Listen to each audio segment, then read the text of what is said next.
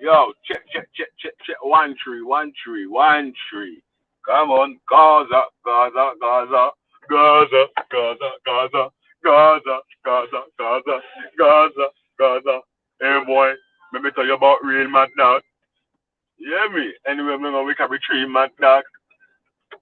Looking at me, I mean never mean that dog. Iron furnace, so the steel hot dog. Man see the dog and I play hero. Me never know say how you a Batman dog. Yeah. So big up all the people them in the place. Outside my G block Tizine. Yeah. Yeah. Outside man like Renegade, Jay Shows, Ultra Funky, Carbon, Grammon. Yeah. Grammon. Yo. I hope everyone saw our last post. You seen the last post on G Block? Yeah? You get me? That's G Block waiting for our L. No coming, babe. Come on, G Block. Come on. Come on. So anyway. Yeah. Let's get popping, man. Yeah, man. Come on. We burn all child predator. Lick them down with a red heat seeker. You get me? Hey, listen. Yeah. I'll tell you why we're different, yeah? We're not the same, yeah? Because any man that's trying to move to the kids like that, yeah? The man them are trying to expose them and burn them. Yeah? Pew pew! You hear me? Yeah. How's man trying to kidnap a blood clot school kid? Yeah, burn that, man. Burn that, bro. What extra do to protect our children, man? What more can we do?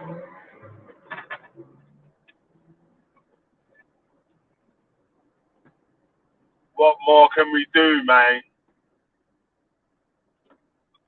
These men are out here trying to steal our youths and that, fam. What about G?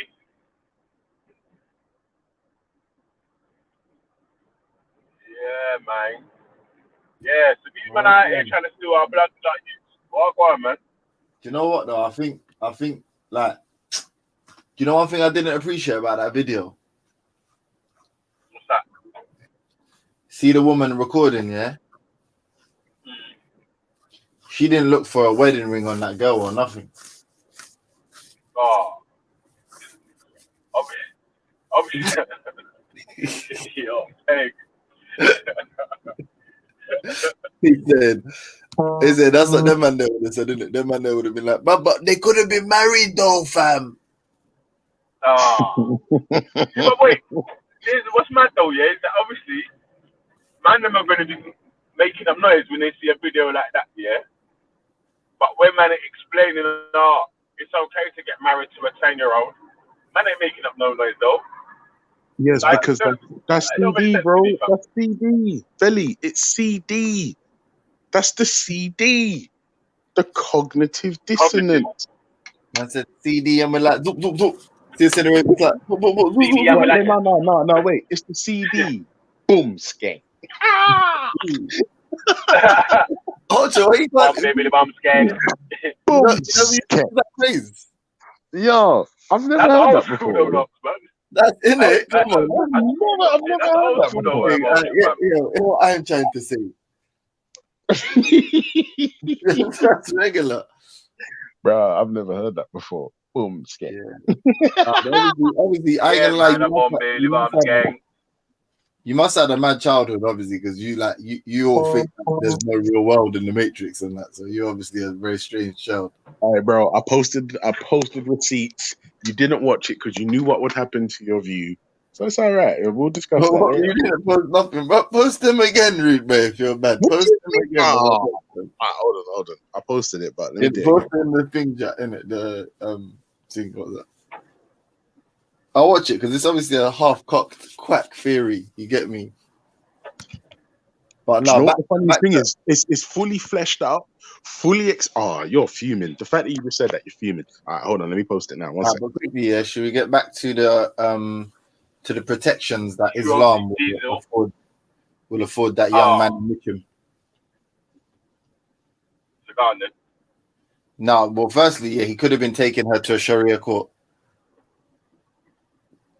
Was it to get that marriage? To get that marriage all sorted out, yeah. Hey, we're gonna get bare thumbs down today. Yeah, yeah, he could have been taking her to Heathrow Airport to get on a plane to Saudi Arabia or Iran or somewhere. Thirdly, he could have been going to her parents' house to ask for a dowry or something, or to offer a dowry. Is it? Do you have to? Yeah, you paid a dowry, innit? Yeah, to pay a dowry. Fourthly, he could have been one of Nin's little sisters, and then it's okay, like basically Islamically. Saying that was a joke. That last one was just a joke. Maybe too far. But yeah, nah, man, it's a mad thing still, blood. How do we protect our kids from modern day predators? We ban Qurans. Again, a joke. That was another joke, people. That was another joke. We don't. That's not even to say kids. Yeah, early bird. Shit. Hey, so give us a catch up on what happened last night, man. I had to drop off, man.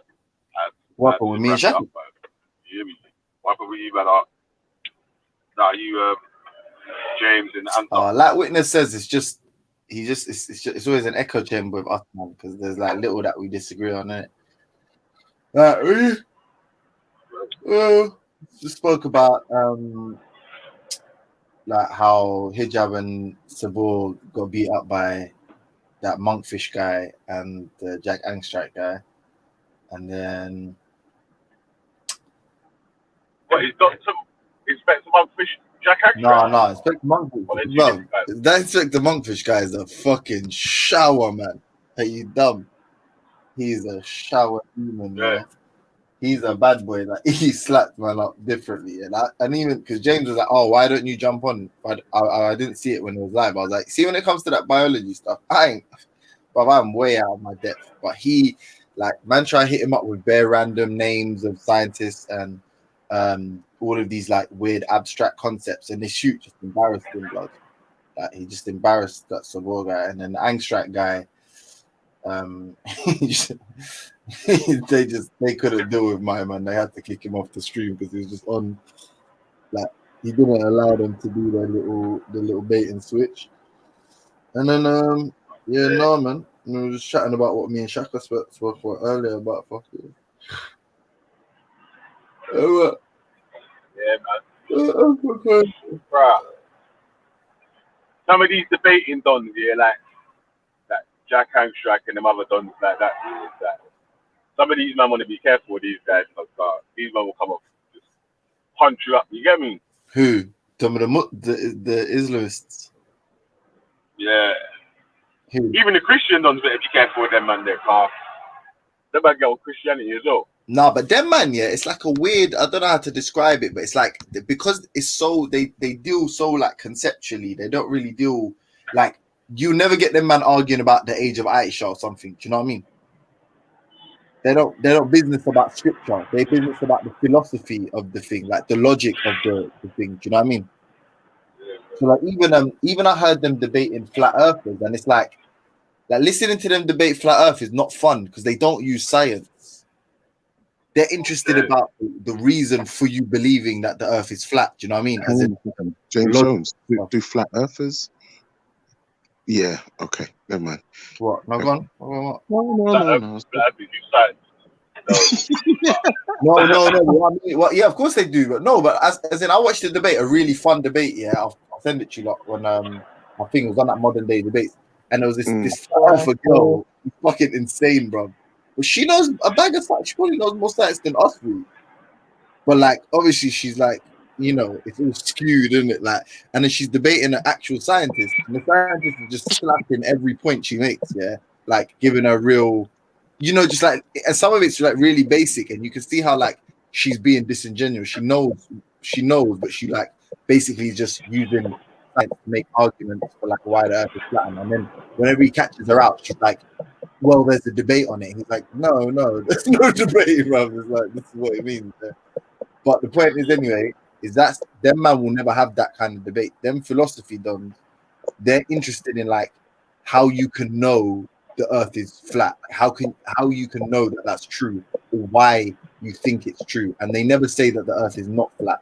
They just basically like find the reason why you believe it's flat. And it's the same with religion. That like, so rather than like argue about what God did with Abraham, they'll argue, can God be all good if anything evil happens? You know, just like shit like that. So like, it's never really personal with them niggas.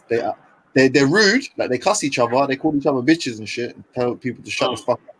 But it's never like your prophet is a pedophile, or you know what I mean. It never comes to this point where they're like insult, or they're gonna draw a picture of the Quran or for free speech. You know, they're never a picture of Muhammad. Sorry, that's not how they get down. So. Yeah, man. When you listen to their debates, though, like listen to them guys lets you know that it takes a lot of research. Like, as in, philosophy is not a simple.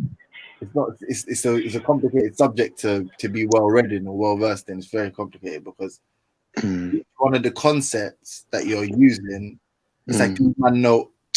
I don't know how to describe it. It's like these man have like, it's like playing Street Fighter. So they got all these counter moves. Like you quote this one guy, and then they quote the counter to that one guy, and then you quote the counter to the counter. And it's fucking like, and then for normal people like me, it's like, bruh, I'm listening. I just get lost halfway from. Like, Jesus Christ.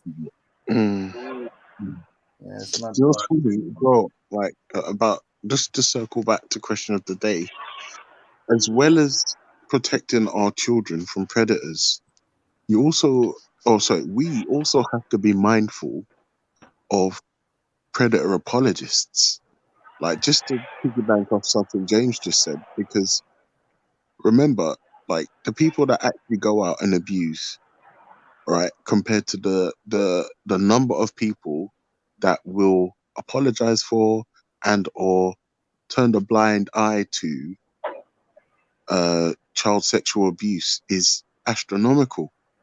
Because, like, obviously the studies are saying that the majority of pedophiles or abuse happens from members of your own family, right? And then I'm thinking to myself, so wait a minute, did mom or dad or aunt know that Uncle Frank was touching little Sam, or they suspected and just thought nah, or something? Because like you until the child is a certain age, like you're bathing your children, you're greasing them up, you're slapping on their vests or their undies or their nappies. So if like I'm pretty sure if there are signs of trauma or abuse, I don't know. I'm like, surely, and then obviously a change in your child's attitude, like surely there are telltale signs. So I'm thinking, is like, do people enable predators? I mean, obviously predators are predators, of course. Do you know about sorry, if you're finished, man. No. I was actually finished, but my mind was just wondering. I'm thinking, fuck. So, like, it's also the enablers, Jim Jones. I'd agree. I'd say, but as I was going to ask you, do you know about I don't know exactly know what the acronym or title is, but you know, there's like these pedophile support centers and that. Pedophile what? Pedophile support centers. Support centers. I can't remember exactly that. Oh, yeah. The mosques.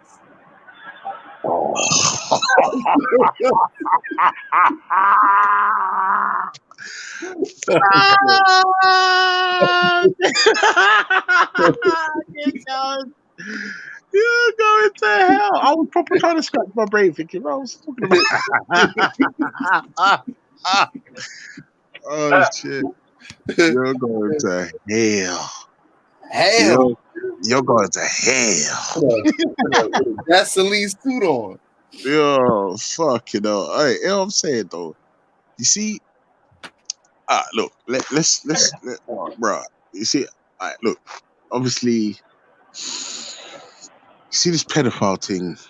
It's mad, and obviously, No, like, no. let's not beat behind the bush. And like, just recently, prior to That's what we wish they would do. the boycott, yeah, we had No. people on the G block, on the internet, an open forum, an open platform, yeah, saying that, right, depending on your geographical location, that depends on whether or not child marriage, and let's call it what it is, child sexual abuse, child exploitation, is a-okay. Yeah, like as in, Like, yeah. and I'm like, obviously, I remember I was getting on to people because for me, this was like, to hear this like be spoken about openly, and then for people to be supporting this and backing him, it genuinely shook me to my core, because People supporting who and backing primary Lynn Kalas, right? Because like, if I'm honest with you, like, I've had debates with him that were calm, and who. I think his name's Ninkulus. Kulus. to be fair, I don't really care what his name is. To be Right. fair, in my head, he's a beast, isn't it? Like, Yeah, the skinniest beast you'll ever see. There you go. yeah. And then like, somehow, Hey, Ultra, be careful though, yeah. Nin might jump on, yeah, and tell man turn his camera on. You get me? yeah. Hey, Hey, hey, oh shit, it hurts my throat. Let's talk man to man, innit? Like, hey, lose your face. Yeah. Yo, Ultra, hey, Ultra. When I look into your eyes, Tell me what you see. Tell me what you see. He must have the fucking lungs of some 70-year-old fag smoker, bro. Man, Bruh, I'm not gonna lie, and this is the thing, yeah? Like the reason why I mentioned the apologists as well is because, like, you would have people not calling him out because for some sort of misguided in-group loyalty, and I'm thinking to myself, all right, but what about the children? what about the kids? Yeah, like, what about the kids? What about the? And I'm telling you, bro, I'll tell you the truth, yeah. I watched a show called We are the No world. We are No the Child of children. Mine. No Child of Mine, yeah. Just kidding. It's about like a little girl called Kerry. It's based off a real story, and like, she gets abused at home. The mum makes her go down on her. The mum's boyfriend's raping her. The dad's taking it out. Please. Bro, listen to me. It's fucking mad. Yeah, she goes into care, gets sexually abused in care. It's fucking mad. And it's not until, well, it wasn't until I got a graphic portrayal of what the fuck is going on with children, is that I said, nah, this can't stand. This won't do. It won't, like, out of the like there can be no apology for child sexual abuse. And I would I would argue, look at all the victims of child sexual abuse. I would have to disagree, yeah, and I'd have to No, disagree. wait, hold on a second. Look at the victims of child sexual abuse. I want you to look at their ability or inability to have or hold down normal healthy relationships in adults. I would ask you: do these victims go on to be abusers themselves? Like, what if they go on to lead one of the greatest armies the world has ever seen? Yeah. What if they go on to be the mother of all of the believers? Like, that's what I'm saying. I think you're too myopic. Your worldview is too short-sighted. Transgender brothers. Yeah, I'm gonna be honest with you. Like, it's like it sounds like, in my opinion, like a cultural imposition. Like you're imposing your culture on other people. Like you don't really know. No, but James, hold on a second. Let me ask you a question. Whilst it might sound like that, I'm imposing my culture onto someone else. Is my view increasing well-being and decreasing suffering? But in a Eurocentric manifestation of the narratives of the manifestations, obviously, like clearly. There you go. All right, so hold on a second. So if I'm saying don't abuse children, and I'm westernized, if you're opposed to that, what the fuck does that mean? Well, it means that I'm fully interested in my own indigenous culture of my indigenous lands, even though my culture may have been eroded at some point in medieval history by Arabization. Yeah, it still doesn't, or say not medieval, I apologize, in antiquity by Arab colonization. Yeah, it doesn't necessarily remove the fact that it's still more indigenous than the European colonizers who came some 400 or 500 years after. Why would I take this Eurocentric worldview, Eurocentric narrative? Because it reduces suffering, you filthy beast. Are you dumb yet? First of all, suffering. Are you dumb yet? Hold on. I said, are you dumb? Suffering based on. Are you talking about some Western Eurocentric understanding of suffering, bro? Like why am I obliged to accept a Western Eurocentric narrative on suffering when my Arab and African indigenous counterparts do not take the same view? Clearly, you are misguided to believe that I must, or I'm compelled to accept your Eurocentric narrative, your United Nations, your UNESCO. Why am I to accept this narrative of well-being? Clearly, if she's old enough to cross the road, she's old enough to get hit, as per Muslim. Those are not my words. Those are not my words. Yo, the level just went up. Fucking hell. Those are not my words. The levels just. I don't know if that was. Yeah. Devil's advocate. I understand. I've heard all of these lyrics. Hold on. That was Shaka Cullis or Nin Ra. Either one of those two. That was the pedophile part. The pedophile part was all Nin Cullis. The Afrocentric anti-colonialism part, or Shakara. Or Shakara, yeah, fucking hell. And do you know what the funniest thing is, brother? Like, for me, like, I'm sorry, the need to increase well-being and decrease suffering is everything. And look, bro, like I feel like it really kind of doesn't need to be explained. That introducing children to sexual content and or sexual abuse or adult material too early has a detrimental negative effect on their development. Like, it's not Western. These are the facts. So stay in whatever fucked up child marriaging nation that you want to be in. That's fine. But just do the research. And bro, remember, fucking Somalia. Did they fucking not try and put fucking child marriage into their statute books, bro? Can I ask you a question? Yeah. Jesus, calm down. Ask Natty, because I'm gonna Google this just to make sure I know what I'm talking about. Hold on 1 second. Yeah. Can I ask you a quick question? Yeah. No, don't ask Natty, man. I don't know Shahada on my head. I don't know Shahada. Is humanist rape like a prolonged hug? Is that how you rape in humanism? How'd you get a rape off? What, a hug? Like a prolonged one for like an extended like for an inordinate amount of time, like one of those awkward hugs for like 17 seconds. Is that like a humanist rape?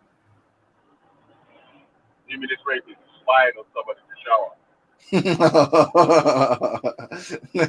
Let's say, and the man say, this pervert was looking at me and like, nah, man, I was trying to protect your well-being, you know, just make sure you didn't slip or something, make sure there was someone to help you. Like, oh yeah, nah. I just wanted to make sure that you washed everywhere. Yeah, you know what I'm saying? humanism, dog. Ultras are shit humanists anyway, though, you know. Yeah, man. It ain't. Oh He's man, a, how do you protect? you Like, know how what? do you protect the children? Huh? How? You gotta hide them, I innit? said, how do you protect the children? Like, You gotta hide them, innit? Yo, listen, I I think was they right. I was right. I don't know if Somalia has put. I don't think Somalia has succeeded in getting this law over the line, but lawmakers did present a bill to allow child marriage. But there's a organization, a Somali organization, fighting against it. Their website is Yes. girlsnotbrides.org. Yeah, Wait, girlsnotbrides.org. Like, if you can, I'm gonna try and post it in the YouTube chat. Like, just do what you can in it. Like, because the problem is, like, if you understand the problem in terms of like identifying pedophiles, yeah, is practically impossible because chances are you sat next to one on the train and you'd never fucking know, right? I said trains because I work on the buses and I was trying to distance myself from that. yes. Yeah, I'm saying do what you can in it. I'm not saying take the law into your own hands because the problem with beating up a pedophile is that they're still a fucking pedophile. As soon as you've finished beating them and they're bleeding and your knuckles are swollen, they're still a pedophile. Nothing Alright, changes, alright, and you why? can't. Yeah, go on, go on, go on, go on. No, and I'm you saying end why up don't in jail. I know you end why up in a jail. why didn't we call him Mint? that would have been funny, innit? Oh Imagine no! Oh guy's such a mint. no! He's such a mint. So why you acting like such a mint for, bro? Fucking mint. But yeah, no, yeah, seriously, man, go. Everyone, let's go get together and go save Somalia, bro. Or sorry, let's go get together and save the women in Somalia from the men in Somalia. Nah, man. Oi. What? What, bro? Yeah, yes, you're not serious. Big up, to Jacob, because he always says that he saved the women in Somalia while the men in Somalia didn't do anything to save the women in Somalia. I'm not sure, like, I can't verify that, but like, if that's the case, big him up. And obviously, Ultra's trying to do the exact same thing in it. He's trying to save the women in Somalia from the men in Somalia while the men in No, Somalia. but bro, listen. Do you know what the funny thing is, bro? It ain't just about Somalia. The reason why this is a big deal for me is because there's no other country that I know of. I mean, there could be one. I just don't know of them that have the attitude of right. Child marriage is so like tantalizing and acceptable that we're gonna make it a fucking law to say it's a-okay. So listen, young lady, I see you've just given birth to this baby. Would you like a dowry? Mm, yeah, that doesn't. That's gross. See, even though like pedophilia is prevalent and rife in the UK, in the West, right? The general, the overwhelming consensus is no, no, no, no, no. You can't find me, or you'd be hard pressed to find somebody that's like, yeah, pedophiles, they just need help. I mean, there are those people who agree with that, and if I'm honest, so do I. They need help because they're fucked up. But I feel like the general attitude towards child sexual abuse is one of ridicule and anger and disgust, and we the vilify problem is pedophiles. Ultra. We vilify pedophiles. The Vilify them. problem, yeah, I'm gonna be honest with you, yeah. The Yeah, be problem, honest. I like that. That's what I like yeah, about you. The yeah. honesty. The problem with your absolutely stupid humanism, yeah, is because Yeah. you like I don't know, man. You believe like that you can somehow sort of make these bold assertions, stupid, ridiculous statements like pedophilia is wrong, right? Without any divine authority, when clearly there is a contradiction between your views and the views Mm, held by the Most High, the mm, one, the mm, just, yeah. mm, yeah. Who, I just dropped my comb. I just went weak for like a second. I dropped my comb. Fuck. yeah, he Yeah. thinks completely differently to you, yeah, and Yeah. permits it under in most circumstances, yeah, he permits it. So I feel like the sort of hubris that you show, yeah, in promoting the sort of the correctness of your humanism is, Mm. you know what, embarrassing. It's embarrassing, and you should be ashamed of yourself for ever even trying to oppose the views Mm. of the Most High, the One Mm. Creator, Allah, Mm. Mm. Yahweh, Yahweh Shai, The Elohim, house. Jah, yeah, Jah. Yeah, and that's a view. I won't lie to you. That is a view, right? But I would argue rape is and child sexual abuse is wrong, whether your God says so or not. The harm that it causes is independent of your fairy tales. That's it. Because you love the white man. That's your problem, bro. You love the white man, and you let the white man tell you. Yo, I See, don't love man. You understand? Wicked man no, don't love man. You listen. understand what I'm No saying? one said you loving off the white man, and the white man. Mm. Yeah, the white man. Yeah, do you know what the problem? The Oi, the white problem. man. You know what the problem that I have with What, that hey, hey, argument? hey, hey, what's the African word for paedophile, bro? Boy, Lynn. What's the Arabic word for paedophile, bro? There ain't none. You know why? Because it don't exist, Well, how do you explain Lynn and huh? his view? I'm trying to tell you. Look at, Bob Nim said it himself, bro. Alhamdulillah. Nim said, bro, you're looking at me through the lens of the Europeans, bro. Okay. So if we take off our European lenses, if you introduce somebody in the southern hemisphere, a child, to sexual abuse at a young age, Hmm. does is the harm The Europeans have got any the is Hey, it they any got that. different? Is it any different to Yo, but the harm hey, that would be caused to a child in the the northern man, hemisphere? the man have patterned up Australia and that. They got that shit on Smash still. They're everywhere, bro. They're everywhere, bro. You can't escape them, bro. They've got it, bro. They got the planet, bro. Like, there's nowhere where you can go. The ultimate authority is Europea. Europea. Jeez, a European. You know, for like a pussy or Europe. A Euro. Anyway, yeah, no, so they're everywhere, bro. Like at the end of the day, Ultra, I think like something you haven't realized, like you put forth this argument, like your humanism sort of validates the sort of the content of this argument, but the reality is, it's like no, bro.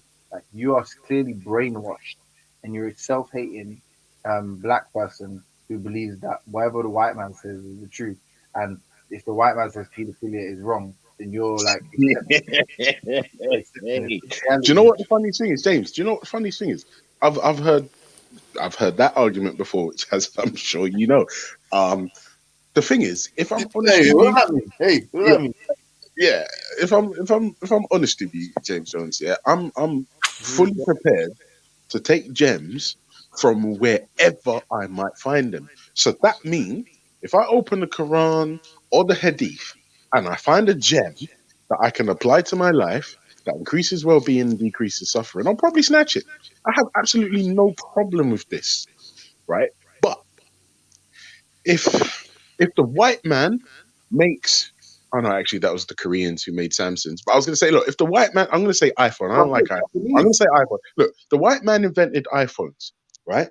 Does that mean because the white man invented iPhones, I shouldn't use them? No, it's a ridiculous argument for snowflakes and people that have no fucking idea or no fucking argument. Now, if the white man says, I have the cure for cancer, it's been scientifically, it's gone through the scientific method, it's been peer reviewed, and it's been fucking trials on animals and then human beings, and it's shown to work. Because the white man invented it, am I not supposed to take the cure for cancer? It's absolutely ridiculous.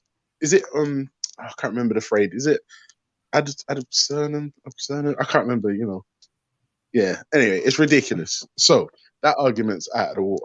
My thing is, if the look wanted to protect the innocents, the children from sexual abuse, um, makes me westernized, then so be it. And I mean, there's certain aspect. Listen, we was even joking. I think it was yesterday or the day before about how westernized I am. The first time I went to Jamaica, the ancestral land of my recent ancestry. Obviously, I'm African, but recent ancestry is Jamaican. The first time I went there, I asked my family, "Where's the hot tap?" You can't get more westernized than that. Do you understand what I'm saying? So it is what it is. It doesn't mean I've forsaken my ancestry, but that, if I'm honest with you, bro, a lot of the arguments used are nonsense arguments. They're just sound bites, talking points for morons and zombies. Blood, you know what I'm trying? This is what I'm trying to say to you, yeah, bro. Where's the hot tap gone? Where's the hot tap gone? Really? Listen, I didn't know where it was, and I got out of the shower and asked my auntie Paulette. I said, "Auntie Paulette, where's the hot tap? I can't find it." And she's like, "Junior, we don't have them things." Oh my god! Is DE? Huh? Huh? Is D? Like there's someone on panel called D? Is that E? G. No. Is it a G or a D? I can't remember. Huh? It's a D. It's a D. It's a D. DJ. Who is that? DJ. Okay. DJ. Hey, DJ. Look at the DJ. Natty. Wait, Natty. I got Natty. those in my DE. Natty, James, Velly, DJ. I'm gonna ask you a very personal question. Don't ask me nothing. I'm putting you all on the spot. Please feel free to say no comment. I'm putting you all on the spot. Yeah. Don't ask me nothing. Go to work. No, I'm off today. Is it echoing? No. I'm off today. Velly, why you lied to me for? Have any of you Check out with gentlemen? before, man. Shut up, man. Have any of you gentlemen? Hold on. Hey D, you want to introduce yourself, my bro? Yeah, DJ. So, how you doing this morning? Oh, you're DJ, the soul guy. What's up, bro? Yes, that's right. What's that, Yeah, bro? man. Where's that guy there? We said you made your debut. I dealt with him long time. Oh. What you saying, James? I'm saying this is the debut, yeah. I can't hear you, mate. I said this is your debut. No, it ain't no. He's been on before, Oh, too. you done before? Yeah, that's right, yeah. All right. Assalamu alaikum, my brother, man. Yeah, good morning. Good Yo, big morning. up. So listen, just this is the question I want No, everyone Ultra, on when the you going panel to work? answer. Yeah, no, because I'm off today. I'm Oh, off tomorrow as no, well, and I'm please. off on Sunday. Come on. I can't take you this early in the Bar- morning. Never play no lads. Yeah, we. Right. So listen, this is serious, yeah. Sorry. Hey, This one is at a it. time. True. Ellie, you need to install some discipline on here, man. Yeah, no, this fine. It's fine. I'll get carried away Have myself, man. I'll get involved. any of the panelists themselves been the Mhm. victim of sexual abuse at a young age? And if not, do you know anybody that has? Define abuse. No, sorry, I'm joking. No.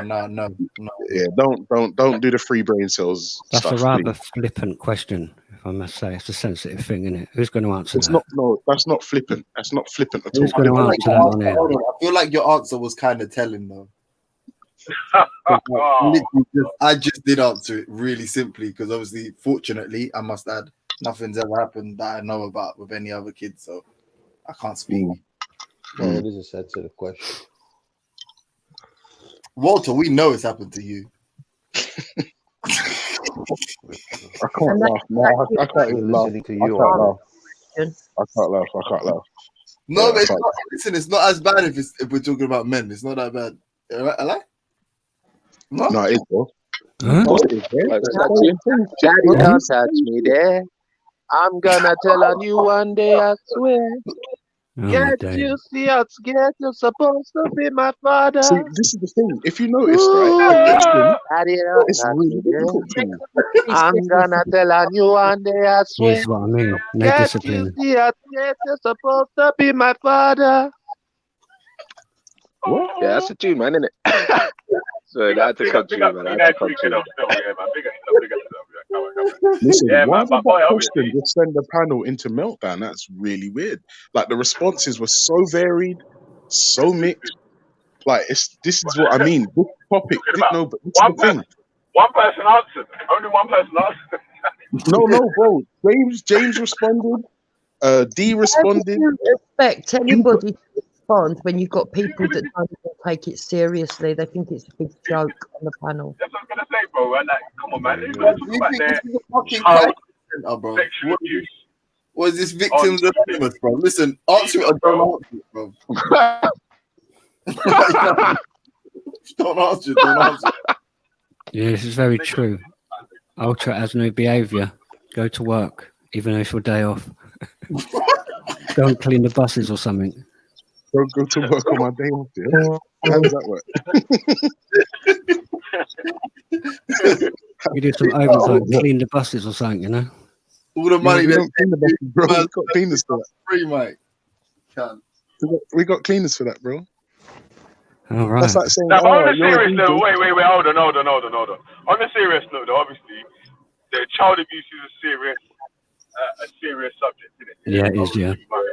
We're making light of whatever. No, you're making like, not we. There's no we in this. All right, shut up, man. Let me talk, bro. I'll tell you a story. I'll tell you a story. No, hold on. Yeah, this ain't no lie. Well, you have to expect that. You have Hold to on. expect that when you're playing towards the ultra of the panel, that they're You gonna tried make, it. you know. What? It's not me, bro. That's just you. Yeah, nah, you trying to dash me under the bus on that. Yeah, like, what are you talking about, mate? It's not me, Yo, I mate. had the brethren of mine, yeah. Just you, mate. Just you. I had the brethren of Yeah, thanks, mate. Yeah. I See, yeah. See. Atheist philosophy, make fun of everything. Go on. Anyway, man, I had a obviously, brethren of mine that it's a went to a serious boarding subject, school, innit? yeah. It's a Like, he serious- was just a little wait, shit it is from a day serious one. subject. And obviously, like, Hey, Benny, yeah, mate. yeah, I was saying that it was a serious subject that we was talking about stuff. But obviously, we're gonna let and then say their points in it, man. But go through that, you feel. We're just gonna say.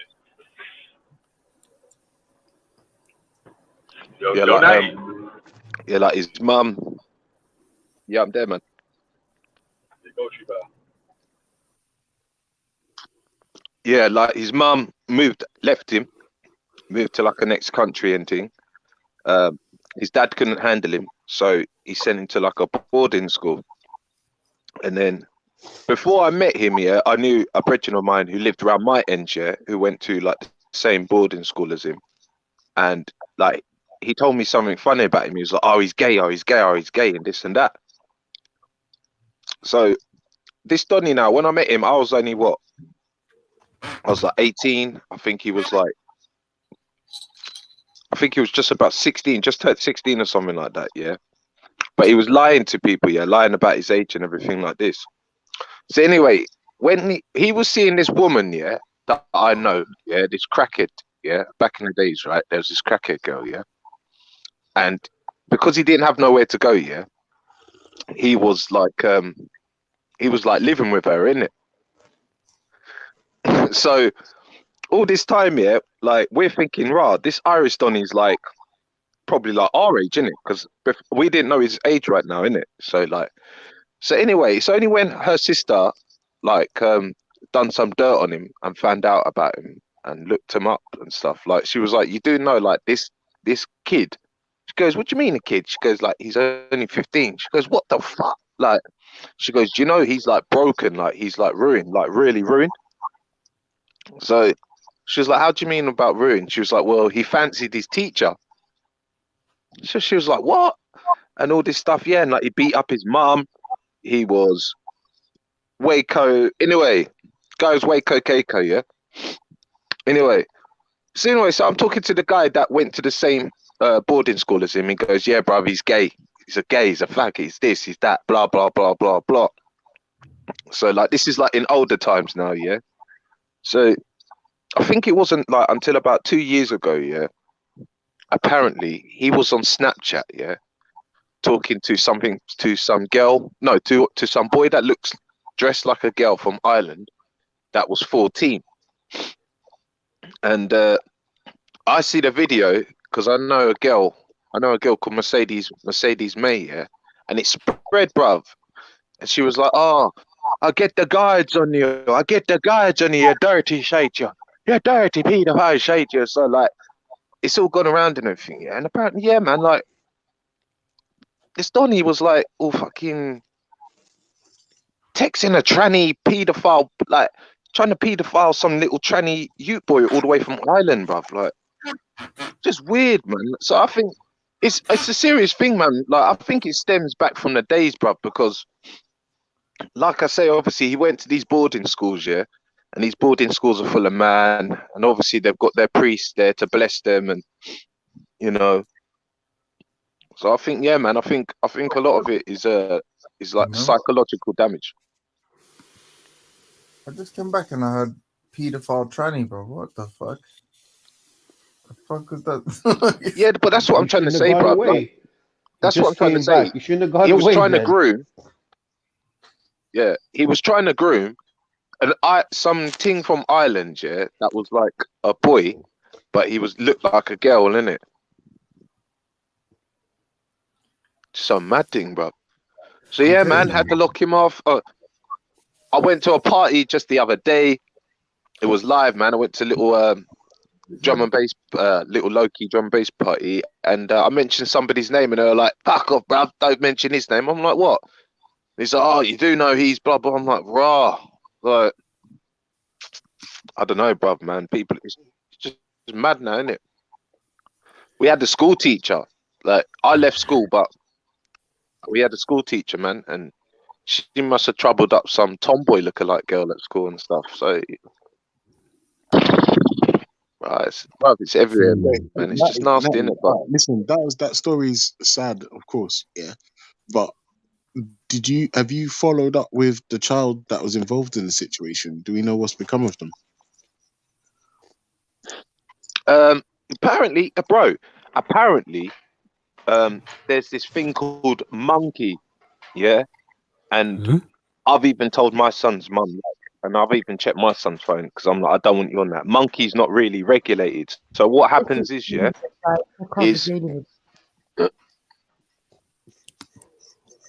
so what happens is, yeah, like you go on there, and you could just chat to anyone in it. It's like a live video thing, yeah. So whoever pops up, you just chat to random strangers. Don't ask me why. You must be really lonely, innit? But yeah, I know, babe. It was really nice. Wait, so I'm on the thing. But yeah, apparently that's how these this is what some of these kids are starting to do now. Go on there and chat to random people and start doing all these TikTok stuff and yeah. But Natty, this is what. But apparently this tranny thing's got its own. Yeah, but hold on.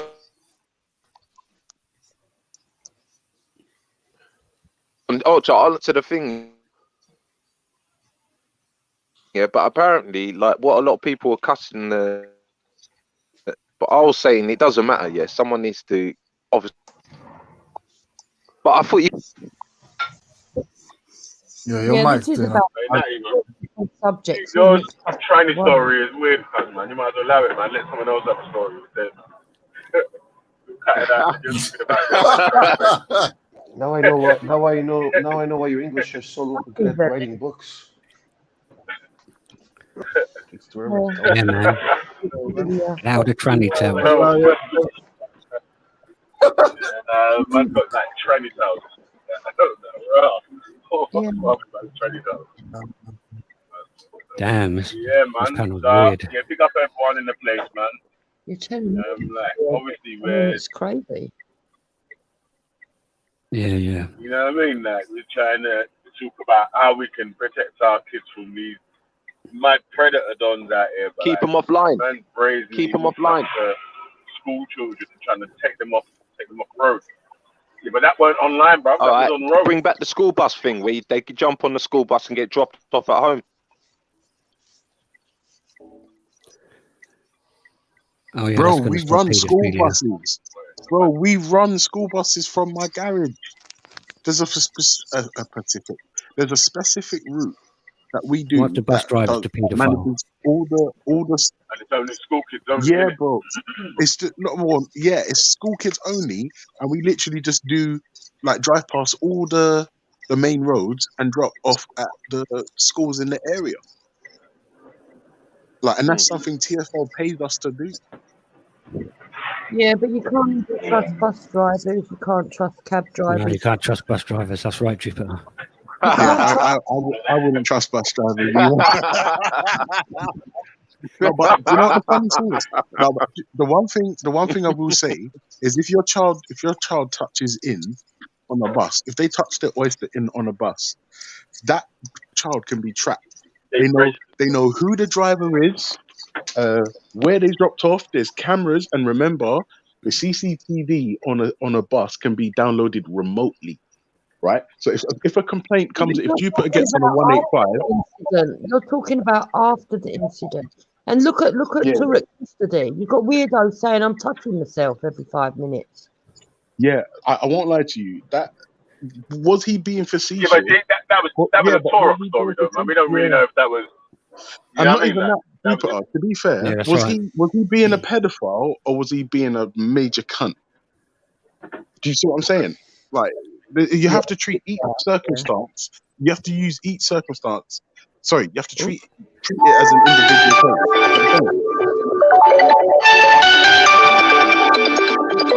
That's a dead Answer ringtone, your man. fucking phone. What the hell? Jeez. Trust me. That's But a anyway, dead ringtone, Go on, man. carry That's annoying. Yeah, I'm saying the also as well, Jupiter. It had Do to you be know James Jones. that I've had to do a CRB check to drive a bus. I also did one of those online child protection courses. It was like part of the CRB process. It was like it was about safeguarding children. That's what it was.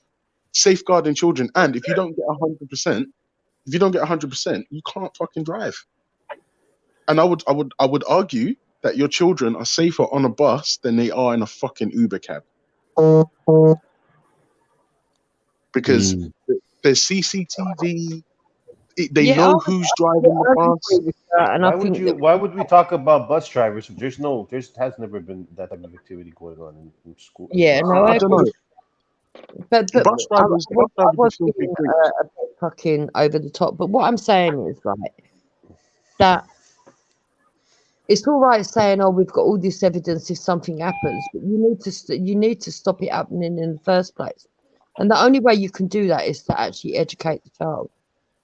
I mean, I was brought up in a time where because I've got 3 sisters, and my mum and dad used to tell us, you take the long route. You don't go for a start. There was no way in that thing. Don't cut Would it through be the okay if I called your sisters Venus and Mercury? Call them what you like. They can't hear you. No, they're planets, isn't it? I thought you'd get it. All right, never mind. It went over your head. It wasn't funny. Sorry, carry on, Jupiter. I'm sorry. No, so what I'm saying,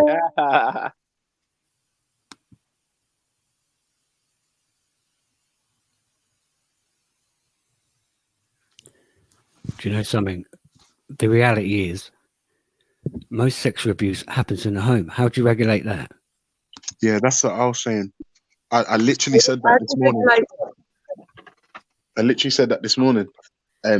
It's difficult. If your abuser is a member of the family, how do you regulate it? And I was literally saying, if this happening to your child and your child is young, you're still like in charge of that child's care. So when you're bathing them, reading them bedtime stories, you have the opportunity to inspect them, or you'll have the opportunity to see if there's any signs of trauma or abuse. Does your child's attitude change around certain people? Blah, blah, blah, blah, blah. As a parent, you know certain things are not right, which is why I think we have to tackle not just the abusers, but you have to Listen, tackle I think the they should all wear enablers. burqas. I think they should all wear burqas and swakamis. I can't be bothered. Bloody hell, that was helpful, wasn't Just it? their eyes. Natty, be serious, man. Be serious. I am being serious. That would help. No, you're not. You're being a No fool. one's going to trouble them. No one's going to trouble them, innit? Oh, What do don't you be. mean? Do you think kids in burqas don't get fucking molested? You seriously think it's down to the clothing that children wear? It shows your mindset, mate. could be no, but it could be an answer though, isn't it? Like they wouldn't even know if it's a girl or a boy in there, isn't it? Like they could just Oh wear my that, God. and if Wait they're a looking minute, for a whoa, particular look or Natty, something it's like not that. only girls that get sexually abused. What are you talking about? Yeah, I know it's not. I know boys get sexually abused as well, but like that's the one thing as well. Like if they done what the Muslims done, in it, like wear head to toe, cover up, You don't think gloves, Muslims get abused? just see eyes. Yeah, Natty, I don't know what you're talking about right now, but you sound nuts. Like, are Yeah, you but suggesting what are the predators looking for though? garment? Wait, but this is the thing, bro. Power. Do you think that predators don't prey on children because they're burqa'd? Bro, predators have a unhealthy sexual attraction to children. What they're wearing doesn't matter. That's right. That's just crazy, bro. The burqa doesn't make you fucking invisible. A burqa doesn't turn off your inappropriate sexual attraction to children. That's just nuts. It might, as an adult, if you Just see a a woman theory. in a So how are burqa you and gonna? you're not sexually attracted, that makes sense to me because So- you're an adult. If you don't like the way a woman's dressed, chances are you'll probably turn away. But if you do like the way a woman is dressed, you'll probably be excited and aroused, right? But you're an I know, adult. but in the Narcos city, they do that in Mexico. They make their kids all wear them socks over their head so they can't tell who it is. You could say that's bizarre. Yeah, well, it is bizarre. And in I'm not terms of saying that. I'm how just we saying. do I'm it. just saying. Yeah, it's a shame. It's a shame that a girl can't walk down the street normal, or a boy can't just walk down the street, look normal, be happy as a child, be innocent as a child, and just do his thing. I'm just saying that could be a suggestion. Maybe that could be a suggestion. No, also as well, I think what we should do, and this is going to be hella unpopular, but I don't give a fuck what anyone thinks. This is how I feel. As well as trying to protect the children, we should do something about the pedophiles because, in my subjective low IQ opinion, there is something wrong with you if you're attracted to children. So Okay. I'm not at Obviously. all suggesting we're lenient with them. I can't do that because I have children myself. But these people, if we're just like, right, you're a pedophile, you might not have offended yet, but we're gonna send you to jail, we're gonna fuck you up, you're gonna be beaten for the rest of your life. Okay. They're still pedophiles. Done. Yeah. No, but they're still pedophiles. Kill him then. We've done Kill nothing. him. We have I don't know. What if the person genuinely wants help? What Do you know if there's a something? person, if there's a Kill 'em. person who genuinely Kill 'em. knows what Kill the 'em. way they feel is In wrong, the home, we have to look inappropriate, at the and role of they social want services, if they want help, That is nuts. what do we intervention. do with that person? What do we do with that person? I'm not saying Okay, not put them trying on to an say island. we're going Put them on an No. island. Yeah. Put them on an island where they can all be Yeah. together, and that's it. You don't need to feed them. You don't need to interact with them. They cannot live in society because they have these feelings and they're asking for help. They should have. Bro, we have They people know the rules among in the us that first want place. to blow you up. There's people you live next door to that want to blow you up, bro. Like, what do I you don't mean? know about that. I'm not going that far. I What don't do you know. mean you don't know There's about that? my next door Like, there's neighbour's people school. that will tear off your And head. my from next door throwing up a neighbour's school. type of cartoon. My next I'm is not freaking being- Venezuelan I'm being- next door, and the other one's Bro, Jewish. I'm Did What are you you say talking someone about? would tear off your head for what? for a depiction of what they hold sacred. Yeah, that would happen anywhere in the world, though. Now listen, the paedophile hunters, are doing a brilliant job, man. They're doing a brilliant job. They're drawing them out. They're bringing them out because they are tempting them out with what they want, and they're being Like, exposed. if you steal that generally, if you're a pedo, that thing will happen. If you kill someone's family member, that would happen. So yeah, of course. What you So saying? I mean, that's just one part and parcel on what it means to go over the barrier of giving an F of that you're a human being and you just need to be punished to whatever degree. And actually, if you're not here to spread around your bad behavior in certain cultures, that's actually generally the way it's been happening from day dot.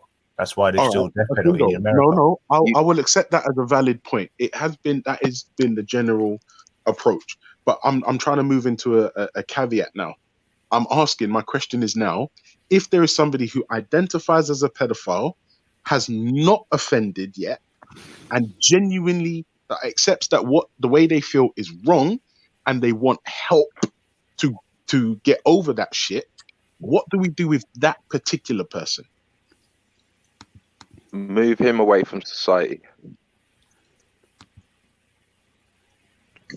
And that's helping. I mean, don't get me wrong. I'm not necessarily saying you're wrong.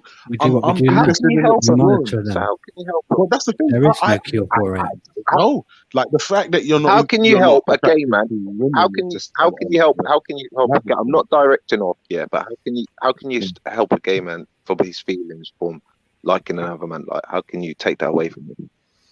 Do you know We what, can't bro? even take religion away from people. Look, We always deal we with can't people that even- we can catch. We Of course you don't. can We never take deal with. religion. We people can't we even don't take- know about. Of course you can. There are fucking ex-Christians, ex-Muslims, but if they ex-Hindus believe- all over the place. What are you talking about? So no, what Natty's trying to basically but say is they- that they speak- religion is a choice. Like homosexuality is a choice. So it's like it's not like you're just that. You That's can make debatable. the decision. So that's why he's saying it's like if you can't take a human's mind off of a doctrine which is questionable, then how are we going to stop them from thinking that a bottom hole is not a good thing to think that you should try and fornicate with? It's like how are you going to convince someone that they're doing There it something is. wrong? If There it is. Look, You know- sorry. Yeah. Sorry. it's just like bro, it's like that. I don't, okay, I know what it is. It's cool, but And you know, how can they prove I you? think I'm- How can you prove that they're well afterwards? How can you know that 100% that they ain't got these feelings? Once it comes out their mouth that they've got feelings, then I'm taking it deep, bro. It's just put that to sleep, Ultra, bro. Just put that to sleep. You're not going to change their mind. I want help. I want help. You want help? I'll give you help. I'll just put a bullet in your head. That's help. Yeah, no, you sound like somebody who buries their head in the sand, and then when it all goes tits up, you're the kind of person that says, "Oh, we should have just killed everyone." You're an Well, ostrich, mate. everybody Yeah, else. you're a fucking Look at ostrich.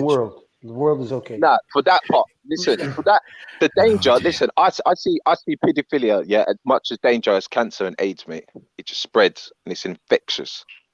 Mm. So I don't know about you. I got a child. Also Listen, be the listen, reason something happened. cancer is- Sorry, carry on.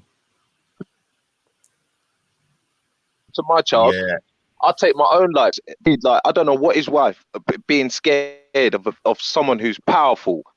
The power. Just look at that. Even for women, what happened to women when they get raped? The power that someone has over them, over their whole life. Come on, man. Would you expect me to say nice things about this stuff? You guys No. hear me, Natty?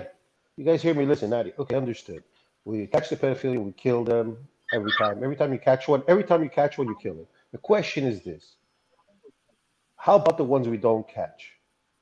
How do you deal with the human mind in order to stop people from being pedophilias, even if you don't see Hey, them? Walter, can I ask you a question? You know, if like someone rapes a child, but then they accept Jesus Christ as their Lord and Savior and ask God to forgive them for their sins, are their sins forgiven? Oh dear. It depends on the situation.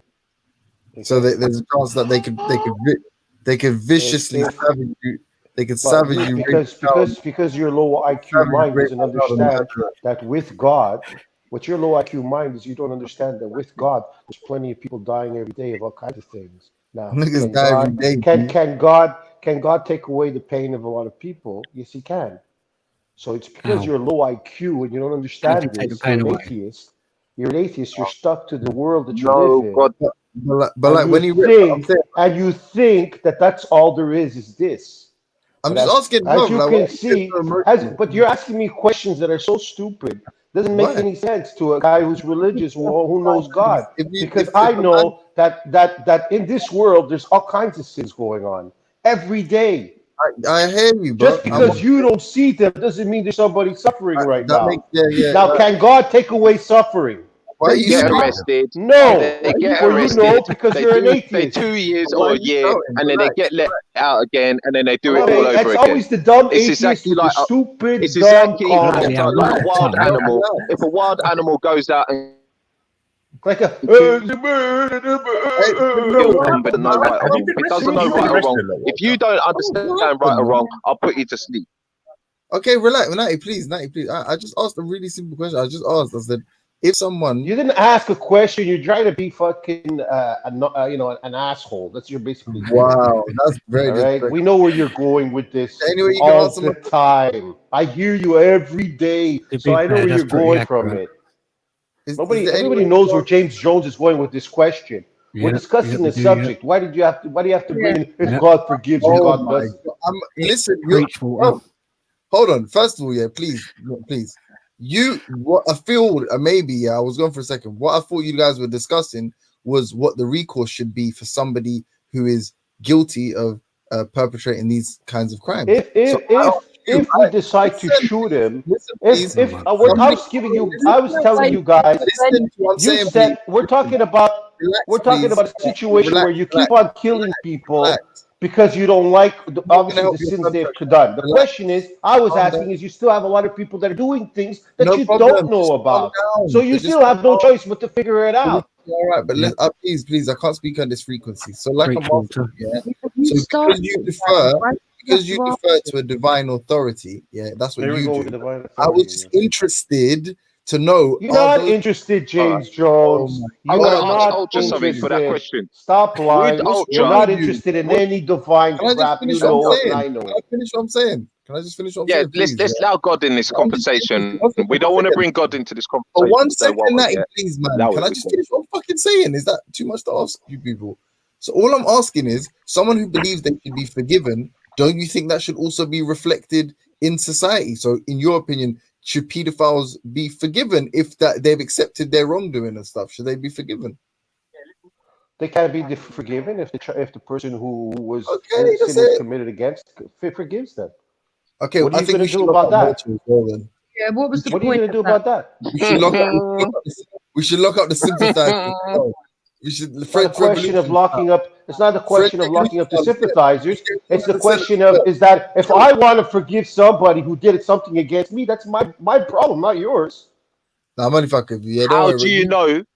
Condone How do rape you is know fine, to bro. forgive them? But how do you know you can forgive them? Though, Because of Walter? my Just because soul, they say sorry. my heart, Oh of my wow! life. It's me. My If neck. someone decides My if someone decides to hurt me bad, and I decide to forgive them and I forgive them, what's up to you? Oh, dear. My Yeah, neck. very good, Walter. Very good. Yeah, why Man. did you have to Why divert can't- this? Just stay Very on top. Christian of you. With the man starts to break it out into my neck, my back too.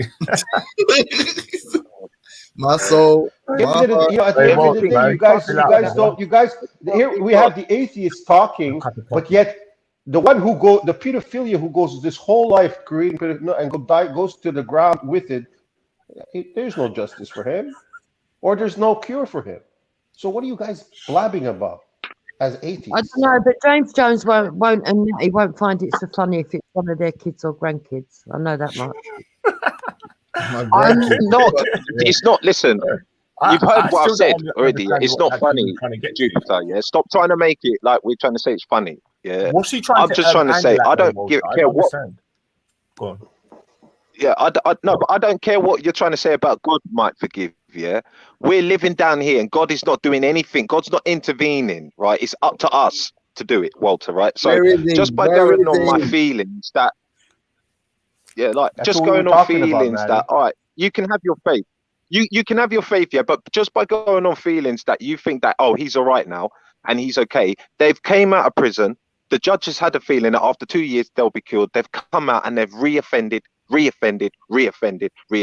So, this is from a judge.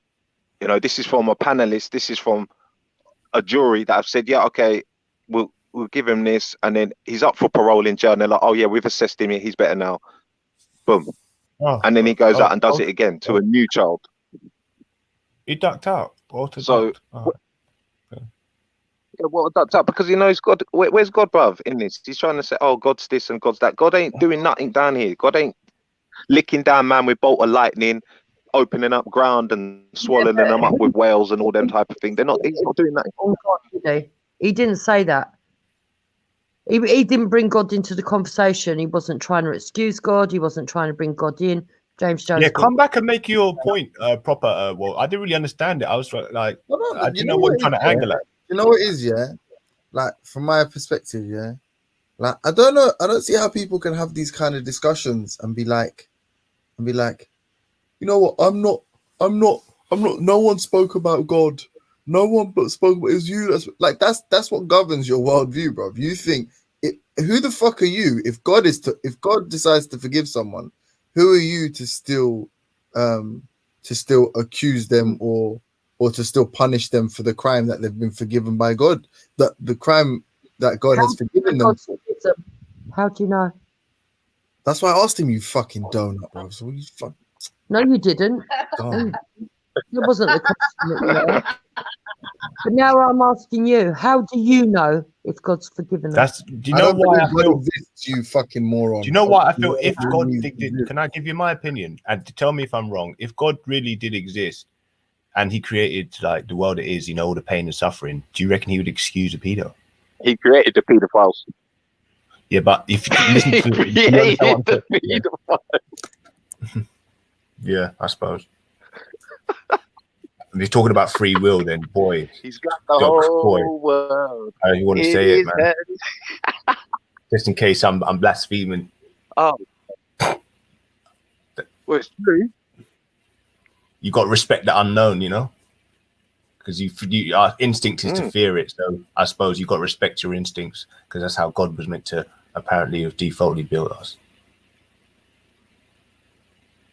Exactly. That. See, sometimes the waffle really do what I'm saying. So, Ultra, but the situation here is we've got the three wise men on the panel: Gold, James Jones, and Natty. Oh no! I'm a learner. I'm a humble learner, man. So the three wise men can tell us exactly what to do because they've got all the answers. So go ahead. What was backstage? I travelled far. Yes, I travelled far, and I brought myrrh, and Gold brought frankincense. And I think Gold brought gold, and obviously James brought a little bit of. I brought the ash, bit mate. that kush. No, I brought the ash. Brought a little bit of ash. A little bit of ash for the baby Jesus. Brought a little bit of ash. Gee, wise man. It's not even an argument, man. I think we all agree, like pedophiles are filth, but there's no cure. There is no cure. I mean, you know, you got to imagine like a single woman is going to meet someone and the man says, oh, by the way, I need to tell you about my past. Oh, what's your past? Well, I'm an ex-pedophile and I'm cured. Yeah, all right. She's just going to say, can I have the bill, please? Yeah, that's not the question of the day. Man. No, but it's like what Ultra was saying. Like, what can they be, if they're cured? Like, it's simple, innit? Like, the question of the day is education, really. That's all you can really do, short of, you know, wrapping them in bubble wrap or whatever the phrase is, or putting them in the bubble. It's education and offering them the opportunities to not be in situations where they're compromised in any way or where they're susceptible to any of these kinds of, or when they're in any kind of proximity to people that you haven't vetted. Yeah, so it's about it all begins with education. That's the short answer. Outside of that, there's however many hours left of this show, so feel free to explore the subject as far as you want. But well, I believe that we should actually, everybody, if you've got nothing to do now, create a false account and catch some pedos out there. Get in touch, mate. I feel like we should all do a good deed in society and all catch a pedo today. Actually, I wouldn't advise that. I wouldn't advise that. I literally can't think of getting a good thing. I wouldn't do that. Snap. No, don't do that. Actually, I mean, number one as well. Yeah, like I don't know about that guy, but one thing, the only my worry was a lot of people are posting his picture and his address, whatever. But if it's the guy, I don't give a shit. But if it's not the guy, that's kind of harsh, man. Like if you're just some random black dude that looks like this guy and is from South London, your life could be over right now. Like we're assuming that all the people that want it's not even that, to be honest, that's like proper not funny though, because that's like, imagine you're just going about your life and like 1,000 people come. Yeah, and your face gets slashed because they think you're a pedophile and you've done absolutely nothing wrong. So I feel like Oh, fucking So hell, can you imagine? what Oh, would you yeah, do? imagine that. What would Oh, you do, oh, James? imagine that. And you're like, no, I'm trying to catch them. I'm trying to catch them. What would I do? What other than run for my Oh, life? shit. So Just people no, random yeah. people no. might Like kill with me. these, what do you do with like a paedophile? What do you do with them? Like one that's been convicted? Well, like if I was a judge. Is jail enough? Yeah, like what would Yeah, I you mean, I do feel like all, I feel to like all protect society? I feel like all pedophiles should get, like, whether it's IPP or just actual natural life, yeah, and not necessarily like. And to be honest with you, yeah, like, I don't have to say this, like, just because of the risk of reoffending is too high. Like, one of the main reasons that people are not paroled is because of their risk of reoffending and the harm it will cause to the public. Yes. You know what I mean? So it's like Yes. with a pedophile, it's like obviously this it's almost hardwired into your system. What other people find repulsive, you find attractive. That's dangerous, isn't it? It's just too dangerous, unfortunately. So like even if like So you know after they say come it's out, natural and it's so not, after they come out, what would you do?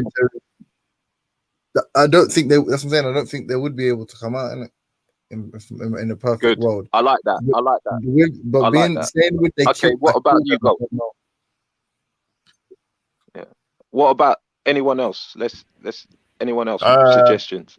What would I do with offenders pre and post trial? I would Yep. yeah. Personally, it starts from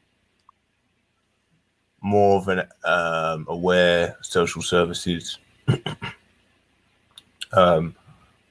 Yep.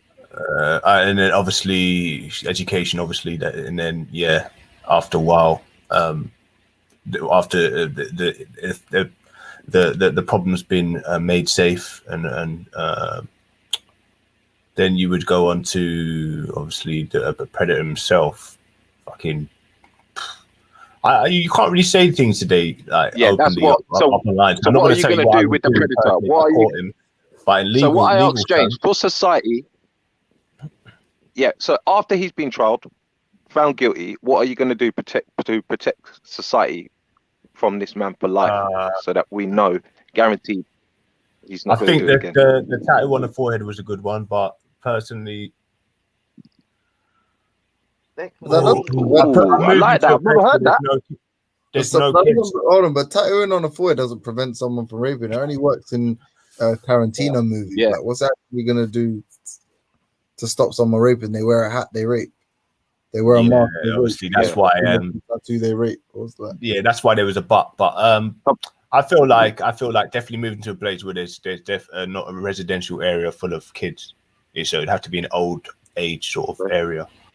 And it'd have to be like literally that you have to build a designated island for them. Have any of you watched The Pedophile Next Door? Aaron Masade's house. Has any of you watched that? No. Nope.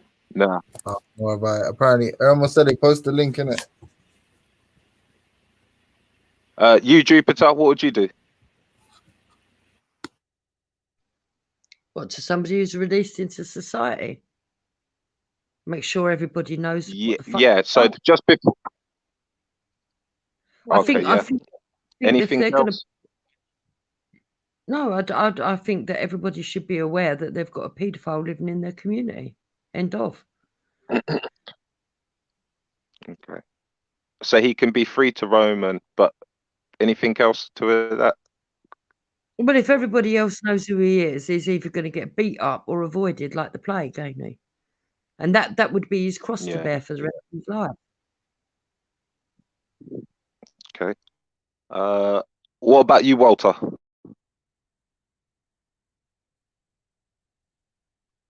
Well, Right, Walter's not there. Well, me. You know, you'd have to lock them up in some kind of place. They're a danger to themselves and to people around them.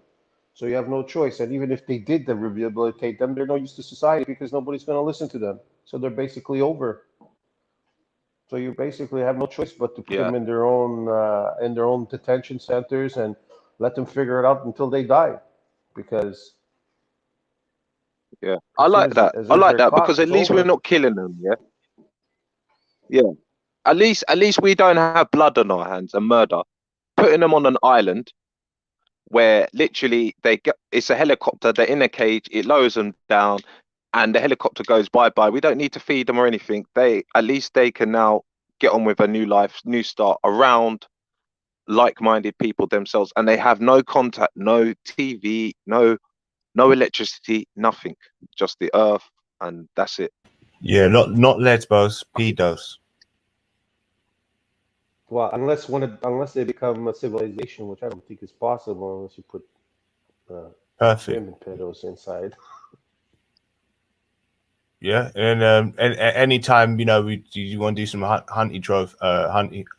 trophy hunting, you know what I mean. You just part little side cash, £20. Children can attend, and you just get some high-powered rifles, and then once a year you'll release some, and then you'll be on buildings just sort of sniping down, shooting just random pedophiles, and you obviously get awarded for it. And it can be like a new type of games. We can actually introduce a sport called PDOS hunting. What do you think, Dupes? Do you reckon half of the population in the UK would die if we did that in here? Is James Jones okay? I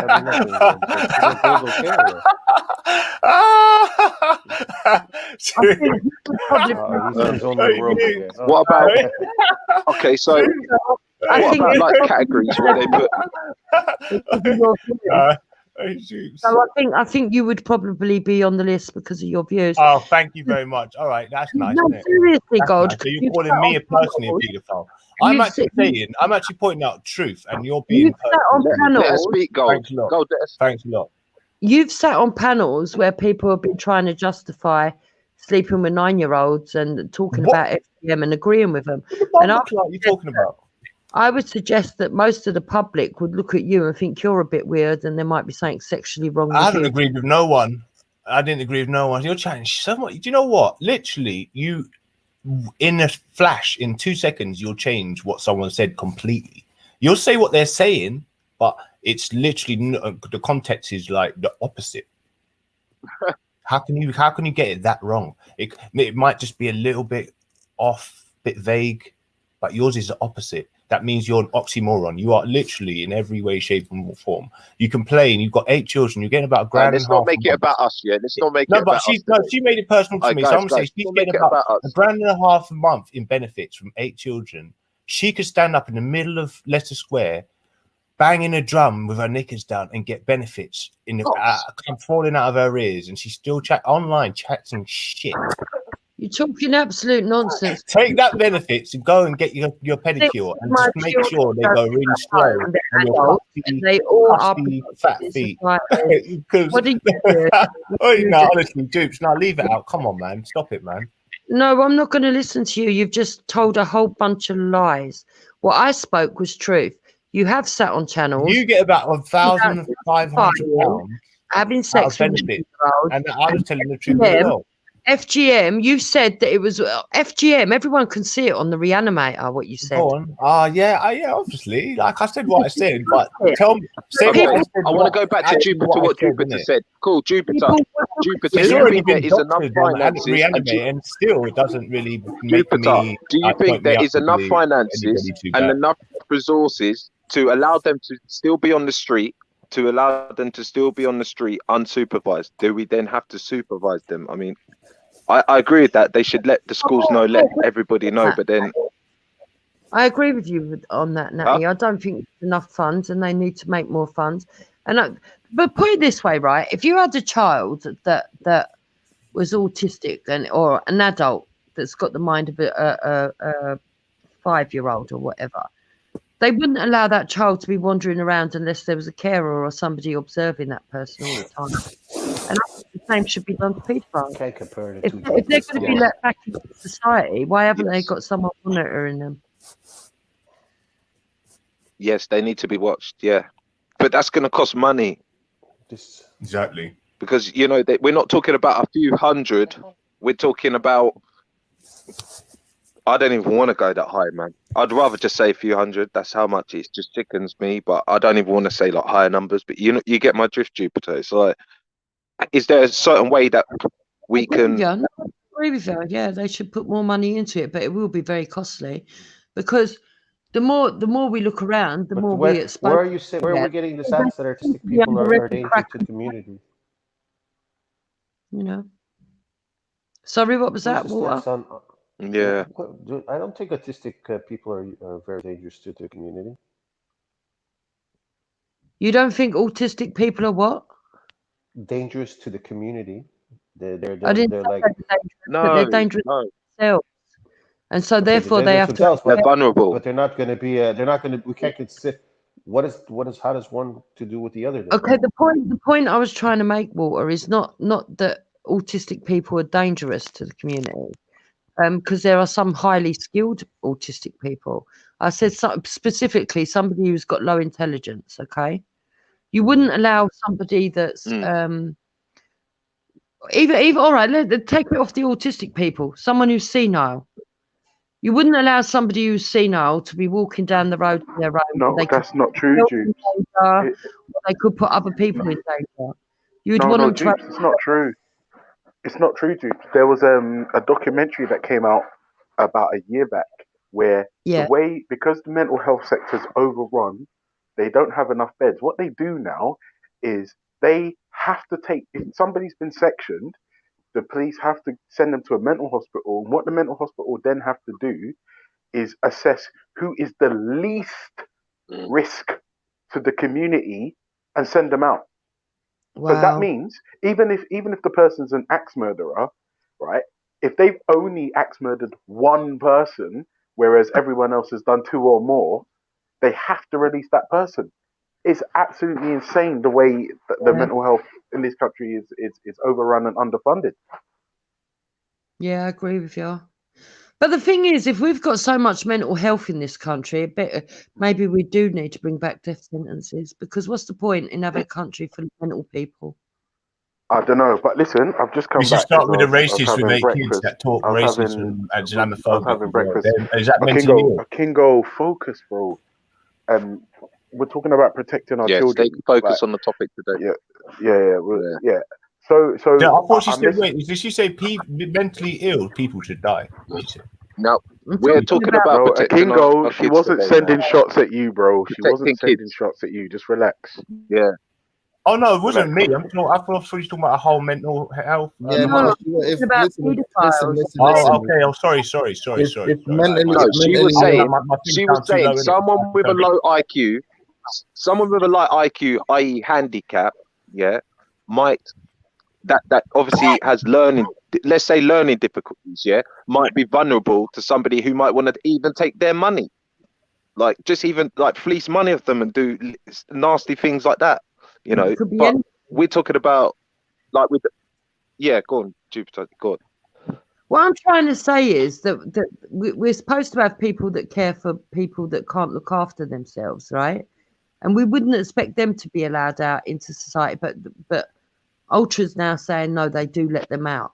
But what I'm saying is that in an ideal world, we wouldn't allow them out on their own without being monitored, because they might hurt themselves or harm someone else accidentally, not sexually, in any other way. Okay? So why are we allowing people that could harm people sexually to be allowed to go out without somebody monitoring them? That's what I'm saying. But Ultra's saying they Yeah. don't even look after But the ones that are also, innocent. One instance, the crime has already been committed when the pedophilia has been caught. When the guy who's a pedophilia has been caught, he's already committed the crime, and now he's supposed to be doing his time. What you're talking about is a possibility that these people who are, have problems with with mental illness may commit a crime. Those are I two think, different I think I scenarios agree for with them. Walter though. I think the only way that they should be released from prison is if they ask for forgiveness and accept Jesus Christ as their Lord and Savior. And I think then that should be good. That should probably ensure that they're, they're not going to be a danger to the public anymore.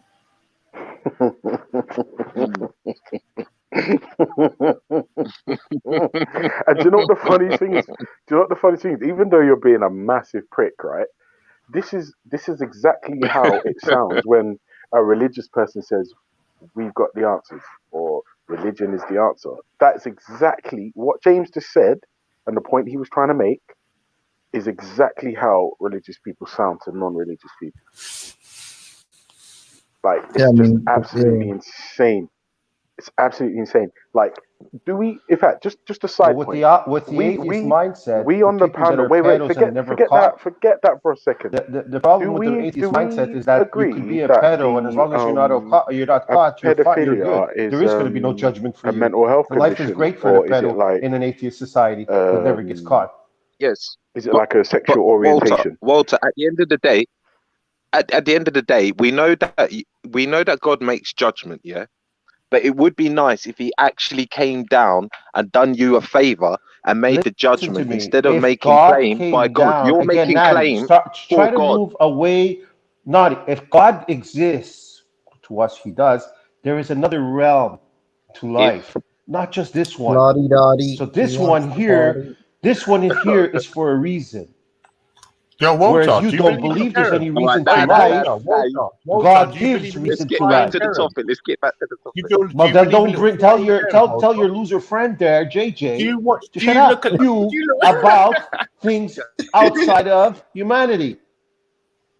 Do you know that? Nah, you dumb. You're so dumb. That's like Walter makes a great point, man. Look, like if you do something wrong in the eyes of God, it's not about getting punished in life. It's about being punished in death. So you may have a successful life. You may be a pedophile and have a successful life, yeah.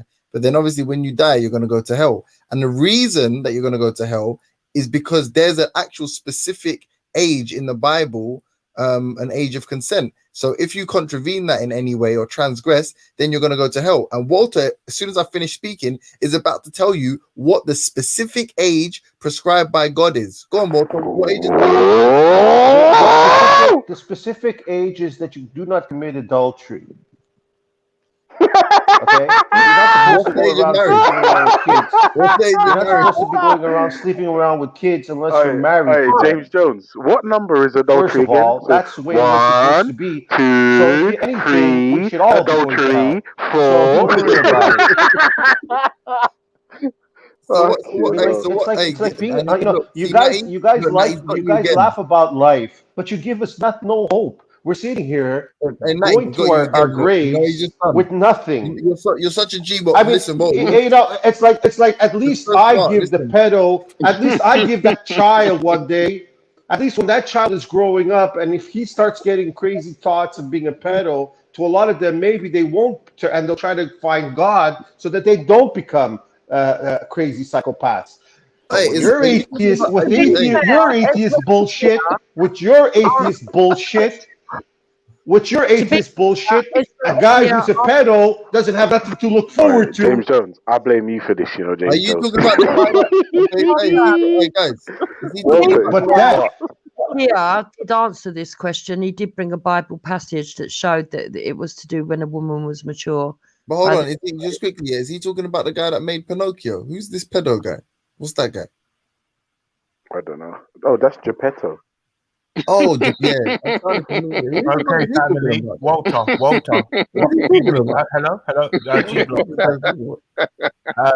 Pedo nigga. But Yeah, good morning, everybody. Yo, hello? Can you hear me?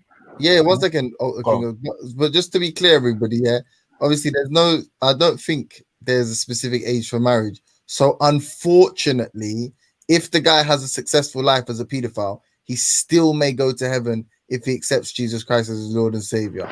Absolutely disgusting. That's not your problem at that point. That's a disgrace. With your mindset, he's going to jail, or he's going to become dirt like you. You get the same reward as the pedo. Did you know that, James Walter, Jones? you're going to become dirt too, bro, unless you're cremated. You see what I'm saying? So look, dust. James Jones, you could be the best person in the world. That guy could be the murder scum of the world. And what are you both getting at the same time? That is so logical. Look, guys, that's Christianity. I want to know. A guy who's happy going around killing people all day in an atheist society. God does not exist. You have a guy. Yo, James. He's going around killing people, and in another society, you have a guy who's really nice. At the end of the day, your reward's the same, and you don't make a difference.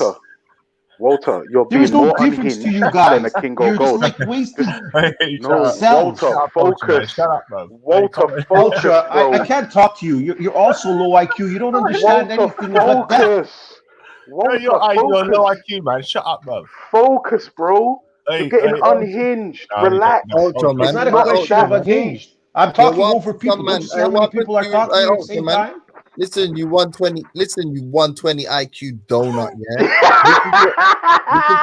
Listen to what the man, bruv. Listen to what the man's saying to you. The See, this is man's what saying I'm to Yeah, saying. you This Ultra. that is, if you do good your whole you can't life, stay yeah. here too long with these If idiots. you do good your whole life, or if you rape children your whole life, you're going to the same place, you idiot, bruv. Be Oh, that's logical, what I'm man. not getting. Hey, Thank you, bust his James. head, Donut. You Walter. just made it Walter, clear now. bust I his get it. Dumb, bro. Wait, I get it. listen. I'm with you now. So dumb. Sorry, Listen, Walter. And James what is Jones it? explained It's it not in the true. way that I was able to James understand. Jones, not true. James Jones, question: is it true or not? What? That's what your magical father in No, the no, sky no. is Your philosophy. gonna Let's decree. go with your philosophy. Atheist philosophy. Don't go on my philosophy. My philosophy is just a pipe dream. It's a delusion to you. Okay? Okay. Hold on. Right? You said, wait, Your so philosophy, Walter, if I murder every Atheist day, philosophy. kill every day, and you live like a good person, what I will when you answer die, what happens? You go in the I will ground. answer the question. There Yes, you I'm go. going What's the to atheist. difference? I'm going to according to atheist heaven, obviously, bro. you You're do dumb. go to the same place, and that's exactly why we need to make punishment during lifetime. Exactly. And I fucking hate you for making one me sec. agree with Jupiter. Wait, listen. Yeah, No. as do I. That's a As do I. totally different. That's a You know what? totally different Hold thing on, out there, bro. hold on. What is You know, hold on. punishing? Can I, What is wait, punishing can I, somebody hold on Earth No, going to Ultra. do? 1 second. Ultra, yeah, you're on your own. Yeah, you just embarrassed yourself because what you actually don't know is that I'm going to atheist heaven while you people will wallow in the dirt or Well, that's whatever what I'm happens saying. to It's you. to him. There's I'm only the going to delusion. atheist heaven. There's only the Walter, delusion of word Walter, food, James and is he keeps on trolling you. talking Don't. like he's Oh my somehow. God, James. It's such a Alright, You great see hope what to you're the doing? world that he's going to James, you become see what you're word doing to food. Walter? You better stop it, bro. You Absolutely, it makes no sense. literally An pushing his atheist fucking sits there destiny. That's being why I've never liked that sarcastic turn all the other day. cheek thing. Walter. If they slap you An on, atheist Hey, sits you there turn the being other cheek. sarcastic all day, and he offers nothing to us. He just Do you sits know there who the going, gatekeeper? Do you know the gate? "You're going Do to you know the gatekeeper is? heaven. You're going to this." Okay, James Jones, what are you giving me? What are you offering the world? I'm telling you now that the gatekeeper. Nothing. Atheist philosophy, though. You are Nothing. triggered, bro. Oh, God Wait, forbid. can you show me where I can find this I James want atheist you to know philosophy? I want like to read Mr. up you're on it. more Giggles. unhinged than a king or gold. Fuck When off. you're more It's unhinged always Walter's a Ultra, the than a Dutchable. atheist, king who or says gold, I'm you know Wait, unhinged. shut up, bro. Dutchable. You're getting You're more just shit going than to die. Ultra, bro.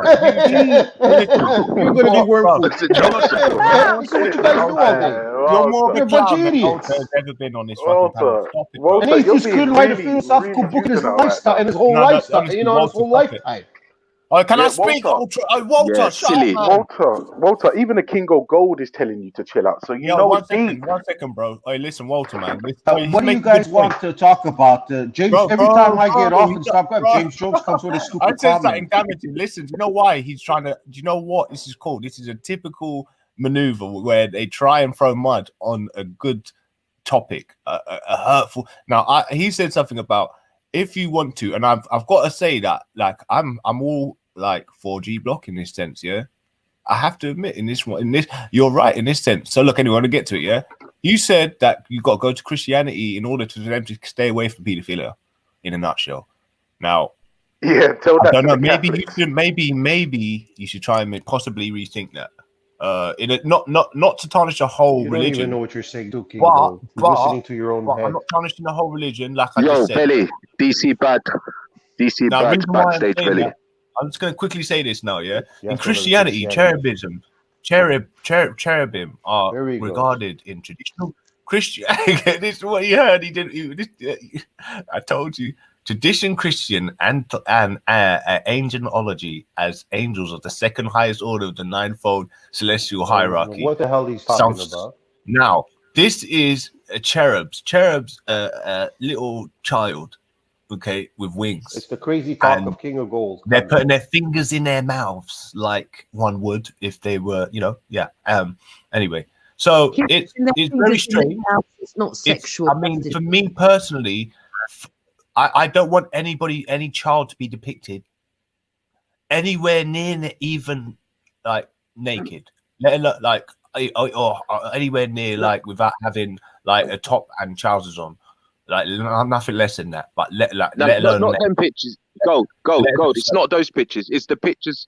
Gold. It's the pictures where you've got like a man, a statue of one of the popes, and he's holding a book, and then he's got a naked child between his legs. There you go. Like that. Yeah, that's those another thing. statues. We're talking see, about this The thing- last time I remember, there's no pictures in the Bible. Where you're not catching it is the love.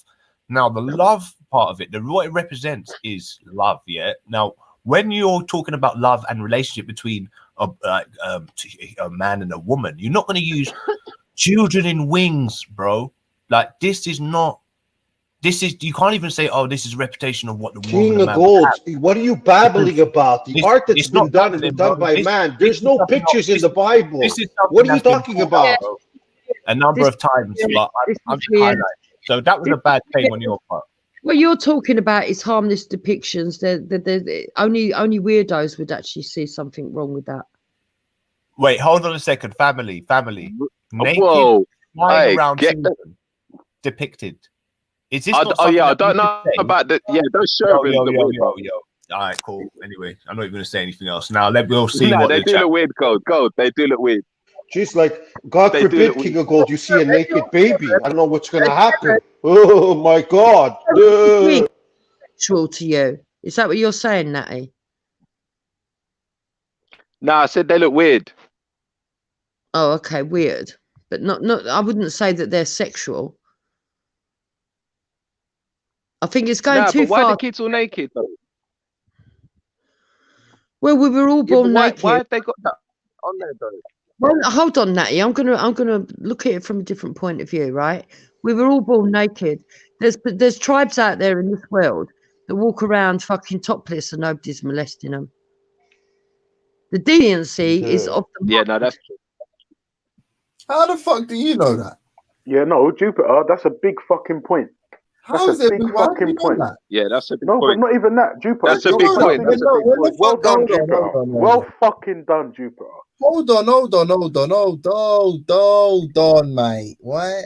How do you know that those women are not being abused by the tribal men? How do you know that? well, we do Yeah, because I do there's know been that. an Well, in your atheist society, it doesn't really matter, does it? because Who cares? because they So normally- stupid. Hey, if there's abnormal practices, they normally Only mention worry it. about your little life. who mentions it? Who mentions it? Who do you mention? Hold on, let me finish. If there's abnormal practices, they normally put it down as abnormal practices and tribal. Walter, 1 second. Yeah, No, I mean- no. Walter, is Cherub No, weird? don't leave the thread. No, listen, don't, because Is Cherub weird? He's just. Oh, gonna you start need barking. help with James Jones to stop somebody. Stop, Oh, hold okay. on. I wasn't Hold doing on. that. How do we know that though? Hold on. But there's But this they're assumption idiots. that these tribes or whatever are living so peacefully, like almost assuming that they don't have any sort of social. Jupiter, don't fall for it. Don't fall Shut for the it. He's fuck up, just being stupid. Shut Don't the fall for fuck it. Don't up. fall for it. Shut Shut up. up, Shut up. Well, don't fall for it. How Shut do you up. know This is that what there's James. no- Shut up. That's James Jones. Shut Shut up. up. Shut up. Don't fall for Listen it. to his own voice. He just wants to. Yeah, how do you know that there are no? How do you know that there isn't no sort of social depravity amongst Because when there's an those tribes? abnormality, right? Like for example, I think it's in Ghana. Mali. There's a tribe that if your husband dies or if you start menstruation or I think there's one up. I think after you give childbirth, that the practice of that tribe is to go and sleep with another male before you can get on with your life. It's a weird practice. So if there was a weird practice, they would put it down. Now most of the tribes, when they've been studied or their culture studied rather, they put down abnormalities and stuff. And in most cases, they don't. They have a quite peaceful life. You see women walking around naked and nobody's attacking them because they've got their breasts out. Oh, Why? additionally, in nudist colonies, there are 0 rapes. So hold on. 0. I just Whereas understood if you it, go right? around the world and look at the theocracies, the rapes and the sexual Hold on. oppression, Culture likes to walk around it's naked at one minus second. 10 degrees. Ultra, please, if you give me 1 second, yeah. Let me just. So to respond to yours thing is, yeah, but that doesn't mean that doesn't mean that it are no rapes. That means there is a lack of reporting rape, and colony implies a level of what's the word? No, the Insulation. colony's just a name, bro. It's just a name. Yeah, no, I'm saying it implies the level of insulation. These are people that have a specific have specific practices that exclude The 12 themselves move from to the Africa, rest run of around society. naked. Yeah, that's number one. But then number two, with regards to the African one, like, bro, you're assuming that whatever the whoever's recording them reports is true about that society.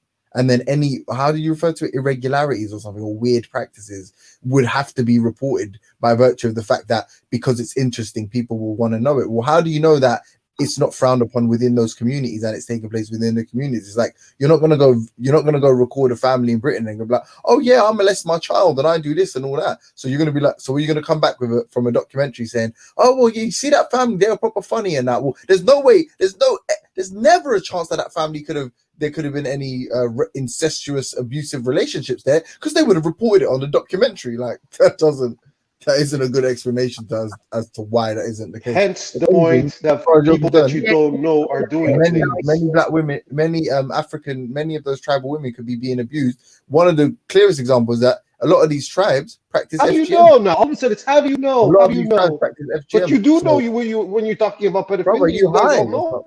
Are you fucking smoking helium? What's wrong with you? But that was the point to my argument before. You were laughing, and now you're bringing it up. Just relax, bro. What the fuck is wrong with you, man? You're just bugging out over there, bro.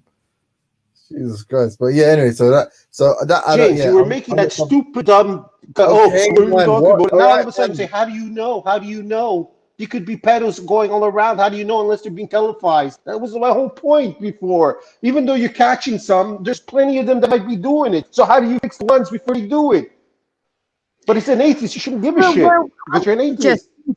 Actually, I would like to make this point, James, that if it wasn't, if there was these practices going on, okay, because of the fact that they are living in tribal places and remote places, you would see more deaths of young children in childbirth, because if paedophilia was sort of like rife amongst those kind of cultures, they don't have the Western technology to how would you know?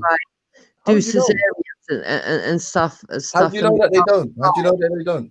So you would find a higher rate of death where they're having the. How do you know that there isn't a high rate of death? How do you know? Because they didn't report it in the documentary you saw. Because there is a country on the Daily Mail too. We can go to India and we can see that there's a high rate of childbirth death due to children having children. All right, right. I don't understand what's India got to do with anything.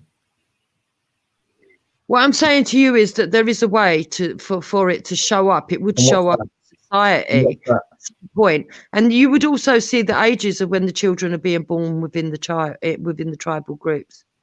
So there is a way for it to be shown. Documentary. Hold on. All right, cool. You watch a documentary.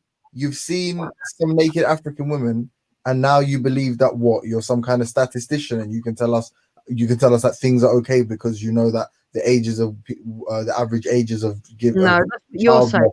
You don't know anything. You just see some naked. What happens in the tribe? What you're trying to put on me? No, I never made that claim. That's what you're trying to put on me. Cool. But what I'm saying is, you've seen some African naked women, and in your mind you're like, oh, look how peaceful and happy they are. And therefore you've used that as some kind of example for how their society functions at a higher level than ours or something. No, again, that's what you're trying to put on me. I didn't make that statement.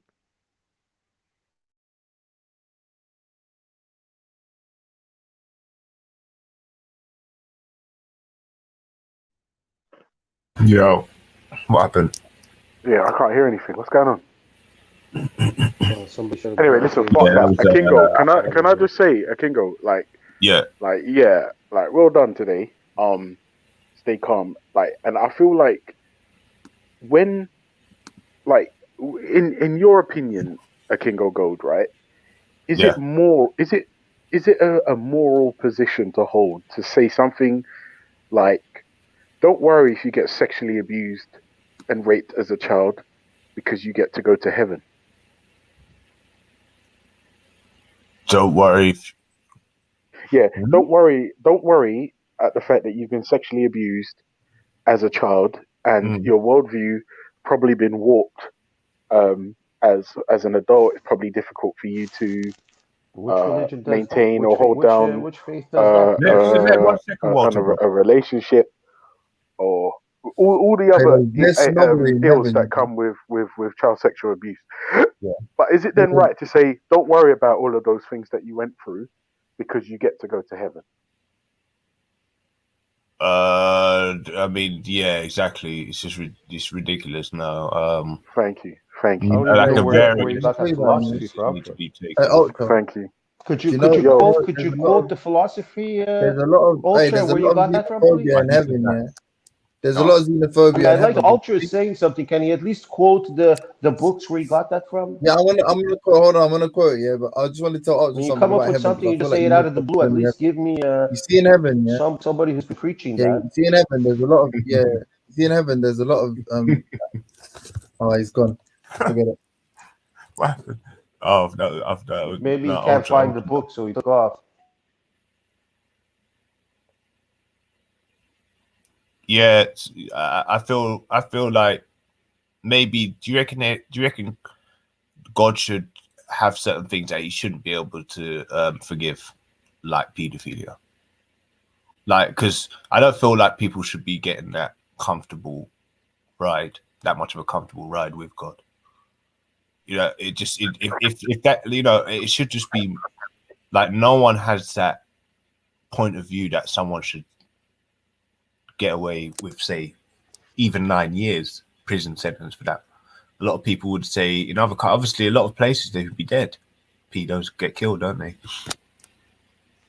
So when people when a lot of people are coming up in the world and they're saying that these places are morally wrong for doing that, you haven't even looked at that point of view. And actually, a lot of countries do see us as morally wrong. But anyway, that's a good topic to talk about. So Are you are you morally saying, wrong King for not of Gold, killing? that King? So are you saying that nobody forgives anybody in this world for doing bad things? So they're above. Yeah, they They're do. better, They should let's say do. they're bigger than God. Then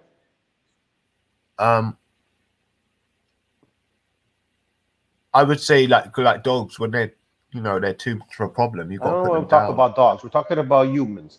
Something happens Human to beings, somebody. yeah. That person forgives that other person. Have they become more than God? Since Human God beings are more shouldn't dangerous, do bro. that. If they're calculatedly doing that, even if they're not, and it's just because they're The question is simple. psychotic, You said it that still means that they're a people problem. should die for doing certain things. The question is very simple. If somebody forgives you for doing something to them, Yeah, is it the forgiveness is not accepted, or it's of course, it should be accepted. Yeah, obviously, but obviously, so then if that person accepts the forgiveness and the other person forgave, are they being better than God then? Since you no, said God shouldn't forgive anybody or pedophilia. no, but that's why I mean, currently where we are now, no, obviously, but I think they should change the goalposts a bit and not let people like that be reconciled in the eyes of God. I don't think that should be the case. I think they should be forever exiled, in my opinion. But that's, and as I Yes, said, but even though to an the island. exile is there, it's understood. You send the pedophilia away, you send the pedo away, but I'm still hurt by that pedo. So how do I get cured from that? Oh yeah, that. I mean, that's just. I think the more of the problem is how do we deal with the pedos as opposed to dealing with. Well, Obviously, I mean, that's if I'm the one who's important getting, part. I'm the one who's getting It's still an molested. important part. He committed a crime. I'm hurt. So how do I fix my hurt? Okay, so that's the question. Yeah, so it's just various, I don't know, like therapeutic experiences with experienced people. Does that answer your question? At that point there, we have to talk to people who've lived in that situation and also who've also forgiven their predators. So I know people that have lived in that situation. No, And that's an excellent point, Walter. Why don't, like, for people that advocate for child marriage and all this other insane nonsense? yeah, no one advocates Why don't that. we? Why don't we just? No, not you, King. Yeah, no, I know, Not I you, know. not you. I know you I'm saying anybody that apologizes for or advocates for child marriage. Why don't we listen to the victims of the boys and the girls who have gone through this very thing. Why don't we listen to the victims and then find out from them whether or not we think that introducing children to sexual content and or abuse at an early age is a good thing or a bad thing? How about that? Who disagrees with what I just said? Raise your hand. Anybody? Anybody at all? No one's gonna raise their hand. But you're also they've got any you're also intelligence. assuming you're going to get the answer you want. There may be answers you don't like coming from them also. Do you know what? This is why we need to have this conversation. This morning, I asked, is anybody here been personally affected by child sexual abuse, or do they know anyone that has? And the reason I asked that question is because I knew it would touch nerves, and everyone got a bit shaky. Yeah, I know. It Yeah, happened. it was nuts. At But my boarding school when I was there, and I was more interested in a topic conversation. To be fair, I thought it was a bit more interesting. I thought, what Walter have his views on it. But anyway, yeah, I think that definitely happened. Especially in the board, like I said, in the boarding school I was in, it happened. So, yeah, does vetting work in these establishments from the recruitment point of view? I don't know. Maybe it should happen. That's definitely the main point, the main way they could combat it. Other than that, I feel like I can't be in the mind of these people. I mean, it just seems like they're in all facets of society, and I think prevention's better than cure at this stage. It's easy to cure a broken mind. I say no. It's not easy to cure a broken mind. It's easier to put the measures in to stop the mind being broken. Yeah, and I think that's more important. That's more important. Yeah, I agree. I agree with you 100%. Yeah, I think that's what I was meant to say. Really, I suppose. Yeah, so it's so in that sense, you got to deal with it from the root cause, innit? So with that, bro, like, I think it's just encouragement, brother. I always really try and flirt away from looking at the cause, because I'm in a country and it feels like I'm bashing someone else's country when I'm ultimately speaking about my own experience in my own place where I lived. So I just don't know if it's perceived that I'm being racist, but no, but the thing is, no, Akingo, you would only be racist. No, Akingo, listen. Wait, Akingo, you made a good point. Let me respond to it. Yeah? You would only be classed as a racist if you were of the opinion that only white people or only black people or only Arab people are child abusers. If you understand that child sexual abuse, it's not sort of like subjected to race. It happens everywhere on the planet. So to point it out, to say child sexual abuse is right in this country, is not has their sources. That's what I'm trying to say. So, for example, you could say possibly the Greek culture, where they had a lot of depictions as children, and Greek and so male bodies and into sort of male relationships. So you could say homosexuality had a big part to play from their art and culture, possibly. So that just this cherubism may have influenced one or two people to find that love and little kids flying around with wings was synonymous and should be held in the same sort of thought process. And I feel like that could have influenced one or two people. Was it a massive influence? We can't really tell that at this stage, but I feel like there's factors that need to be cut out. Of course, clearly, factor that needs to be cut out, and like us, and the only really thing you can do, like Jupiter said, was like monitor, observation, like they call it OBO or whatever. Yeah, just goes without saying. So I'm not trying to really put it back to the system, because it seems like I'm just a hell bent on bashing the system. But I'm not. Well, no, you can't really bash the system, because remember, what you can do is point out where the system is failing, because like there are some instances where the system does work. Not many, but where the system is failing, and historically, And you could say child marriage as is well is it could be a possible influence. What do you Could mean, be bro? No, all right, Kingo. Let could me have ask you a influenced question. a couple of people Let to me do ask that. you a question, Kingo. That's why I never agree with it. Go on. Let me ask you a question, Kingo Gold. Yeah. If you remember the video that went viral with the black dude, and he snatched up the little girl. Yeah. That, and everyone went nuts just the other day. Yeah. Yeah. Right. Okay. Yeah. Was and you could- right. Wait. Hold on. I see what I you're want you to have a thought experiment with me. Just, I'm gonna ask you a couple of questions about that video. I want you to give me your opinion. Yeah.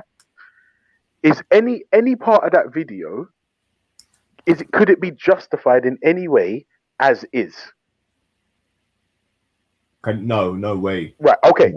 Right. No That way. video. If we found out that the black guy was married to the little girl, does that make that video any better? No, of course not. Now, that is exactly my fucking point, bro. That is exactly the point. And this is why I cannot stand people that advocate for or apologize for child marriage because of some in-group misguided loyalty. It's nonsense. It's heinous. It's abusive. It's disgusting, and it's disgraceful. And this is the thing. People are trying to tell me that I'm westernized because I'm saying no to child marriage. And it's not the fact that I'm against them. I'm against the harm of the child. Kingo Gold, you heard the reaction from that girl when the woman saved her. She was hysterical. Well, She was listen, frantic. She was afraid. This is the crux of the argument, brother. Is it more? It's more of an effect, even though the girl was clearly upset and alarmed and distressed in that particular video, but a woman that wasn't would be more normal or conducive to the child marriage theory or what happens. So she'd be more relaxed. So you could argue and say, actually, you know what, she's more willing. But what is the argument is the age, and they have no choice. So what is more important, the fact that she hasn't got no option, or she's comfortable? Because obviously, no, like any person that's But Kingo, are you suggesting that science is compliance? Sorry, are you asserting that silence is compliance? No, and that's the thing. Is the question is it right for her age, and that's the problem, and that's what people aren't seeing. Is that and it's not because she hasn't had the decision. So they're thinking about it. They're saying that it's because she's relaxed and they're more alert and they're kind of old enough to sort of be comfortable with the fact. But now they're probably realizing that actually it's because the child's not having a decision. And obviously, you know, some God forbid, there's people not actually consummating before she's of age. But you know, that's where it is at. So it's just like, I feel like if you need to really have that argument, it's just say, look, does a woman have does a girl have the decision, yes or no? And is that right? That's where it's wrong. I don't think it is wrong. I think it's wrong. She should have the right to be compatible, because ultimately, if you're not in a loving relationship, then you spoil kind of her chance to have a most optimum experience at joy with a partner. That's the problem, isn't it? Yeah, and I think for some of that, I actually agree with it, King of Gold. And again, like I tell you the truth, yeah. If what I try to do is use the veil. Oh fuck! I'm getting a phone call. One sec.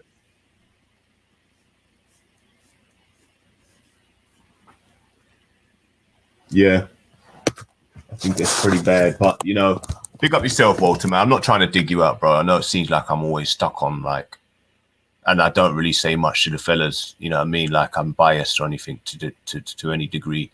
But you know,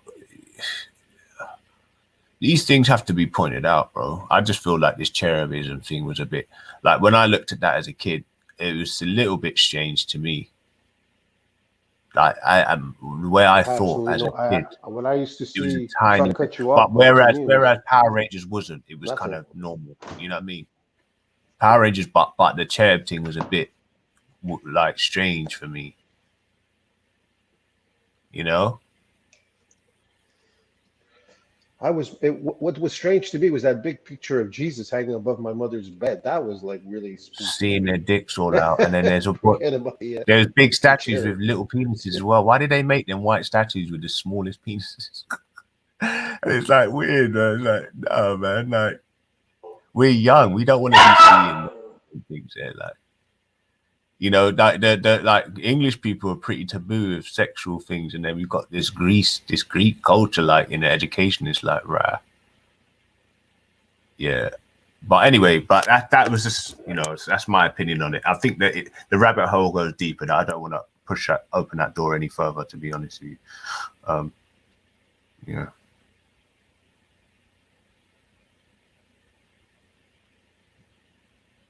You know, I wasn't trying to make Christianity synonymous with pedophilia.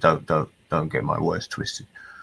But yeah, but if we want to argue and say art, that there's certain things in that religion that is questionable with child marriage, and we can say cherubism.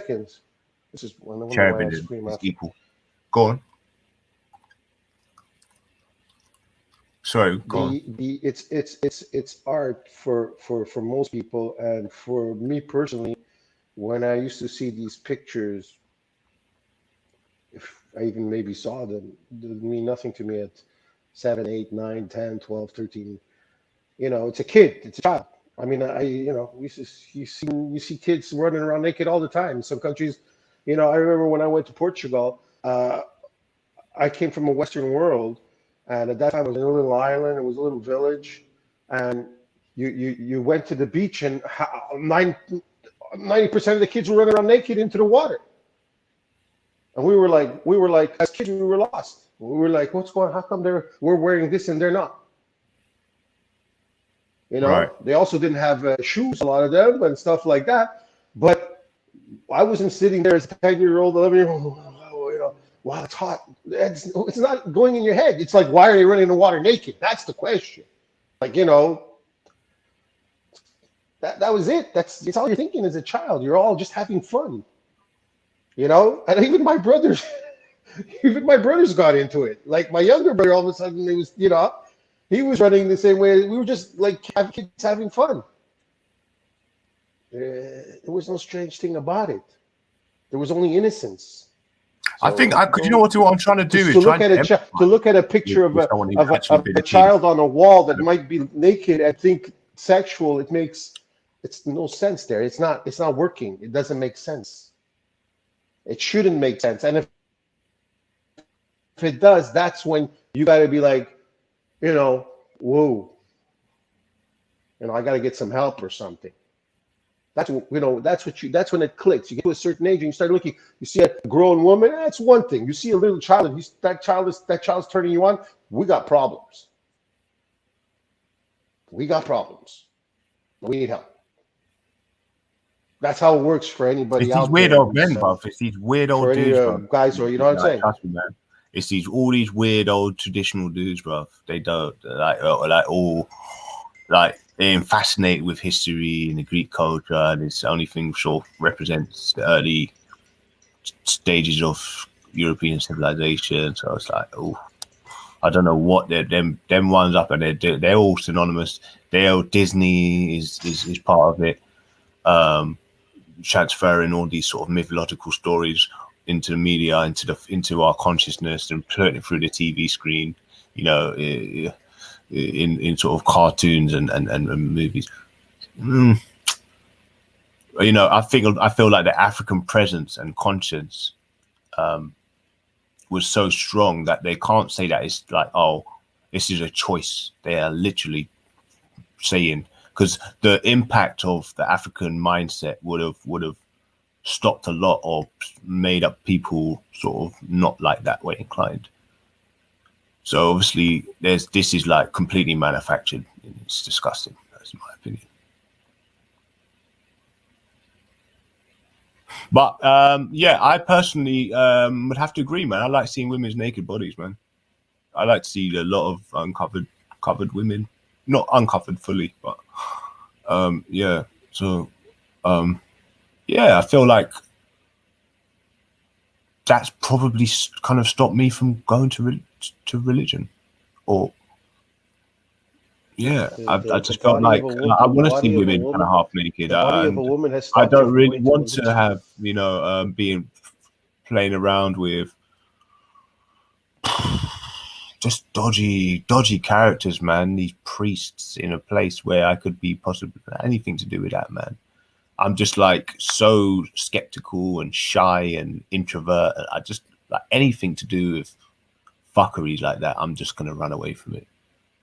Like literally, I'm barely going on right wing panels because just the sound of an uneducated European voice is sometimes enough for me to think I don't want to be any part of it. But yeah, so ultimately, I feel like we need to just maybe fully just make a revamp and relaunch near enough everything, all facets of education, and maybe that might cure the sort of paranoia, mental health, psychotic, insane sort of behavior that we see happening. You know, because to me, insanity represents what is insanity? Someone who's drawing pictures. No, well, she's got a motive, money. She's in the football thing, back and forth, us against them. The insane person is a person who's standing there and seeing it happen, and then saying, "Why are you all acting like children?" Now, to me, that's a person. Now, that's a situation where we've got insanity happening through the cause of the system, and then the people who are upholding the system are then saying, "You guys are acting childish because you're sick, or you're now trying to react in the way the system wants you to react." And then when we all turn to them and saying, "Why are you allowing it to happen? Da, da, da, da, da. Mum, dad, look what they're doing in relation to each other, whites and blacks." Then the fucking police officer, being mum and dad, says, "Oh, you stop acting childish." Like, Hey, Kingo, can you hear me? Wait, hold on. Acting Wait, childish. can you hear me, bro? Go for it. No. Sorry, I wasn't interrupting. It's just because every time I get a phone call, my audio goes fucked up. Yeah. Okay. All right. Yeah. But you can hear me, yeah? All right, cool. Yeah. I can hear you. Yeah. He could hear you, Jupiter. He could hear you. Walter, did you say something about Jupiter? I heard you say Jupiter. No. I was saying. I think there's a lot of insanity in why is everybody dropping off? Am I chatting shit? Am I waffling or something? Hey, you got the floor, King. Keep on going. Yeah, I just feel like well, I don't really want to speak to myself, to be fair. I would actually try to have a conversation with everybody, seeing what anybody wants to say about it. But yeah, I feel like anyway, let me address this now, because this is what everybody wants to hear, the real deal. I don't care, man. Yeah, I will tell you how it is, family, yeah? Now, back to the situation we've had in the park. Now, what we're seeing is these police officers, what's his name? Plod. Yeah? Officer Plonker. In the corner, in the bloody park, saying, "Oh, what did he always go to, family? You lot are acting childish. Stop acting all this childish." How does this cocksucker know that there's elites putting out all different types of propaganda? We've got pedophilia rife, mad funding. Biden's a pedophile. Trump's a fucking madman. The world is chaotic when it comes to our leaders. And then there's a cocksucker who's definitely got a massive bundle of cash and all sorts of probably bullshit going on in his life, telling people that are literally broke, confused, mental, and just reacting to their surroundings, and what's been created by their forefathers, probably one of the forefathers of all the bullshit that's happening, and they're standing there telling you you're being acting childish. No, actually, there's a possible civil war or unrest on, you know, in the UK, and they're aware of it, and they're saying you're acting childish. No, people. So if someone dies, was someone else acting childish? Is childish behavior going to lead to death because you would be running the opposite way if someone had a knife? So is that now not a child situation, but it's more of an adult situation? So really, you're trying to make small of not their behavior, but your leader's behavior. That's what you're doing by trying to trivialize people's feelings, actions, and what's been playing out in front of you as fucking protectors and civil servants. I think literally, from what I've seen from the police, has been the worst representation of civil upholding civil justice and civil law in a society. I think one of the worst, and we can say it's because there hasn't been a lot of police, and they've been defunding police, which has been one of the main talking points from the Labour and the right wing, from the left wing. But it's just the way they're, even in a part, just reflects it. You know, you can be neutral, but neutral sometimes actually they fooled us and made you think that neutral is actually a good position to be in. It's not, bruv. It's not. Trust me, it's really not. Because especially if you've got power, because then you're allowing things to happen. So we're seeing Big Brother mixing the pot up. What we're seeing. Mum and dad are in the playground, seeing all the fuckeries happening, putting fucking spikes and fucking bats and hate speeches, people who are teaching people how to create these things all around the playground, how to make fucking weapons and bombs. And then when you're killing each other, one side's not doing more than the other side's fucking completely satanic because they're just getting led by a corrupt leader or whatever you want to say, system, and then they're oppressing the others, and the ones that get oppressed turn to the mum and dad, which is Big Brother, which is our powers that be, and then they're like saying stop being childish. And meanwhile you're getting robbed, stabbed, certain instances raped. I mean, bro, what are we fucking stupid? At the end of the day, you know, this is going to be implemented. This whole vaccine thing's coming up, and it's just like, again, it's like mum and dad saying, just take that jab, shut up, get a sweet after. And most of you suckers are going to suck on that sweet after getting your jab because you're just too scared to speak out about it. Who are the people, bro? The irrelevant, bro. The people who are not irrelevant. You're more of a problem, bro.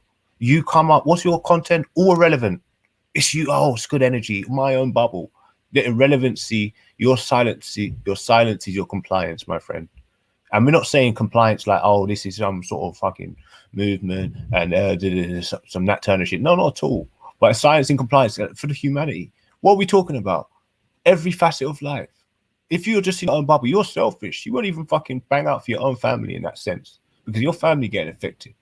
No, in the long run, we can say, oh, I'm doing this for myself to get myself up and sort myself out.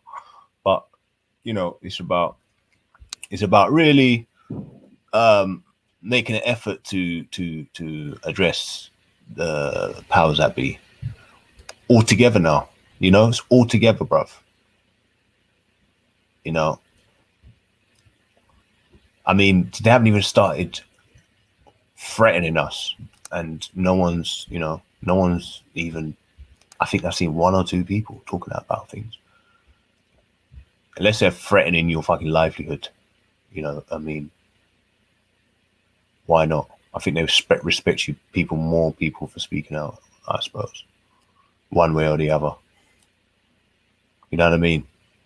If you don't love yourself, who else is going to love you? You know what I mean? I feel like speaking out and being assertive, it shows that you actually love yourself. I mean, anyway. Walter jumped off. You know what? Actually, furthermore, do you know what, Vel? I'm sorry, mate.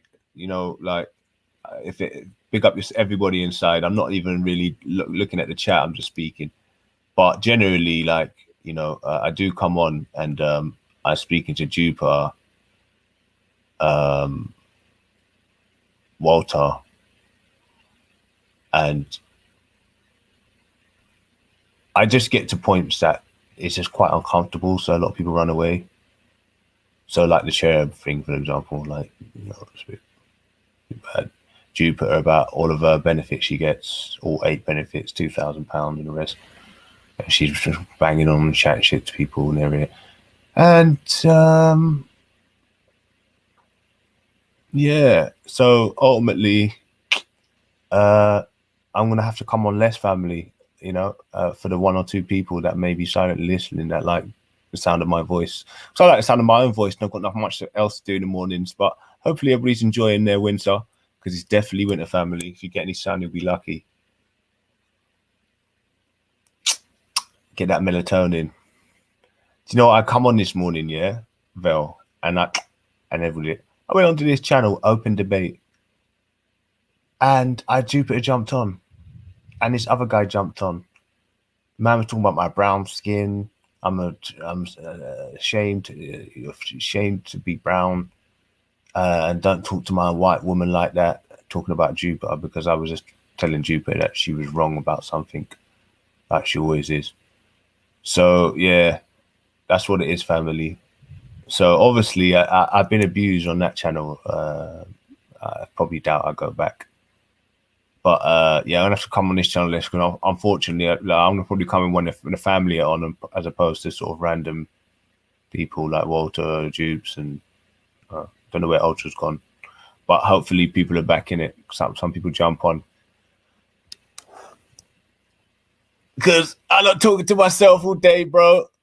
I had to say I let my rant over now. So what is? Don't do this to me, though, family. Don't take the piss. Jump on. Someone jump on, innit?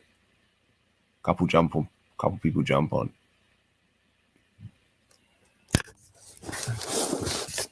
I know there's someone chatting shit in the chat. I know someone's chatting shit, but it's cool.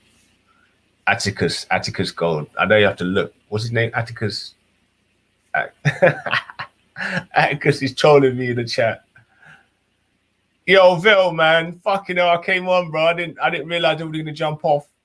No, don't worry, they'll be back on, bro. They'll be back on. Temporary fucking thingy. But you know what? You can see what they're doing, bro. They're jumping on. I was, and then they're jumping off and just fucking off.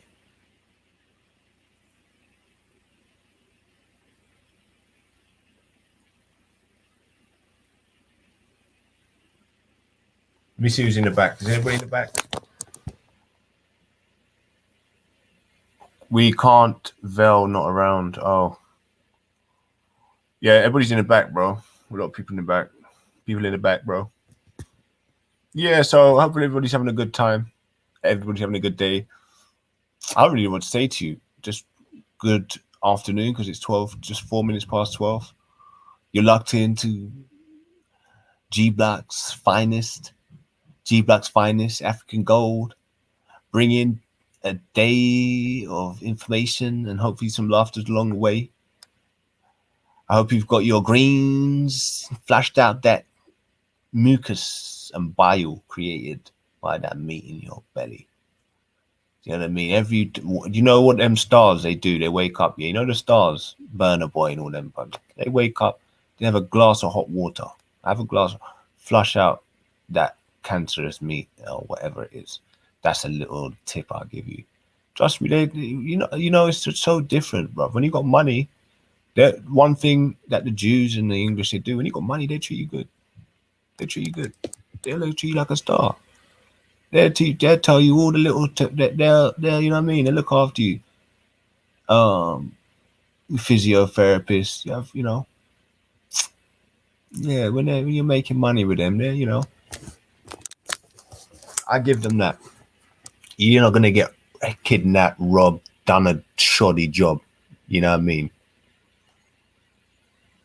You give them that, but when you got enough money, you can afford to kind of be a bit political.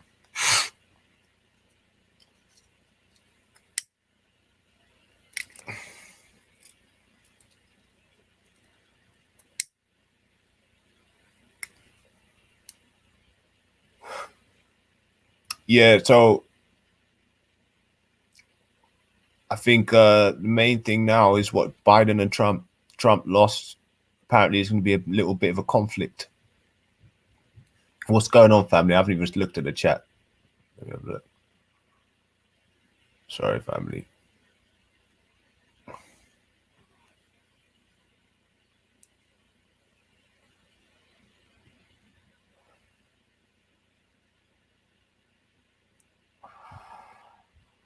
Yes, you are Muppet. Yo, big up Gold. Yo, big up Louis. Big up Skits.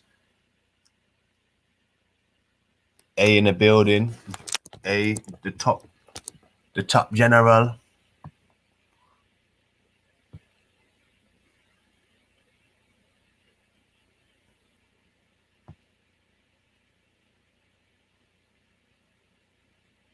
Who's gonna jump on, man? Who's jumping on? Hey, Buff, you know what? I'm literally been boycott. I've literally been boycott, bro.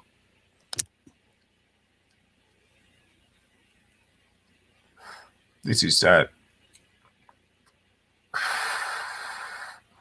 But you know what? I will come back with some information, and you know, you can just listen or not. I don't know if I've made it my life's endeavor to my life's goal or ambition to speak up about injustice or anything to that degree. But I feel like I might just take into it a bit more. Who knows? I suppose the less you're on here, the more time you've got to study,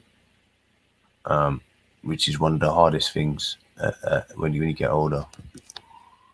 When you get to like 35, it's definitely, life gets a little bit more difficult. So I would say get everything done now, man, as soon as possible. You know what I mean? Forget about this society, man, where people are just getting rid of kids. Have your kids, man, early. Have them young, bro.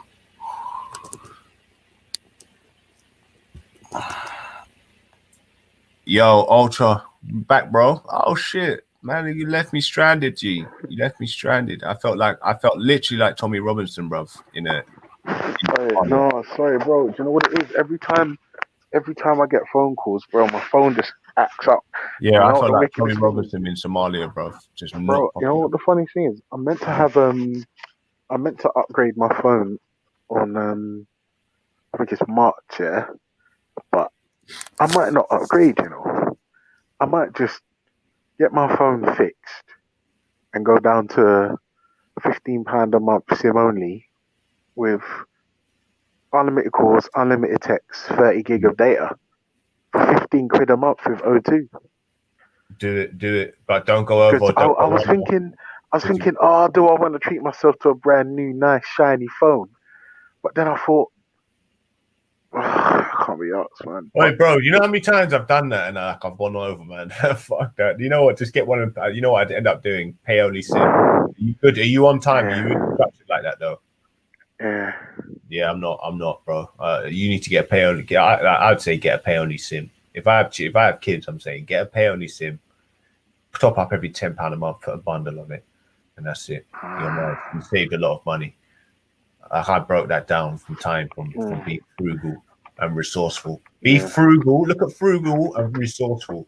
If you can master them two things, you'll trust me. Your life will be just fucking simple.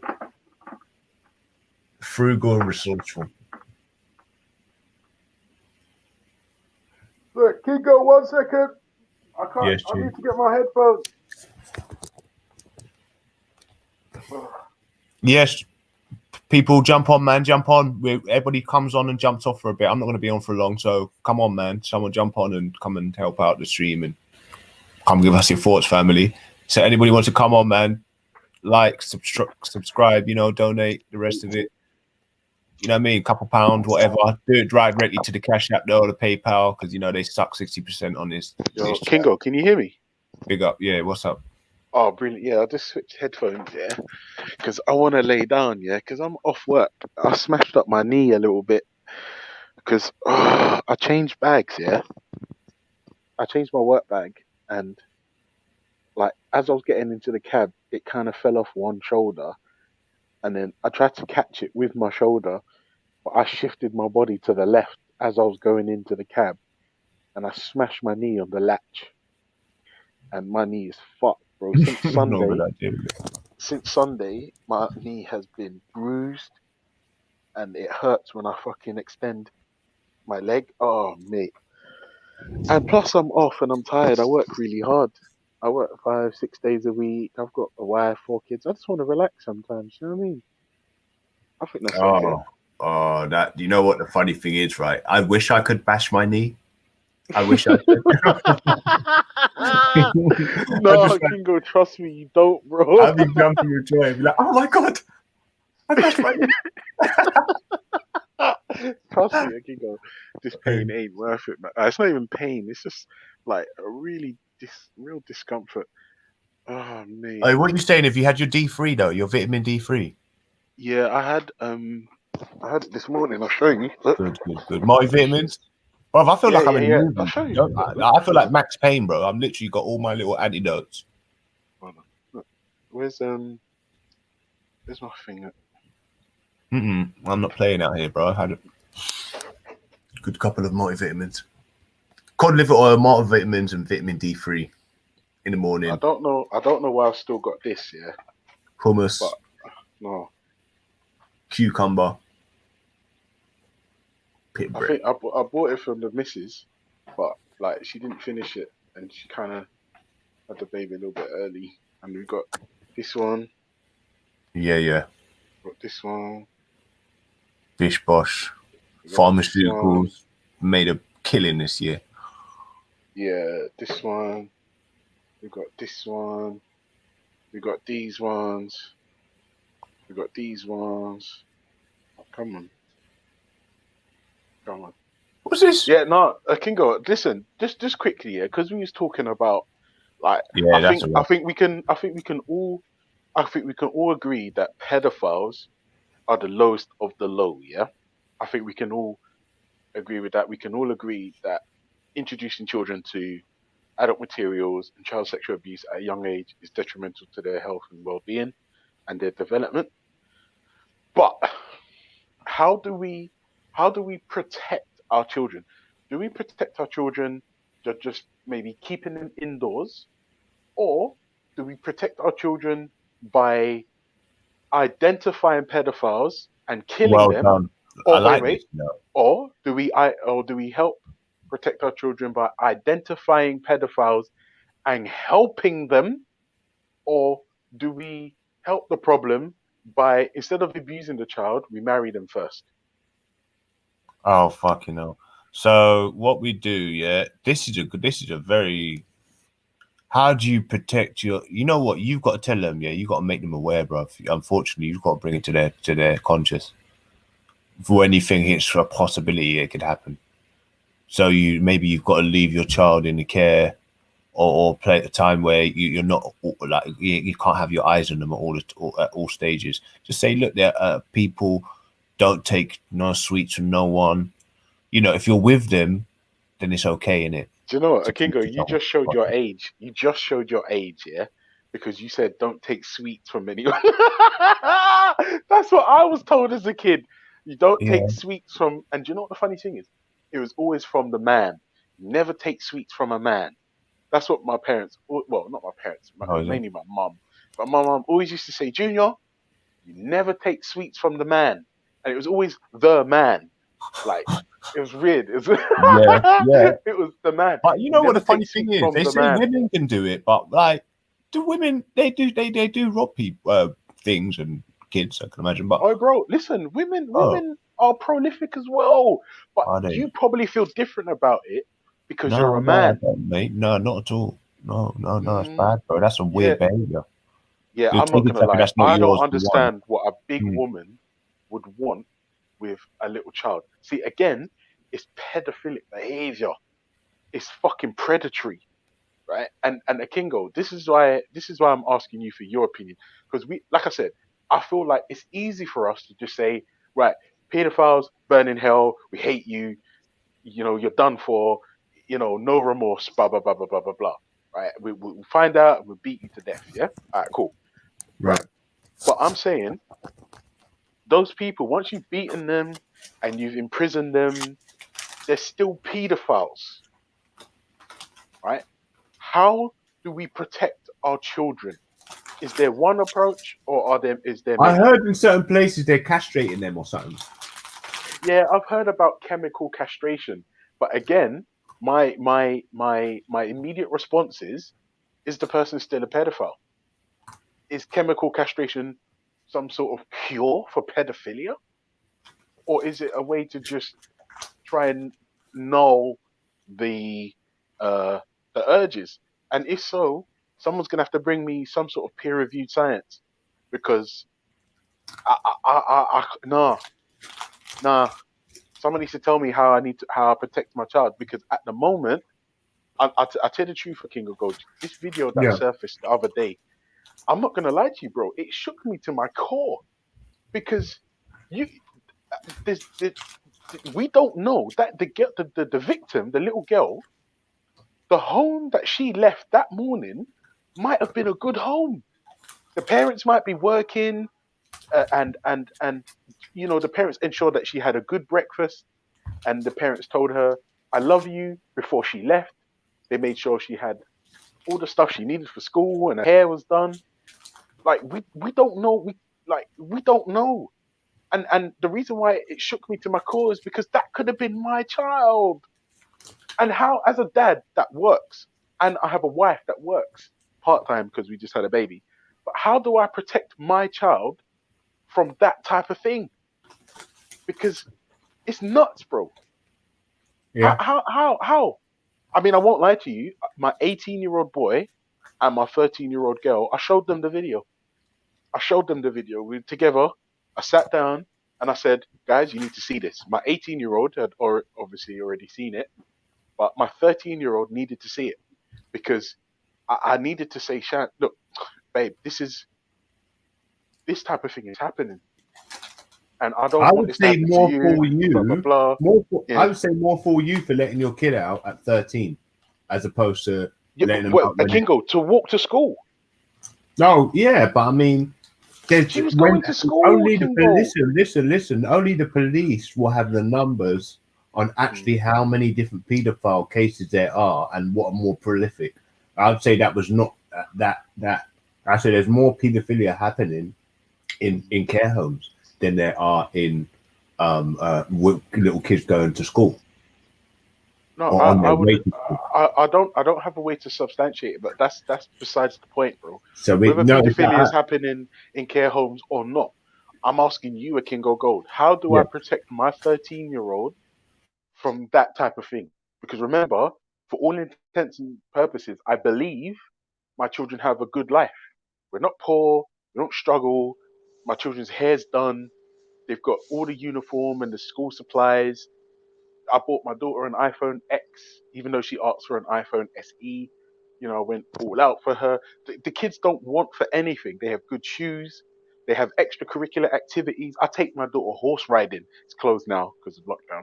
Do you understand? She does violin. Like, she has a good life, right? But if some Well, cunt decides I think I'm that going to one take a liking to her, how do I protect my child, which is not in my care? one of the things that children should do when they're coming home from school is be walking in groups. Kids that go Yeah, I astray agree with that. all by themselves. I agree. That's I the agree. biggest danger, because the pedo I knows, agree. obviously, like, oh, that one's by Mm. themselves and it's a Yeah, loner. if you're one up, you're more vulnerable. That's Yeah, because absolutely right. when we used I to agree come with home that. from school, we used to be like 20 guys all the time. We're always like a pack. And that was like, Mm. today, well, how come this kid's walking all by himself? Who's watching him? Who's taking care of him? Why isn't there like another 7 with him? Mm-hmm. It's a Yeah, different world, man. World yeah. is crazy. And this is the thing. I'll tell you the truth, right? The video genuinely shocked me to my core. Yeah, it did. Have you seen it, Walter? No, I didn't look at it. I haven't seen No, it it's yet. the one with the black guy, and you don't see anything graphic, but you know something horrible has happened, and I won't lie to you. I showed it to my 13-year-old princess because I had to make her aware of the dangers that are Around there. Yeah. out there. Yeah, because I won't lie to you. My daughter is not street smart at fucking all. She's just not. Like if you like academically, she's gifted, unlike her dad, right? But she's not street savvy. She's really fucking not. She just floats around like there's no fucking famine and drugs and terrorism. She just doesn't have it. And I needed to shake her up. And I thought to myself, you need to see what can happen out there if you do not have your wits about you, right? And she was like, oh my God, blah, blah, blah, blah, blah, blah. And then we sort of sat down as a family and said, right, if you're in this type of position, what do you do? So I'm saying it's crazy. Well, It's it's crazy surprising that that schools are not teaching the kids to be more in groups. Then 'Cause that really would mm, probably. I mean, like you said, it doesn't really happen that often from school. Like King of Gold was saying, it's more mm, mm, mm, it's like like in coaches mm, and like you said with the priests and all that, where they could get that kid alone. mm, Because it's always like mm, that. It's if you never noticed in Georgia, the priests, so it's a place where they could somehow get the kid to to mm, move away from the others. mm. Yeah, and this is the And these thing. pedos, The these truth pedos, is, they don't if just you are pick by up kids like yourself, that. you are isolated, of course. If you're by Yeah. yourself, then you're isolated. And I agree that initial point of walking groups is absolutely correct. Um, Yeah. even even Even anywhere yesterday, else, when you're with your coaches, they should always have mm, things like in hockey, the kids should always be together, 5, 6. Even if the coach says, like, oh, you guys know, someone should be staying back at least. You know, it protects the coach, it yeah. protects the kids. There's Do you know what always the funny somebody thing is? I around. You agree with that. cannot be alone with a Uh, kid no more. Finite. mm, You yeah, know. yeah, I agree. And do you know what the funny thing is? The second point you made there, I agree with as well. You have to be able to protect yourself, yeah, because it's not what you know, it's what you can prove, right? Which is why when Michael Jackson came out saying, "I share my bed with children," he opened himself up to a world of hurt. Do you see what I'm Okay. saying? Like if Walter, if your children came to my home as guests to have a slumber party or a sleepover, whatever the fuck, yeah, please understand that your children will not be sharing my bed. Your children will be sharing the blow up bed and they will be sleeping in the kids' room, and that's it. And do you know why, Walter? It's Because I'm their not a slumber party, pedophile. not your slumber party. Exactly. The only thing I'm there to do is supply food and drink. Yeah. And then come in and say, guys, what are you doing? Oh, daddy, get out, daddy. All right, all right, all right, all right, all right. You see what I'm saying? Like daddy things, not pedophile things. You had your All right, time to be a Walter. kid. Now Wait, let the kids Walter. be kids. That's the Walter. Why can't kids be kids? Why can kids? And this is the problem. If you introduce children to adult themes and materials too early in the black community, in the Jamaican community, we call it bruck out. They get bruck out early. What that means is they start growing up before their time.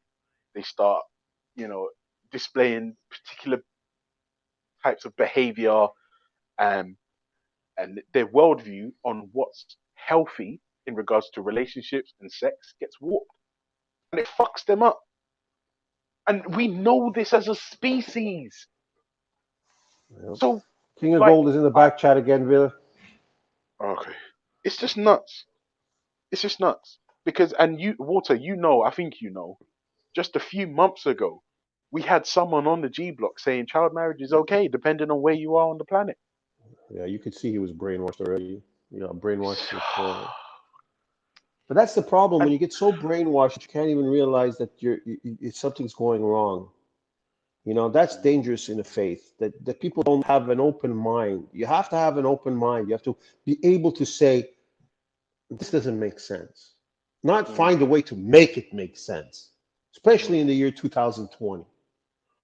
You know, Mm. when you're fighting, oh, but maybe she's old enough to this, now that she's this, and like, okay, okay, let's get to, it's wrong, and we got to take it out of society slowly. These kids, kids could grow up to 70 years old now. Let them be kids now, the time they should be kids. You know, Mm. you can come up with 1,000 excuses from why they did it 500 years ago, like there was nobody around, they were going to be slaves anyway, or they're going to be alone, they're going to be dead, whatever. But today, we live in Yeah. a time that we could protect our children much better now. And not even that, Walter, we know better. And I use Exactly, this and we know a example lot all the better. time. I use this example all the time in the hopes that at some point it would just sink in, right? We used to send children up chimneys. We used to Send send them to people war. into What are you coal talking about? mines. But we don't do it anymore. Why? Because we know better.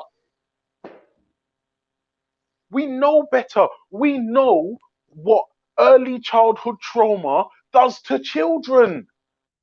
We know what it does, and it doesn't matter what hemisphere you're on.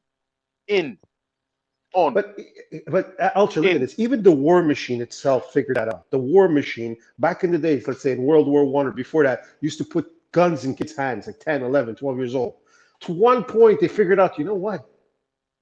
We shouldn't be sending these guys out there, And then they made a law. You can't put kids in war until 17 or 18. So No, even but that Walter, was let me figured ask you a out with question. it's not making Walter, sense. These wait, young kids Walter, running let around me with ask you a guns. question now. That's a good point. Is it documented that adult men and women who have gone to war come home with is it post-traumatic stress disorder, PTSD? Yeah, PSD. Right. Okay. So you're sending adults out who are fully developed, more or less, right, into situations that they find highly stressful, highly anxious, and difficult to cope with, right? And they get fucked up. Adults, right? So if you're doing the same thing or something equivalent to a child who's in development, what do we think is going to happen? Yeah. And I don't understand why that's even hard. Like, am I saying something that's wrong?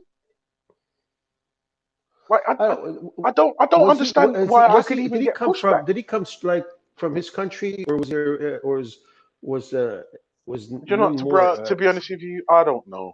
I don't know. And if I'm honest with you, I don't much care. All I know is any plans to go to Somalia, for me personally, are cancelled. Just cancelled. Well, we're even I'm just arguing not gonna. FGM. No, we were even arguing about. Oh, yes, splicing up women's And he was, vaginas. and you That know what? It Walter, wasn't I know this FGM is Ultra. crude, It but wasn't it's nuts. FGM. It was FGC. Oh my God, yeah. Oh Lord, have No, mercy. no, Do you no. know what It's the not funniest thing is, FGM. It's Walter? FGC. I'm not gonna lie to you, Walter. I know you don't like the crude stuff, but I'm gonna keep it all the way real. I love vaginas. I just do. I think vaginas are perfect. They come in all shapes and sizes, but all of them, minus a few, are scrumptious and life-bearing, amazing magic But Ultra, nuts. you're Yeah. married. Why are you talking about So so many when you should be only talking about one? no, listen. It does. All vaginas are amazing. All of them are amazing. All of them are amazing, provided they're 18 plus, right? Just caveat there. This is the thing. They are perfect. Leave them alone. No. Stop splicing and slicing and dicing children. Like, if there's a medical reason why you need to splice up your clit, or So right, fine, basically, ladies out there, right, Ultra's basically whatever. saying you women are all beautiful. Don't touch you. You're perfect. Yeah, yes, yes, they are, and I don't understand why you. No, don't get me wrong. If you're an adult and you don't like the shape or size or width or depth or circumference of your vagina or your labia, and you have the money to rectify cosmetically the situation, fine.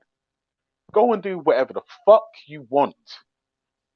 But to splice up a child with a razor blade who doesn't know what the fuck's going on, who can't necessarily consent, because of some sort of insane, let's just say it, barbaric nonsense, it's just fucking, it's inhumane. It's crazy. It's nuts. But if you, like I said, if you've got a problem down there, sisters, and it means in order for you to live a happy, Well, we all know medical is functioning medical. society, you might have to slice off a bit of the clit, which I don't recommend because it's really scrumptious when it's in its entirety. Just leave it alone. Unless it's medical, just don't cut it up. Just don't do it. It's absolutely not necessary unless your doctor says, sorry, ladies, you've got a problem that can only be cured if I splice your clit. I say splice because I mean slice, but I like the word splice. Yeah. Gene splice, which is a super move from Marvel vs. Capcom. Just leave the And again, vaginas this alone. happens to children. It's happening like right away to a young lady. So, Child, yeah, just I'll tell you the truth. This is why, yeah, like no one can't talk to me about Analyze Dunyon because, like, he put together some fucking hard-hitting, heavy videos. Some of them, I even showed my wife, and my wife, Walter, she hates this YouTube shit. She hates it. She hates everything about YouTube. She hates the fact that I'm on it all the time and all the rest of it. But which the one? reason why I continue, the reason why I continue to use it is because A, I love it, and two, like, you can't have the perfect relationship. Like sometimes you have to have like a little a problem that can be You can only, overcome. Ultra, you can only watch so Yeah. much soap operas and horror movies. That's true. That's true. I don't watch horror movies, you know. I don't really like them. I don't really like them. horror movies. I don't really like them. But yeah, like I said, ladies, your vaginas are perfect. If that makes you uncomfortable, Oh shit! Getting another phone call. What's it? Hello, Walter. While he's messing about there, sorting okay, himself very out. good. How are you, Walter? Good. How are you? I hope you're well. I'm all right. So, what do we do? How do we protect our kids from modern day predators? We can do absolutely fuck all with them. Apparently, in this country, we can't control. We don't know what to do with them. You can't give them indeterminate life sentences. It seems you have to let them out at some time. You have to give them some hope of release, and yet they have like a kind of appetite which never goes away. They always crave. They're always predators. They don't know what to do with them. They really don't know what to do with them. In America, so I understand they have they take a very people have to live in certain houses away from schools, away from young people. I think in some states they actually have to put up signs outside the houses. I don't know whether it's true, but I've heard that in some states in America, if somebody is determined to be a paedophile, they have to inform the local neighbors that they've moved into an area and that they've been convicted of this particular like offence. It's really interesting. I mean, what do you do with? We live in a civilized country. Did we ever ask? Has there ever been like? I'm pretty sure psychologists do this, but I think there was a show on talking to pedophilians and asking them what we should do with them. You know what I'm saying? What did they determine? What did they decide? I remember seeing it, but I think they were saying they should be locked up. Even themselves were saying that. You know, so it's weird because usually you don't have a guy who's sick and he knows he's doing something wrong, unless he's a psychopath or he's a psycho. He's not going to be admitting to the stupidity he's doing. It's, you know, there's the two types. There's the one that's a psychopath and is just loves the it's not that it's sexual. It's more like, I think it's more like, and then there's obviously the other one who's sick and likes the sexual. There's so much to this. It's ridiculous. I mean, well, I mean, let's cut to the chase. Let's cut to the chase. It's a mental illness, surely. It's a mental illness. If they want to do this, to children, it's a mental illness, isn't it? To be. It can't be. It has to be. You know, I mean, I don't know whether they're psychopaths or they're not psychopaths. I don't know enough about sort of psychiatric sort of designations to determine what is or what isn't, but it seems to me that it's a mental illness. It's a mode of behaving and thinking which is outside of acceptable Outside the box, behavior, yeah. and it makes them a danger to society.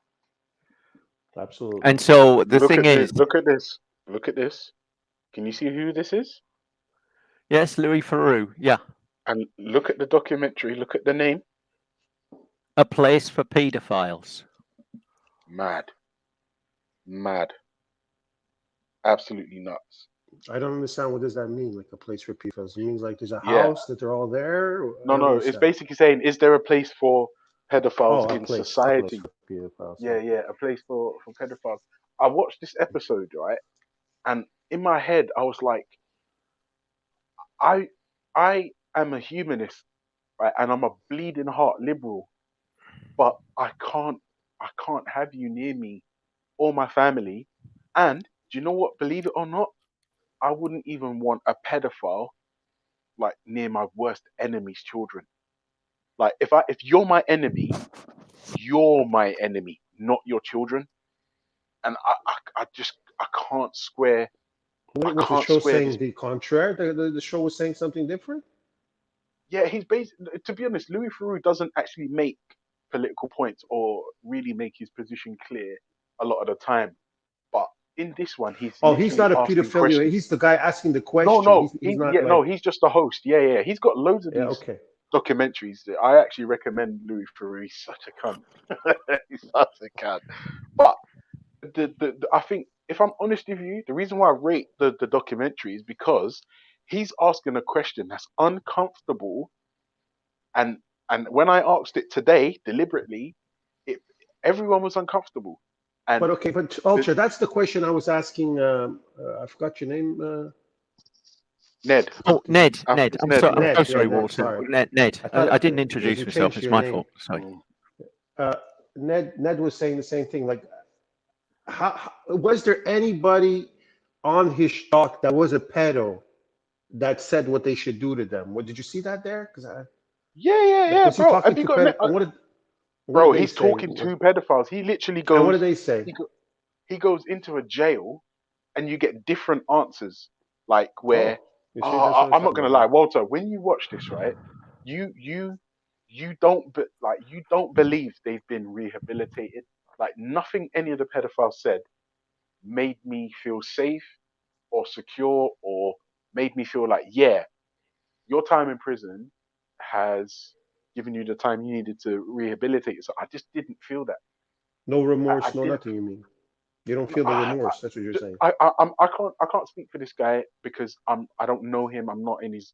I'm gonna say heart, although for the fucking critique, I know hearts don't control emotions, but I don't know what's in this guy's heart. But I didn't believe him.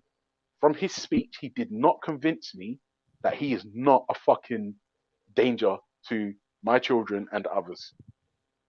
So I couldn't have any of the people that were on this documentary to be my neighbors. But with that said, there's the thing, Ultra. There are so many pedophiles. See, there's the thing. That we pass on a day-to-day basis. Ultra, listen. If you had a pedo thought, or usually a normal person, if they had that thought, they put a gun to them and blow their head off.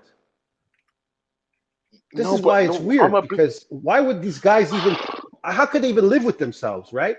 It's like you're going out there and you're thinking in this totally different spot. Like you're in left field, man. You're all the way in Jupiter and then planets, and yet you don't even realize it. Because any normal one of us, if we thought that, we'd probably kill ourselves. We couldn't live with ourselves. Jump off a building or something. Yeah, but these guys, they go in there and they're like, Walter, they're trying to get out of jail. But Walter, remember, nobody wants to be in jail, and this is the thing about the pedophilic condition, or because I don't know necessarily that pedophilia can be cured, because I would ask you, to the heterosexual men, can you be cured of your heterosexualism? I would say, or could that be? Could you be given enough time and influence to change that. Now, I'm not going to lie to you. If you've ever tasted vagina, you know that there's no sweeter nectar out there. You know that vaginas bring life. They bring life. There is nothing better. So, You have to I'm forgive of the alternate, persuasion. please. Yeah, sorry. I'm genuinely of the belief that nothing anyone could say or do could turn me gay. Now, I could be raped. That's possible. I don't recommend it because I'm ugly, right? But I could be raped. That doesn't make me gay. It means I was raped. I still love vagina. Do you see what I'm saying? I don't know if pedophilia can be quote unquote changed or cured. Because if you're having feelings for children and you believe that's part of your sexual preference, then something's wrong. And If you look I'm at the not. numbers, Yeah. if you look at the numbers are apparently there are in 2012, which is the earliest, the latest that I can find. So it's a long time ago. It's 8 years ago, but they're the latest I can find. But there were 24,000 recorded sexual offences against children across the whole of the UK. 24,000 recorded offences, and they're the ones that we know That's about. crazy. I was just about Right, to say those are the and they ones that have actually been reckon reported. they estimate the sort of the police estimate, and this is only a guess, that there are 10,000, you know, sort of people that could be active, potentially active paedophiles across the UK, right? Now, I know that sounds like a lot, but you could probably deal with 24,000. We could probably do something about 24,000. I suspect, you know, the Louis Theroux sort of program. I've not seen it, but I understand that there are Oh, also it was behavior. the US. That was the US. Yeah, It yeah, wasn't the UK. yeah. There are. I understand that there are behavior modifying drugs that for people that agree to a certain program, they take drugs which sort of dampen their sexual appetite. And I don't know anything about this. I'm not an expert on this, but I understand that I've heard that with rapists, if you have, you know, there are men out there that just actually really sort of commit a large number of rapes, and they're a danger to the community. Now they've served their prison time, right, and now they're out in walking the streets. What do you do with these people? Right, many of these people with really serious mental illness. I'd suspect that anybody that sort of wants to commit sort of sexual acts against children, I would say that puts they've got a mental illness, right? It puts them outside of society. The thing is, what do you do with these people? What do you do with them? And one thing I know that you've got people who actually sort of hang them, shoot them, you know, put them on an island, all this. We live in a civilized society. These are not options that the majority of people, it would seem, or the legislatures in this country. I'm sure that if you ask the public and there was a referendum, you'd probably find most people might sort of say, you know, sort of, you know, execute convicted paedophiles. Maybe, I don't know, but legislators, the people that make the laws in this country, would not pass those laws because they think Do you know what the funniest thing is? If I'm honest with you, Ned, I'm caught between a rock and a hard place at the moment, right? Because as a husband and a father, right, personally, it's just personal. I can honestly say that I hate child molesters and wife beaters, right? And I don't know why I feel the way I do. I just do, right? Yeah, right. And I try to advocate against hate because it is inexplicably exhausting to spend your time hating something, right? But I hate pedophiles. I fucking hate pedophiles, right? I hate what they do. I hate the damage that they cause, right? However, and this is the problem that I run into because I'm a fucking bleeding heart liberal, right? I think to myself, right, let me take my personal feelings out of it. What are we left with? I believe we're left with somebody that is totally fucked up and just beating them and then chemically castrating them, and they're still pedophiles. So unless we're going to separate them from society permanently by means of prison or death, let's just put death on the table just for instance. Hey, Ultra, I got the cure, man. That's the cure. What you just said right there. Our children will never be safe, right? Because remember, these Ultra, people, Ultra, that is the cure. The cure is gunshot. Shift, one second. The problem that we have is that if you have urges for children, then and your brain is telling you that this is your sexual preference, even though you know it's wrong, can that be cured? Because I would assert that probably No, that's the problem. You've nailed Yeah. it. That's the problem. They can't be cured. It's like it's exactly the same as your sort of taste for punani, right? It can't be cured. It's an insatiable appetite, which they'll probably lose when they're sort of 50, 59 or something like that. Do you know what I mean? 69. Gunshot, I know gunshot. 69. Yeah, okay, yeah. I know 69s. Those are good. Yeah, no, but your point was absolutely well made. That it's a kind of sexual appetite that they can't rationalize, but they have it all the time. And if they see a child, then they'll get sort of sexual urges. The same way that if you see a beautiful woman, even if you're with your wife and you see the most gorgeous woman, you can't help You start rubbernecking. Yes, you start rubbernecking. Listen, Yeah, and guys, I'm going to tell you the secret. Ned. Wait, let me tell you the that. secret quick. Yeah, when you're walking with your wife and you spot a sexy Okay, woman, but now what you you're do going when she's to a different approaching you? territory because Wait. you could, when she's approaching you, you could turn find around the woman, guys. before You could find the woman attractive. Doesn't mean you have to jump them or go after them. No. You're using the wrong example here. No, absolutely. Walter, We have you're right. control. No, it was a good example. It was a good example because I'm asserting that if you're attracted to children, if you have sexual urges for children, and that's part of your sexual appetite, I'm not necessarily sure that can be cured. Right? Even That with part chemical of the castration. aspect, yes. But now by Ned introducing that, look, you're a woman and you see a woman, you're going to be sexually attracted. But I'm not doesn't mean that I'm justifying going to it, go jump her. Walter. I'm not justifying it, man. No, I never. Did I say the word justified? Did I say the word justified? I'm sorry. I don't Right. think I said I'm just. We.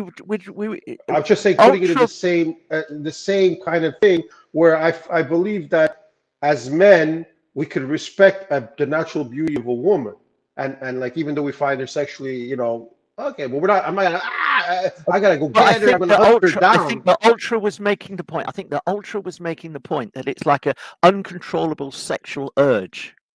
I think that was the point that Ultra was making. That's a little bit better. The point is gunshot, repeater shot, machine gun shot, shotgun. That's it, dead. It's like we're putting all men under the boat there with that one. It's like, ooh. Yeah, the reason why I'm not down for this capital punishment thing is because, and this is going to sound so disgraceful again, but we need to have this conversation. But some women cry rape. I'm not suggesting that all women do. That would be an horrendous thing to say. That's not what I'm saying. I'm saying capital punishment. If you're wrongly convicted, that's fucked. Right, but I mean, don't get me wrong. If we, I don't know, I'm not sure how I feel about this killing thing. If you was wrongly convicted of being a paedophile, huh? Fair enough. Hello? Now, if you're wrongly convicted, fair enough. But at the same time, you shouldn't be getting in it. I said, if you're wrongly convicted, fair enough. But it's your own fault because you shouldn't be in any kind of mix-up where someone could accuse you of something like that. Yeah, but I'm not gonna lie, I don't agree with that necessarily as well, because there's such thing as called wrong place, wrong How time. many cases have you heard of people being wrongly convicted as well? To be honest, I haven't heard. I can't give you those statistics, but I could use Shake Google to Right, find there out. you go. There you go. No wrong. What? I can't hear you, bro. How'd you talk? How'd you mind? Mike's on guard. Yeah, sorry, brother. I hear what you're saying, yeah. Uh. But listen, when it comes to those things, I've never, ever, in 40 plus years of living, yeah, seen somebody get wrongly convicted of being a paedophile. Never, yeah. Other cases I hear that, yeah, but with being a paedophile, never. They have a different evidence base than anything else to even get arrested. I see that because I follow paedophile hunters and I see the work that they do. So yeah, I hear what you're saying about I hear what you're saying about wrongful convictions, but I'm sorry if you're I meant for death penalty though. I meant for for death penalty for a paedophile. Yes, definitely. You're incurable. You're incurable. There's an insatiable appetite. It's like you have to understand, paedophilia is like being a cannibal. Yeah, you have an insatiable appetite. No, yeah? but bro, listen. The cannibalism. I don't rule out. You must dead. That's cannibalism. If we cannot kill you, bro. No. I don't rule out cannibalism. Let me tell you why. Have you seen Walking Dead?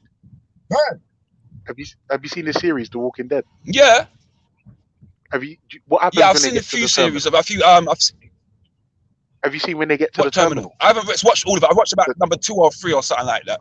All right. So basically, if this was post-apocalyptic Earth, yeah, I need my ribs, and the only place I can get them is off Mandem. So I'm gonna chop you up. No. Hey.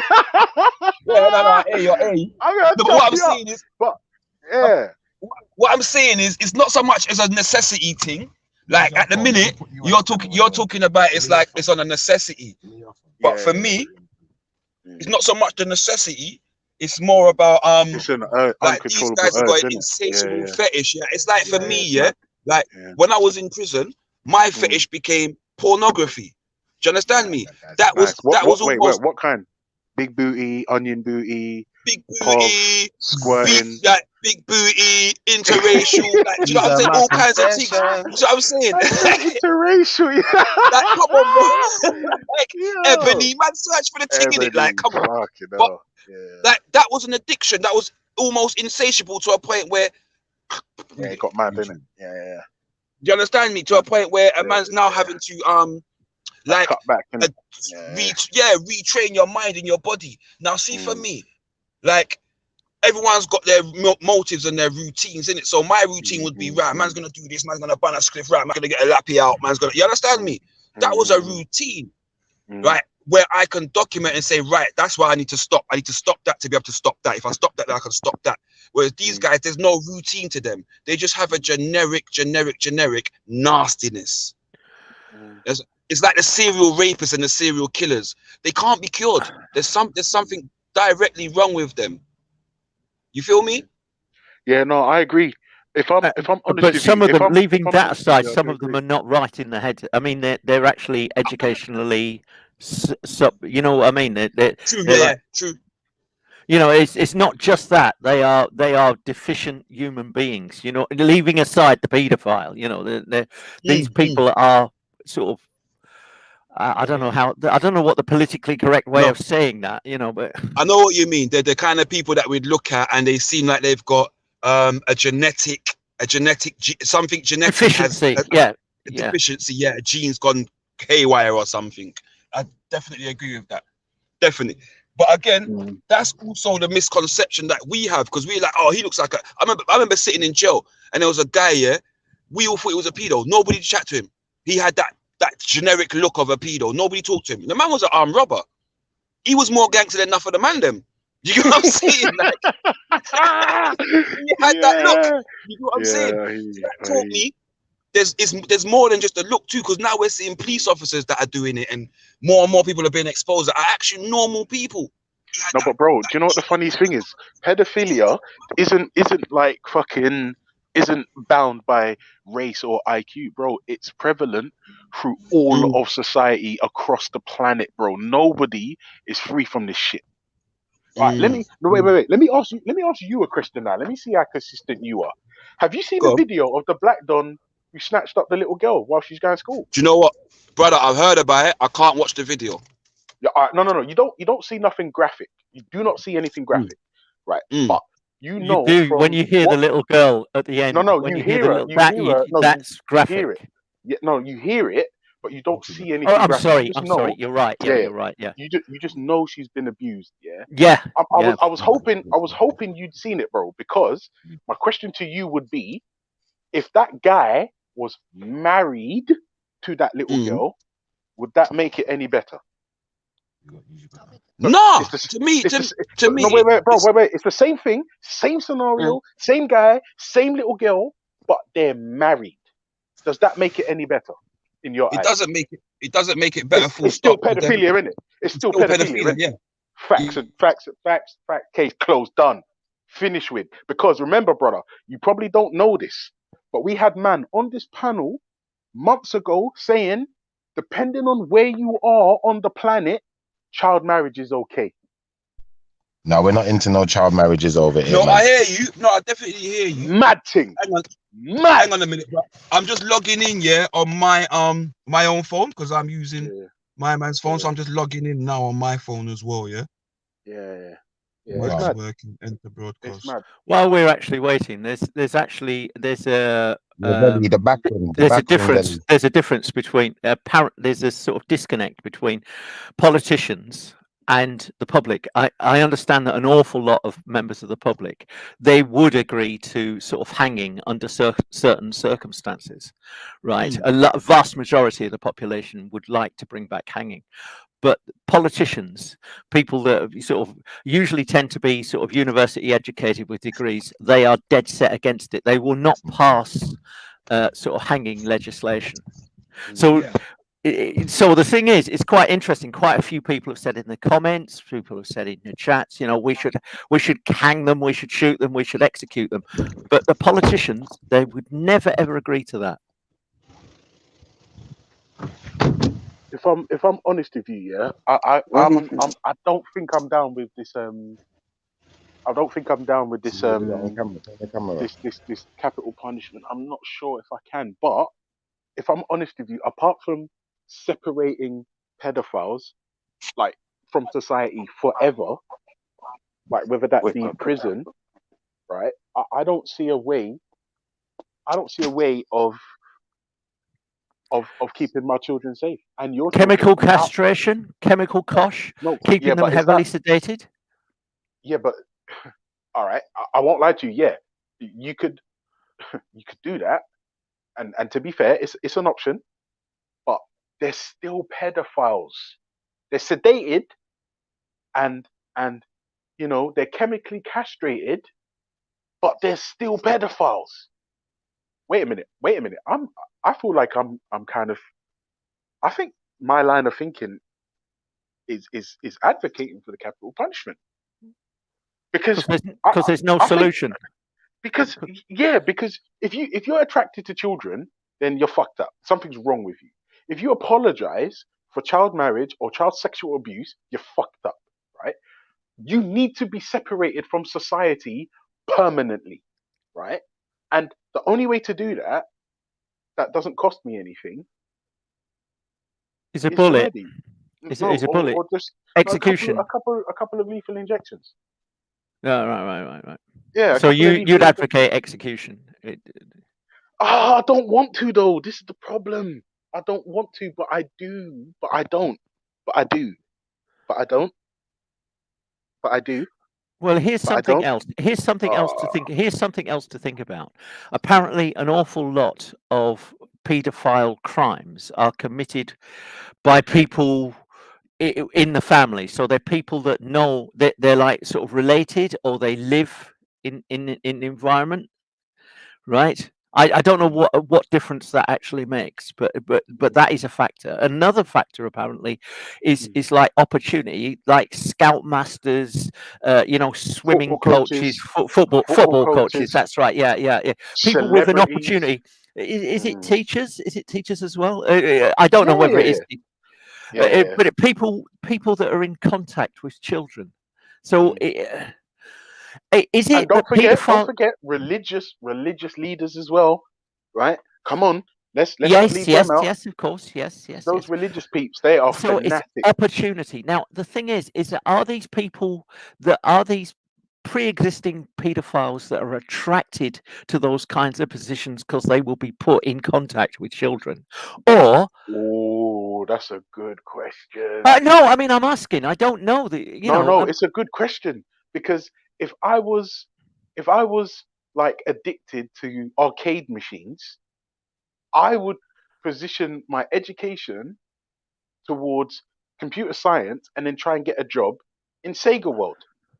Do you see what I'm saying? Like, yeah, or like Listen, I go don't work care for what you lot are saying, yeah. Listen, I don't care what you lot are talking about, yeah. Death penalty for all pedophiles. That's what I'm saying. I'm caping for it. Like, I'm not about that life. I don't think that should be allowed. I don't think people like that should be allowed to or not. Maybe not death penalty. Maybe that's a bit harsh. Maybe they just need to make a place just for them and send them All right, there. You're not Shiffer, let me allowed to ask you a question then. Because I asked this send them question there. earlier, but you weren't here, yeah?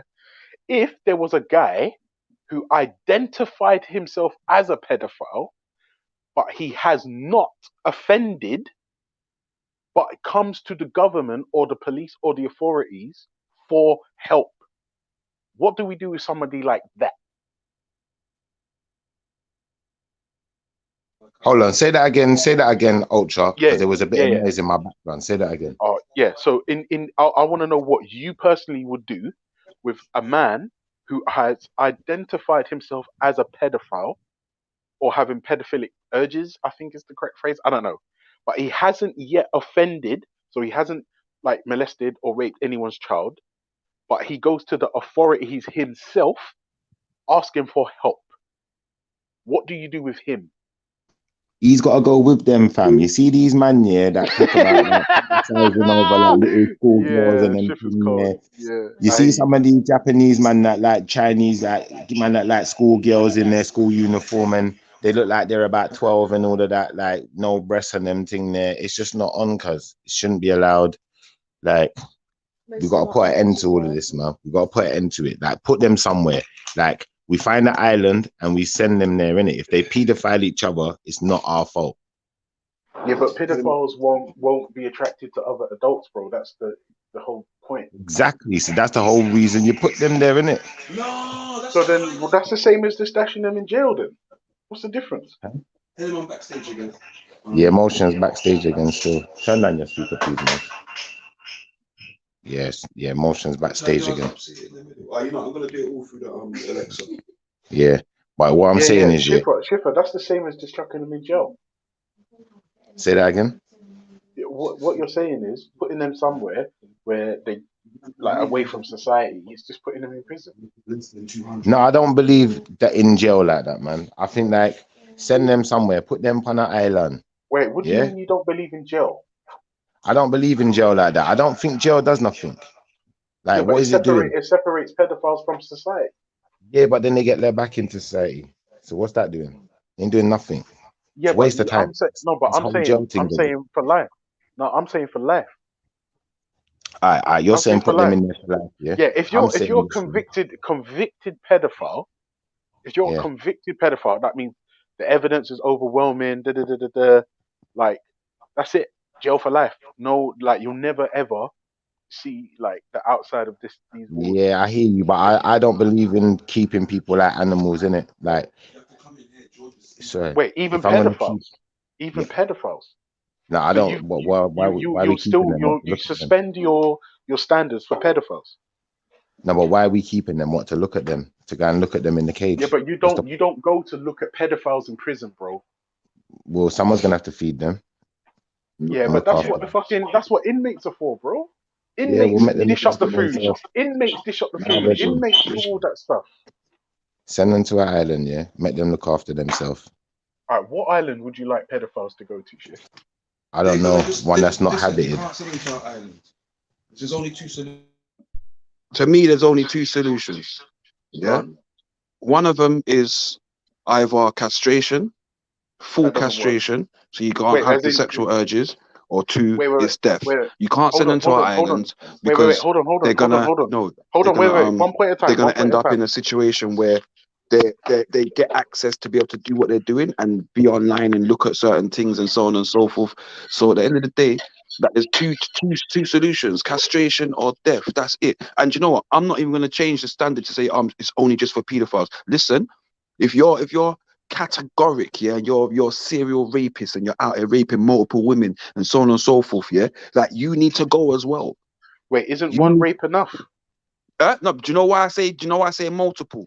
Because as you can see, as we say, the many scenarios in our lifetimes with the Mike Tysons and so on and so forth, where those things are ambiguous and people are saying, well, actually, that's not, do you understand? Where, you feel what I'm saying to you? But don't get me wrong, if it's a one-way thing and it's really, really bad and them kind of levels and it's proven and that, yes. But with the R charge, it is there's so much areas where people have been lying about it and then it's Yeah, found out. that's why I'm worried. Yeah, that's why I'm worried, because for me, one wrong conviction, like for the death penalty, is too much for me.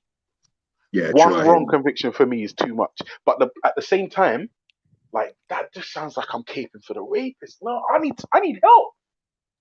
I need help. But do you know what it is, bro? If you're wrongly convicted, and we know, like you said, there have been occasions where people have tried to bribe celebs and say, listen, give me money or I'm crying rape. We know these things happen, right? And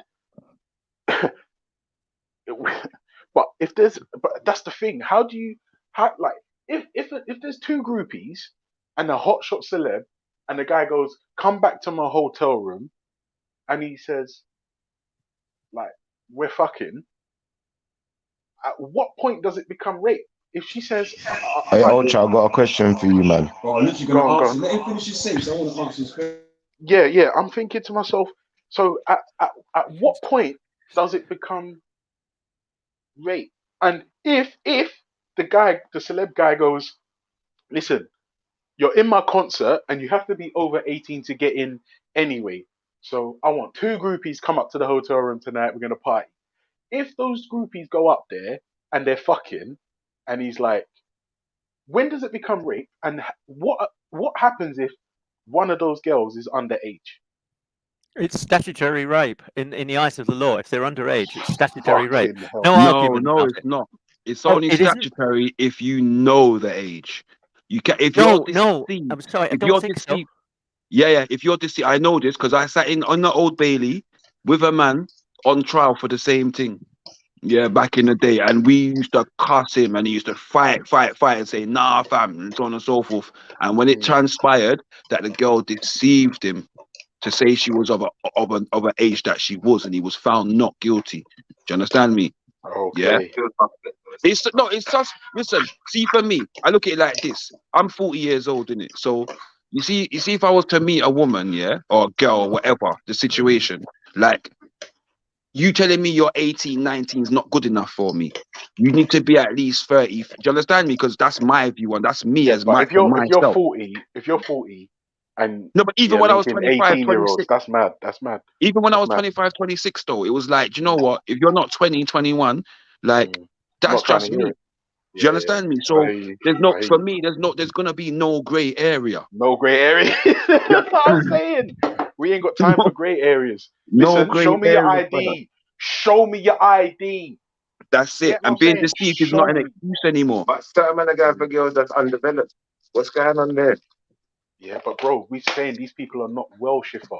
Yeah, because if I ask you, Schiffer, do you have urges or sexual urges for prepubescent girls? You're gonna tell me no. Do you know why, Hell no. Schiffer? Because you're not a pedophile. That's the point, Schiffer. But imagine, Schiffer, there are men out there that have these urges that can't control them. Mm-hmm. And I'm saying, as a man with 4 children for the same woman, by the way, for the same woman, Respect, I respect. need to protect my children and yours. And this is how much I hate pedophilia. I don't even want my worst enemy's children to get fucked with like that. Come on, That's man. how much I hate pedophiles. Well, in America, it says statutory rape refers to sexual relations involving someone below the age of consent, and they argue this is in America that Yeah. people who are underage cannot legally consent to having sex. So Yeah. I think what they're sort of saying is that look, if you know, without their parents' consent, and parents are never going to give consent, you know, for that, but without they are. What do you mean? Have you not spoken to Nin Kalas?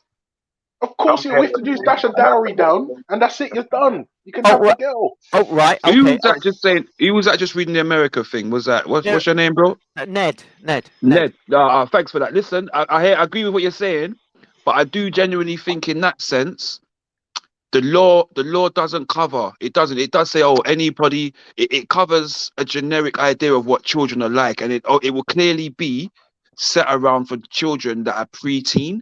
The reason why I say that is because, in essence, I agree with that. But I'm a man. Listen, yeah, I've got 9 brothers and sisters.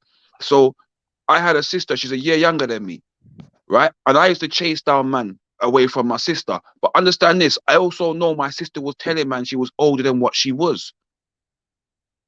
Do you get what I'm saying to you? So then it's up to me now as the brother to be like, no, move from my sister. She's such and such age. And the man saying, no, she told me, I don't care what she told you. I'm coming. That's my sister, and I don't business. Even if she was of age, you can't freak with my sister. That's my sister. Do you feel what I'm saying? But yeah. Like, that's what I'm saying. So that, for me, that law is a generic term to be used for children that are very young. Because I can say, I categorically say, at 15, 16, or whatever age, 14, there are young girls that know what the hell they want and they know how to get it. No, but that doesn't change the legality of the situation. No, I'm not changing the legality. I'm not changing the legality. I'm just saying that the passage that my man read about the statutory rape. Yeah. In America, that's what I'm saying. Because they're saying that it basically, if a child's 16, in America it's 18 in it. So if a child's 16, she's not old enough to decide whether she wants sex or not. But do you understand what I'm saying to you? But in my eyes, at 16, she is old enough to decide whether she wants sex or not. It's up to the adult now to be responsible. I'm not gonna lie to you. I think I understand what you're saying, because at 16, I knew I wanted to have sex. Well, I was doing it at 14. But not with children younger than me, but with, I have to say, children my own age, because yeah, your own age. If I'm honest with you, I don't think you stop being a child until like. Do you start earning a living? I was 25. I was 25 when I stopped being a child. Real talk. Yeah, and that's the thing. I'll tell you the truth, yeah. Even like most men are just immature anyway, like forever. But there's a point where you're like, actually, you know what? This stuff's not really important. That's not really important. Like when you hit that age, that's normally like 25 for real. Like 25 is when most guys are like, you know what? This is long. This is dumb. This ain't leading nowhere. Do you know what I mean? And then Ultra. Yes, sir. Listen, you listening? Mhm. Like, what did you think about this though? When I was talking to these men the other day, on True Illuminati Jedi's channel, and certain man like Khan, certain man are caping for this, going to brass houses and prostitution, and they like a bit. Is that what Khan's on? Yeah. That's what these men are on, in it. And I'm saying to these men, like, when you start going down certain roads and you normalize certain things, I'm not saying it's not going to happen, because it happens. There's many people who've probably been to a whorehouse or whatever, but I'm saying when you're doing things like that regularly and that's normal to you, do you think that can maybe warped your view of females? To be honest with you, I think those types of things can warp like what a healthy relationship should be, if that is what you're indulging in frequently. And But to do be you honest with think a you, lot of these that's why guys, I think porn can be Yeah, can be even porn as harmful. well. Like if it's like, You know what you I know, mean? if it's too, if you're very fixated on it, like, and that's, you know, you can't live without it. Like you're on it every single minute of the day and that, like, Yeah, yeah, it's it's a gonna get problem. crazy. But I'm saying It's a like, problem. you see when guys are on these things and you know, he's all got a girlfriend, but he's always in the prostitute house. Like to Yeah, me, that don't like make sense. That don't make sense. people like If that, you're with a yeah, woman, that don't make sense to me. like Unless it comes across unless suspect to me. Like you could be one of them type of people who's gonna turn pedophile or turn flipping rapist or turn something because you got a warped view of the opposite sex. Like you don't see women as a person anymore. You see them as a thing, a commodity, where you just go out and you just buy one and then you throw it away. yeah, if You I'm know, honest like with that. you, I kind of agree with you. However, I'm reluctant to go all the way in because I've been to my fair share of strip clubs, bro. Like, but like like for me, a strip club is good, clean fun because Yeah. like when you're with the man them and like you share a table and like between you slap down like 2 grand and like you know, bro, like and then you know the whipped cream and Yeah, I don't know bro, about all that ultra. I don't yeah, know about all of nah. that ultra. Hey, You see listen, me? I'm the nah, type of man like this. I hear you, I would but take listen, my shift. girl with me Wait, and wait, go to the strip club and let a girl yeah, give my girl a lap dance or pay for it or whatever. But I'm not spending no two yeah. grand. Get the hell out of here. That is LGBT Get the if I've hell out of ever heard it, bro. Listen, just keep the girls away from my girl. You know what I'm saying? Yeah. Like if you go strip club with the boys, it's fun. It's like you're drinking, the girls are naked, they're doing dancing and they're on the stage and they're doing the shows with all the water and the feathers and all that shit.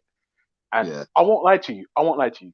If you was doing that like frequent, it could after a while like change your expectations and that here. and if you're with somebody who's not on that specifically or those things, the relationship can turn nasty or it could be a thing where you're having to keep going to the strip club because you're not being fulfilled by the woman you're with. So I would say that could potentially be a problem. But Shift, we could leave our house and an aeroplane could fall out of the sky and hit us in the face. Do you see what I'm saying? We can't like. Do you know what I mean? It's everything's chance, So except at the beginning. Yeah, except at the I'm beginning. agreeing. I'm agreeing with Yeah. what you just said there, yeah. Both of you into that aspect. That for me, the main key on that, yeah, is recognition. Mm, The recognition is the key because, like I said, like you could say the strip club's the same as watching porn or anything, playing a computer. It's the same thing. It's an addiction that you do. Now, the way you've put it down as you going out with your boys, that's literally I've done that with my boys. Gone to strip club, splash money because it was seen as the cool thing to do back in the yeah, day. man, and it's You know just what I'm it's saying? good, clean fun, bro. Yeah, And popping when I some, said 2 grand, I didn't mean I put down 2 grand. I meant between but us. collectively, yeah, collectively, yeah. Yeah. Because I'm not some And you baller do. like It's that. a hype. It's a hype. It's a hype because you're Yeah, there. bro, it's Yeah, a but man hype, spent. man. Remember when we spent the thing in the grand and you man got a lap dance and my man couldn't even look at the thing, brother. It's little hype thing. I get that Come totally. on, And yeah, it's like mad. I said, it is. It can. There are listen. I'd say it like this: people's aspects and the expectations of the opposite sex has changed mainly, predominantly in my. I studied this because I had to do it before I was doing my sports psychology. Um, but when I looked into it, the main outlets as to what influenced our children were the people that we put on pedestals. So I again, because I studied it, it was like, for example, in the 90s, music was wholesome. Yeah. Yeah.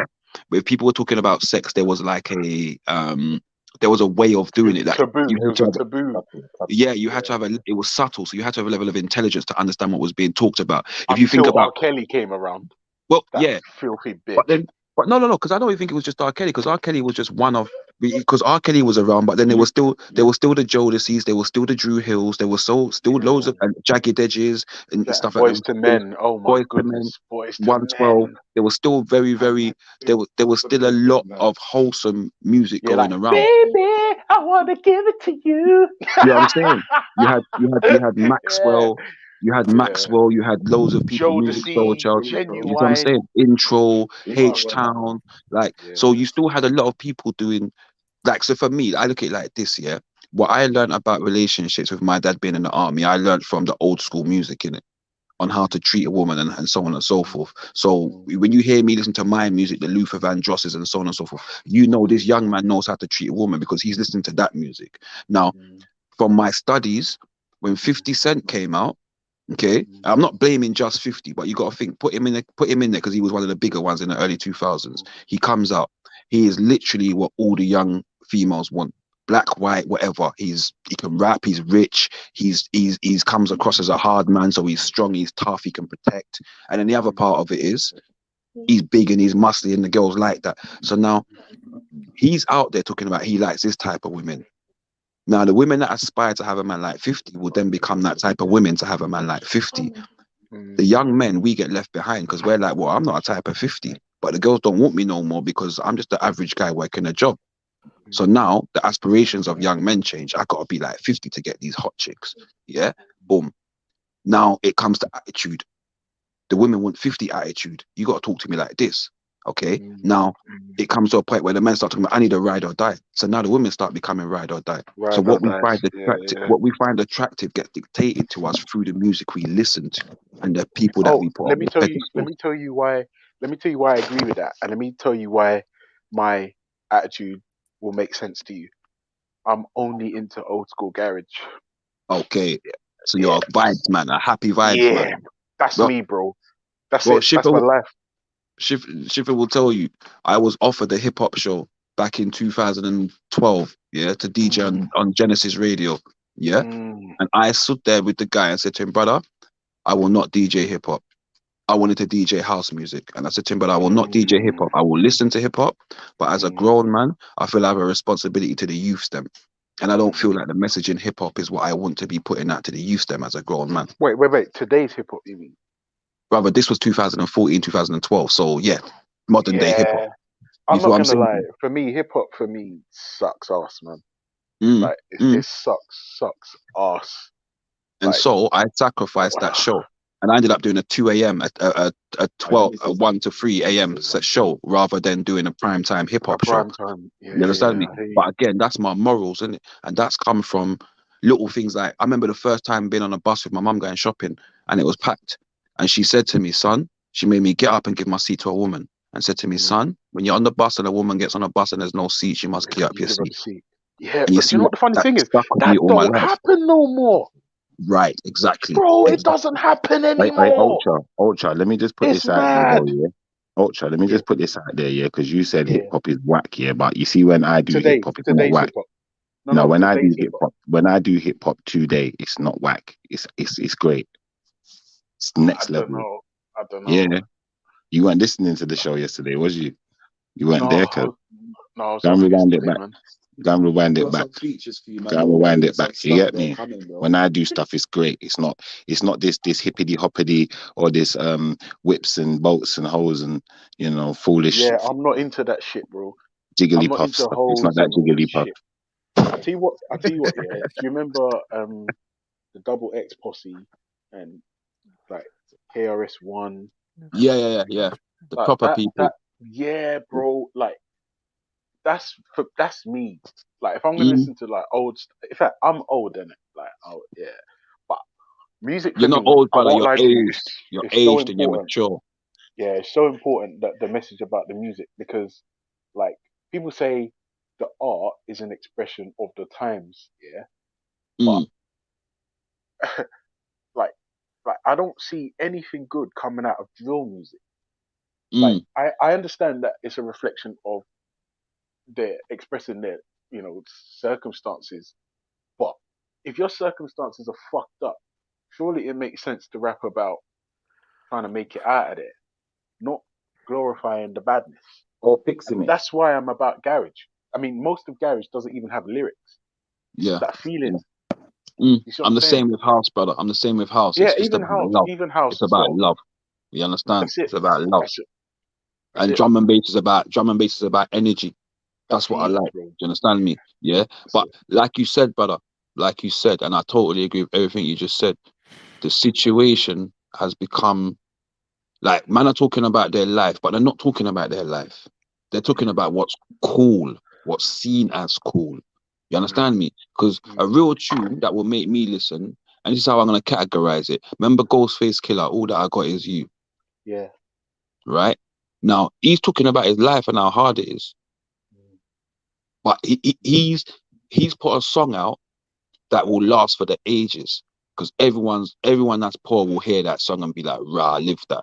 But what he didn't do was say, rah, and we ain't got this, a man's got to go out on the block, a man's got to go out there, and the ops are out here, and so on. So he didn't do that. Yeah, exactly. Do you know what I'm saying? And that adds, for me, what these kids are talking about isn't what life is nowadays. No, do you Because know what their the funny lives are thing is, not bro? Do like you know that. what it is? They're blaming other people for their problems. Yeah, and I'm not gonna lie. If somebody punches you in the face and your jaw's broken and you can't work, yeah, I understand that. But just to shift the blame for your existence onto just everyone else is a nonsense. But Yeah, do you not life think that's is fucking trying all the time for all yeah? of But us in one do you way, not shape, think or form. do you Raise not up. do you not think that's a taught thing? Because I'm gonna say this, yeah, because you made a comment about it earlier where you said about men are maturing. Yeah, there's two aspects to maturing for me. Yeah, there's an emotional aspect of maturing and an intelligence aspect of maturing. Yeah. Now, as young men, we don't necessarily mature intellectually as quick as females, but emotionally we mature 10 times quicker. Yeah, I'd agree with that. And I'd agree with that. and so what I'm finding is a lot of the reactions that these young men have now, they have the reactions of young men brought up predominantly around women. So their reactions are those of women with the strength and the power of the men. Do you feel what I'm saying to you? Check the psychology. Because what we're doing is like we're not. Do you feel what I'm saying to you? These youngsters are flying off the handle. They're going mental. Yeah. But And it's not even just the youngsters, bro. It's just people in general. Like, you know that a teacher in France got his head cut off because Adoni showed a picture. Because we're living in a matriarchal society. The Islamic prophet. Yeah, there was But arguing. it wasn't even the Islamic prophet. It was a caricature. Mm. Nobody alive knows what Islam's prophet actually looked like. Yeah. Right. So if I drew a line, if I drew a line on a piece of paper and said, haha, that's Schiffer, is it Schiffer? Of course it's not. So if I draw a line on a piece of paper and say, ha, Schiffer, this is a picture of you, and Schiffer flips out and cuts my leg off, Schiffer's an idiot. Because it's not Schiffer. But that's down to cognitive teaching, and unfortunately, the religions don't give you cognitive teaching. I like that. Ooh, they don't. That. Yeah, it's about cognitive teaching, and Islam teaches you someone offends you and does this and this, you react in a way that's necessary. Whereas, if they had cognitive teaching would make you first start saying, well, why would somebody do that? Why would somebody want to offend me like that? Rather than saying nobody can offend me, because your reaction just changes then naturally. You feel what I'm saying to you? But again, that sounds like maturity to me. That's that maturity to me. Like if I say, sorry, brother, what's your name? Oh, what would you like to be called online? Don't give me your real name. Just call me Damo. Just call me Damo. Yeah, all right. So Damo, if I rocked up to you and said, right, Damo, you've got 11 toes on each foot, right? Right. Obviously, it's not true. Are you gonna switch up and start wiling out and stabbing people? No. Or or in your head, are you gonna be like, the fuck's wrong with this dickhead? I probably won't even say what's wrong with this. See you later. I'd probably just say, like, why would you say that? Yeah, because it's not true. Like, why would you be upset about something that's not true? Yeah. And again, that is the maturity aspect of the development. Because, and I think there's a lack of that. There's a lack of that, especially today with this internet age. It's like the internet is warping people's sense of reality. All these fucking Snapchat filters and anonymity on the internet. and it's just fucking with people's heads because people are just saying and doing dumb, crazy shit. Like, bro, I know I've said it already, but I keep repeating it because it boggles my mind. We had a Somali don on here saying child marriage is okay depending on what part of the planet you're on. And I was like, what? Huh? And then, like, he's telling me because I'm against child marriage on, like, across the planet, I'm westernized and I'm a sellout. And I was like, bro. So, I said to him, obviously, it's like when someone says you've got 11 toes on each foot. I responded like, all right. In my head, I was like, so wait a minute. So if you're abusing a child, somehow it makes a difference as to where the child is. Is that what you're telling me? Or marriage, somehow if you marry this child, it somehow magically makes it like okay.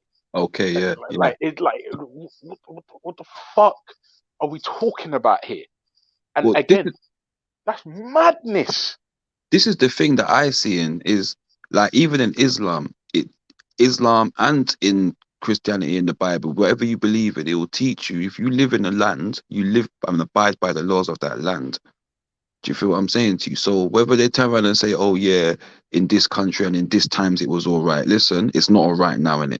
Like that's it, innit? There's a standard that's been set based on the studies of human beings, ascertain that children should not be with a grown-ass man that could mold them into And the not person. even that, children shouldn't be introduced to adult materials at all. Exactly, at all. The only At all. thing children should be introduced to is Zippy and Bungle and Thomas the Tank Engine and Mickey Mouse, Dora the Explorer, Handy Manny, and Rasta Mouse.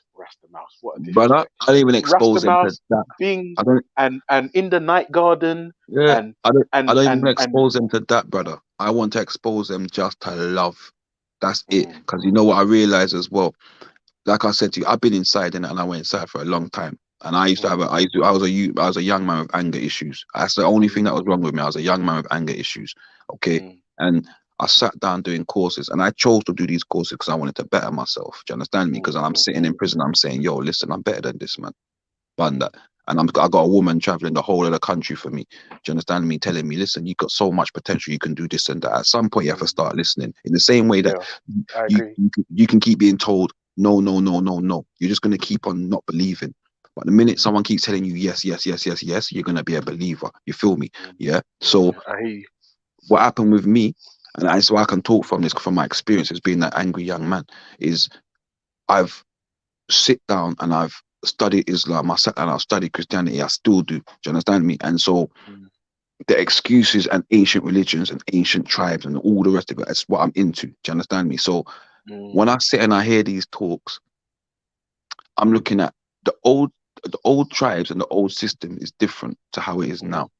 The olders taught the youngers. Yeah. A young woman would be around her grandparents to learn from her grandparents, not her mum, her grandparents. Okay, because the mum was still seen as too young to be able to teach. It was the grandparents that used to teach. Now, as men, we no longer have got the ability to either give or receive love. That's been taught to just come away from us. So now our children cannot give and receive love. They don't know how to. They don't know how to take praise. As a human being, I can guarantee you 9 out of 10 people that listen to this now, if I sat with you and said to you, yo, brother, you know, you're a really cool guy, you know, you're an awesome dude or you're an awesome woman. You know, you got a lot going for you. You know, you're special. 9 out of 10 people will feel uncomfortable hearing that. You know what? I agree. Yeah. But I agree. Yeah. But that same 9 out of 10, if you sit there and say to him, bro, you know, you took the piss and they'll just sit and relax. And not feel I'm as not gonna lie to you. That is such a fucking point. That is such a point. Oh my goodness, that is a point. That is a point. That is a point. That is a point. That is a point. And I had to sit on a course for 6 months, yeah, and understand that and learn that because I sat there and I had to take the praise from people. And a man's telling me, you did this for me and I really appreciate it. And I'm just doing it because it's me naturally to help a man. But when he's sitting in front of me and saying to me, bro, you know what, you really helped me that day. Thank you so much. And I'm like, yo, I'm my arms are folded. I don't want to hear the niceness. Do you understand me? But when a man said to me, yeah, do you know what, the other day you got a bit frustrated and you flipped out on me, and I got more relaxed because I'm like, yeah, back to me now. I don't have it. You understand what I'm saying to you? That's those are the things that we've been teaching our children for so long. And now we're in this situation where it's uncontrollable now because we can't talk to them. The system stopped us from disciplining them. Not that I'd never had to beat my children, but you understand me? There's one time I had to tell my son, don't play with me, you know, because I will sit in prison to make sure you don't go to prison. I told him that. I made him look me in my eyes and say, son, don't play with me. Yeah, I ain't put my hand on you before, but if I have to, I will. Okay. So when the time comes, you gotta do that, innit? If the time comes. You feel me? But at the same time, he will come to me and I'll be like, son, come here, give me a hug. Oh, dad, bruv, come here and give me a hug. Get off. Yeah, that's it. That's my 18-year-old. Listen, my Yeah, 18-year-old's he's a footballer, yeah. Yeah, And yeah. he's a big fucking man, right? But I still hug him and I still carry him to bed like a fucking child. But when I'm trying to hug him, so dad, get off me, man. And I'm like, no, come and give me my hug. Oh, all right. Come on, man. They But hate you it, have bro. to. Yeah, Yeah. no. Do you know what the funny thing is? He doesn't. No, they don't. He They need doesn't it. hate but it. He They doesn't hate it. But it's they like, love it. he's like, Yeah. oh, no, I don't want it. Yes, you do. It's the Come and give me my perception. hug. It's Yes, the perception bro. of what men should be. So, for example, when Shifa was just talking about the music thing, we're doing a little project now at the moment, yeah. And I put a little track out. Cause I lost one of my siblings and so on and so forth, and I ain't been able to write about it for a while. So I'm putting a little track out. But in the third verse, I'm kind of like I'm speaking to people as well and letting them know, look, this is what I went through in it. This is how, and there was a misconception of how I should be as a man dealing with grief. Yeah. You feel me? But deep down, trying to be that dude was breaking me. Trying to be strong for everybody else and trying not to let it out and so on and trying to hold it in wasn't helping me. You understand? Yeah, of You course. feel what I'm That is saying? actually unhealthy. Yeah, that's unhealthy. But it Because was who the watches the watcher? Do you know what I mean? but it was the misconception of who and what I should be and how I should behave as a man in that situation. You feel And me? do you know what? Just to piggyback off that, one of our regular panelists, his name's Shakara. He done a show on Got Kush TV. Subscribe, like, share. And he was saying that black intellectualism isn't promoted nearly as much as like macho bullshit amongst men, and that's a problem. That is another problem that we have. But Because that's been taught. That's an ingrained thing. Because you have to understand, our ancient societies was all about being intelligent, was all about, as well as macho. We had horses for courses. Do you understand me? Yeah, we had our warriors, we had our strategic people, we had all of that. We had our scientists, we had our doctors, you understand me? They were just given different names. What we were taught for over 400 years of oppression was actually, we're going to pick the biggest and the strongest of you, and the biggest and the strongest of you are going to get to come down and lay down with some of our women. You feel what I'm saying to you? The biggest and the strongest of you, we're going to use you to fight. So there's that aspect, like, and you can see that culturally through the ages. Because you look at, for example, when was it? A few years back, Conor McGregor against Mayweather. Everybody that knew anything about boxing would know that Mayweather was going to smoke this dude. But there was a misconception around, especially around Europeans, that McGregor was bigger, so he would automatically beat him. And that was the rhetoric McGregor was using. Oh, I'm bigger than you. I'm gonna look how small your head is. I'm gonna just smash your head in with your little head in with my fist and rare. And people are sitting there like, I'm sitting there as a black man that's quite small and taking on enough big man, saying to myself, well, yeah, eat it if you think that. You being understand? big just means you're gonna win. Yeah, that's it. And not But even that, bro. To beat a big man, all you have to do is just outlast him. Yeah, all that oxygen needed for them fucking big muscles and bones, bro. Listen, if the big dude don't knock you out in the first 2 rounds, he's finished. That's what I'm saying. Finished. See what I'm saying? So, no, but listen, I'll tell you the truth. It's refreshing to have a different view because sometimes Schiffer is a nutbag when he comes on. Trust me, he's a fucking nutbag. He's a nutbag, but no, it's He's my boy refreshing to have still. another view. Yeah, no, he's ours as well. But he's He's my dog. one 20 years, he's been my dog. crazy ass motherfucker. Oh my god! Like, But you also but have no, to it's, understand sometimes he puts things out there for another kind of perspective, and yeah, sometimes no, to I play hear that. devil's I hear that. advocate also.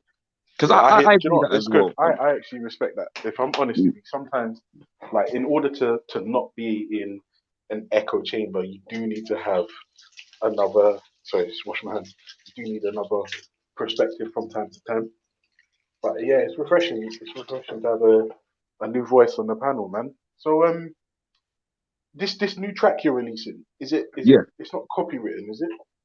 No, at the minute. So at the minute we're just going through the mastering and them kind of stuff. Oh, okay, Yeah. okay. So Yeah. it's not fully ready yet. Nah, not fully ready. There's a few previews that I've got here and there that I've sent around to a couple people to just to show them like kind of how kind of gonna sit down and that. Okay. But most again, all the music we're putting out is literally there's no bad language, there's none of that kind of stuff. I've never believed in using certain terms anyway to describe women. I don't describe my. I always said this: if I call my woman the B word, then our relationship's done. I don't respect you. So, that's how I believe. That's how I am. So, I will always for a while. I've not wanted to be part of the music thing because I don't like the way it is. You get what I'm saying? But at the minute, in the times that we're in, I feel like as a grown man that's lived through a lot, I feel like we got to put a message out that's different to what's out there.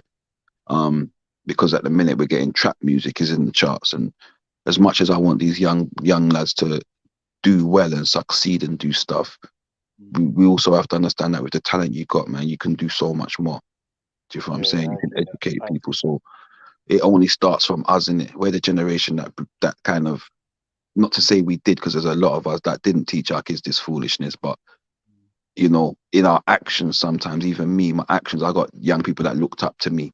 You know what I'm saying? I got little brothers that looked up to me because of what I used to do and how I used to be. You feel what I'm saying? And that's not right. That shouldn't be right. So when my little brother went to jail, I kind of felt responsible for that. Do you get what I'm saying? Because I showed him that, and I don't believe that we should be showing them that. So yeah, for me, we're trying to put something out that's more educational, that's gonna make you think. Positive, yeah. Yeah, and also like the track I'm writing, obviously it's about my sister that passed away, so I'm putting my heart on. I write it a long time ago still, but again, you can see like it's taken me a long time to even 13 years to even write a song, brother, to even put it together. Do you get what I'm saying? And it just took for the right song to come, the right beat to come, and the right moment for me to be able to get it out. And it's out there, and I'm hoping that it teaches like a lot of people, even just men, women, young people, teaches them that actually how we've been programmed to deal with certain things is not how we should be dealing with it. Do you get what I'm saying? And so yeah, it's but it's a beautiful thing, man, because it's part of growth as well, you know. Well, do you know what? When the track's all mixed and ready, man, like come and give us the exclusive, you know, or give us an exclusive. Come on, man, that's standard, bro, man. Yeah, man, that's standard. I've kind of like, yeah, I like what you guys are doing. It needs like it would be good to have a you know, a bigger reach and stuff, you know. Yeah. But do you know what? I'll tell you the truth. Normally our numbers are normally higher in the evenings. Okay. Like in the evenings, like our numbers like sometimes reach up to 200, depending on what the topic is. So probably like weekend times come true, man. All right, listen, just quickly. Let me steer you back to question of the day, yeah? Yeah, go on, brother. How do we protect our kids from modern day predators? How do we do that? Re-educate. All right, expand on that. Wait, expand on that. So for example, at the minute, through a lot of mediums, i.e. social media, TV, music, children are a lot more forward. 100%. Yeah. So for example, I always use this analogy.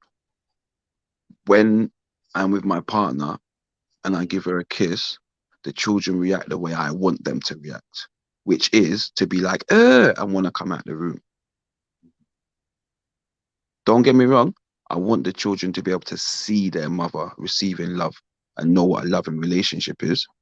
But I would also want them to have that childlike reaction to that stuff.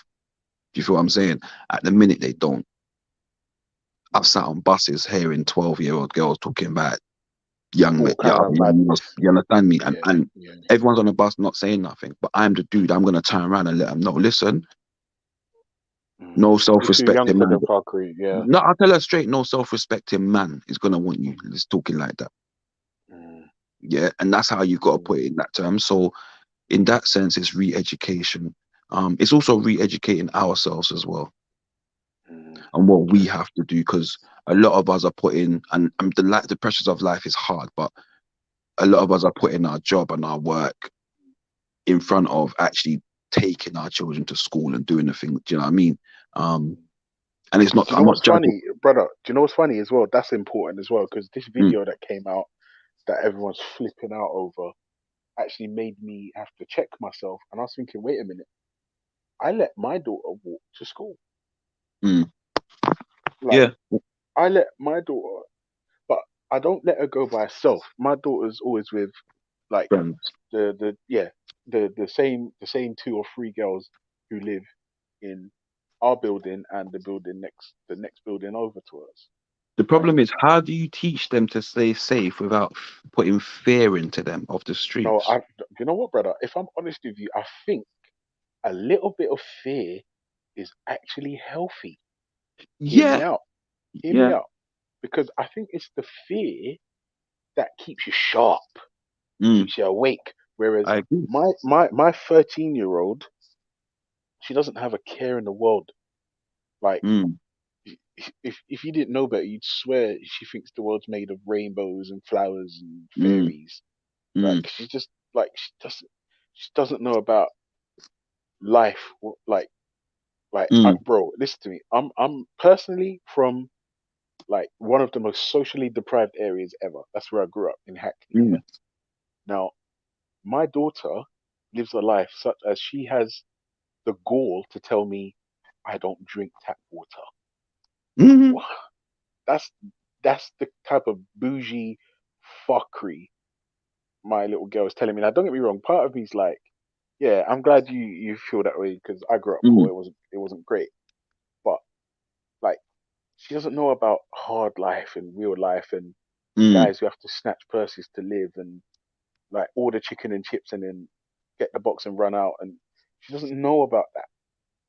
But this is why the video, I actually sat down with my wife and my older son and we watched the video together because I'm like, Shan, this is what's happening now. And if it wasn't for the brave woman and the other girl, like who the fuck knows if that girl would have made it home. So what you did though, you're a conscious and aware person. So what you did was you recognize in your daughter that she's what people might call away with the fairies. Yeah, bro. Right? Which isn't a bad thing. It's a very, very great thing to be as a child. You understand me? But at the same time, you're right. You do, in today's climate, we do need to have a bit of awareness. So what you did was you recognized that. But you also know your daughter's constitution. So you know whether or not she's actually a naturally scared person or she's naturally a confident person, or do you understand me? So you know subconsciously whether or not you can show her that. Yeah, see, the thing is as well, it wasn't just I showed it to her. It was like I sent the video to my wife first. Like, babe, look at this fucking shit. And then blah blah blah. From the sound of the girl, from her size and her voice, I would have she came across as my daughter's age. Yeah, And that's then the hurtful and scary part. yeah, bro. And then when we sat down, we was like, babe, listen, we might have to show this to her, blah blah blah. She's like, yeah, blah blah blah. And then when we sat down, it's because you don't actually see anything graphic, but you Yeah. know the girl's been abused by this guy.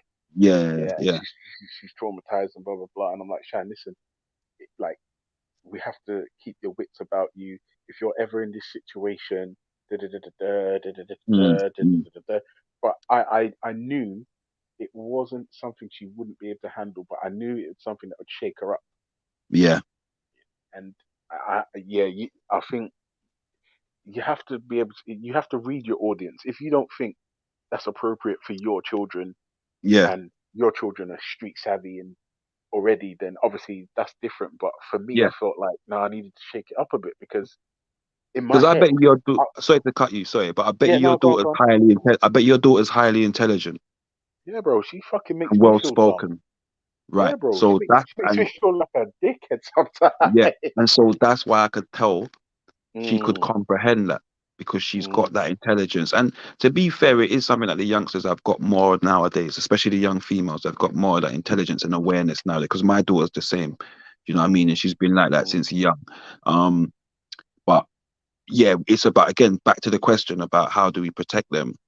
mm, It's about like saying what you just did, basically, in that sense, when having the right time to be able to educate, but like I said, also is taking the time out ourselves to say, actually, let me not get into the routine of not being there, mm, because and recognizing, and maybe even sometimes doing more research and study into the predators and how they behave, and knowing that actually they're not creatures, that they are opportunistic, but they don't just, they'll normally case a place for a while.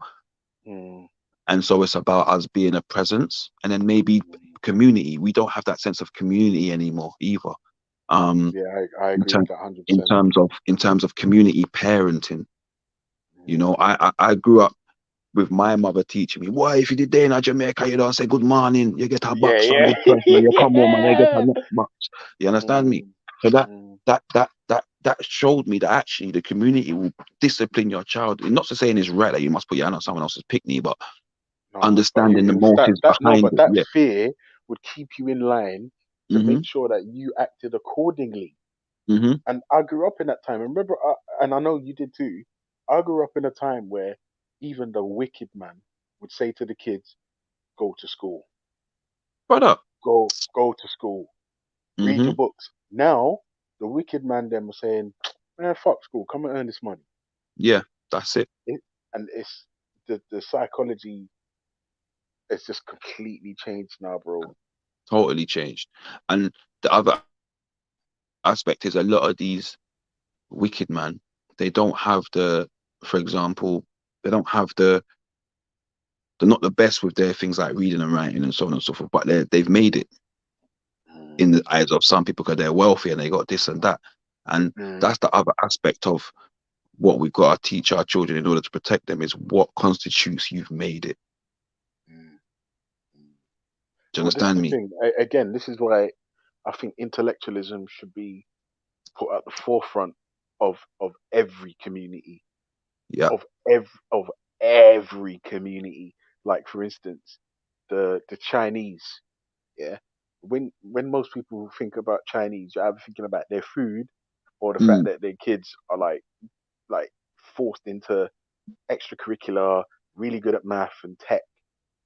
That's just yeah. the perception, and I'm saying that's not to say let's copy, but that is something to aspire to. Mm, You see what I'm saying? I feel like yeah. that that for me is nuts. Also, let me ask you another question. Mm. Do you think do you think social media is part of the problem that's broken out the kids early? Uh, Not more than the music, but Okay, that's interesting. so so for example, the reason why I say this, and I say it again, I grew up in a different time, so I'm probably a little bit behind the times with my reasoning, but Mm, I look at it like this. I watched many films and stuff like that with all kinds of things, drug use, violence, okay, and that just showed me the means in how to kind of like behave. mm, So if I was angry, I knew that a certain film would um I knew that I could watch this film and learn how to do this and learn how to reload a gun or learn how to, do you understand me, those kind of things. But that was visual. What mm, changed my um mood and my emotions was the vibrations in the music. Mm. And then also because of the vibrations and the words being used at the same time, because we've got to remember that we're spelling as well, aren't we? Yeah, at the same time we use it, at the same time we're vibrating, at the same time we're spelling with those vibrations. You feel me? So you got to look at, again, that's why I say to you, social media hasn't dictated how we should live, really. People are judging their lives and measuring their lives by social media, but how we're being lived and what people are viewing as successful or not is still coming from the music. Do you feel what I'm saying to you? Yeah. Stormzy's social media ain't showing the youngsters that he could make it from nothing. It's him in his music saying that he's made it from nothing. The youths, them trapping on social media, yes, it's become more prevalent of them doing their foolishness and grassing themselves up, but they're talking about it in the music. And with the vibrations that's out there, it's keeping, like, I see it all the time, little kids, back in the day, you know how it was back in the day. I don't mean to sound, in no offense or nothing, but when we were youngsters, when we used to hear young white guys listening to certain types of music, but what we used to do, we look at them and raise your eyebrow, like, look at this idiot kind of thing, and he's carrying on a certain way. And now you see it, and it's an everyday thing. And this is the thing, I'll tell you the truth. Attitudes have changed so drastically over the last 20 years. Now, and one thing I will say as well is that with this thing about protecting our kids, yeah, the only, if I'm honest with you, the only way I can say you can protect your child is if you're with them 24/7, right?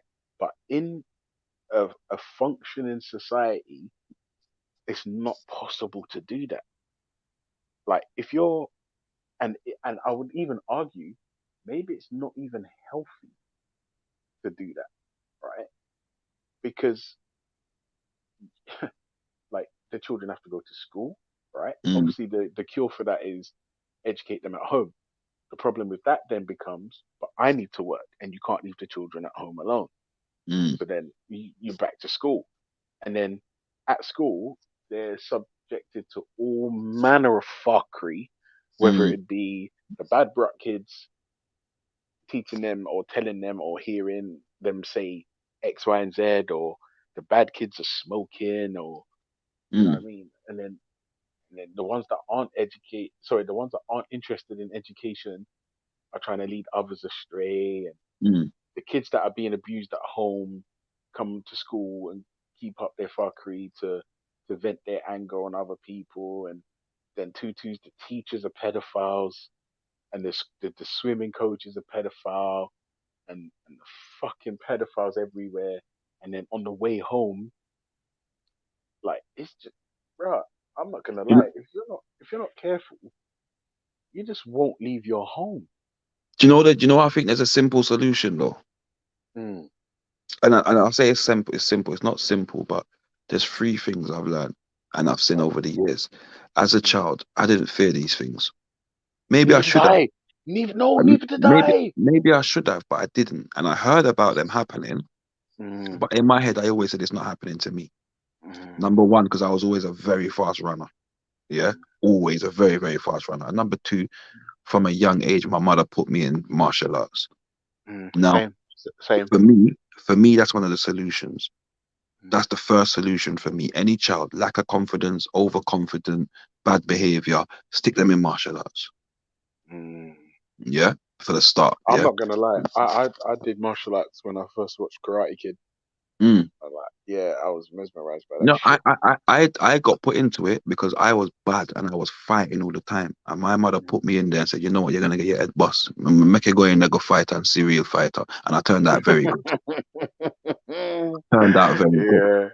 Yeah, But you know what happened with me is, and it's through, and I'm not gonna blame my mother, but she was bringing up us, and I never had nobody around to tell me you're good at something.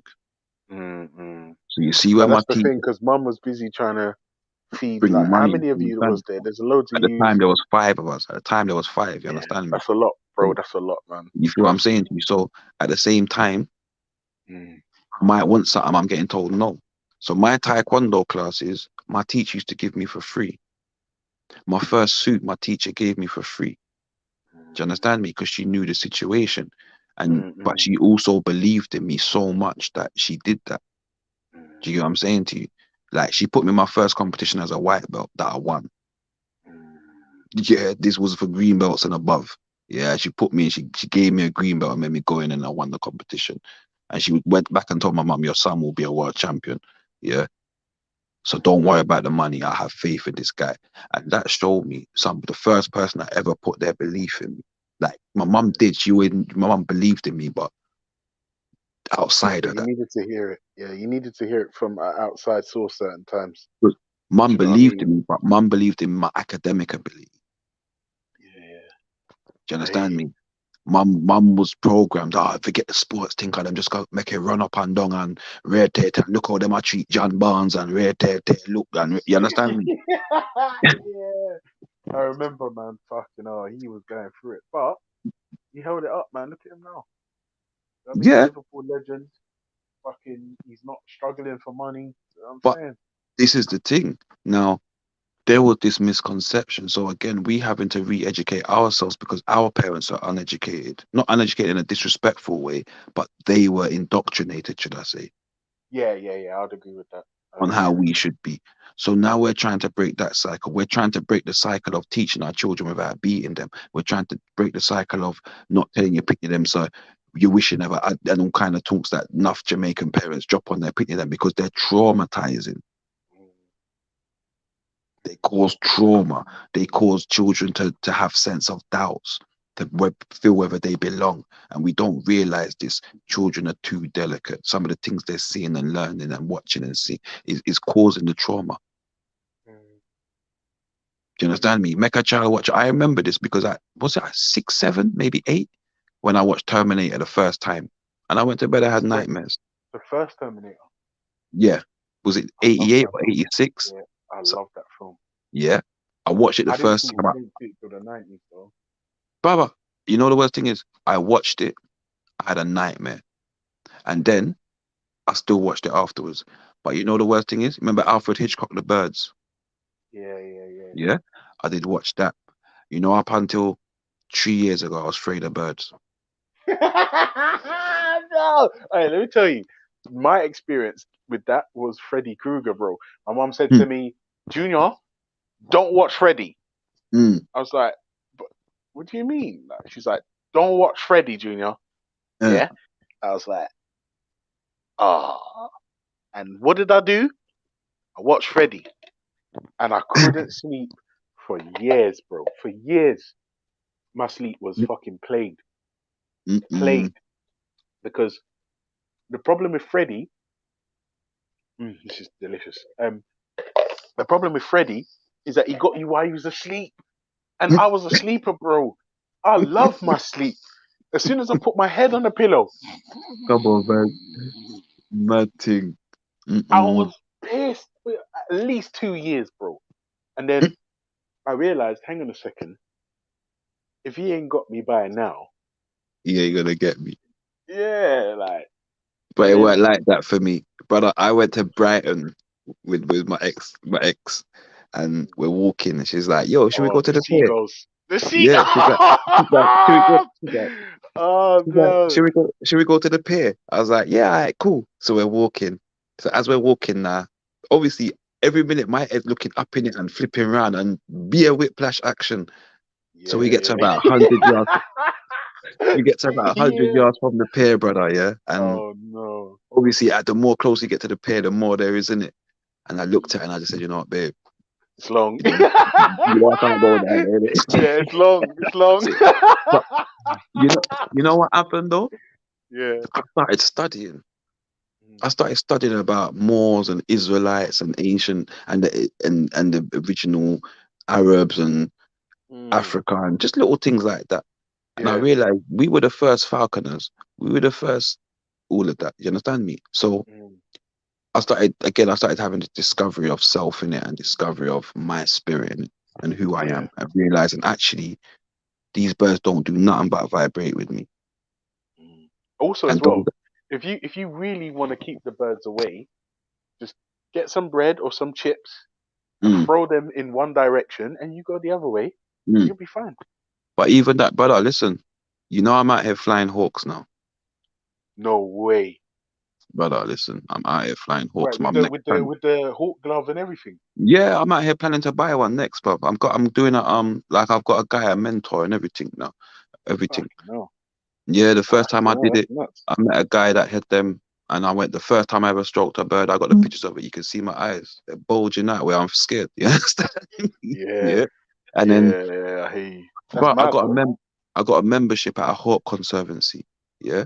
And they fly all vultures and them thing around you. Like sometimes you'll get a slap Vultures. in your vultures, owls, everything. Vultures. Brother, vultures, Jankro. brother, Jankro, bro, Jankro. What? Yeah. I got Nah, videos of them, everything, brother. I'm that's sitting in the mad. stand and everything, and they're flying. Sometimes you have to duck. They're flying that close to you. Barn owls, eagles, everything. And I'm around them now, and I'm like, yo, and I'm planning to get a bird. Yeah, I had a budgie growing up. Brother, That's when I was that's the closest thing I had. when I was locked up, I bought budgies to try and get over the phobia. Fear, innit? But you know what happened with them? They're loud, and they just fly around, and so I couldn't be. Yeah, and because I was just in a cell, I didn't have the freedom of the outdoors in it, so that I couldn't get over it properly. I did a little bit, but not like how I would have liked. I was still a little bit fearful. Like when flying around, I'm still jumping down and ducking down, and you feel me. So when it came to the hawk thing now, because I've always appreciated nature and hawks and eagles and them thing there, so I think that was probably the easiest way for me. And then getting closer, then realizing they're 10 times more dangerous than seagulls and them kind of thing there. So what am I Yeah, afraid them of? Really? motherfuckers will rip your face off, bro. Come on. Listen, man. The When you sit seagull on, only wants to eat. That's the thing. Seagulls Mhm. only want to eat. Yeah. Mm. Whereas them hawks thing, they take you if they don't like you. They're intelligent, brother. They're intelligent, yeah. Tell them, man. Now, Do you it know is one the thing next though? thing. Just to touch on this, one thing Mm. I respect about that story is the fact that you had a fear, you identified it, and rather than shy away from it or run away, you fucking faced it head on. Mm. Like, and I'm sorry, that's nothing but commendable and respect, bro. Because this is another No, thing. respectful. Like, that's another thing. Like, I find that especially amongst men today, Mm. rather than face fears, the guys just act out in like flippant scenes of hostility. Yeah. Like, it's just like, dude, it really doesn't have to be that. One of It's them like, is that abuse cycle. yeah, Being that's afraid of true. losing someone or not being enough for someone. And rather than saying, you know what, baby, I feel a little bit insecure right now. I just need a little hug right now. You understand me, or something, you know? Or even just because we all do it as people, men, women, we all have those little times where we feel like that. And I've always said this, like when I'm with a woman, I say, listen, baby, if I'm quiet, you know, I'm just processing my head in it and just giving myself a talking to.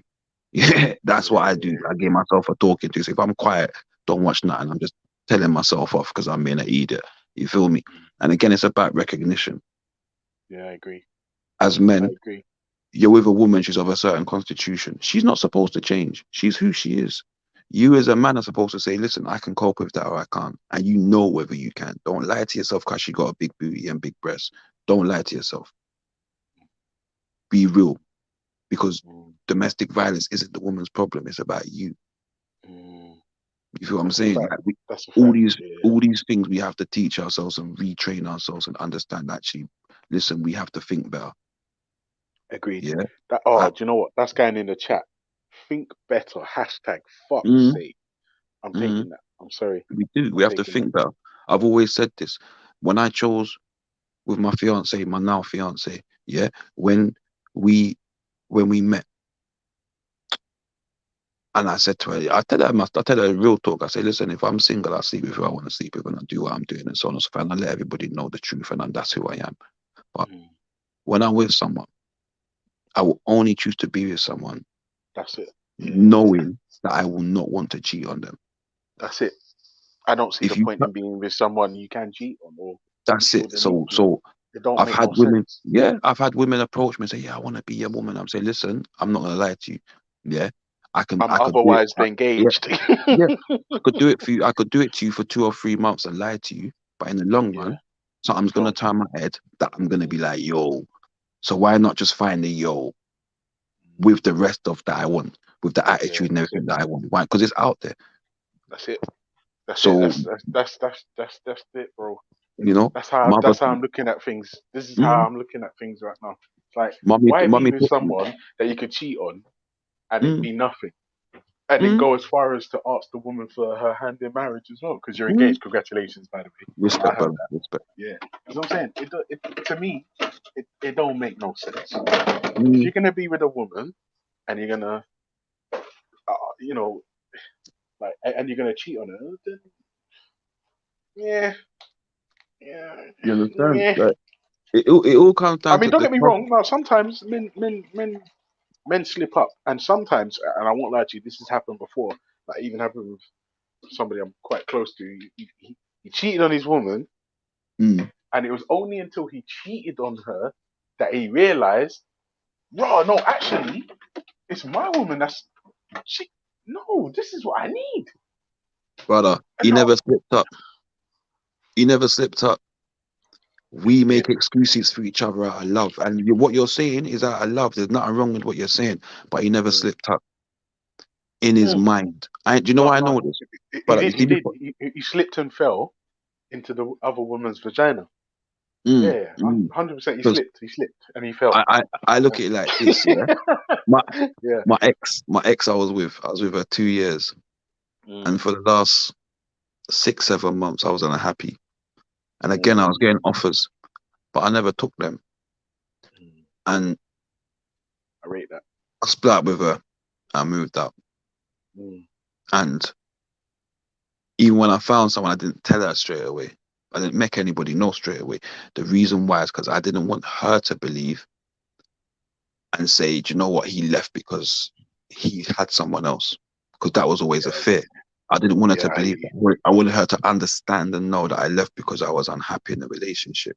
Yeah. I Mm, don't mm, mm. dislike you. I don't have no disrespect to you. We never had no big argument, nothing like that. Just, you know what? I'm unhappy in it. Like, it's that simple. But before I go Yeah, anywhere else, and again, that's yeah. about We being sort it real and out. true to yourself. And that's why I Mm, say to you, for him to say, oh, after he done it, he realized it's actually his woman. No, he was kind of like stepping out. He was not half in, half out, but do you know what I mean? There was a little piece of him out the door. His head was turned because you don't. I'm sorry, you can't. If you're totally into something, you cannot cheat. I know this because I'm a man that's made the mistakes as a young man. Also, do you understand me? So I'm not acting like I'm perfect. I've made the No, no, no, mistakes. brother. Listen, if you don't make mistakes, Mm, those are the people that scare me.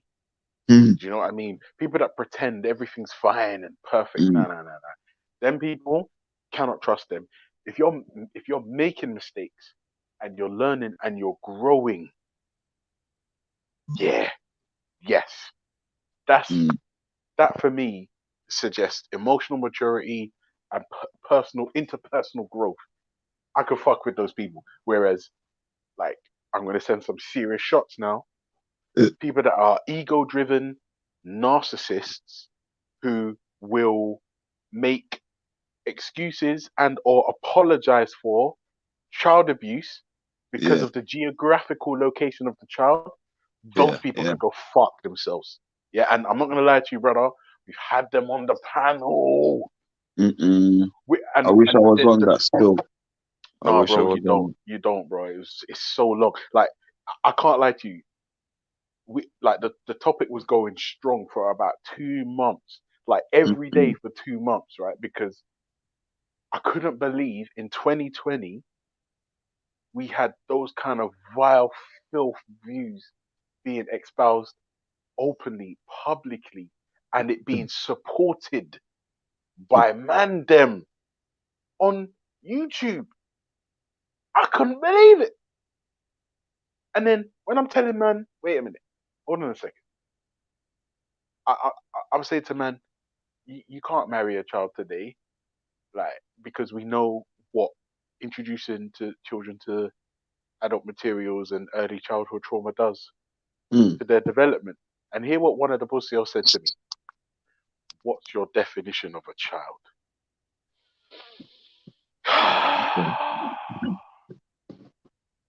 And I said to myself, even that response there, I threw up in my mouth a little bit.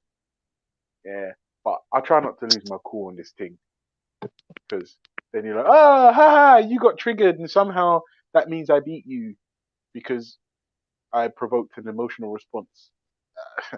All right, fine, but bruh, when you're explaining to a guy the effects of early childhood trauma, and when you're explaining to the same guy about the studies that have been done that we know about what introducing children to adult materials does to them, instead of saying to me, yeah, all right, cool, or yeah, you're right, or I'll look into that, or he's telling me what's my definition of a child.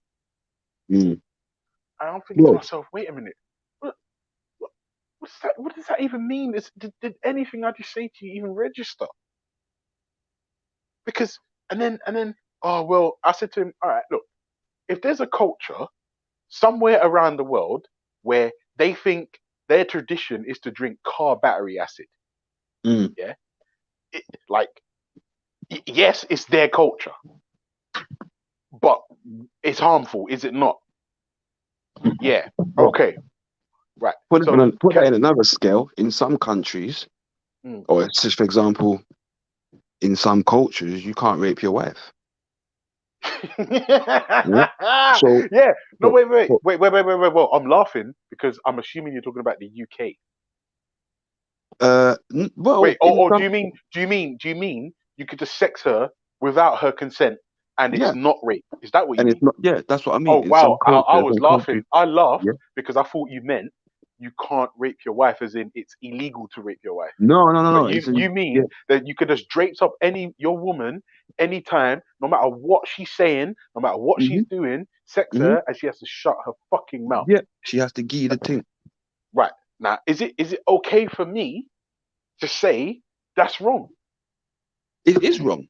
Full right. stop. Okay. But does that mean, even though I don't live in that culture or in that part of the world, is it okay for me to say, raw, that's wrong? I would say yeah. Right? And likewise, if there's a culture that thinks it's okay to drink battery acid, I would say, raw, listen, if you want to drink battery acid, cool, don't do it to the kids. So my two questions for these people would be this. I say this. If you're saying that it's fine, would you let your daughter marry a 30-year-old man? Yeah, but bro, the man them that we had on the panel was saying yes. Bro, there's a brer at the park that Schiffer's spoken to himself. Or was that Shamsi? I can't remember. But Ali Dow was at the park saying 9-year-olds can be adults. Listen to me carefully now. Now, in fact, don't take my word for it. The evidence out there, but I'm going to assert this is what he said. Even though the evidence is there, he said a 9-year-old can be an adult. And if a 9-year-old's getting married to a 30-year-old plus man, if she doesn't say no, her silence is consent. So, see, even there, silence is consent, not the fact that she's a child and can't figure out the words to say no. Because children, and I don't even mean it, again, it's not in a disrespectful way. Children are very much like dogs in that sense. They want to please their parents. They want to please and be. Do you understand what I'm saying to you? So, yeah, but bro, why is that so easy for you and me to figure out? You know why I say this? These guys, I wouldn't say they are sympathizers, but at the same time, they're also led. Like the names that you just gave me just shows me straight away. The people they follow, their prophet married a 9-year-old. Their dreams and aspirations. No, he married a 6-year-old.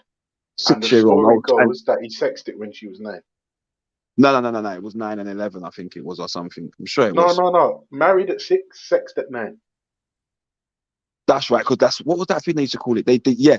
I don't even want to get too this, but that was it. I read the descriptive of what it was called, something called thigh-in.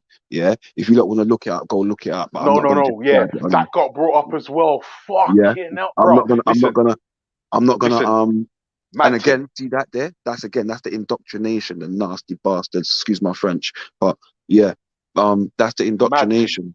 Because Mad again, thing. I've watched and listened, and like I said, I researched these things. And listen, my ex-wife, she's a Muslim. She's from Uganda. She's a Muslim. Do you understand me? And and so for me, out of love, because I wanted to marry her, yeah, she held me down through my jail time. I turned Muslim because I wanted to marry her. You understand me? Yeah. But whilst I did it, I took it serious, innit? And so I was, Yeah. studying and stuff like that. The man them used to call me Sheikh because they say, right, this guy's educated, because I'm one of them people I He's can on take it. it. Yeah. Yeah, He's I can, on it. when I'm on something, I can take in information easy. You understand me? So the man them used to be like, yeah, okay, cool. So I've learned. And three things stood out for me. The way that we were treated as Black Muslims. Yeah. That, do you know what? That has come up. I'm not gonna lie to you, brother. We've spoken about this. Like, you're late to the party, but that was one of the things we have spoken about on the G Block. No one's a Muslim, but we've had like Black Muslims, ex-Muslims, even that we had a guy, a Shia Isa guy, was saying that the way blacks are treated in the Sunni community specifically, yeah, is appalling. Definitely. The other aspect that made me not question, but made me think, right, hang on a minute, was that it kept on saying refer to the book and the people of the book, and refer back to Jesus and refer back to the other prophets. And I'm like, so And hold the on a minute. time before, yeah, that's not. Yeah. But why does it keep on telling me that I must refer to that book? Why is it telling me that I must refer to that book? That book's got the truth. So I started going back to that book. Now, understand, we grew up with that book. You understand me? Of course. So, but I've read it, but I never read it. Do you understand me? So now I've read it. So now I can tell you I believe in the book, but I believe in the book in a way that it's supposed to be believed in. Do you understand me? In both the spiritual understanding. Do you understand me? Yeah, because that's what a lot of it is spiritual teaching, spiritual understanding, allegories. You understand me? Yeah, that's what it is. Yeah, it's there to show you something. When I'm talking about he's talking to the voice of the donkey spoke to him, he's not saying the donkey spoke to him. Yeah, He's I'm saying not gonna lie. spirit. We ripped Schiffer to pieces on that. Oh my god, bruh. We ripped Schiffer up because he came to us with the donkey talking, and we ripped up Schiffer's blow on But that you see talking that donkey is, thing. you see what that is? That is number one. It's not. So say for example, I learned and start. Well, not learned because I haven't totally learned it, but I started studying the Hebraic, yeah, and the Paleo Hebrew, to understanding both the symbols and the letters, because the symbols have a different meaning also. And they can put a different thing to it. Do you understand me? So understanding that and understanding the allegories and the tales. When a man's telling a tale, he's telling a tale as a story. And so when he's talking about the donkey and the donkey speaking, the donkey's not speaking. He's feeling he's feeling the donkey's feeling. What's the word we're doing? You're being an empath. Okay. Do you understand me? You're being an empath. It's basically a vessel. Brother, for example, say me and you's going somewhere and I got Let's say money. Sega World in Trocadero. Yeah. And I got money, you ain't got money. And I'm just like, boom, boom, boom, I'm on a game, I'm buying this, I'm buying that.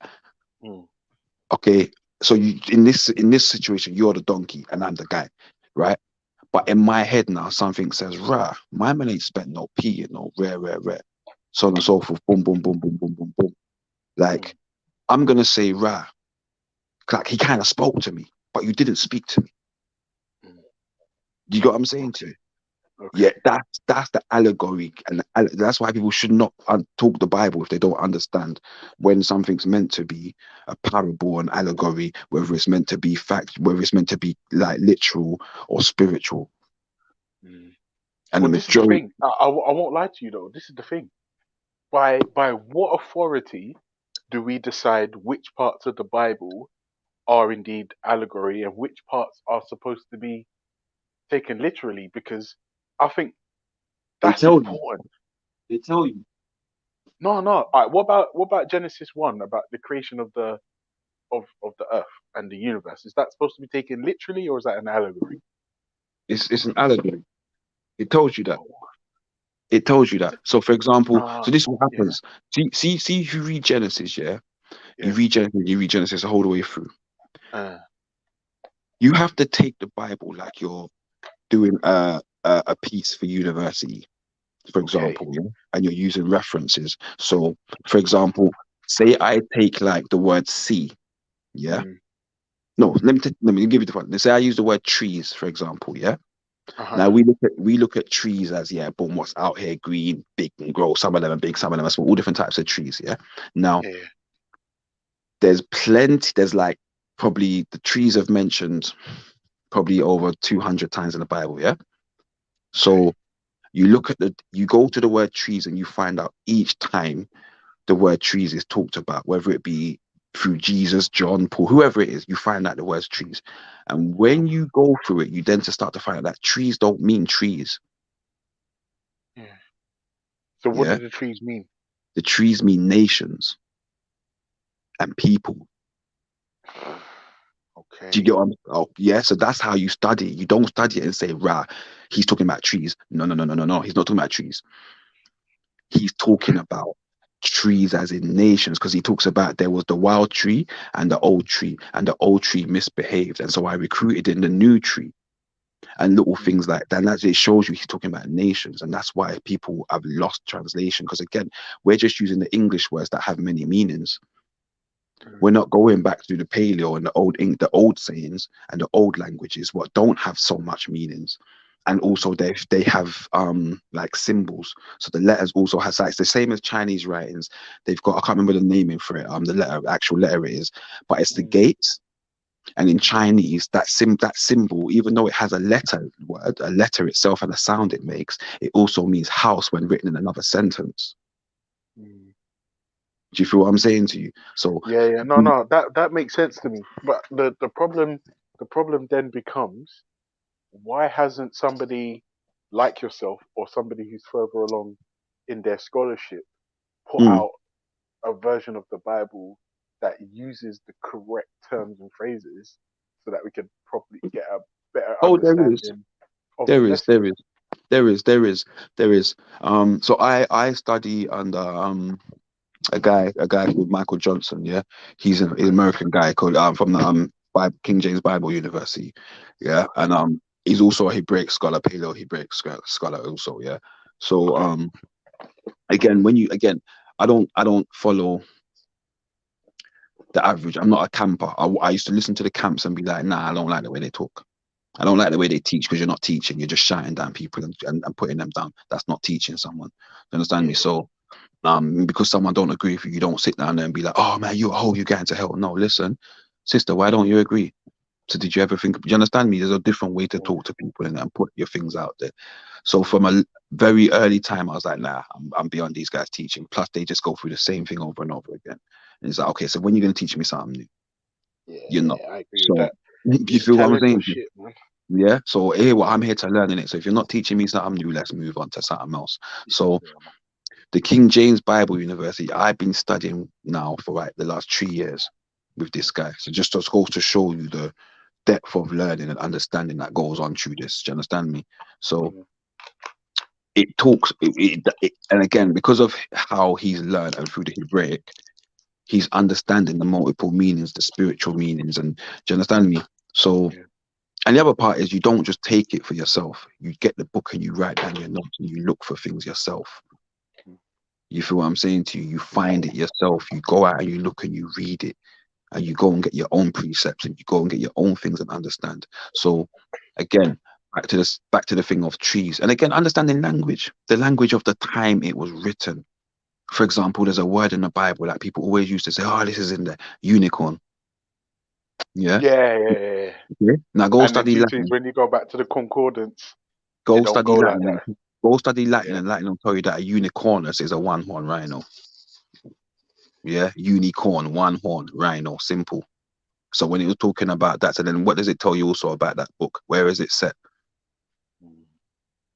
But this is again, if you'll forgive me, I think that's the problem with the authorship of the Bible or the Bibles that we have today. Because if I open up a King James Bible and take the words as they are written on the page, you can get a particular view that doesn't paint Christianity in a favorable light.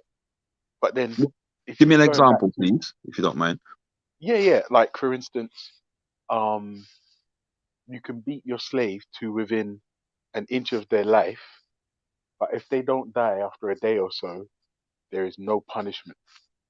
Okay, Like, so that for me is mad. okay, so hear this. You know, Yeah, beat. yeah, The word's changed.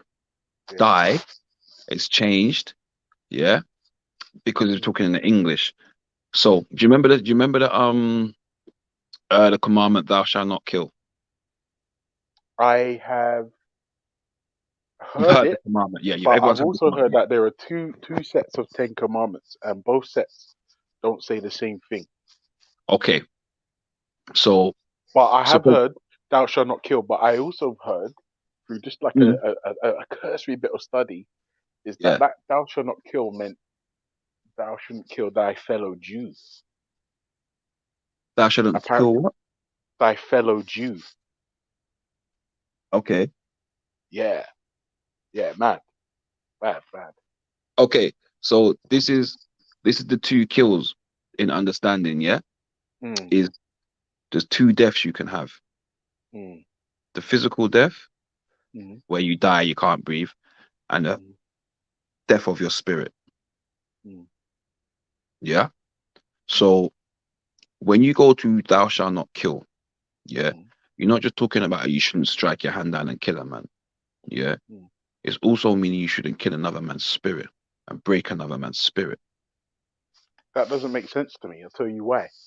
Because Right. when Moses came down out of the mountain with the first set of 10 commandments, he saw Mm, the man them dancing with the golden calf yeah. and murdered everyone Why?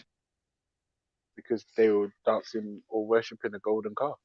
So, but "thou shalt not kill." Think about "thou shalt not kill." Moses Yeah, came down with what? He didn't just come down with 10 commandments. he did. No, he didn't. He had the Moses, tablets in his no. hands. Moses came down with 400 and something laws. No, I mean the stone tablets. He Yeah, had the that's just stone, stone the tablets tablets. of stone.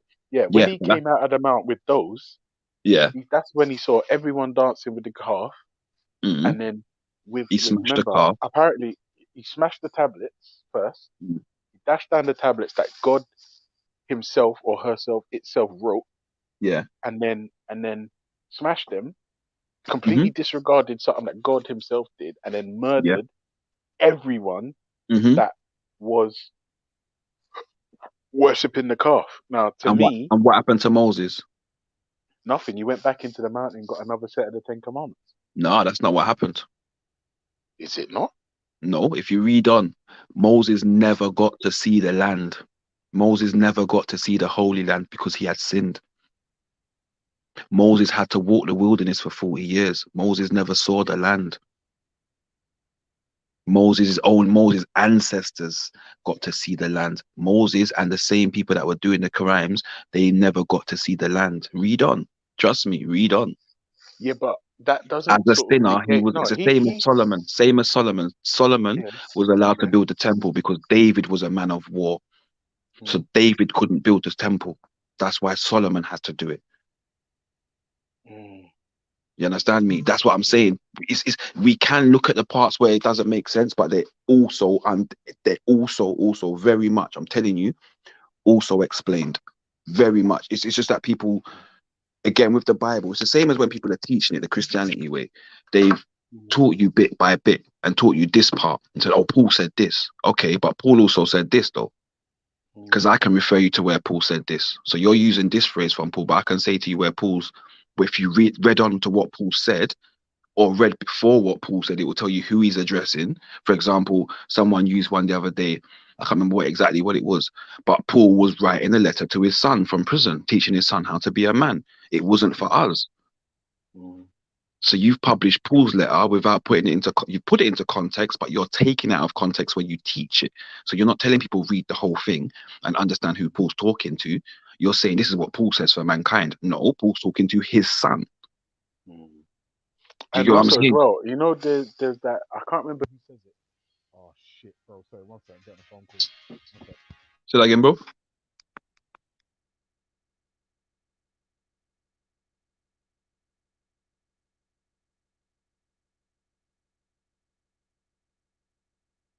happened there?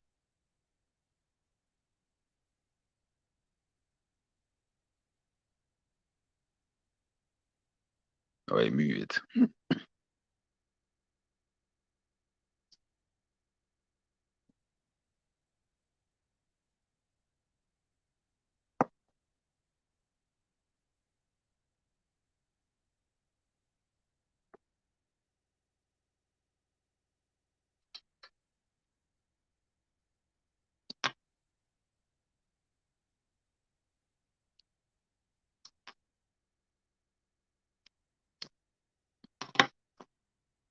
He was saying, where is it? Well, I just read. Yeah, I guess that, yeah, the phone call, educated, guess, respect. Ayil, shalom, brother, peace. Um, he's addressing Israelites. Yes, his son's an Israelite, obviously, but what I'm saying to you is the letter, there's a letter that's addressed specifically to his son, where he's talking to his son and not all Israelites.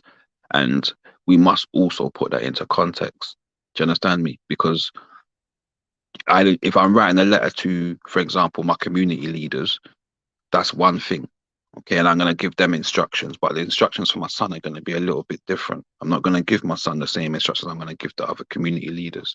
So, in that sense, it is important why we must take into context who Paul is talking to when he's writing these things and when they're quoting him, because without taking it into context, we get misguided, like modern Christianity has done. Do you understand me? Misguided us to say, "Oh yeah, Paul said this, and this is how we should Yo, behave." Mosh. This, yo, All right, let me just set one record straight. Yeah, these man will try and act up in it. They try and act like they won any kind of debate with anyone ever. But the truth is, you see on this channel, yeah, certain times what they like to do. You know when man just try and talk over you forever and just start shouting things and saying ridiculous things and just being disrespectful. So the conversation just goes sour. So, like, to me, that's what really happens. So don't make this guy try and come and do sidestep, sidewind the business. what are you talking It's about? true, these No, men are man. atheists.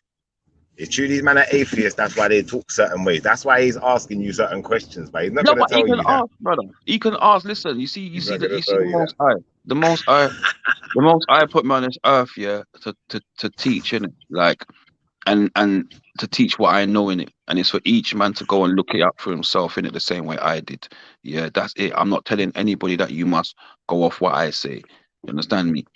You feel what I'm See, saying? you're a different kettle of fish, though, Mosh, because you will teach them. I ain't teaching no one nothing. Like, if you want to listen, I will try and show you something. If I feel a mind to, if I like you, but if I don't take a shining liking to you, like, I ain't got time for most people like that, man. That's Brother, the honest listen truth. to me.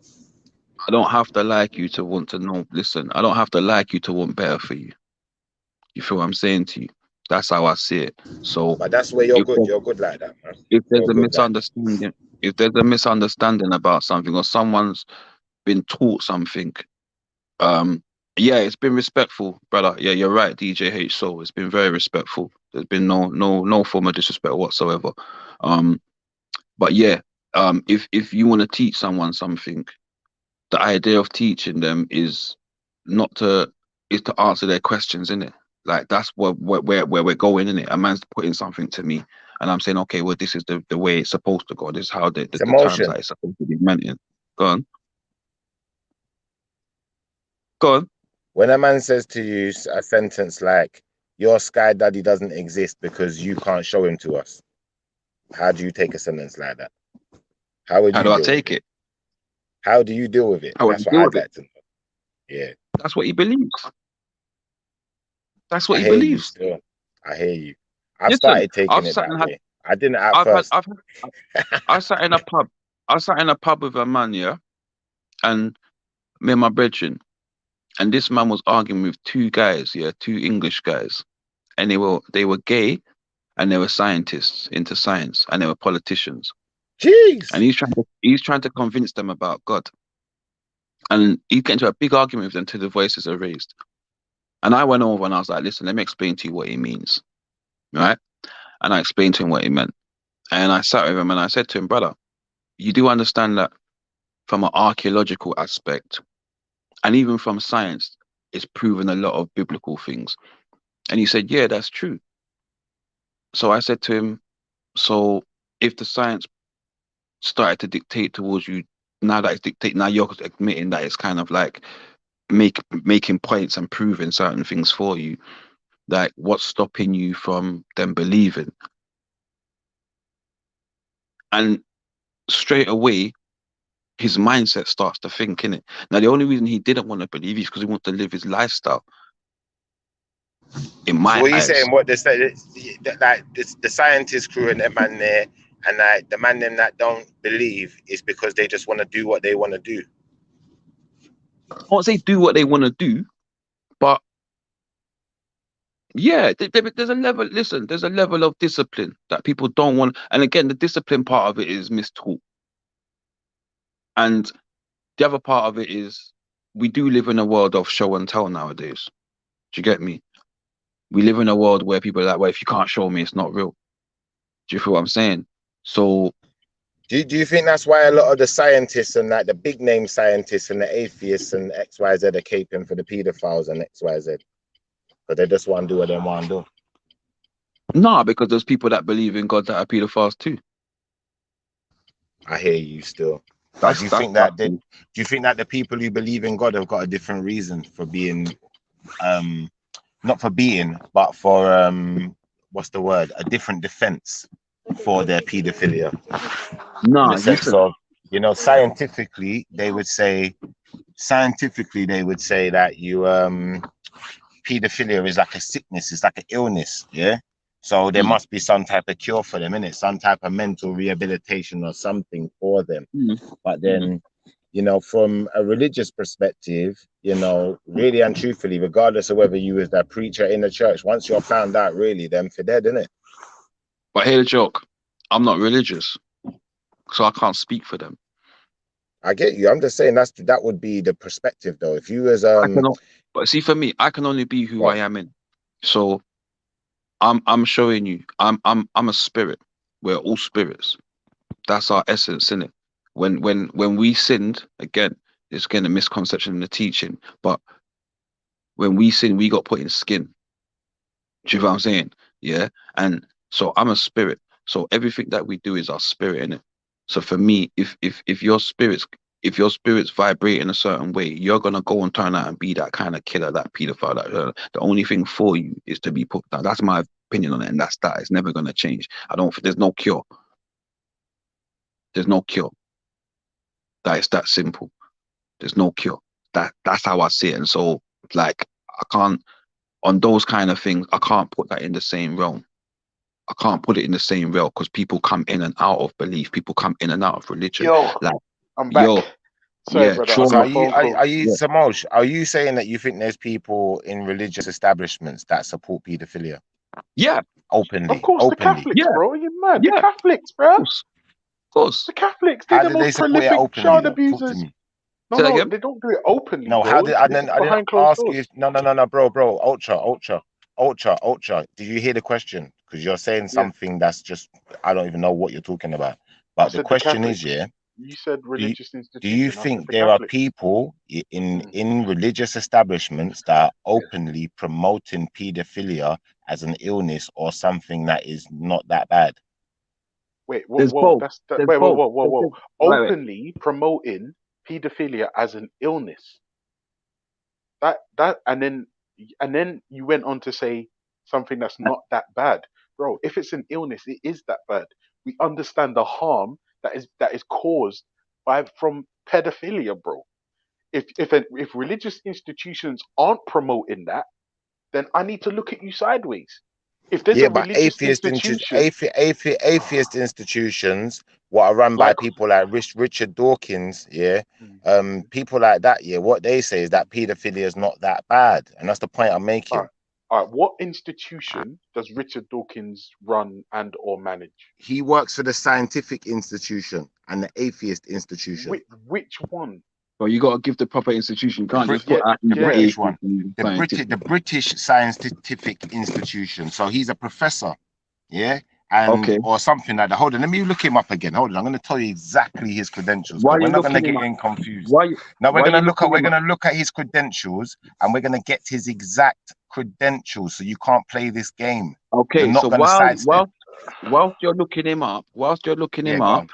Go on. yeah, you've just heard all afternoon that a man's talked about people from Islam talking about sleeping with young people and marrying young people is And fine. Schiffer was on the Right, panel when this was right. So happening. that's one religious sect, yeah? That's one religious sect that's already doing it.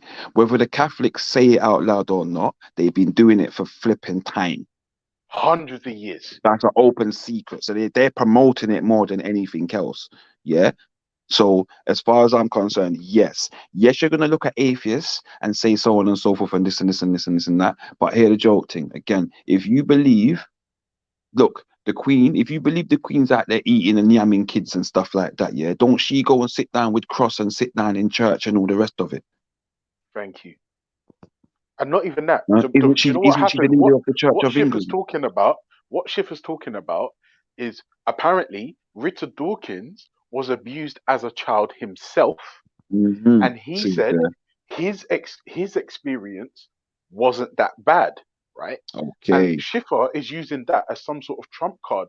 But my response to that Okay. is, if he has been abused in his experience, it probably wasn't that bad for him, or he has convinced himself That it that it wasn't that bad. wasn't that bad for Yeah. himself. Yeah. He's And I'm painted. saying, Yeah. He's yeah, basically what he's done is his mind has put every time it's probably happened, he's had to put himself in a mind state. And somewhere so else. Yes. or you understand me? And so now that's what he pictures that as. Do you feel what I'm saying to you? And That's how just a difficult simple is that? coping mechanism as children. Do you understand A me? coping mechanism for a child. Now, because he's a professor of biology, does that necessarily mean that he's going to get everything right? Biology doesn't mean nothing to do with the mental state. Thank you. Nothing to do with the Even mental if state. he was a neuroscientist, a professor Still, of the brain, does he'd need that to be a mean he'd does need to that be a mean child he can get? psychologist. He'd need to be a child psychologist for at least 50 years for me to even listen to words you Thank got you. said in that Thank situation. you. Yeah. Oh my goodness. Where have you been? Where have you been? Even listen. Instead, we've had to suffer Schiffer. Bro, do you know what Schiffer called me the other day? Schiffer, because I don't currently believe in a God, Yeah. he called me a Scientologist. And I begged him. I said, Schiffer, please, like, relax, calm down, because you sounded mad silly, bro. Like, Scientologists believe in, like, that Tom Cruise shit, yeah? and the spirits and all. I said, I'm not a Scientologist. Like, please, Schiff, stop saying it. And he wouldn't. So what do you think about our creation? What do you think about creation then? What do you think about it? To be honest with you, if I'm honest with you, I don't know. I've got a low IQ. I've got an IQ between 100 and 120. Yeah. And I don't know. And also, why is your IQ 120? Based on what? Who's based your IQ on 120? I took a IQ test. And what were the questions? It wasn't even questions. It was like identifying. It's basically logic. It was logic. Okay, but but the other really, part of that really is fucking hard. Really the hard. The other part of that is these things are meant because logic tests, the vast majority of the country or the world are not gonna get very good scores because logic is something that takes both sides of your brain. To be fair, I've barely got a functioning single side of my brain barely functions, right? But check this out, yeah. If I'm absolutely honest with you, because I kind of identify as a humanist, right? And what that means is because I lack a belief in an afterlife, I strive to give my own life meaning, and my life revolves around my wife and my children. The reason my life revolves around them and my family, and to a lesser degree, my friends. But my primary goal in life is to ensure that when I hit dirt, I can rest easy knowing that my children will be fine. Okay, but there's nothing that doesn't separate you from anybody that believes in a God or not. No. It doesn't necessarily separate me. But where I diverge from religious folk is like anytime they mention anything to me about the supernatural, I'm Mm, just not involved in that.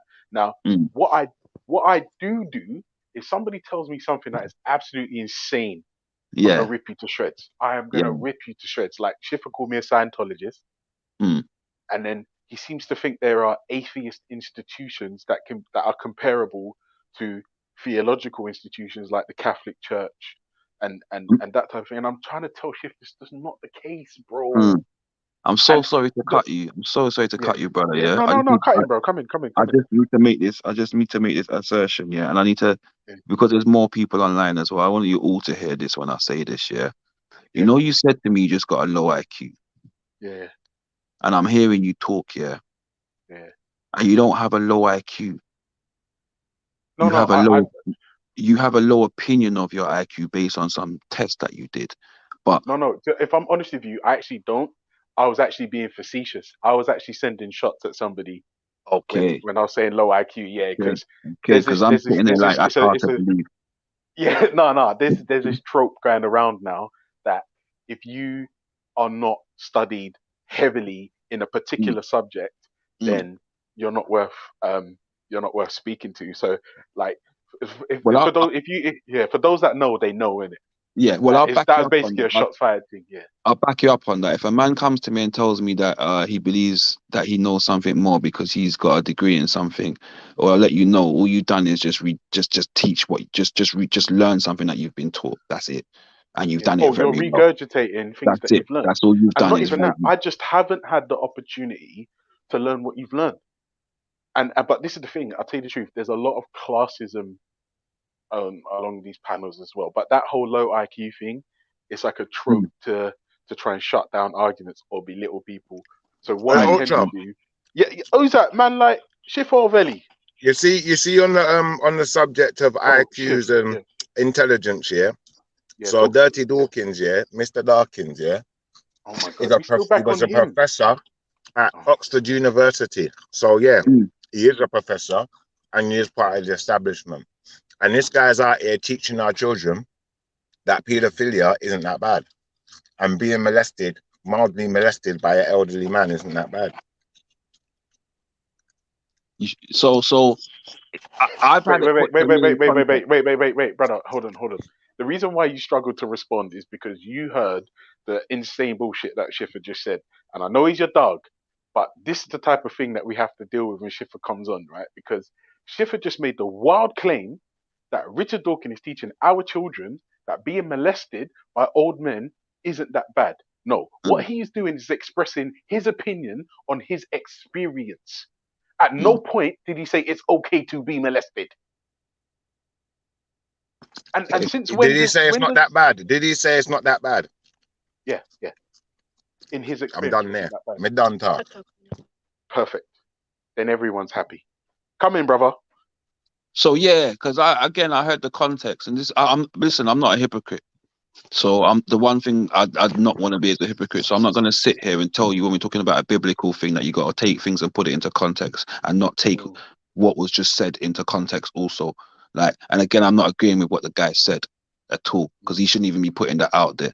Yeah, he should literally be going and sitting with psychologists and understanding why he feels like it was all right.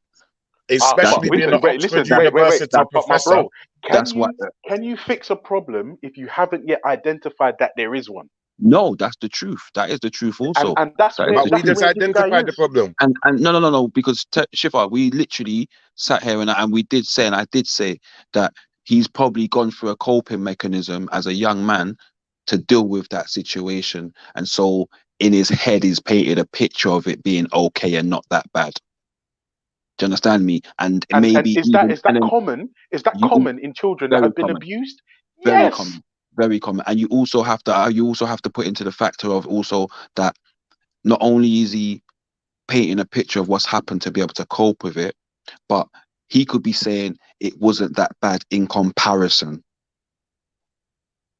Because there's also that, and he's talking on a subject, and he's probably talking about things on the extreme also. Again, I'm not even saying that I agree that he should be saying them kind of things at all, because I So don't are think you he should be saying putting he's it out suffering there. some kind of mental breakdown when he's saying these things? It's not a mental breakdown, bro, but there's It's people called a out there that coping don't mechanism. there's people out there that don't realize what's happened to them. still, It's wrong. and don't realize what's happened to them is wrong. There are still people out there that are going on like that, and some of them, they only realize it when they have their first kids. Sometimes, some of them, they don't ever realize it. Some And of not them even turn that. to alcohol. Some of them turn to When alcoholics. Some of somebody, them question whether or not they're gay or straight. Some of them question. Do you that's understand? Some of right. them turn suicidal. Some of them, they That's don't know. right. This trauma, the body does, the brain does all kinds of things to cope. And this is why we're talking about exposing our children and keeping them safe from things. And when the right time to teach them is, because if you teach them at the wrong time, you traumatize them. And then you have a child with an issue that you don't see coming out until they're 25, 26, 27, and they're broken. It's an important thing, brother. So I hear what you're saying, what he's saying, but you again take the context in what he's saying, and also understand we can't just sit down and say, "Oh, you said this, you done this," and and let's understand why. It's the only way we get to fix things. Because if you don't understand the whys, we're never gonna change. Motion. Hear the next piece of evidence now, yeah. So remember this guy, this Jeffrey Epstein or whatever his name is, this Epstein scandal, yeah, where he had this island where they bring in Pickney and raping Pitney on this island, yeah. So imagine this dirty dog. I can't imagine. I'm not in that thing. I can't imagine. But go on anyway. It's not imaginary. It's the real talk.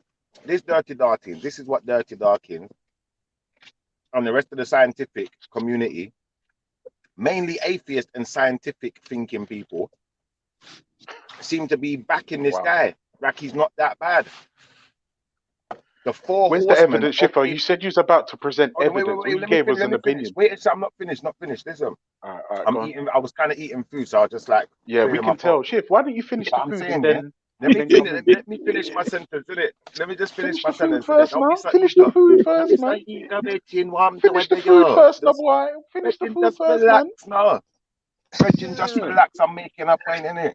Yeah. All right, cool. I'm just trying to not get you to talk with the mouth full, innit? Because it's dangerous. No, but you're not talking, isn't it? Don't make it hurt you. That's what I'm saying. What do you mean? Yeah, this is what I'm saying. This is what I'm saying. Yeah. So you got these guys, Motion. Yeah. They call them the 4 horsemen of atheism. So these are seen as the top atheists in the world.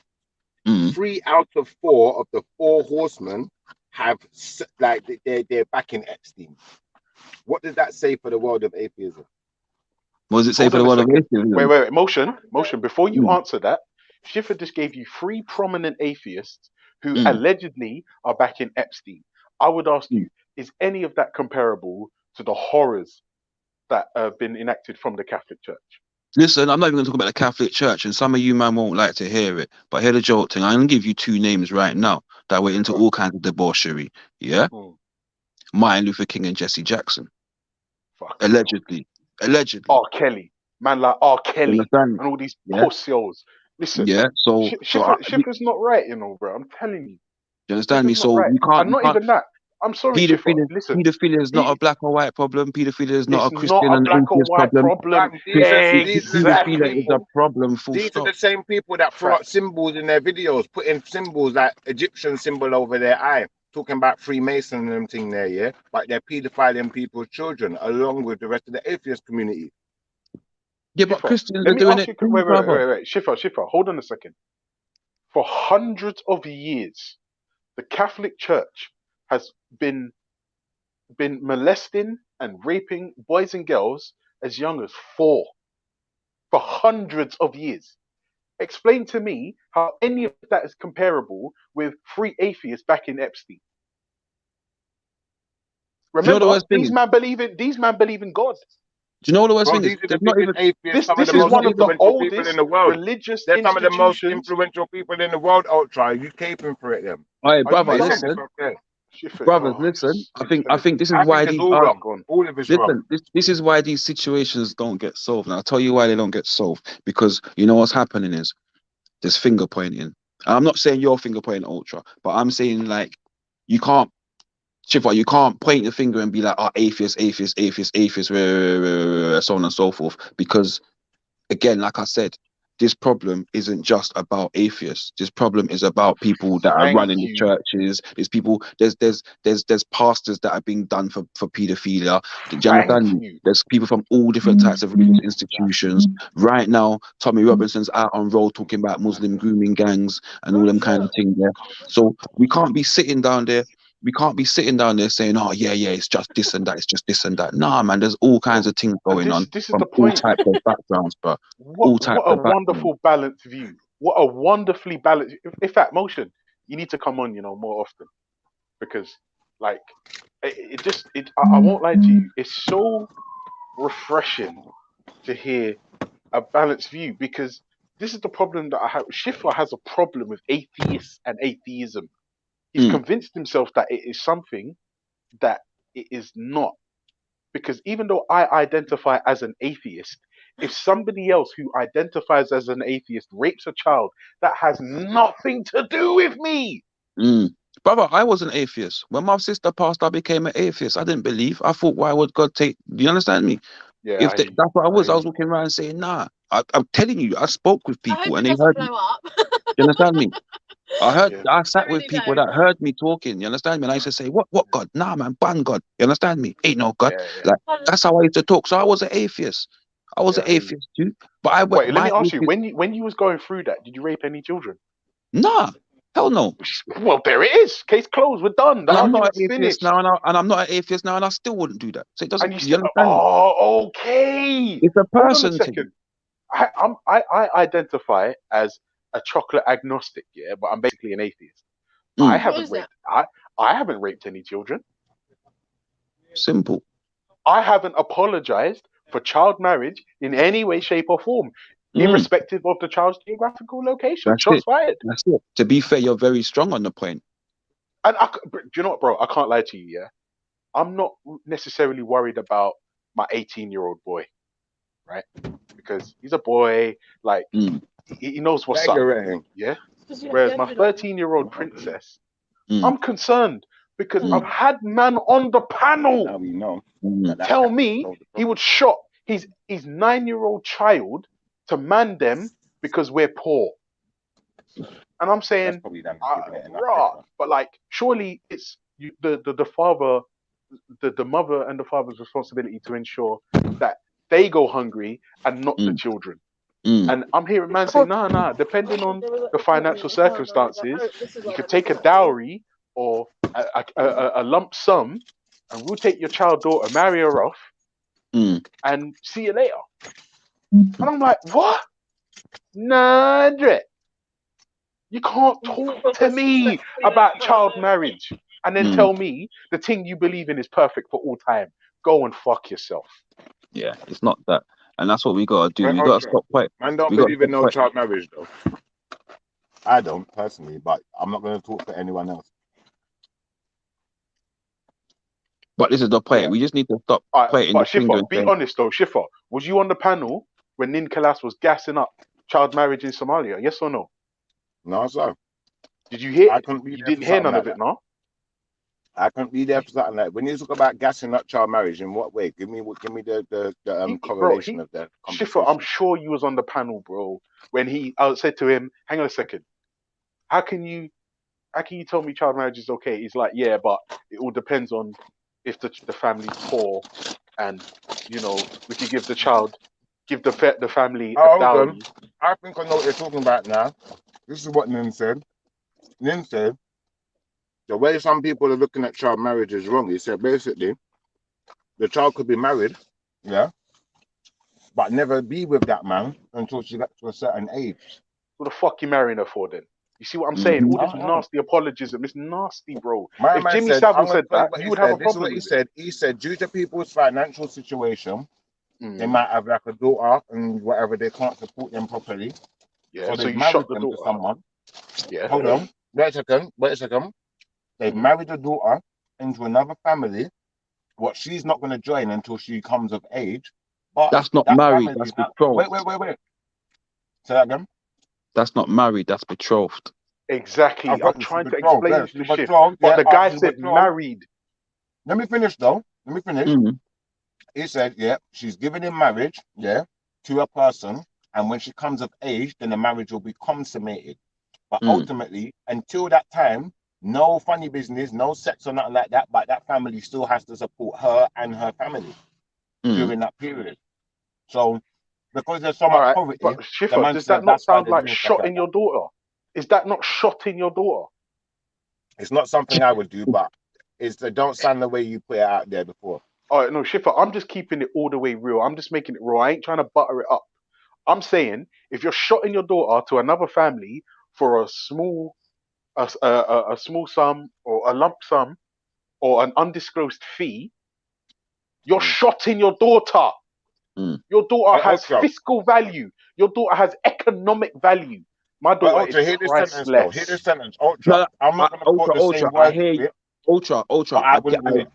I agree and I disagree with you on that one because it happens when they're older also, and it is called a dowry, and that's been done throughout time. Dowries have been done History. throughout Yes. time. Yes. Yeah, I agree. so in that sense, no. But for me, I'm not. I think about it like this: would you go to Africa or Australia or India and go and see a 10-year-old and say, right, listen, I'm gonna give you 10 bags for that girl, and when she turns 18, bring her come? Yeah, mad thing. No, It's not. of course not. It's not happening. That's long. Yeah, And that's a not dead even thing. that. And if any of Not my even that. brethren, Yeah, did go on. that, if any of my Mad brethren thing. did that, they wouldn't be my Mad brethren. thing. Yeah, mad thing. They're out, innit? Off limits. Like you can't chat to me. Right. Let me ask you a question now, Motion. If a man come on the panel, this panel right now, and said, yeah, like I'm not gonna burn out child marriage and rare, and then you had people supporting that person who would then go on to claim you're a rape apologist. Like let me put it another way. If somebody, let's say Mr. X came onto the panel and then said, I will not ban out child marriage because in some instances there's a reason for it, yeah? Now, for me, he's a nonce apologist, okay? He's a nonce apologist. But we're talking about child marriage. We're not talking about being betrothed in an arranged marriage. Arranged marriage isn't necessarily a bad thing if the parties involved have full fucking knowledge and control and some sort of say over the situation, yeah? And similar age as well. Similar age. And similar age, yeah. Acceptable age for me. Yeah. But I'm talking about specifically child marriage here. So Mr. X comes on this panel with you, me, and Schiffer right now and says, I'm not banning out child marriage because it's okay in some circumstances, depending on the geographical location, yeah? And then somebody else comes on the panel, let's call her Mrs. X, yeah? Comes on the panel and says, I support what Mr. X is saying, right? That person then steps into the realm of nonce apologist too, right? So if Mrs. X, So if Mrs. X jumps off the panel and says to somebody else, somebody random, and says to that person, "You're a rape apologist," Yeah. is that person a hypocrite? Why don't you tell us who you're talking about, Ultra? Zubaydah. This guy loves the drama. Zubaydah. No, but being and serious though, Ultra, you see what I'm gonna say, yeah? It's fair to say that if someone is a nonce or someone's a rapist, someone's a murderer, or you've done a crime, I don't care what religion you come from. I don't care if you're an atheist. I don't necessarily Bad think is bad. murder's always a bad thing. Because for instance, No, but I mean, if someone does it in a bad way, listen. I mean, in the bad way. If you harm my wife or my children, I will murder you in a bad way, a really bad But hear what I'm way. saying, cuz. Say someone ran over someone's pitney on purpose and then drove away, like that's not good, is it? So I'm just saying, for people who do messed up things, like if you done something messed up, I'm not attributing your religion to you being messed up. I'm attributing you being messed up. Same way, if you do something messed up, I'm not attributing, because he's an atheist, that's why he done it. So I don't think Richard Dawkins thinks these messed up things just because he's an atheist. All I'm trying to point out is that, this problem is in every household, in every corner of the earth, in every nation, in every religion, in every mindset. I disagree. It is. I disagree. Wait. Let me tell you why I disagree. Yeah, because if there are specific passages in specific bits of accepted scripture that allow come on, Ultra, certain man. You types said you of weren't behavior. pointing fingers. Whoa, You said you hold on weren't a pointing second, fingers. Are Shifter. we I gonna didn't do say that. this? When did I say I Alright, go on then. wasn't pointing fingers? When did I say that? Motion said you weren't pointing fingers. Then it's my No, confusion. Motion Say said it. he wasn't Point the No, pointing finger. fingers. I Go on, said, Bridget. Go on, point the no. finger, Bridget. Do your I thing. Do your thing. what I said was that we need to stop pointing fingers and saying you guys are the problem and you guys are the problem and look, this one's speaking up and he's this and one of you guys and you guys are the problem. That is what I'm saying. We need to be able to have these conversations better, to be able to understand the problem is actually there, because we can't fix the problem because if everyone's in denial. It's the same with alcoholism or being a Exactly. drug addict. You cannot fix it if you're in denial. Exactly. So if you're going to sit down and say, oh, it's these atheists, how are we going to fix it when it's the people that are Christians or Muslims? How are we going to do that? Because we're going to be blind to it. We're not seeing And it. not So even we that. need. I think Schiffer has got a point in the sense that you can't always say, haha, they're a Muslim and therefore they're a pedophile. No. However, what I would say is that when somebody is identified as X, Y, or Z, I think it's important that we find out maybe what has led to this. Like, for instance, R. Kelly is a prolific pedophile. Mm-hmm. As soon as the investigation was done, guess what? Turns out that he was fucking molested as a child. Mm-hmm. Now, I'm not Mm-hmm. excusing his behavior, but studies have been done that There's a deeper aspect to that also. a small percentage of child abusers go on. It turns out that they too were abused as Mm-hmm. children. That's one Mm-hmm. of the symptoms of early childhood trauma, which is why we shouldn't be introducing children to fucked up shit too Mm-hmm. early. Right. Mm-hmm. So I'm saying if we scratch the surface on, for instance, why somebody would think that getting married to a 6-year-old is okay, or fighting a baby is fine. You have to try and find out where that type of thinking stems from, come Mm-hmm. what may.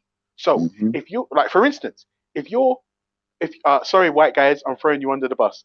If you're a white guy and you're only listening to far right rhetoric day and night, undiluted far right, you're in the deepest, darkest corners of the internet, and then about 2-3 months are gone, now you hate niggas, and you start just dieting on nothing but far right stuff. Now you hate Muslims, yeah, and then about a year later, now you're in Christchurch, running up, filming yourself murdering people. Yeah, is it right for us to say, right, he was far right, he's a white guy, he was far right, he's murdered people, that's it? Or do we try to find out what has led him to this, and then try and tackle that? You tell me, because it makes sense to me to find out why somebody thinks the way they do. This is why I'm not even angry with Khan. You don't know Khan Motion. He's somebody. Like, he's all over the place. And the reason why I never get angry with him is because he's in a bad place. He's in a bad place. He's in a bad place. Do you understand what I'm saying? So, but because he hasn't raped a child, I don't need to be angry with him. Do you understand what I'm saying? But when he displays cognitive dissonance, it's frustrating and it makes me roll my eyes so hard I can see my brain, right? But I'm saying we need to get to the bottom of why people think the way they do. Yeah. That is psychology 101. So if you're reading the hadiths that are saying, right, if anyone insults the Prophet, murder them. If you're reading that and you're accepting that and you think that that's okay, that is the problem. Exactly. If you're a white guy and you're angry with immigration and you're on a strict diet of far right dribble and fake news, and then that skews your worldview, and now the Christchurch thing that happened, where shit happens, if that is what skewed your view. If you're a black guy and you hate Yeah, but chicken, this ain't rocket science. They like what they like, innit? Let's get into this properly. Like, it's not that hard to figure out. A person's preference is their preference. I might like, thick bodies, big booties, big breasts. I do like juicy. thick bodies. You Yeah, might fitness like, is goodness. I got you. Someone else might like skinny body, maga body, Gollum. Like that. They like Gollum. They like collarbone. They like looking at it.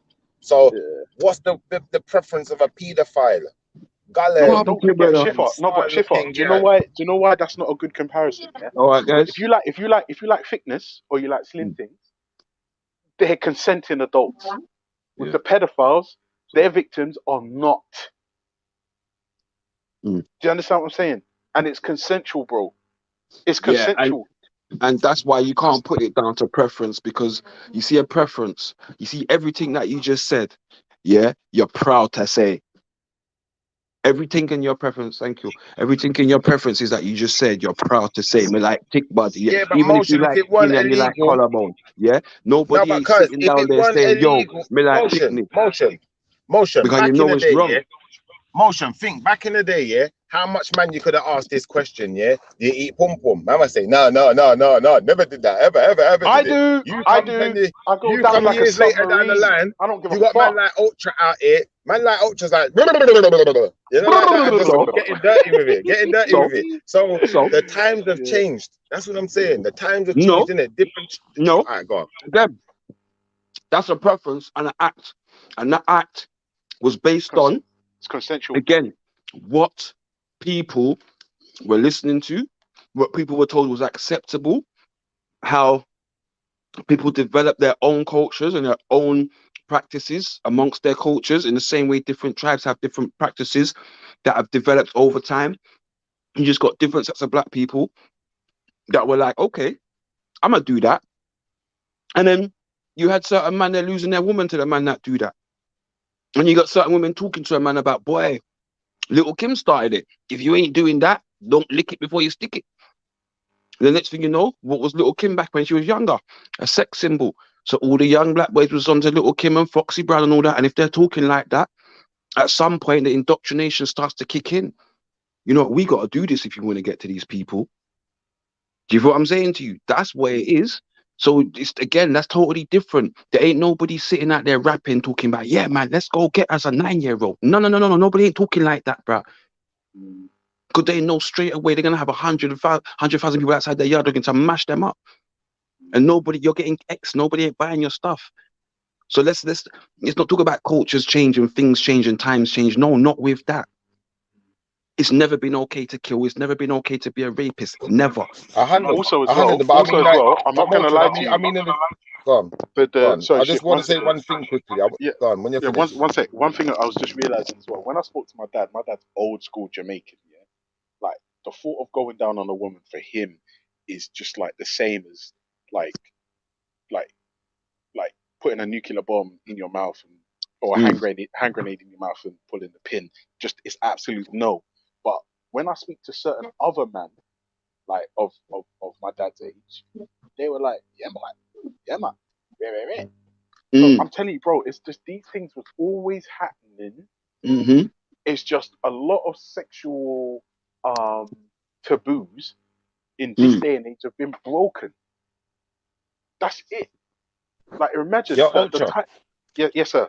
Yes, sir. let me ask you this. Do Yes, you I do agree go with... down like a submarine. No, forget about the submarine. We don't want to hear you nasty. Madman. Listen, do you do you agree, yeah?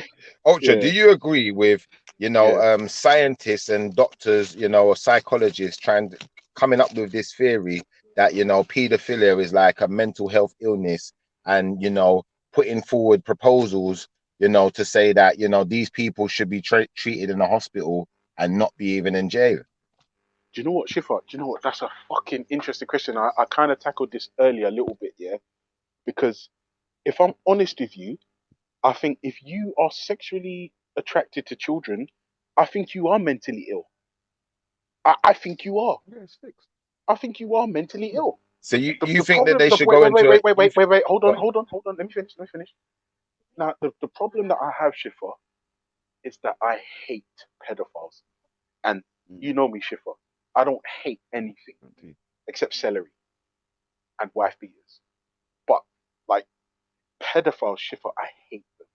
I have nothing but disdain and disgust for them. The problem is with that, I'm a humanist, right? And because I know that they're mentally ill, part of me thinks, right, they need to be treated. However, I do not think and this is just, I'm not basing this on any evidence, but in my opinion, I do not think if you're a pedophile or a pedophile apologist that you can be a part of a functioning society, and you need to be separated from me and everyone else's child. Yeah. But I still think you need help. But I don't necessarily see. This is where my hypocrisy comes in. If you, because I'm emotionally attached to my own children and my family and blah blah blah.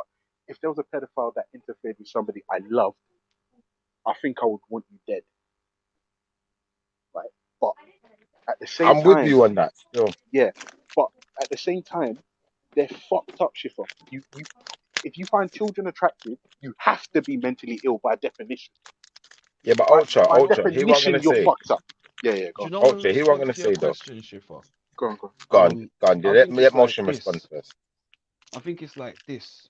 Um, there's a specific. I'm not say type of person. So I'm not gonna be generic and prejudiced and judgmental, but I'm gonna say there's echelons of society that is more prevalent amongst. Just put it on the top. I'll slow down a bit. That is more prevalent amongst. And yes, you have your working class, lower class looking, and the generic we talked about earlier, the people that we think the generic have that generic look. But in essence, these things are more upper class behavior. Okay. I disagree. Because if you, I'm not gonna lie. Since we've done this thing, the pedophilia and the child abuse goes right across the UK in every single community. The only difference is the upper echelons tend to get away with it. That's the only But difference. so if you let me get to where I was going to, because you see the schools I went to and stuff like that, and the people that I know that went to like private schools and that. Like I used to coach a football team. I don't know if you don't know Alleyne, the private school in Dulwich. But I used to coach a team of. I'm not that far south. I'm only better. Okay, yeah. So I used to coach a team that used to have most of the guys that went to that school. Then I used to play for rugby for a team called Purley John Fisher, which is another private school. I used to play against a lot of teams. And you know what a big rhetoric was in a lot of those teams was always you got touched by this teacher, that teacher, or this teacher. Oh, because it was a private school. You understand me? And so they made it for them. They used to joke and laugh about it. But I look at it like this: you see that excuse about medication. Understand that medication thing and that I'm ill or they're ill will not be relevant if you are a working class or especially a black person. Do you understand me? Agreed. No, I do agree with that. Yeah, that excuse will be for your richer people to be able to not do jail time and get away with going to see the doctor twice a week or once a week. Do you understand me? Yeah, I hear you. I won't lie to you. I'm inclined to agree with that. And if I'm honest with you, I think the upper echelons in society always get away with madness. Like, for instance, it's a side point, but I think there was a Manchester City player who was in a Mercedes, his Mercedes, Yeah. speeding, and he murdered a family, an Asian family. Mm. Not all of them died, but like some of them died, and he got spared jail.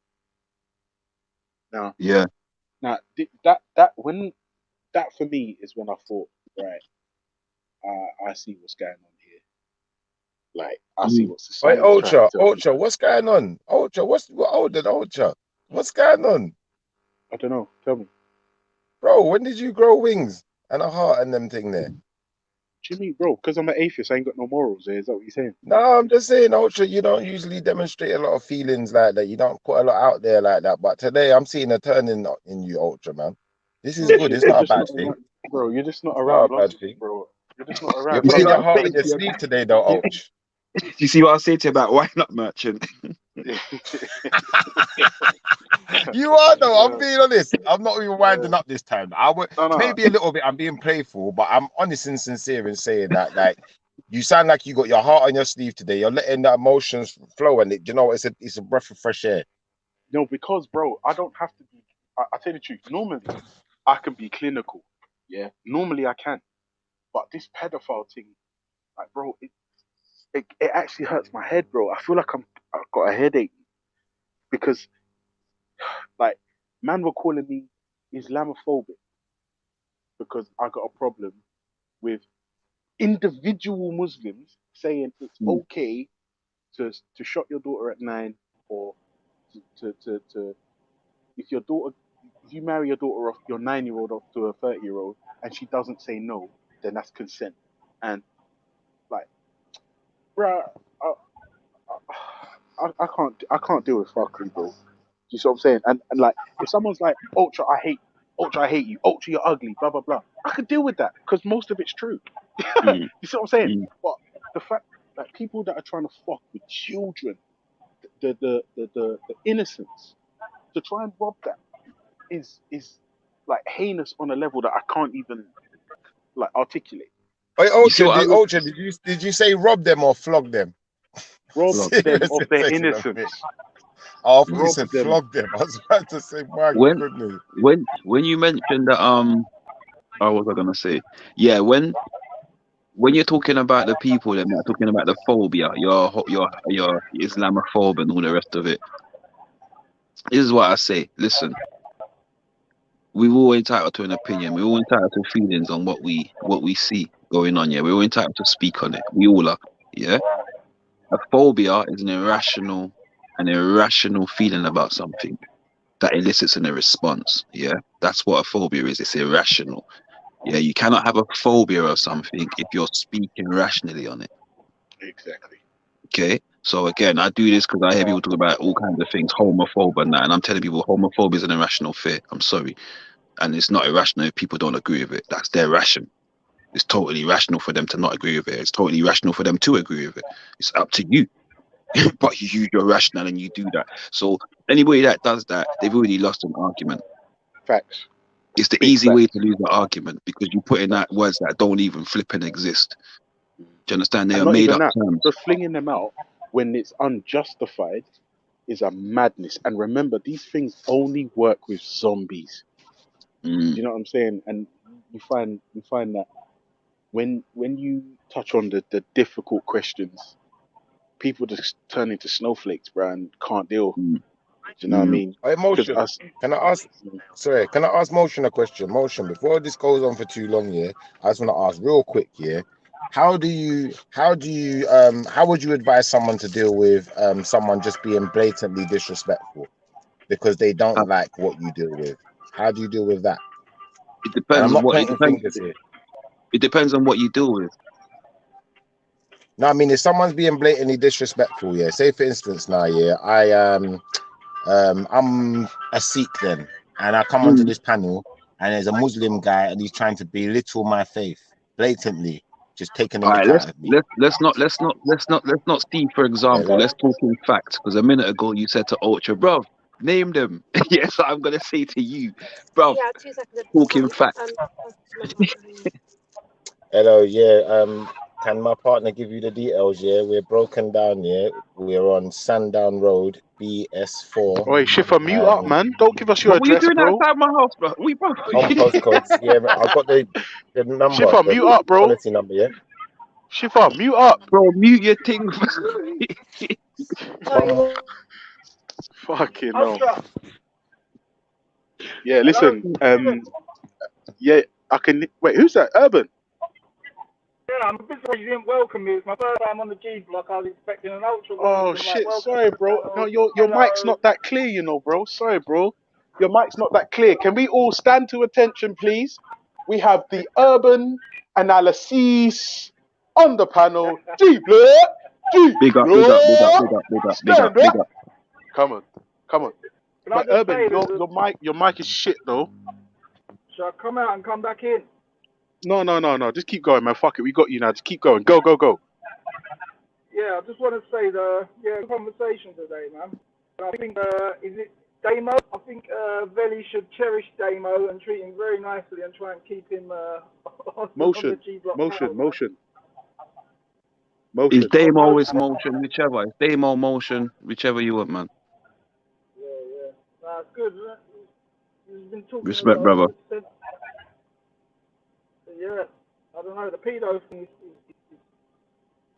I mean, it's like everyone seems to be in two minds, and I kind of share that feeling myself. It's like on one hand you want to kill paedophiles, and on the other hand, the humanity side of you is like, what do we do with them? You can't just kill them. What do we do? And not even that, urban analysis. Let me ask you the question. If there's a man who identifies as a pedophile, but he has not offended and goes to the authorities himself for help, what do we do with him? Help him. But my thought is, and I've thought about it a few times. I think Dan was talking about it once, and got me thinking about it about a similar topic. And I think, I don't know, I think the best option is to give people like the opportunity to for voluntary castration. So you know that you have that feeling and you're suppressing that feeling. So you know that it's wrong. So it's down to your obligation to go and have a voluntary castration. Now, so that option there for every paedophile. But if you offend and you get caught and you haven't took the voluntary castration, then that gives us sort of permission to be more harsh with your penalty. Okay, but hold on a second. What about the pedophile that's like Uncle Steve or Aunt Susie who gets away with it? Like how? Like obviously, as somebody that doesn't believe in an afterlife, this person gets no punishment. Like essentially. And what about all the pedophiles or all the molestation that goes unreported? Like, Yeah, do but you see what I mean? how do you deal with that? If it goes unreported, what can you do? I mean, Yeah, but think about how much sexual exploitation, molestation, sexual abuse goes unreported. I think somebody read out a stat earlier that said, I think it was 24,000 crimes reported, and that's just the stuff reported. What 3 and 4 and 5 and 6-year-old is going to report a crime, a child sex crime from somebody? report that generally they report that when they're of age, but then the problem is a lot of abused children then go on to become abusers. But Do you know what? Let me try and get the stats on that. There's different types of pedophiles, isn't it? Because you've got ones that are sexually attracted to children the same way a heterosexual is attracted to a woman or a gay person attracted to the same sex. You've got like the pedophiles that get gratification of the torment they're putting the child through. Mm. You know, that's very different. But I was gonna ask you on that then, on that point then, do you not think that these people have the knowledge of what they're putting the children through? Even though they're not doing it in the way of the psychopath, but they're doing it, they must have an inkling into how this is affecting. Again, I think it's a broad spectrum, because when you look at, like you said earlier about you follow the paedophile hunters, and a lot of them paedophile hunters, a lot of the people they catch, they're like widows. Like, Say that bit again, bro. That last bit cut out a little bit. A lot of them are like what? Sorry. They're like weirdos, aren't they? They're Yeah. people who are like not part of society. They're right in their heads, like, and you know, like I was away as well, yeah, and I got swagged from one jail and I got sent to another one, yeah, and this jail was, I think there was about 8 wings and 6 of the wings were sex offenders. Yeah. And sometimes it was different to normal prisons, you know, like where in our normal prisons, like the sex offenders get escorted around, yeah. In this prison, it's different. The normal people got escorted around. So we only got to get a glimpse of the sex offenders. And some of them, you could look at them and tell they're fucking wrong. But some of them, Yeah. some of them just look normal, just like Mm. I can expect it from them. But we spoke on this earlier, and I said I remember being inside, and there was a couple of people, but there was one in particular who stuck out, and everyone thought that's what he was, and nobody talked to him, no one dealt with him. And you know the worst thing is, he was more gangster than all of us. At the time you were saying that, yeah, I actually wanted to jump on, but I was busy because I had a similar experience. There was a guy Yeah. who looked like a paedophile. I looked at him and thought, no, this guy, he is definitely Yeah. a paedophile. And everyone used to call him everyone used to say, look at that nonce, look at him. It turned out he was a solicitor, and he's in for like a £52 million fraud. And the amount See? of inmates that this man helped with their cases outside prison, their adjudications into like, he got so many things overturned for people, and he become like a much loved member of the Person, community. yeah. Mm. But I remember seeing him on induction and everyone noncing him off. Yeah, and that's what happens. And so because of that, though, because what I find with them pedophile hunters, these people are using the internet. And so I think those types, that's what they have in it, the internet. And so they're easily caught. They're thick as hell. They're not really part of society in that sense. And the internet is their barrier, you know, and so they use it. Whereas the type we're talking about, any other, that to me, it's all predatory. It's all predatory. Now, your question about the guy that pops up and says, "Oh, this is my situation and I need help." Ideally, I'd say help him, because it's a bit like addiction. A man that smokes crack is never gonna give up crack until he realizes it's a problem. You get what I'm saying? And so, in that sense, if he's recognized it before he's done it or done anything, yeah, then I think you're kind of obligated to try and help him. You understand me? In whatever way. What way that would be, I haven't got a clue, but I mean, yeah. can you imagine that it's you and you hate yourself for it, but you're sexually attracted to imagine actually being sexually attracted to children and you can't control it. It's not like a conscious decision. Like, do they deserve death for being born like that? Did they say you can't control it? Look, so see, for that now, again, that has to be a result. So I don't know if I can't say if it's all the circumstances, but for me, that's got to be some kind of reaction to a past trauma. Anything that you say in that kind of descriptive, because again, the people that, even those thick people that we see from getting caught by the paedophile hunters, they do it in secrecy because they know it's wrong.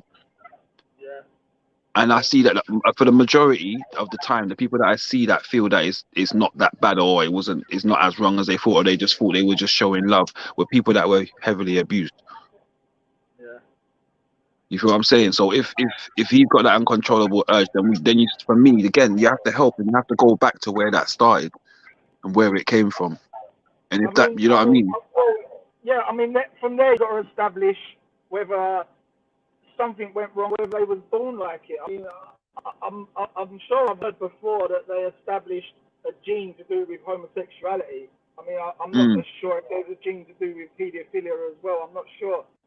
So on that subject, I tell you, it's hard to generalize a penalty when really each case has to be individual.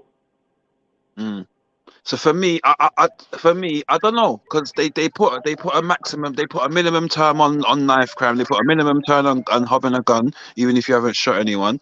They put a minimum term on all the things that I'm gonna say that people do, but they haven't put a minimum term on the things that of these things. Why is there no minimum term? Why is there no minimum 5 years for paedophilia?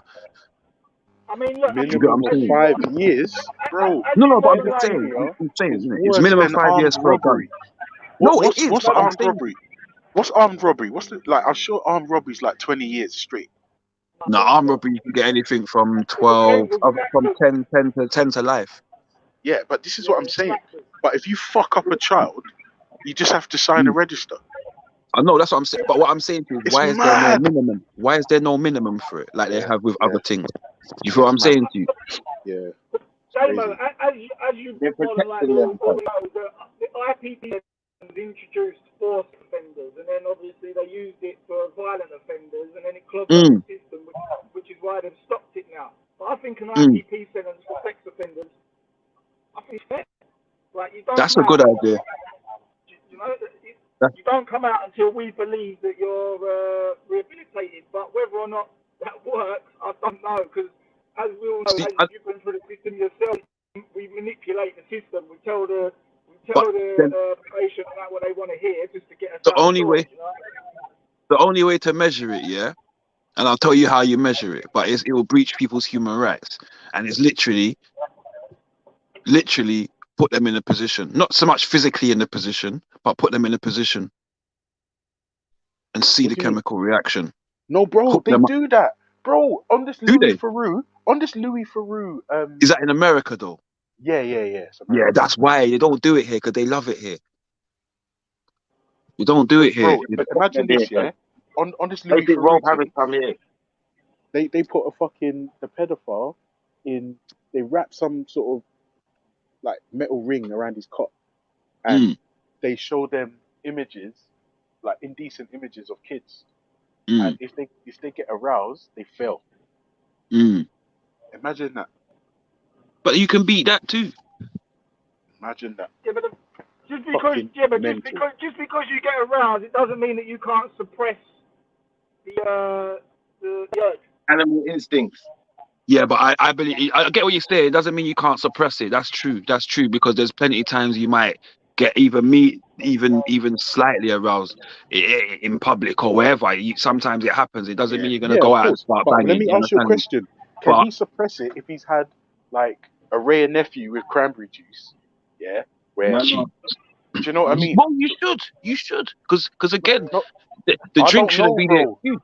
No, it's not the excuse. But remember, if he's had one rare nephew with cranberry juice, he's no longer in full control.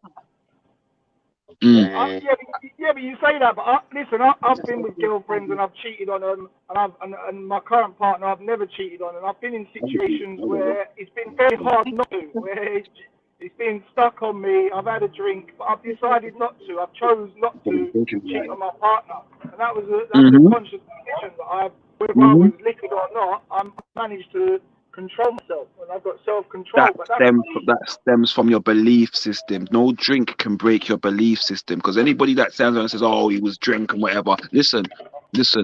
Any man that doesn't agree with paedophilia, if you were drunk and mash up, would you sleep with a child even if she was onto you? No, you wouldn't, because you totally believe it's wrong.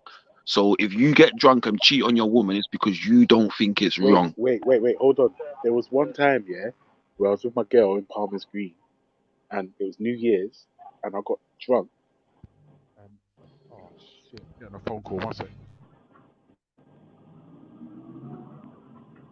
Yeah, but all of that is madness to me. That, like, at the end of the day, man can't be caping for certain things. Then for dead, innit?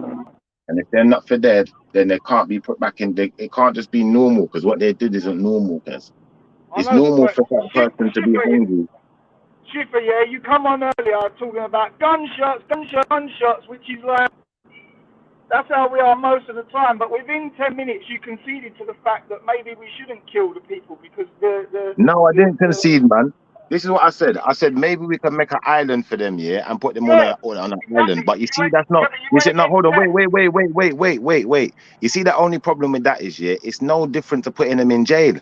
So it's like they got away with it. They're still going to be sat there with their PlayStation and their things, living life, having kids, living like everything's good, and someone else's life has been taken away from them. That normality of their life.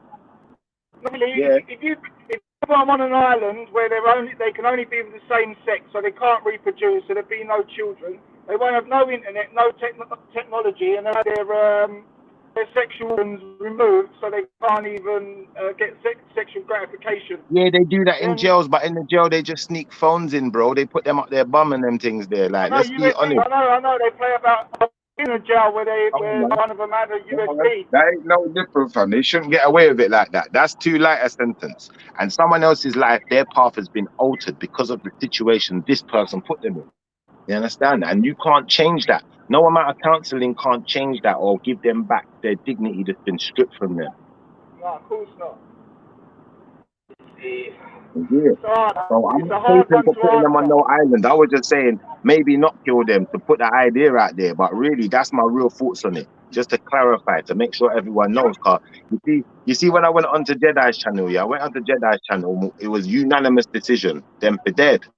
But I'm on Vedi Vision, and it seemed like it's not a unanimous decision. Like certain man are backpedaling, and they're not sure. Literally, Lottie. Yeah, but you backpedaled yourself. That's the point I was making. First of all, it was dead, and then you said maybe we can put an island. No, there's no maybe, bro. Them for dead, gunshot, boom, machine gun, repeater shot. You know when they line up the people like Schindler List. Oh, allow it. Like concentration camp. If them people to be in them type of people to be in that. In theory, it sounds good to just kill them. I agree. Do you know what I mean? Especially if it happens to a loved one of yours personally, then yeah, you're gonna want them to be dead. But I don't know. I remember being in Belmarsh, yeah, and I'll never forget. I met a guy, and basically he was having a barbecue, and his niece was playing in the front garden, gated up, dog was there, everything, and people sat by the door, and this guy, he ran up and tried to snatch the little girl, and he ran out, yeah. But remember, he's doing a barbecue, so he ran out with the fork in his hand, and he took up the guy, right? And he got nicked. no, he got nicked. But what happened was, he was offered the opportunity. Basically, they said to him, "If you say you're sorry that you didn't mean it, that you'll get done for manslaughter and you won't get life, automatic life." And so, but all he said was, "I'm not sorry." He said, "I'm not sorry." He said, "I didn't mean it. I didn't mean to kill him, but I am not sorry that he's dead because of the trauma he would have caused my niece." You know what I mean? And what she would have had to go through in life. And so, because of his unapologetic stance, he ended up getting done for murder because the judge directed the jury he must find him guilty for murder because there's no remorse. And so he got 25. He ended up with a 25-year sentence for murder, minimum sentence. Now, for me, like, where's the justice? If the law has protected this guy to this extent, this is why I understand the stance, because people have this stance because there seems to be no justice for it. Do you understand? Whereas you can try and feed your family. How can we feel safe to send our kids to school, send our kids anywhere when these things can happen? You can try and feed your family and maybe sell some. Man, I've got longer sentence for selling weed for trying to feed their kids and family. Do you get what I'm saying? For trying to subsidize their little job and that. I can relate to that guy because there's not a lot of things at my age now with a family that I would risk a 25 for. But something like that, I would do a 25 with a smile on my face. Exactly. You see what I'm saying? Gunshot, Philip. You see what I'm saying? And that's the difference as well, because there's the other aspect as well is, like me, who I am as a person. I've always been a protective person, so that's why it hit me hard when my sister passed. But the other aspect is the children go through this trauma, the dads go through a trauma of feeling like they've been unable to protect. Yeah, relationships break up because mums feel like dad didn't protect, and there's a resentment and all kinds of things start to happen. So there's a knock-on effect as well. And so you understand me? And so in that sense, when you look at the grand scheme of things, it isn't just a child, because then that child's potentially going through a broken family now. Do you understand me? Because mum and dad are blaming each other and so on and so forth. So at the end of the day, like it becomes there's a massive ripple, bro. It's a massive ripple. Now this child's got daddy issues, innit? Because dad's not around, because him and mum split up now, innit? Now she's got daddy issues, and now the only thing she knows is some cycle of abuse, innit? So now she's going out for them abusive men on repeat, innit? Should the crime not be equal? Should the crime not be equal to the damage before? Hang on a minute. Sorry, 1 second. Should the crime not be equal to the distress that you've caused? Because you see a man who goes out on the road and he's selling a little piece of herbs or whatever, a little piece of weed to his brethren and them man there. That's not causing them no long-term damage and causing them no long-term harm. They're not doing themselves.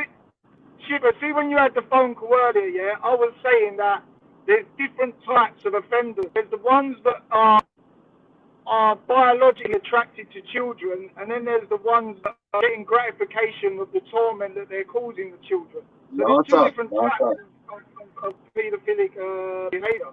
Of course there is. There's No, some sir. that are No, Bertrand, you see the only defense you could come with like that, yeah? You see if you see that you got them people, they're like man-child. They're like grown people, but they're like a child in their head. He cannot reason properly. He really does not like John understand. There's Coffey. something wrong with him like that.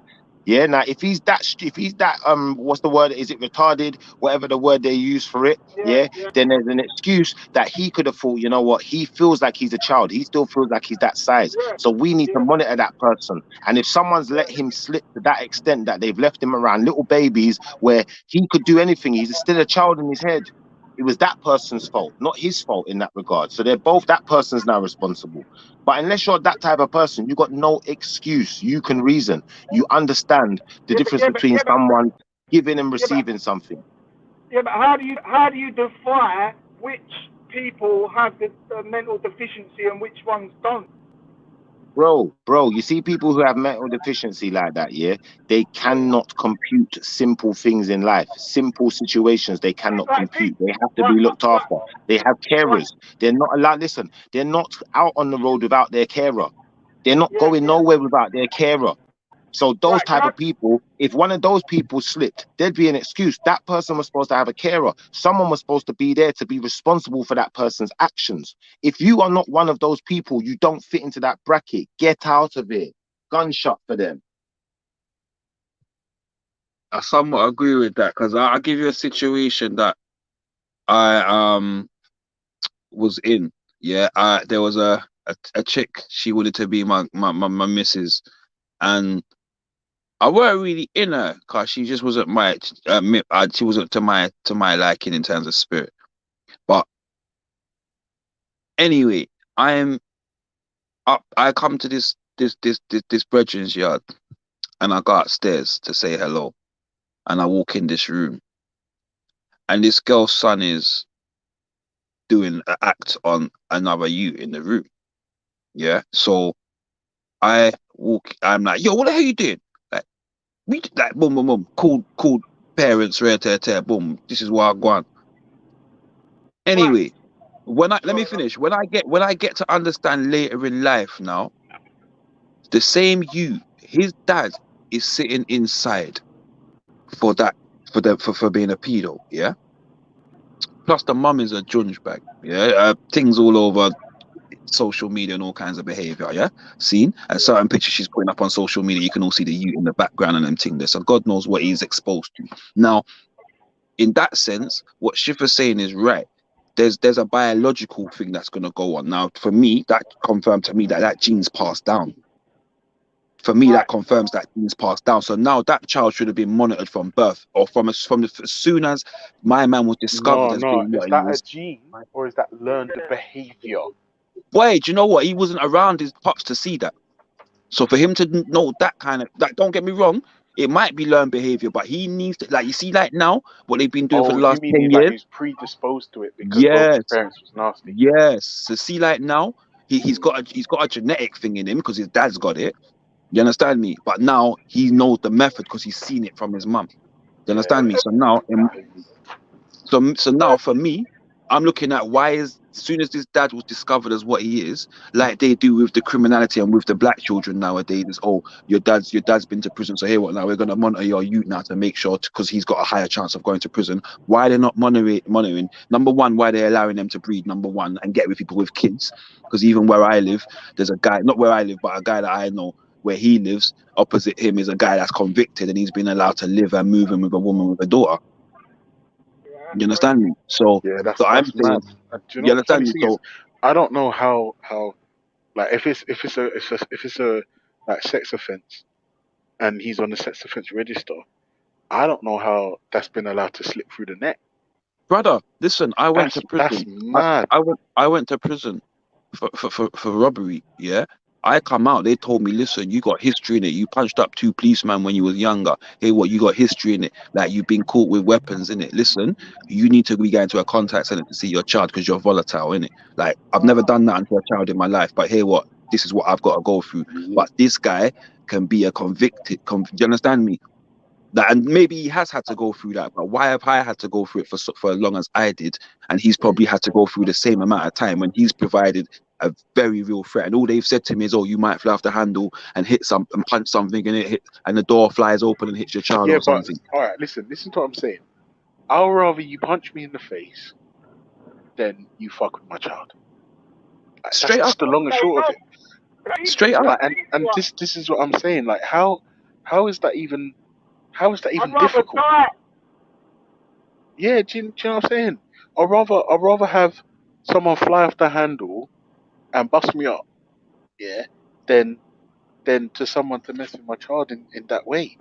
Ultra, see earlier on, yeah, you was talking about the Louis Theroux documentary. And Yeah. I remember watching that a long time ago, and he was interviewing the people in the prison, and one of them was saying about the devil's voice. Do you remember that? And he was going, "It's the devil that tells you to do it." Yeah, bro. All of that shit there, I can't take. Yeah, All of bro, that. this is why the youth that grabbed the girl the other day, really, he's got to feel like he can't come out his house. Because if I see that face, listen, I'm liable to kick something down.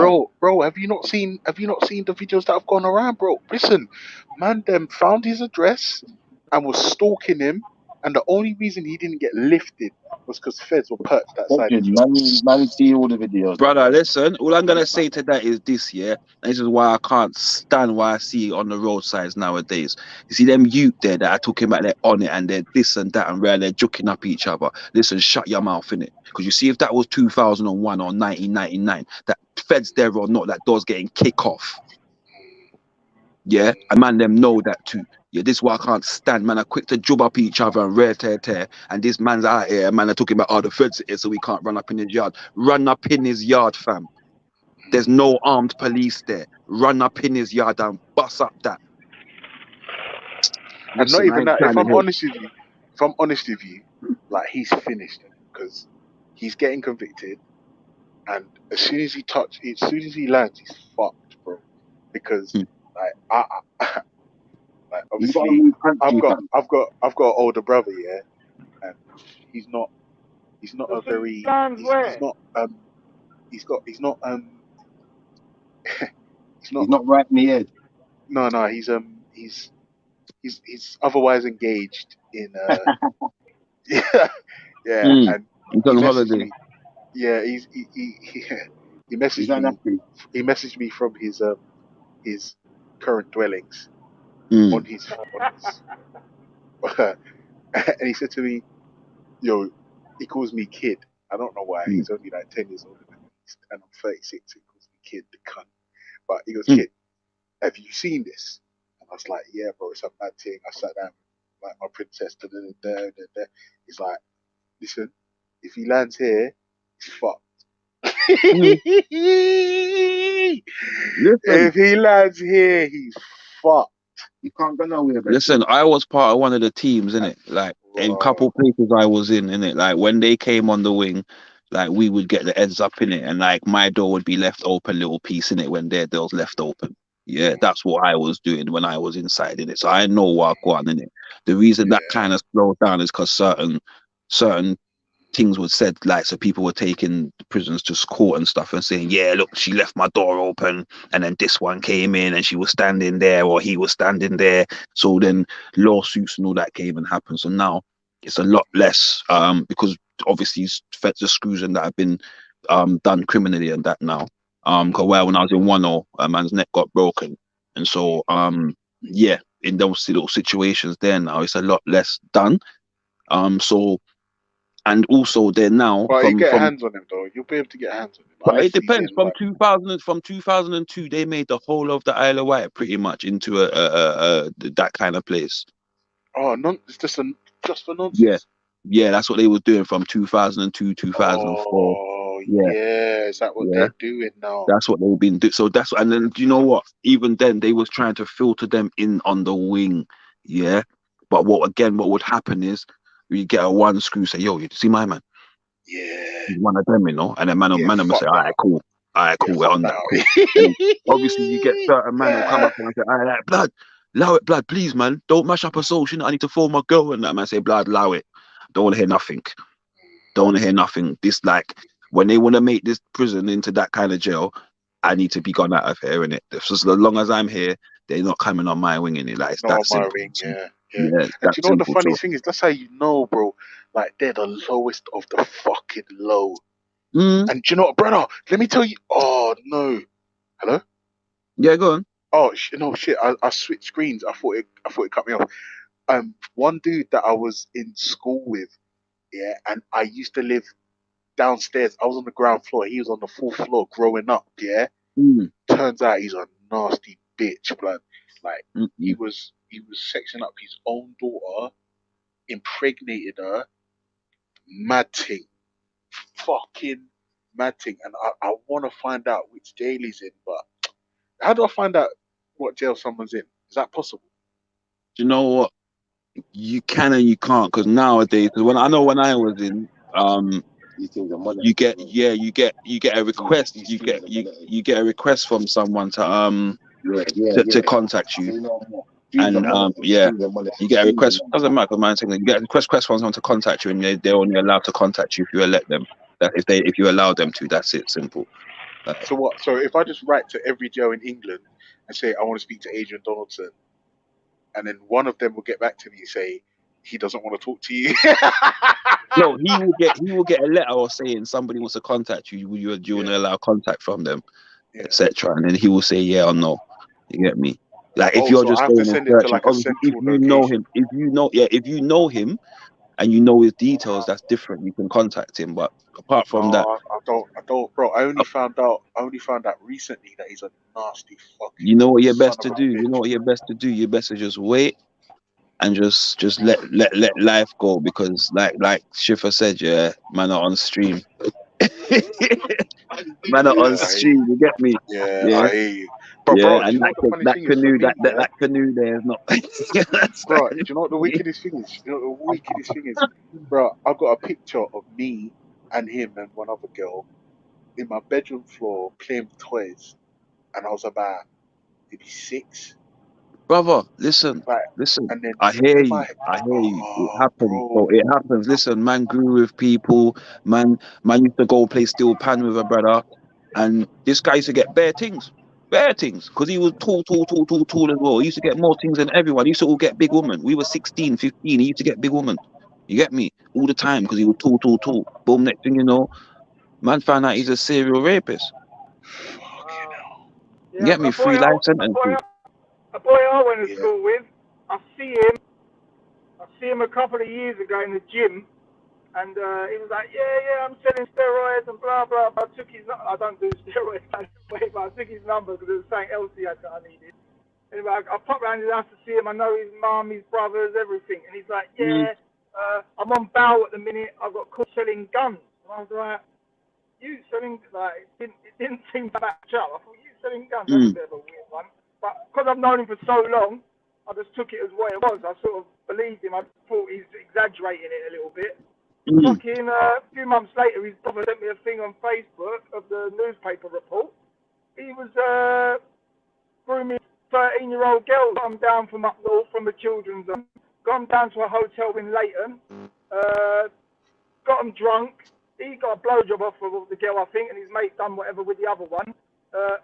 About 5 o'clock in the morning, they've left the hotel, told the girls that they was going to go back to their house with them, got in a cab with them, pulled up somewhere on Leabridge Road, jumped out and run off.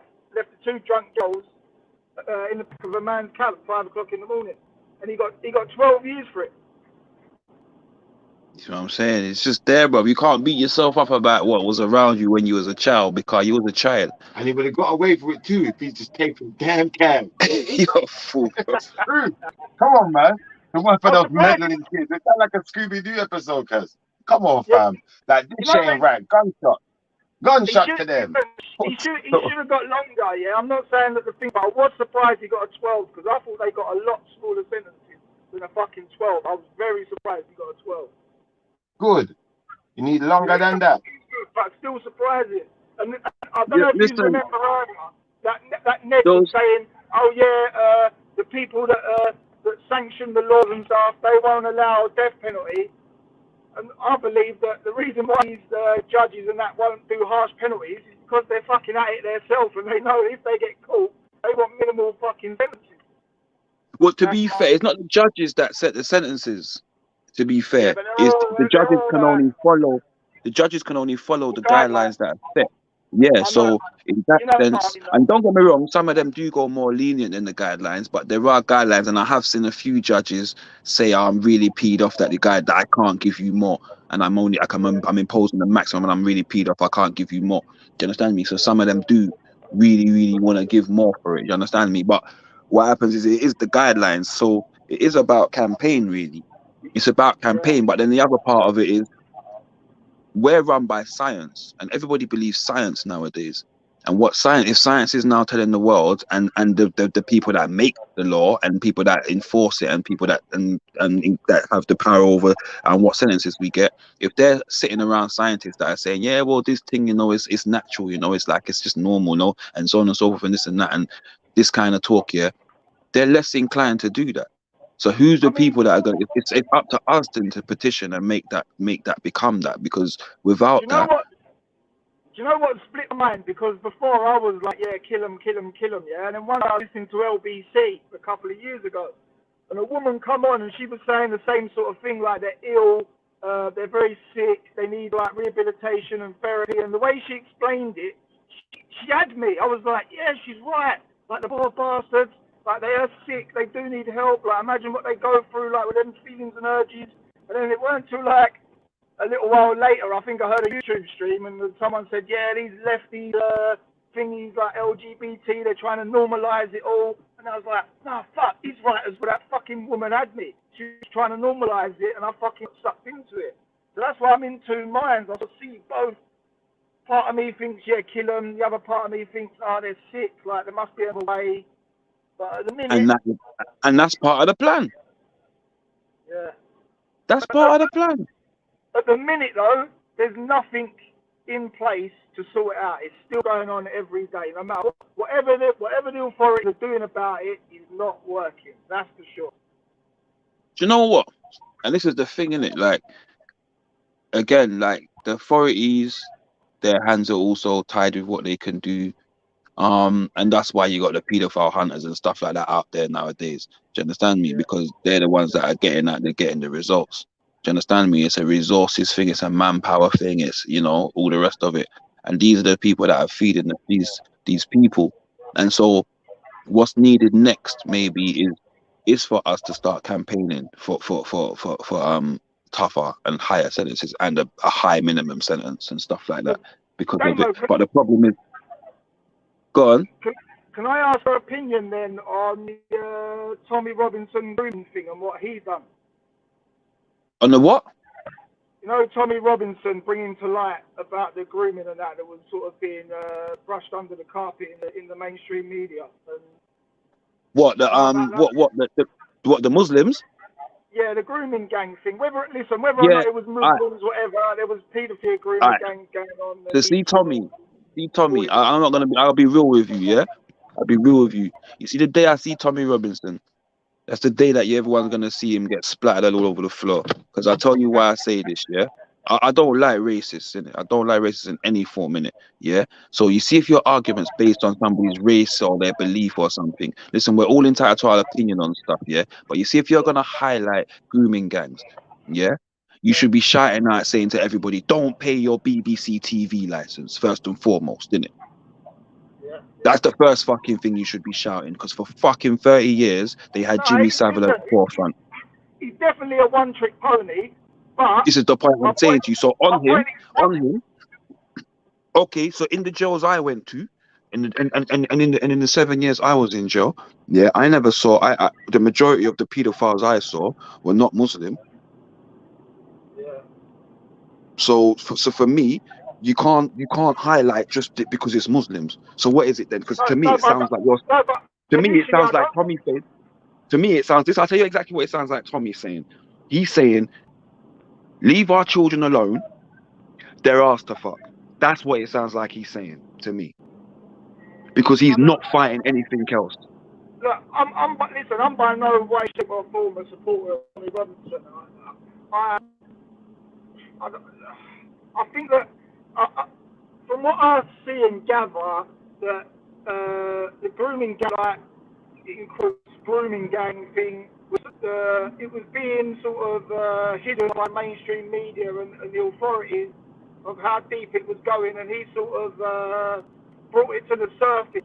Now, whether take away the race and the religion, there was some kind of paedophile ring going on, and it weren't getting spoke about. The public didn't know about it, and he brought it to the attention.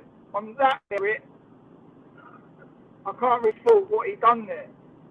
I But mean, this is the point. personally, Like, I would have thought he would have gone further and broadened his horizons and went on to the paedophilia, and whatever, like you said. But he and this is never. the point I'm saying to you. He's only coming from one angle. Now, you see, for me, I would literally put him in a room, him and the grooming gangs, yeah, and literally fight to the death. And the last man standing, you walk in, you put a bullet in his flipping head. Simple, yeah. All of them, every single one of them. Because I'm saying, like I said to you, his argument to me sounds like nobody can't touch our children, but do you know what I mean? That's what it sounds like. I'm going to turn a blind eye to everything else and just focus on these people. And yes, it is a problem. I'm not saying you shouldn't be focused on that, but focus on everything else. No, I agree. You see what I'm saying? But what if? But I've sometimes considered, what if he got approached by people higher up and was told, listen, we'll let you go, we'll let you carry on going on about this. If you go on about that, then we'll just take you out. Well, then it's a moral thing, innit? Because here, what? Nobody's going to phone me up and say to me, listen, don't expose me. Yeah.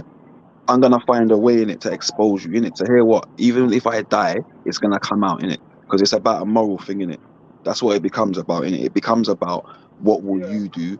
What will you become complicit, basically? What will you, how far will it take? How long will it take for you to become complicit? Listen, I'm not complicit. I'm never going to be complicit. There's certain things I'll never be. You know what I mean? If you're going to put yourself up to be this justice warrior, then you've got to go all the way, innit? Like, you've got to Yeah, be prepared that's to it. lose everything. That's it. You can't be sitting there, because here's the joke thing, yeah. There's people out there, yeah, that are out there talking all types of quack, yeah, like David Dykes and all kinds of stuff. Yes, he talks some truth, but he talks some quack as well, yeah. And he's heavily funded and paid by supporters and people that endorse him and all kinds of things in the shows he's had, because he's been. £5 for his books. You don't need fucking funding. No, but the point I'm saying to you is this: he's stayed resolute to what he's believed. Do you understand me? And said it, and he's stuck with it. Innit? That's that, innit? Like, he's not changed, he's not diverted from that, and that's the belief, and that's why he has people still following him to this day. Doesn't matter what quack he talks, they'll hang on his every word because he's stayed resolute to his cause. Like, and as far as I'm concerned, if that's your cause, the protection of children, it's the protection of children from all predators.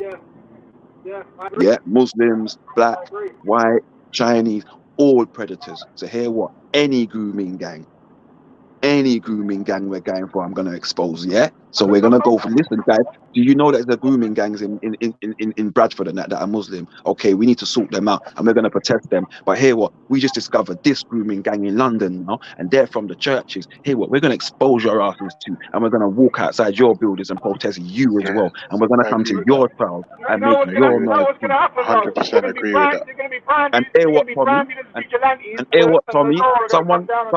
Someone tag Tommy Robinson and tell him, me, Damo, Motion, I say, you start being more even with your thing, and I will flip and walk with you. It's that simple. But stop me picking it out and being it's just a Muslim problem. Look closer to home also. Simple as that. Because there's plenty of people in his little party that are convicted pedos too. Yeah, bro. Okay. It's So mad. let's not play That games, he's innit? surrounding himself with. Let's go. Oh, You're walking with yeah, your it's nuts. pedos, innit? So that's why I said his argument thinks of leave our children alone, they're asked to fuck. That's his argument. Yeah? In which case, you for When dead. Tommy Robinson come to my attention, though, I thought he was that guy. I thought he was the guy that was going to take it all the way to the top.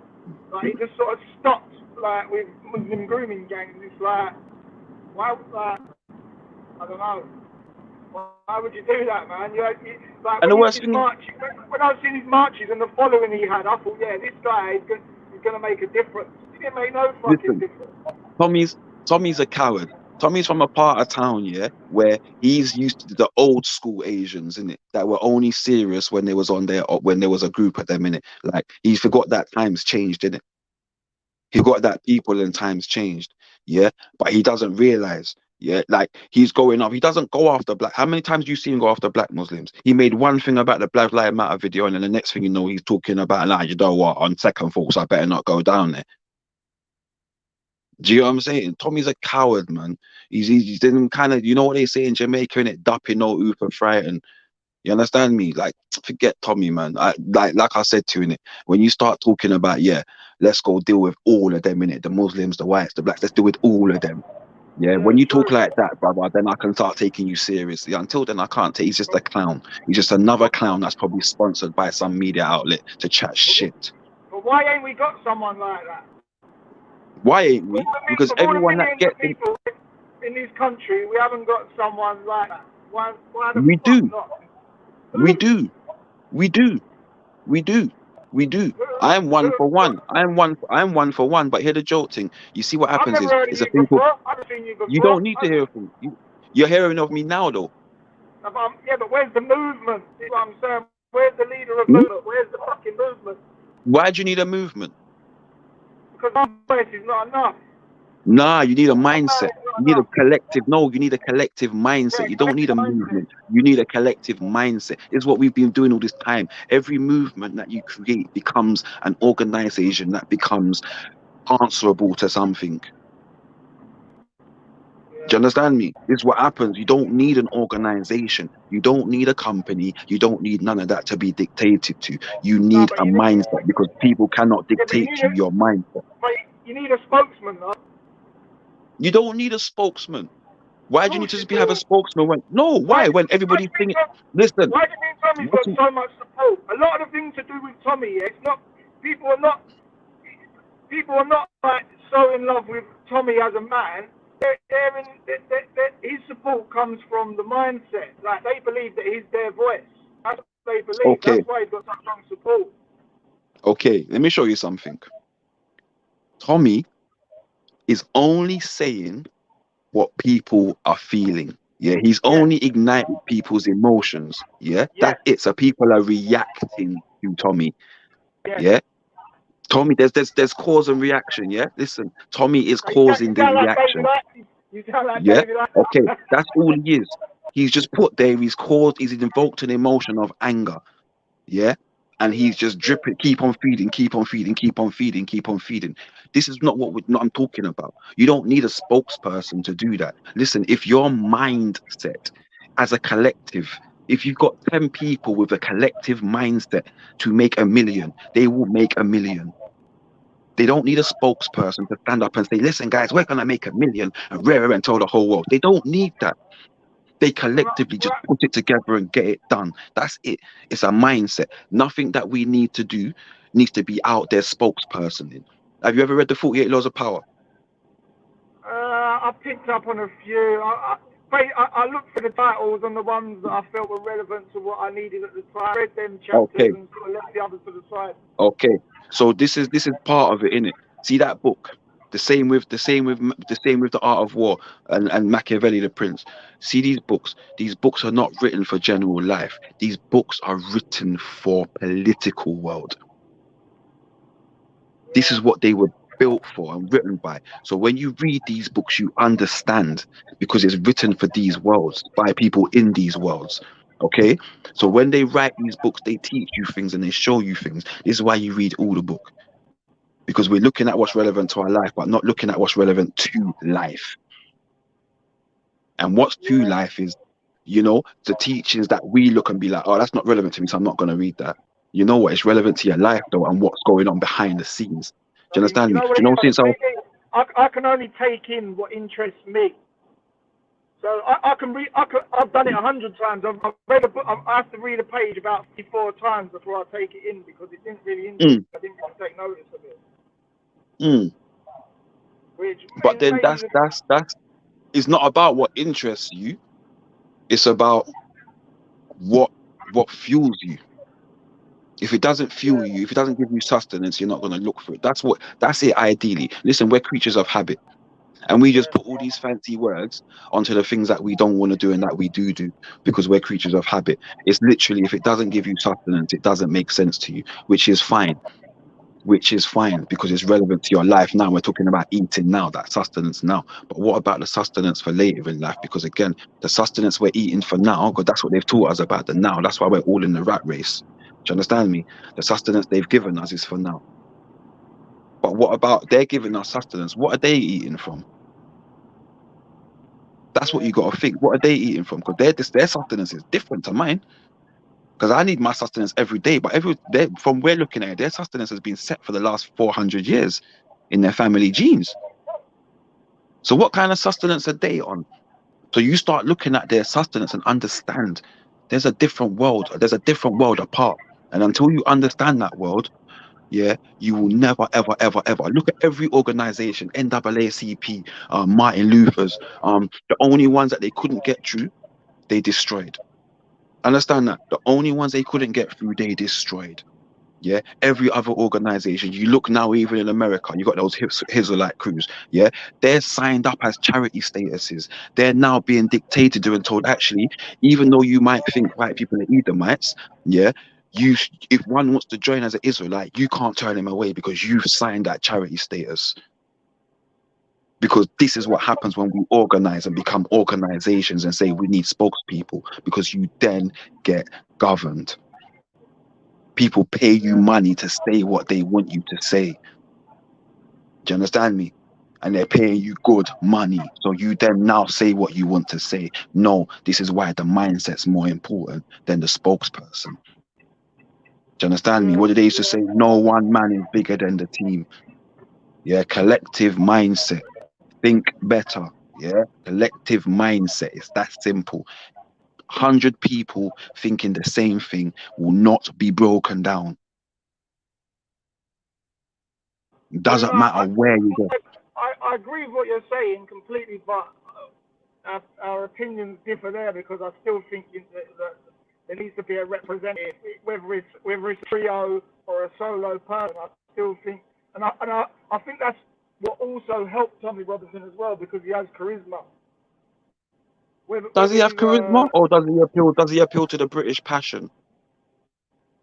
I think he's kind of got charisma. I think he's kind of got charisma as well. I mean, listen, I'm a white English man, so maybe subconsciously. No, but what do you define as charisma? What do you define as charisma? I just find him like quite a likable. Is he charming? I'd say he's charming. Yeah, I'd say he's charming. Yeah, because he's. I mean, listen. Before he starts opening his mouth and talking shit, yeah, do you know what I mean? But like, yeah, no, but my point of it is, when he starts talking, he's just like you. Not in a bad way. Don't mean it in a disrespect like you think like him, but he's just like you. When he starts talking, before he says anything bad, he can come up on the screen and say, "Oh, I'm Tommy Robinson, such and such, so on and so forth. I've got a presentation for you today, so on and so forth," and come off as normal, and you'll be like, "Right, he's a likable guy." Right? Because he's like you, and he's an English guy. He seems like a stand-up guy.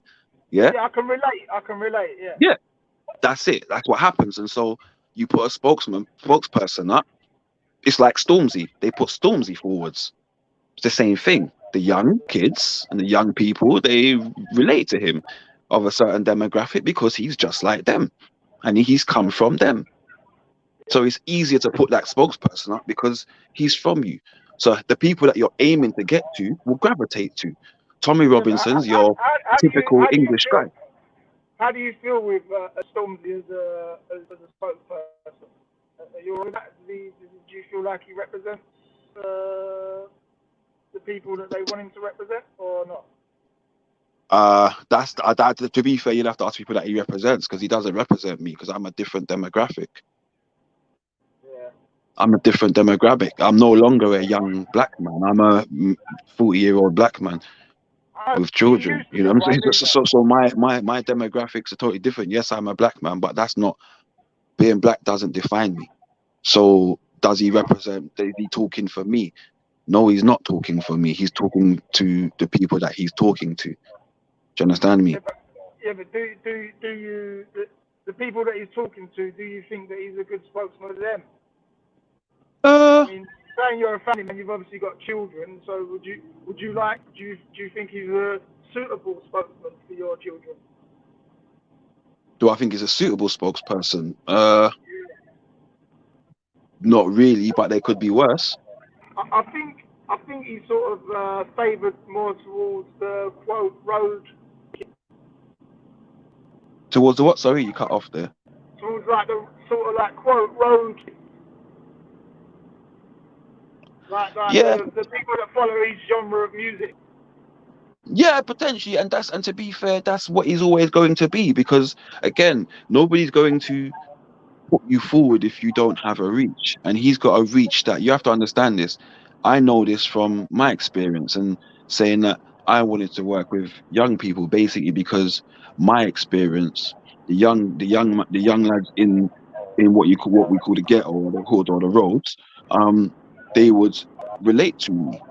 And so my stories and my history and my life and my teachings would go down better than Englishman that's gone to university to become a psychologist. They're never going to resonate. They're never going to resonate with him. So that's the thing. Again, that's what I'm trying to say to you. Tommy, as much as Tommy's a puppet, just come out of nowhere. Okay, Stormzy's an artist that's being paid and endorsed to continue to do what he's doing because they know he has a reach to people that they cannot reach, and that will always be the way. That will always be the way. We call him a sellout for that. Would I call him a sellout? No, I wouldn't call him a sellout. A lot of the times on this platform, a lot of black people are branded sellouts for things similar to that. Well, do you know what? That's For and that's being that's an instrument of the establishment, basically. yeah, but you know the worst thing is, like, you could say that about any artist. You could say that about nobody says that about Tupac in later life, but I guarantee you during his life people were saying that. Do you feel what I'm saying?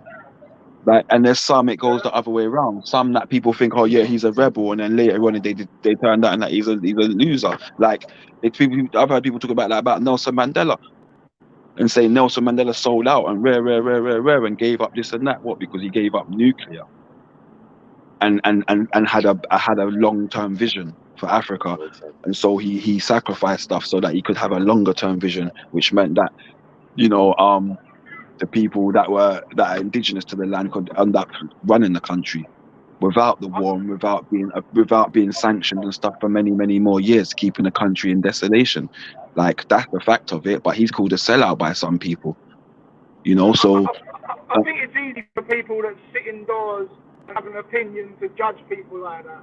Whereas if you've actually lived it yourself, you probably have a different perception of. Listen, and opinions like shit, innit? Like we all have it, innit? We all do it, yeah.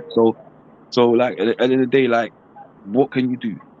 What can you do? Like, people are entitled to have an opinion. They're entitled to voice it, and you're entitled to counter that, and you're entitled to try and say what you want to say back to maybe give them something else to think about. You're never gonna change the world. But like, you look and you see like the reaction to Stormzy, yeah, in comparison to the reaction to Tommy. Do you know what I'm saying? Look at Anthony Joshua. Look how much fans he's lost because he made a statement, apparently written by someone else, but he makes a statement, and now he's classed as a racist. Yeah, and he's classed as a racist, but not one person have I seen that class him a racist have taken into the context of the rest of what he said to understand what he said. To be fair, Do you get what I'm saying? I don't really know much about it to even comment, to be fair. I Okay. don't think there's, from what I've sort of gathered from what was said, I mean, listen, I don't see anything wrong with people wanting to better their own community. But the thing that I see online,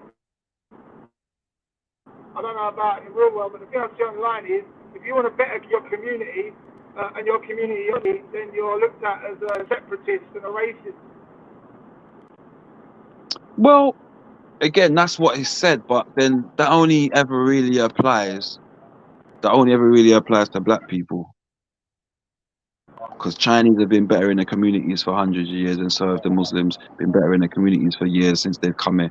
And all of a sudden, And again, what Anthony Joshua said was, if you're not respected and they won't hire you and they won't treat you with respect, don't spend your money with them. So there was a few ifs there. There was a few ifs there where he was saying, well, actually, if they're going to treat you like this one, then don't spend your money with them, which is fair enough. Like, would you go and spend your money in a shop that treated you disrespectfully, whether it was black owned, white owned, Asian owned? You wouldn't. So what he's saying is, you will not. Do you see what I'm saying? So I'm saying to you, he's talking about what Anthony Joshua is saying is, listen, there's black fashion designers out there, innit? You're going out and you're buying Versace and certain people that have opened, Tommy Hilfiger, that's openly said racist things, and you're still going and buying them. Like, why are you buying things? And there's nothing wrong with saying that in my eyes, in the same way that the people that misinterpreted what he said have said, well, actually, I'm not going to buy Anthony Joshua fight now because he's racist and he said, don't spend money with white people. Do you know what I'm saying to you? There's nothing wrong. I got one sec, I got to take a call, sorry, one sec. Cool. Yeah.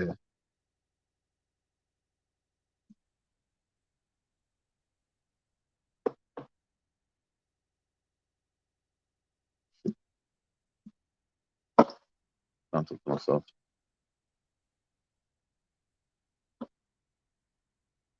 It's fine.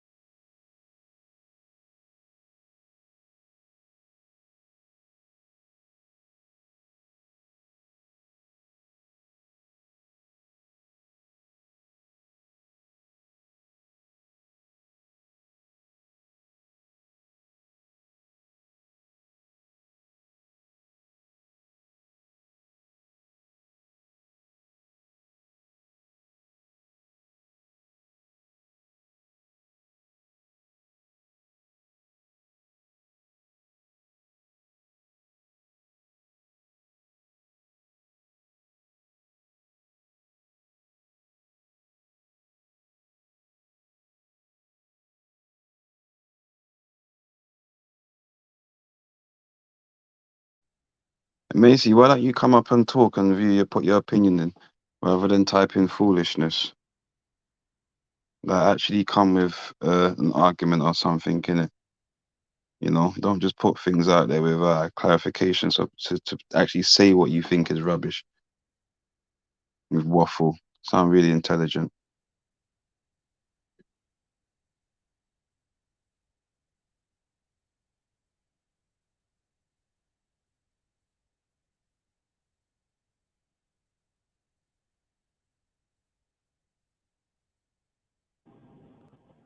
Yo.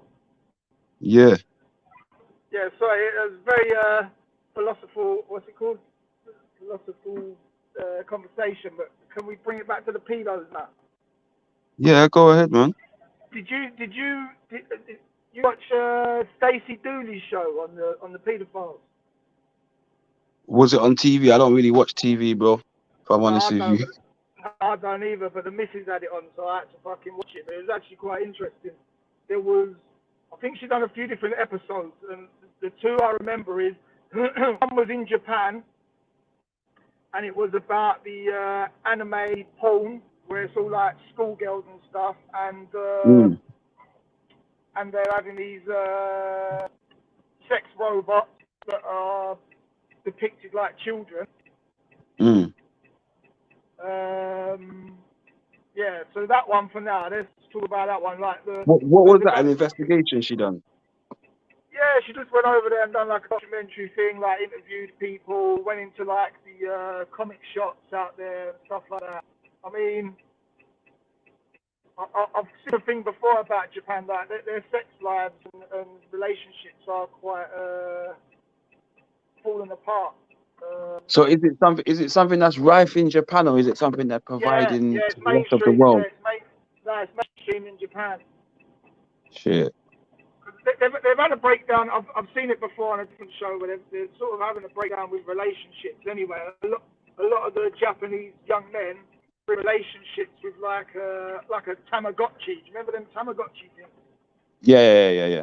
But like instead of like a little chicken, they're women they're in a relationship with, like on a fucking Game Boy DS. Do you know what I mean? Like they take It's been like normal. It's been normalizing. That's what I'm saying. It's been normalizing a lot of for a long time now in a lot of things. Do you know what I mean? Like, it's just, I don't know, man. I don't know.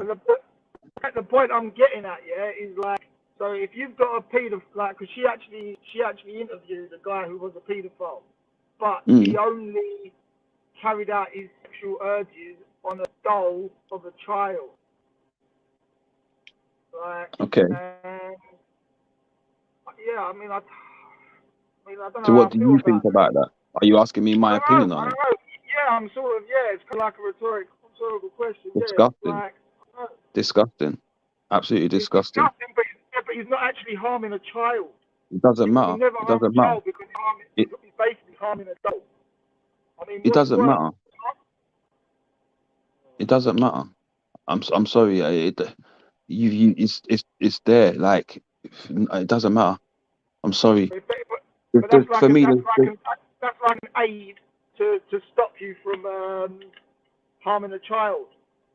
okay. So, boy, I don't know, mate. All I'm gonna say is, But on the other so side, for example, yeah, if you was a racist, yeah, but you was scared to be racist in front of, so for example, say you got a racist, yeah, and you say, oh, he's only racist at home. He's not racist to black people to their face. Is it all right that he's like that? well, yeah, because he's entitled to his own opinion and his own thoughts as long as he's not harming others and causing harm and distress to another. No. But you can't force somebody to feel something. Yeah, or but to when think or whatever. how do you know when they're going to, how do you ever know if they're going to act or not? Because this is what happens is if you allow the, for example, if you allow the simulation, for example, when does the simulation stop becoming become reality? not so much a reality, but when does the simulation ignite the need for it to become even more real? Yeah, but Are you feeding into it with that simulation? But even without the simulation, you could still have it in your mind. You could still fantasize. They could still fantasize it even and then carry it out. I just don't think it should be. I don't think it should happen. I don't agree with that at all whatsoever. I mean, look. I don't agree with that. From obviously what you're saying earlier, and completely right. If you introduce these dolls for these paedophiles, then it's a way of normalising it, which we cannot allow to happen. Yeah, that's what I feel like it's doing. Like, you can't do that. I'm sorry. That's just nah. Nah, you don't get to act out that. You don't get to act out like that and get gratification for it. Because that's what you understand. That's what people have to understand. That they get a sense of gratification. Yeah. You're releasing of chemicals in your brain. It's gratification, and all of a sudden you crave more gratification. And then what the gratification you're on? Do you know what I mean? No, that's a dangerous, a very slippery slope to be going down, in my opinion. So you think they should be persecuted for their faults? Persecuted? I don't know about. I'm not gonna say persecuted, but again, like it needs to be monitored. Yeah, monitored, very strict monitoring as well. In that sense. How do you monitor so many people? How do you monitor? How do you do that? You find a way. You hire. Listen, there's jobs. There's people out there. There's people all over the world that are unemployed. I mean, my mates. Yeah, I know what you mean. I get what you're saying there. My mate's a lover. He's not been out long. He's got like, a mad tag, and he's got a GPS on it as well. So they know where he is every time. Yeah. Again, like they do it with people that they class as dangerous criminals. So are these people not dangerous criminals? That's why I don't get, like, or potentially dangerous. Whether you've acted or not, you're still potentially dangerous criminals, because at any point, it's like someone that's an alcoholic. They never stop there and say, "Oh, I used to be an alcoholic." They say, "I'm still an alcoholic. I'm still in recovery. I'm still on the wagon." Do you know what I mean? They never say that I'm Like not. you're So, basically you're always an addict. You just fight the urge for it, innit? I've got a few friends that have gone through rehabilitation for drugs. do you know what I mean? So it's in that sense as well. The Like urge never goes. you can't. Yeah, you can't. For me, you can't. You can't have that kind of stuff. You can't be like, oh yeah, you got this urge, but here we're gonna make a doll for you to get that urge out. No, you shouldn't have that. That urge is not something that we want to facilitate. Yeah. Full stop. And again, it's the same thing as like I said to you about picking and choosing which types of pedos you're gonna go for. No, it's the same thing. It's the same thing like I said earlier on when Terry was talking about the when they're talking about the atheist stuff and things like that. Like we can't just pick and choose who we're gonna go for and who we're gonna choose is wrong for and who we're gonna facilitate and who we're gonna let we all do it in whatever way they want to do it. We can't let that happen. If it's fundamentally wrong, then it needs to be fundamentally wrong. There's no we're going to give you a doll so you can do it. Like, no, not at all. It's fundamentally wrong, and just leave it at that. So when it comes look, yes. So if you're thinking because it comes where does it become like an offence for a fault? Say that again? When does it become an offence or a fault of actually thinking about something? So these paedophiles, they're thinking about kids. Should they be punished for that? If they're just thinking What about for the thought? Yeah.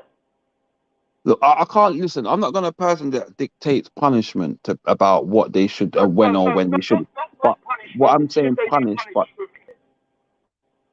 when you say punish, or should you say not vetted, but like kind of like tracked and kept an eye on and monitored? Yeah, definitely. If monitored, yeah. How do you know to monitor them? If it's only How do you know to monitor? If you don't, if you don't know the fault, you don't know the fault. What can you do about it? Like it's again maybe. The point I'm getting to, is that I'm not even fuck the fucking paedophiles at the end of the day. Look, I don't agree with killing them all, but if the government decided to kill them all tomorrow, I wouldn't lose too much sleep over it. But then the thing you see how they introduce a law for one group of people, and then it gets used on another group of people. And then when does it become that you're going to prison because you thought about robbing a bank? You didn't do it, you thought about doing it. And then all of a sudden you're in prison thinking about doing it. Mm-hmm. You know what I mean? No, I get you. I get you, but again, like you have to understand that just because somebody thinks about robbing a bank doesn't mean they're gonna go out and buy a shotgun. Yeah. I think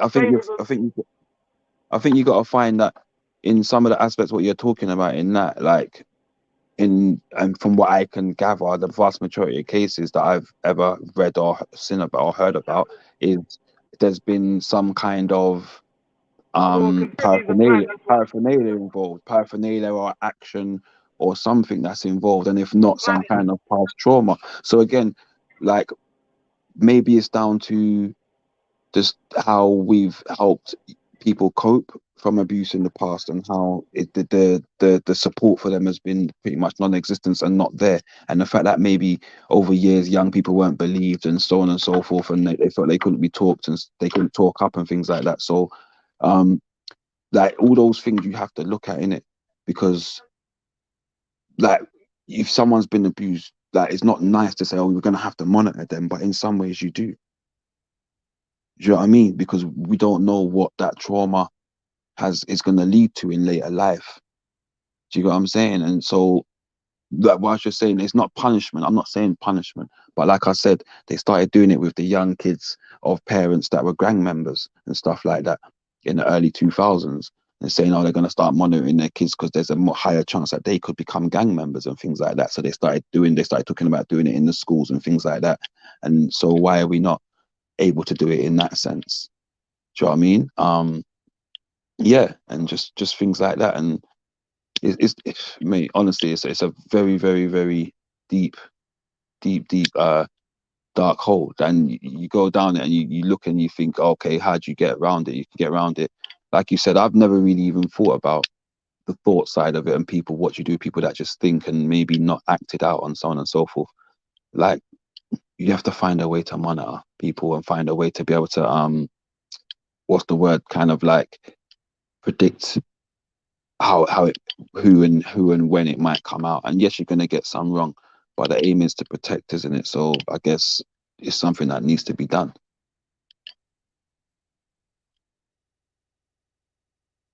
The Reanimator. What should be done to people who openly condone sex with a 9-year-old due to religious belief? So just keep on telling them they're wrong, innit? Keep on telling them they're wrong, and keep them away from your people then, bro. Real talk. Keep them far away from your people. You know what I mean? That's all I can say on that one. Now, if they want to justify it, it is a good question. If they want to justify it, yeah, keep them away. Keep them away. Keep them away. They're online, innit? But I don't know anyone. I don't know anyone that agrees with that. So, yeah. Don't know anyone. But, yeah, if I did, yeah, it'd be a different thing. Do you know what I mean?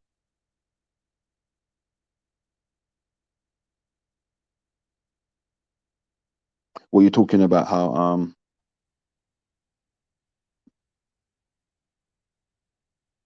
oh my gosh, shots fired.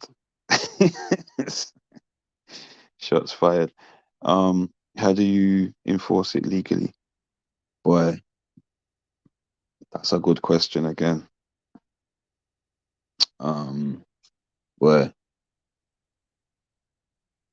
I don't know. I have to come back to that one. Again, it's monitoring, isn't it? Yeah, you have to monitor them people there. Not me. I'm not monitoring them. I don't know what they're getting up to and what they're watching and that. And I'd rather not see it if that's the case. But yeah, they have to be monitored, man. And for me, literally, I think I saw a post on, I think it might be Instagram, where some people were commenting on that guy that tried to take the girl from Mitcham, and they were saying, some woman, a lot of women actually was on it, saying oh, but the girl walked with him and something ain't right, and so on and so forth, and basically, in my opinion, victim blaming.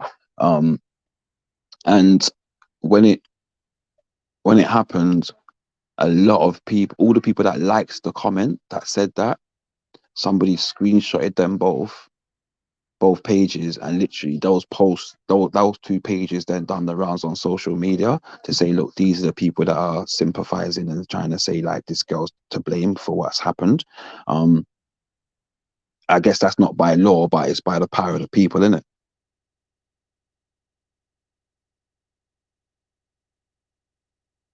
There's no such thing as Islamophobia, brother.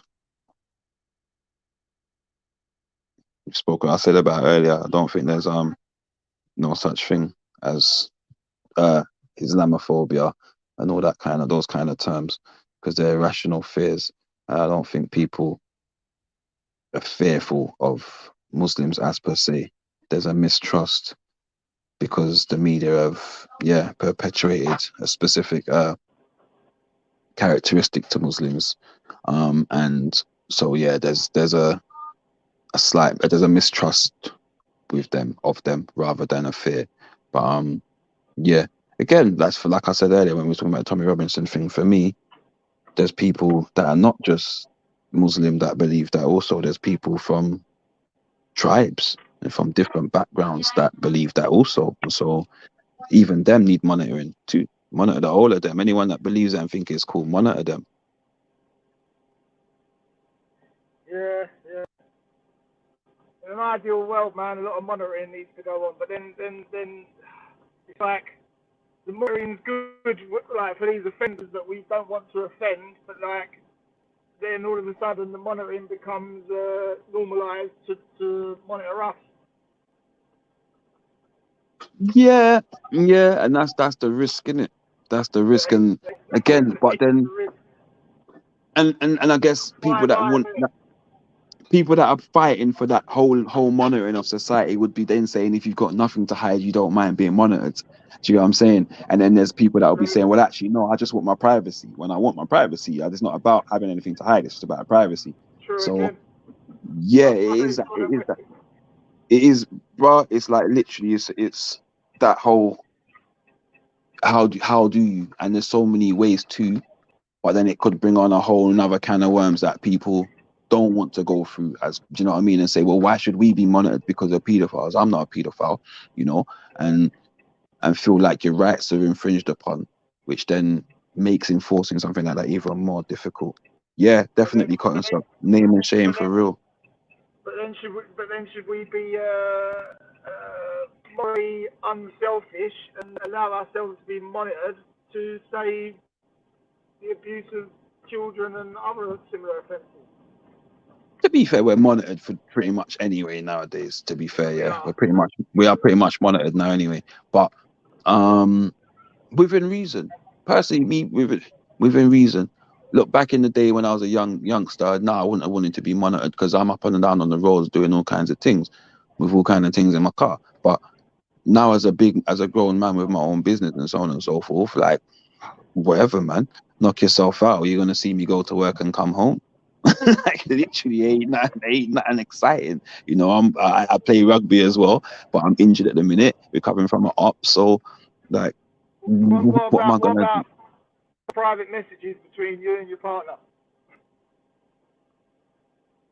That's different. Again, that's why I say within reason. That's why I say within reason. Everything's within reason, isn't it? Like, can you Just like, can you see? Once you open the tin of worms, where does it all fucking end? No, That's where I'm at. can you see what I'm doing once I step outside onto the road? Okay, fine. I ain't going out onto the road to do nothing major. Cool. Do you know what I mean? Can you listen in on my phone calls?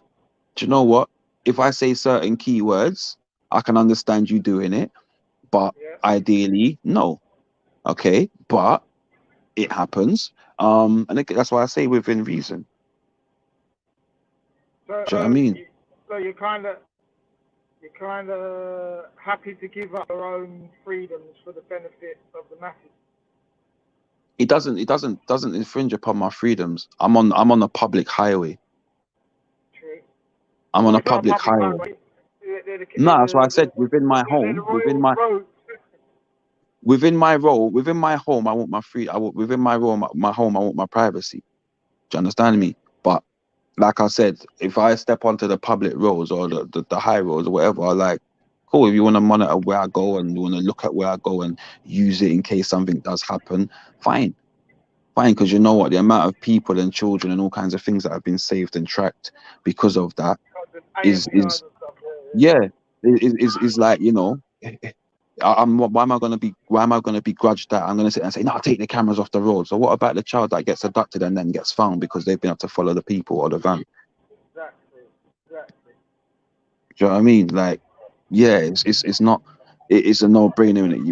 With that, it's what they class as security in it, and with that, you've got to kind of be like, okay, cool. Do you know what I mean? Like, my child can walk with her friends to school. My child can go to dance class with her friends. Do you know what I mean?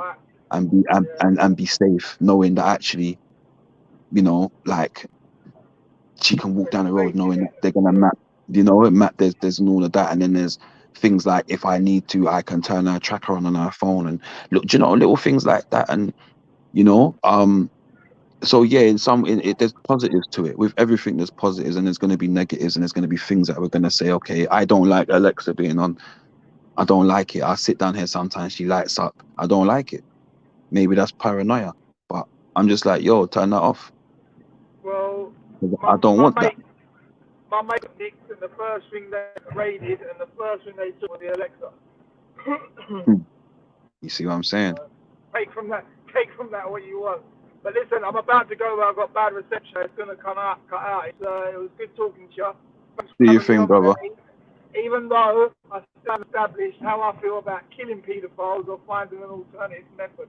All I do know is, whatever they got in place now, it ain't working. That's the only thing I do know. So, nah, they need to, man. Hopefully we find a perfect solution to this fucking shit. Anyway, I'll be Nah, there, cool. man. Take care. All right, peace, brother. Peace.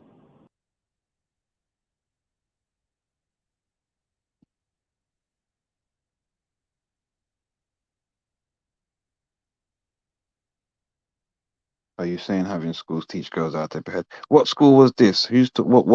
What video was this? Saw something earlier about was it in Pakistan or something? Was it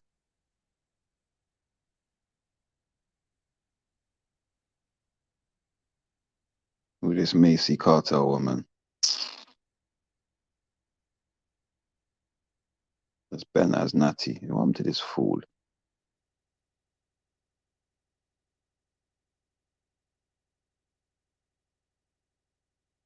You know, when people jump on something and they don't have the full concept and they just talk,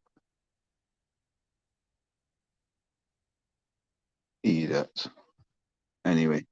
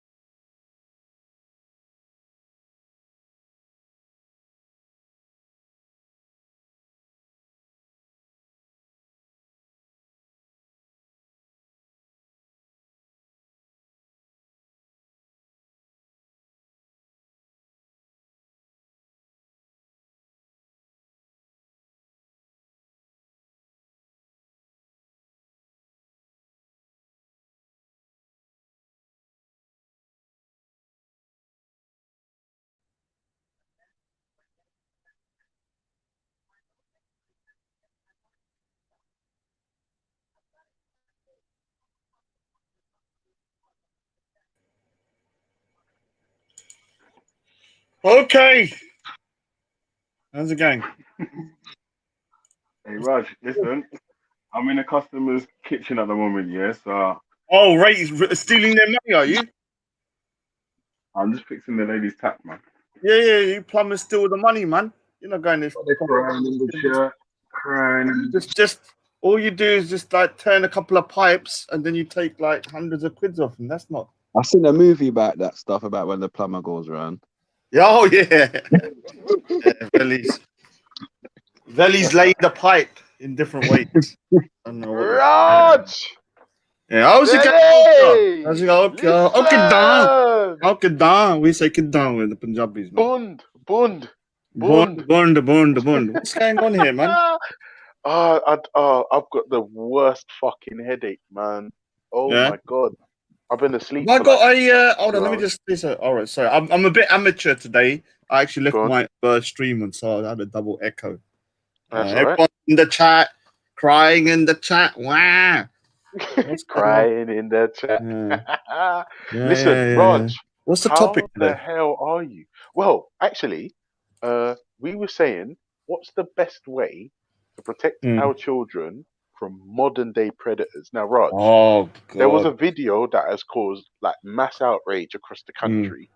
Yeah, Have I've you seen it. I've seen it. Yeah, it's Right. crazy, Okay. man. Now, the thing is, with this topic, we obviously veered into slightly different territory. Like, for instance, I'm sure you have heard some of the heinous things that Nicolas has advocated for on our panel. Yeah. And as well as, like, I'm saying, how do we protect our children from predators? Because Nicolas came on this channel and advocated for child marriage. Ali Dawah Yeah. said 9-year-olds can be adults. Yeah. I know, but they're saints. You can't say they're predators. You know, it's Islamophobia. You can't say that. Come on, dude. No. Listen. No. Raj, I'm not it might letting very you. well I'm be not letting Islamophobia. you condemn people. It's their religion. They believe that. Let them say it. We're not allowed to say it's wrong because it's Islamophobia. If they want to have sex with children, we are the bad guys if we call it out. We're the bad guys. No, but Raj, I'm not going to lie to you. I'm prepared to take that one for my children and yours. Yeah. And Well, I haven't got any kids yet. I haven't got and any yet. relatives. So. Don't worry. Listen, Unless if you want, you I'll know hook you up something with I one. don't know. I can hook you up with some. Are you trying to some say you serious know something I sexual- don't know? All right. Any kids out there I got? I disown you. Sorry, dudes. Illegitimate, you're on a car now. Yeah, I don't know if they're mine, man. I don't know if they're mine. No, they are. No. I saw that video. To be on a serious note, I did see the video, and I've got more. I didn't really understand exactly what was going on because I thought, how did that lady like? Because that lady's a saint. I'll tell you that straight now. Yeah, man. absolutely, 100%. Yeah, if everyone was like that, you know, not like Khan, you know, he said, oh, if he saw 11-year-old girl, you know, down the road, you know, drunk and, you know, all this kind of stuff at the middle of the night, he says, what color is she? He doesn't ask if she's okay. Yeah, but He listen, will drive Raj, away. Khan, So, we know that Khan's a vile sack of shit. Okay. yeah, I know. But Yeah, he's, you know what I I'm just saying, if everyone was like this lady and not like Khan, Yeah. wouldn't be To be that. fair, if more people was like the woman in the video and less like Khan, we'd be closer to a utopia. Yeah, But Andrew won't be so fat. well, yeah, I suppose so. There'd be more space. There would be more space. More There'd be food as space. well, though. More food in the world as well. If it was less like Khan. Yeah, Definitely. but big up Khan. He's a vile sack of shit, but he's alright sometimes. But anyway, moving on from Khan. That's worse, though. Have you seen? Hold on. 1 minute. That's worse. What's I prefer consistency. Like, I hate people that flip flop. Like, you meet them, you speak to them one day, they're okay. The next day, they're crazy. The next day, they're okay. Then they're crazy. Then they're okay. I prefer consistency. Like, you know, like just be a prick. 20. I hear you. I hear you. No. That, if I'm honest with you, Raj, that makes sense. I hear you, but Khan. Who's Life Lover? He's shit. Me. Oh my god, he has Who is been the biggest breath of fresh air ever, and he's new Schiffer's guy. friend. Oh, Schiffer's friend. damn. Schiffer. I know. I know. You're wrong, you know. I do get on with Schiffer, yeah. I do get on with Schiffer, but sometimes, like, he will say something. I'm like, what? I know. See what I'm saying? Listen, Motion. It ain't Yeah. just me, bro. Everyone's literally said the same fucking thing. He's Bro, he's Schiffer's been my friend, friend but for 23 years. Yeah, listen.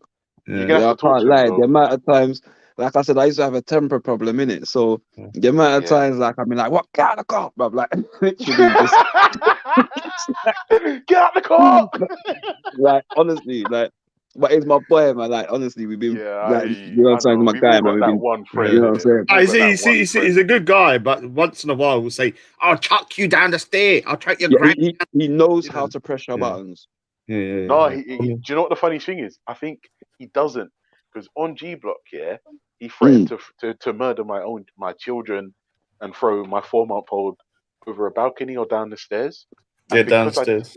because I didn't react, he got more angry. Yeah, bro. Yeah, Schiffer's nuts, bro. Yeah, but this panel is like demonic, though. If you think about it, none of you believe in God, and so No, obviously Motion does. us Motion does. atheists, us theists. Motion does. I'm the Who only does? atheist on the panel. Okay, all right. Life Lover does that. All right, cool, man. Nice. Yeah. So, Raj, listen, just quickly, yeah? Yeah. I know you don't currently have children. I worded that carefully.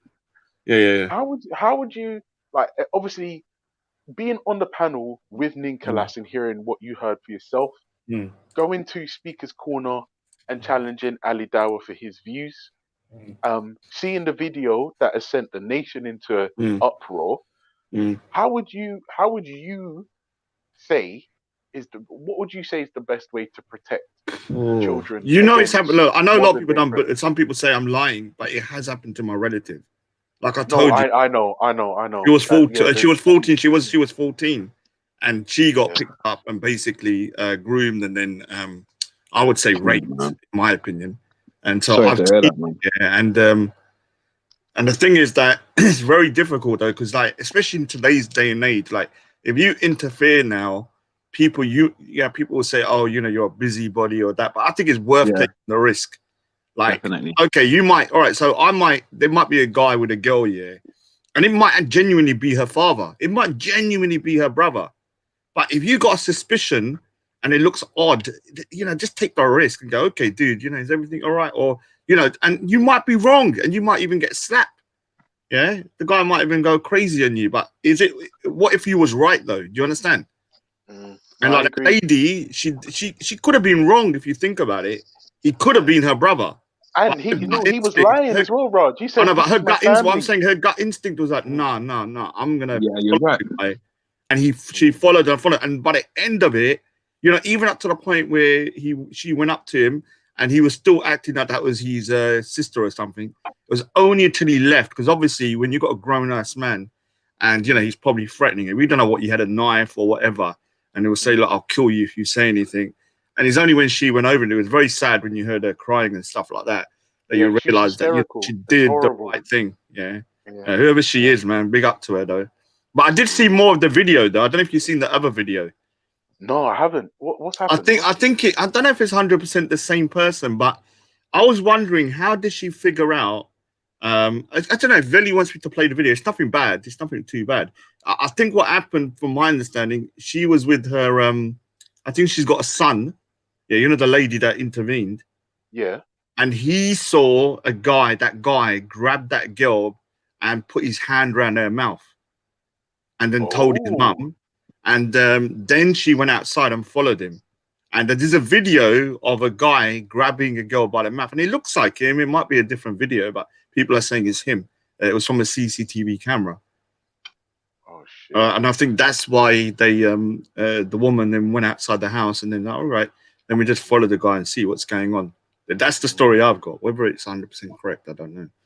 I think what you said is right. I think she did see something and decide to follow. I think that's what I read. Personally, like I said, I can't watch the video because it will elicit an emotion in me that's very, very, very angry. You understand me? So, like little things like that, I try not to watch because I don't want to have that sitting on my head for the whole day and that. So, like, I haven't watched it, but from what I read about it, I think she did see something and decide to follow or decide to go on approach. He's lucky. And do you know what the I'm going to be honest. I don't agree with. I don't agree with I'll tell you why. vigilantism. Because but Raj, let's be honest, right? Can you imagine the trauma, the extra trauma this little girl would have suffered if that woman didn't intervene, right? And I think you're right. Even if she was wrong, like let's be honest, the most that will happen is you'll piss someone off, really offend someone, but you know, like you being offended and the safety and the potential rape of a child over pissing someone off, you know. You know what, I'll bro? take. I was in a situation where I'm sitting in my garden, and it happened 2 weeks in a row, 2 weekends in a row, and I heard some little girl screaming, like, "Get off me!" And I come out, but when I come out the first time, no one was there. The second week I come out, I run down there again. I'm like, "What's going on?" Anyway, long story short, I ended up having a big argument with these people because they couldn't understand that in where I'm sitting in my garden, where I'm got surrounded by walls, all I can hear is a young girl screaming. Yeah, of course. And I'm saying, if it was my daughter, I'd hope that you lot would run out too, because that's all I can hear is a young girl screaming and someone's putting a hand on her. So that as an adult and as a man, I'm gonna go out and protect it As and a see. father yourself as well. And as a Yeah, but father, there's so you know? many. There's so many people. The problem with today's age, people are like the too no, yeah, and they're too kind of selfish in a way. Like they don't want to rock the boat. Most people are cheap, and so they don't want to. Like even if they see something, they're like, "Oh, we'd rather just like ignore it and walk off." And this is why, you know, if everybody was more community based, and you know they find something about someone, like this guy's lucky he didn't get killed. I'm not saying vigilantism is good. But I'm saying, No, but bro, he didn't get killed. Bro, if he doesn't go to prison swiftly, he will be killed. Yeah, like because They've I've seen got him. about They've got 7 him. He's going to be on videos. remand now. Oh, because I've seen 7 videos of different people outside this guy's yard. I've seen. Can you get a the video- videos? Where's the videos? I haven't seen them. They're all on like Instagram, TikTok. But they're TikTok videos. But somebody's like screen recorded them on their iPhones, and it's like started what's happening them about.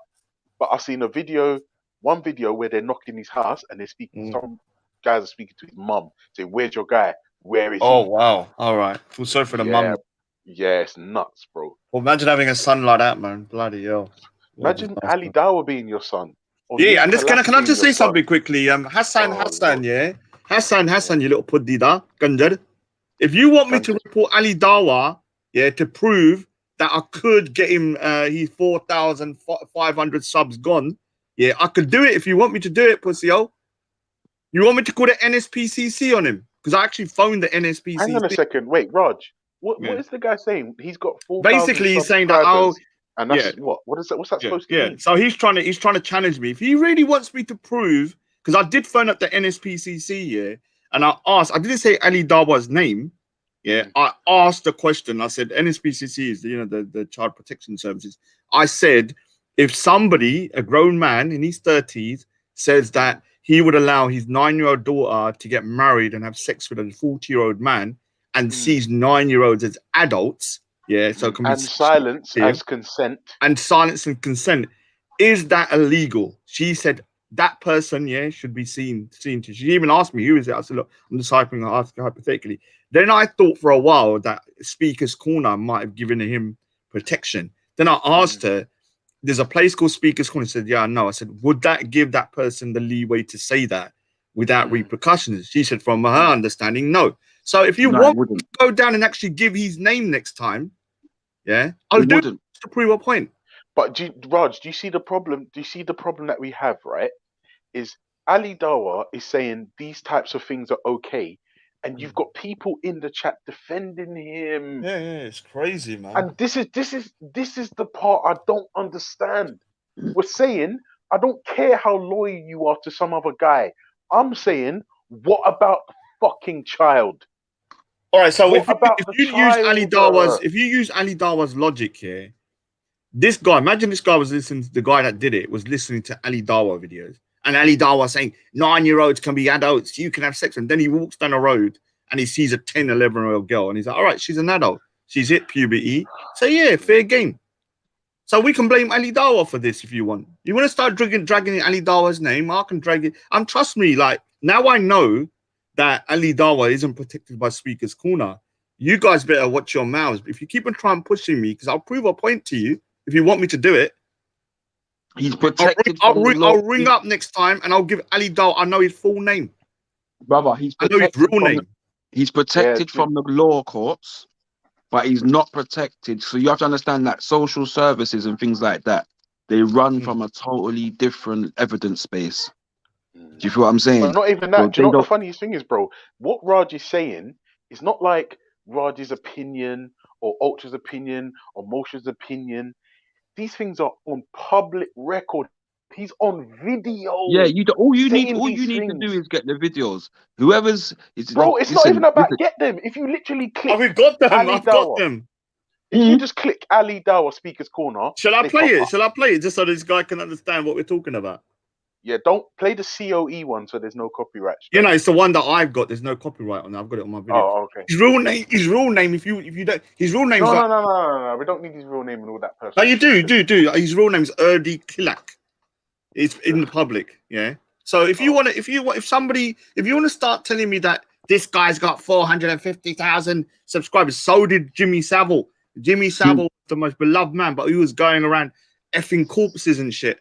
Yeah, yeah. So what do you think about it? Just because you got millions of followers and stuff like that's even worse because you got more power over people. Then, Rod, listen to what I'm saying. Yeah, this is the problem with groupthink. Groupthink is one word. Please, everyone, just Google the word groupthink, and it explains perfectly when you tell people someone that they like, who's part of their in-group, is saying things that are heinous and or criminal, that they shut their fucking brains off out of some sort of misguided loyalty. It's cognitive dissonance, it's groupthink, and it's the Dunning-Kruger effect. And it is alarming because we have to share a planet with these people. Pause there, brother. Sorry. Yeah, sorry. Base to Silver. Oh, no, not base. Sorry. Rich LK. So what did come on and tell us exactly what Ali Dawa said, because obviously the video is going to be played soon, so I'm going to hear I've got the video. Let me just get it. It's easier. And Hassan, let's break this down. 3 officers blanked him because his Speaker's Corner, legally they cannot arrest him for the free speech at that place. What you don't understand is this: that the social services and child protection services, they're not bound by the same law as the police. Yeah. So him talking his shit could straight away make him lose. If he's got kids, he will lose his family straight away because he's talking some dangerous shit. Do you understand me? And if he does have kids in the future, they'll go straight on the register to be protected. Yeah, understand that. So you can keep there sucking the man off, talking about he's free. Understand the connotations of what he's saying before you because you're trying to sound smart. You're trying to use common sense to a zombie, bro. Like, this is the problem. And the one thing you learn about G Block, is that we say the difficult thing. We ask the difficult questions, and there's zombified morons that cannot handle the truth. And I'm saying, how can you support somebody who's advocating for child marriage today? Now, we all know that according to certain hadith, their prophet married a 6-year-old and sexed her when she was 9. Yeah, but there are some Muslims who reject that shit outright, right? But I'm saying, if you're one of the people that believe it and advocate for it today, right? Because whatever happened 1,000 years ago happened then. There's nothing we can do about it. But if you're saying that you want this type of behavior today, you're a nasty son of a bitch. Yep. And you're sacrificing your humanity that you believe your creator gave to you for the sake of what? It's madness. And this is what I'm saying. If you have to sacrifice your humanity to maintain a religion, then like what is the point of you? Like, what type of God is it you're following? I would argue that it's not. Shall I play it then? They're not following the God. You know what? Yeah, play it. Do you know why? I'll Sorry tell you to why cut it's a you, good Rod, idea quickly. to play it, yeah? It's because Motion hasn't seen it. And for all he knows, we're just chatting shit or taking things out of context, or we've got it wrong, or maybe we're misquoting. So I think it's a good idea. Here it is. So I've put the thingy. So let me just play it for you. Yeah. I can't remember if this is the one with the sound or not. I hope it's not. Yeah, who started puberty, could she be okay to have sex and be married? 1 second. If she started puberty, if I'm not mistaken, when you go on Google and write what is a child, you can see that an adult. It says that anyone who has started a menstrual cycle. So you are an adult. 1 second. If she started puberty, if I'm not mistaken, when you go on Google and write what is a child, you can see that an adult. It says that anyone who has started a menstrual cycle. So you are an adult. 1 second. If she started puberty, if I'm not mistaken, when you go on Google and write what is a child, you can see that an adult. It says that anyone who has started a menstrual cycle. So you are an adult. That number, you know in Islam, you ask me, would I allow my daughter to marry a 9-year-old? You know why not? You ask me, would I allow my daughter to get married at 9? I'm saying the analogy is wrong because our teachers teach us the woman has to be sexually, mentally, and physically ready. That means if my daughter wants to make hold on, if my daughter reached the age of menstruation at 9 years old, I would say you are ready. You are ready to get married. However, it's the decision for me to be more. If she says, Dad, I don't want to get married. No, potentially not. Okay, she's 9 years old, and if she says she's ready to get married, I will have to check if she's mentally ready, sexually and physically. Like, she's ready. Is it all yes? Is it all yes? Yes. No, I'm saying, hypothetically, it's all yes. Okay, if they're all yes, if she's mentally ready, if she's found somebody. And a 40-year-old coming. Oh, listen, I have asked for permission. You got a 9-year-old. I took 10 years off to help him. You got a 9-year-old. Wait, Raj, pause it for a second. Raj, pause it. Yeah. Right. Did you emotion? Did you hear what he just said? If his daughter is physically, spiritually, and mentally ready at And 9, sexually ready at 9, he will say, "Go on, daughter, you can go and get married." And he said he said, but if she says, but daddy, I don't want to be married, he'll say, all right, cool. Now, brother, listen to what I'm saying. Which 9-year-old do you fucking know is ready to be married? And which man do you know that would give his daughter away to a fucking big man? I don't know any. This mindset is very dangerous. Like, if you start thinking 9-year-olds can be adults, then obviously you're gonna have people walking around trying to have sex with 9-year-olds. You understand? Like that guy. Like this. So let's just play the rest of it. Keep going.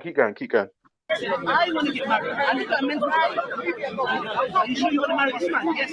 Why? Because whatever. Okay. Are you sexual? Whatever. Okay. Islamically, she can, as a father, I have a right to say no. But if she wants to, at that age, because like I said to you before, in Islam we don't have an age. We don't say 9, 8, 4, 5, 15, 20. Mentally, sexually, I know you get. You know why that's fair? Because in this country, imagine somebody is not mentally sexually ready, but at 16, somebody wants to have sex with her. You know what I'm trying to say? Can I just anyway, please, that's why I don't want you to think Islam teaches, hey, don't go. I'm not that. It doesn't go. No. I'm just about the numbers, the age. She's 9 years old, and if she says she's ready to get married, I will have to check that she's mentally ready, sexually and physically. See, sexually and physically. Now that's how can he check? Yeah, this is the problem. So have a look at this. This is just around a month ago. So that was like 2 years ago. This is a month ago. Obviously, I'm here in the back, so I was recording. Hey! You got to me again. Don't jump the gun. What did I say? They're going to agree with us, yeah? What did he say? Because she reached the age. Your child cannot work for. What is this, bro? So because he went. I'm going to go. Now, what did he say? Because until she reached the age of puberty. Now. Wait. In William, 1 second, let me finish, please. In William Blackstone's book, in the British common law, the age for consent in this country was 7 years old 100 years ago. 1400 years ago. For you to compare what's happening 1400 years ago. Let me finish. Why are you stopping me? Now, the question that you asked was what? Is the prophet a role model for all times? Let me ask you a question. if the Prophet, he's an example, yeah? If he got married at 6 and waited for it to 9, what does that teach us as Muslims? Here's the following. If I'm a 17-year-old boy who wants to get married, don't bear in mind, the Prophet is a role model to all times. I want to marry a girl, she's 14 years old. I use the Prophet's example of how he waited for her to start becoming an adult. So according to that standard, that means... Nine an adult. Here it is. No, I'm just Nine is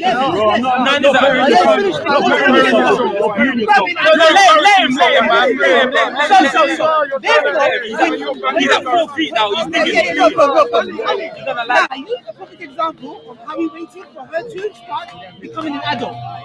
So according to that standard, that means... Nine an adult. Here it is. No, I'm just Nine is to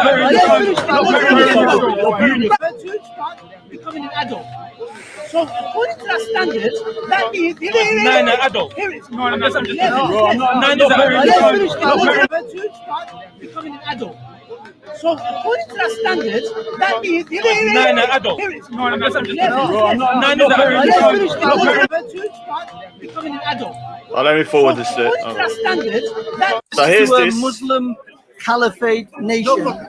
Islamic Sharia, Amir is in charge. Everything is Islamic as we know it. Not the ISIS one. No. An Islamic Amir caliphate, like whatever, I don't know, Salahuddin or whatever. Whoever is the best Islamic caliphate that you know. Under that scenario, under that perfect scenario, would a 9-year-old who is menstruating and has reached what would be considered in the 21st century even would be considered mentally, I mean, I don't know who judges the mental capacity, whether they're ready mentally, but if they're physically and the father wants to allow them to get married and there's a man, whether he's 20 or 40, whatever, says, I want to marry your daughter, would that be permissible in those scenarios? Okay, so the question is this, in an Islamic government, the false ISIS that we have here, in that country, number one, the consent of the girl is important. Of course, and we learned that if Aisha decided not to marry the Prophet at 9, she had a right to say no. Okay. She had a right. So they always have that right. No, you have to. The Prophet said the consent of the girl is for silence. Meaning, if they said you want to marry her, marry this guy. If she was silent, it was a form of modesty of yes, I did, but I don't want to say it. But wouldn't that open to interpretation? Okay.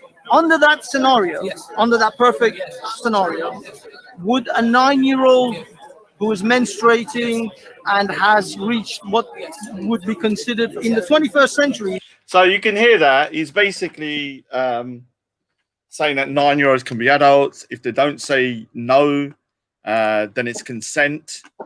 And this is just in the last couple of weeks. But, I'm the bad guy for condemning because I got a lot of stick for condemning this guy. And, oh, Raj, you're an Islamophobe. Raj, you're persecuting Ali Dawah. Hold on, the guy is promoting pedophilia. Why am I the bad guy? Why is Ultra the bad guy? Rod, you're not supposed to be able to understand because it doesn't make sense, right? I need everyone who has access to Google to Google search the word. It's just one word. It's groupthink. Groupthink. One word. Google Bear that. with me, people. Yeah. Yeah, please. Oh, Emotion. Please Google groupthink as well. If you Google groupthink, all of this will start to make sense. Because explain to me how a 9-year-old on any hemisphere can be an adult. Mm. Right? And any age as well. Could you even? I don't care how far back you go. I'm nuts. Sorry, you cannot be an adult even 2,000 the thing is, do you know what I've noticed as well? This whole thing about 10,000 years ago, it was different, right? I would be willing to accept that argument, provided you can provide proof. Yeah, and there's very intellectual, well, not intellectual, let's just say relatively smart people saying the most crazy stuff, like Reactionary. He said, Reactionary. I heard him. Reactionary said that, I asked him this question, very loaded question. I said, if your daughter, I was talking about a different country, because he said in the UK you can't do it. I said, in a different country, your daughter, a guy went to her school, took her home to you and said he wants to marry her. Remember I said school, would you accept it? He said, yeah, well, if he's a good guy. And I said, what, he's 9? I think. So, and then you have Nonce Collis, who everyone thinks is a great guy. And that guy is been arguing like, you know, his life's on the line, that, you know, 9-year-olds are adults, but we're the bad guys for calling them out.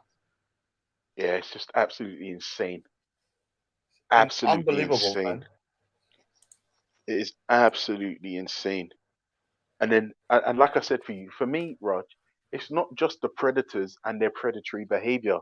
It's the people that support them and are willing to close their eyes and turn the blind eye to the madness, like for the sake of some sort of misguided. So I'd like to ask Nonce Collis if that girl consented to go with that, because this is a very controversial question. No, Raj, even fuck the consent. I said if the girl was married to the guy in the video, does that make a difference? Does that make a difference if he's married to her? And that is an interesting question. Yeah, it's an interesting question. Yeah. I'm not gonna lie. I would like the answer, but I think all you're gonna do is get tap dancing, Sufi dance. All right, let them tap dance, man. I'm a bit bored today. Let's get people to dance, man. Yeah, I need to order some. Let them do the Sufi dance, break dance. Hey, Raj, do me a favor. Hold down the G block. I'm gonna. Yeah, I will. Don't worry. I will. I'll do it with some of my drawings, man. And let me just. Yeah. Show us some of that artwork, man. That shit. Yeah, I've not really done much just because of I've been ill, man. To be honest with you, I've been unwell, man. All right, so I know everybody loves to see my artwork. Everyone say thank you, Raj, for showing your artwork. You know, you love my self-promotion and bigging myself up all the time. But once again, like I said, I haven't really done much, to be honest with you. But yeah, just tweaking it. Put a car in there now. Some dead people on the floor. Need to draw them in. This one's been a bloody nightmare, man. I'm not gonna lie. Should have kept it to a simpler background. Obviously, that's Detroit burning in the background. And Tuvelli, no, you're not getting anything. I've decided, you know, I'm going to put my foot down to these plumbers. You think they can earn the big bucks, but I want to take the money out of the mouths of us poor artists just because we're using the show to promote ourselves. There you go. Yeah, Detroit's burning in the background, obviously. Yeah, the ED209, still not drawn though. I've been a bit unwell, to be honest with you. I haven't really done much on my Wonder Woman either. I'm freaking still drawing the Wonder Woman. Yeah, I'll probably draw as I'm sitting here, to be honest with you. Oh, yeah, my techniques is coming out good. Gonna be going bigger. Yo, Raj, I'm raising my fee to 15% now, man. No comment, because I know you're gonna put it. I can imagine in like 10 years when I'm a famous artist, you'll say, "Remember that video when you said, yeah?" I better not even say the words. I do not consent to any taking of any percentage for legal reasons. Yeah, just in case Velli tries taking me to court in like 20 years' time. You know, these plumbers, they're very, very, very, very, very, very, very money hungry. Yeah, I haven't really done much, to be honest with you. Still the same old bullshit. What going on there, man? I've just been ill. Just been unwell. Man. I'll be honest with you, my mum's unwell as well. I didn't really want to say too much, but she's in hospital, so I've been kind of like just undercover a minute. I was supposed to review Sunday Speaker's Corner. I haven't even done that yet. And so yeah. This situation with that little girl, man. Crazy, man. Do you know any news? Like, did he get his head kicked in, or did he manage to get away scot-free? No, he's been charged. Now I'm talking about, did people get to him physically? Because no one ever touched him. No one ever touched him, man. It was a joke. Yeah, I would have given a few little sly little digs myself. I think, you know, just before he goes in. Yeah, just give. Well, we spoke about this earlier. I know. I said what I would have, what I believe should have happened. That's that, but. I don't think there's any. Some situations, yeah, like this situation, yeah. Even that brother there was hoping he gets arrested before he gets yammed by the man in the car.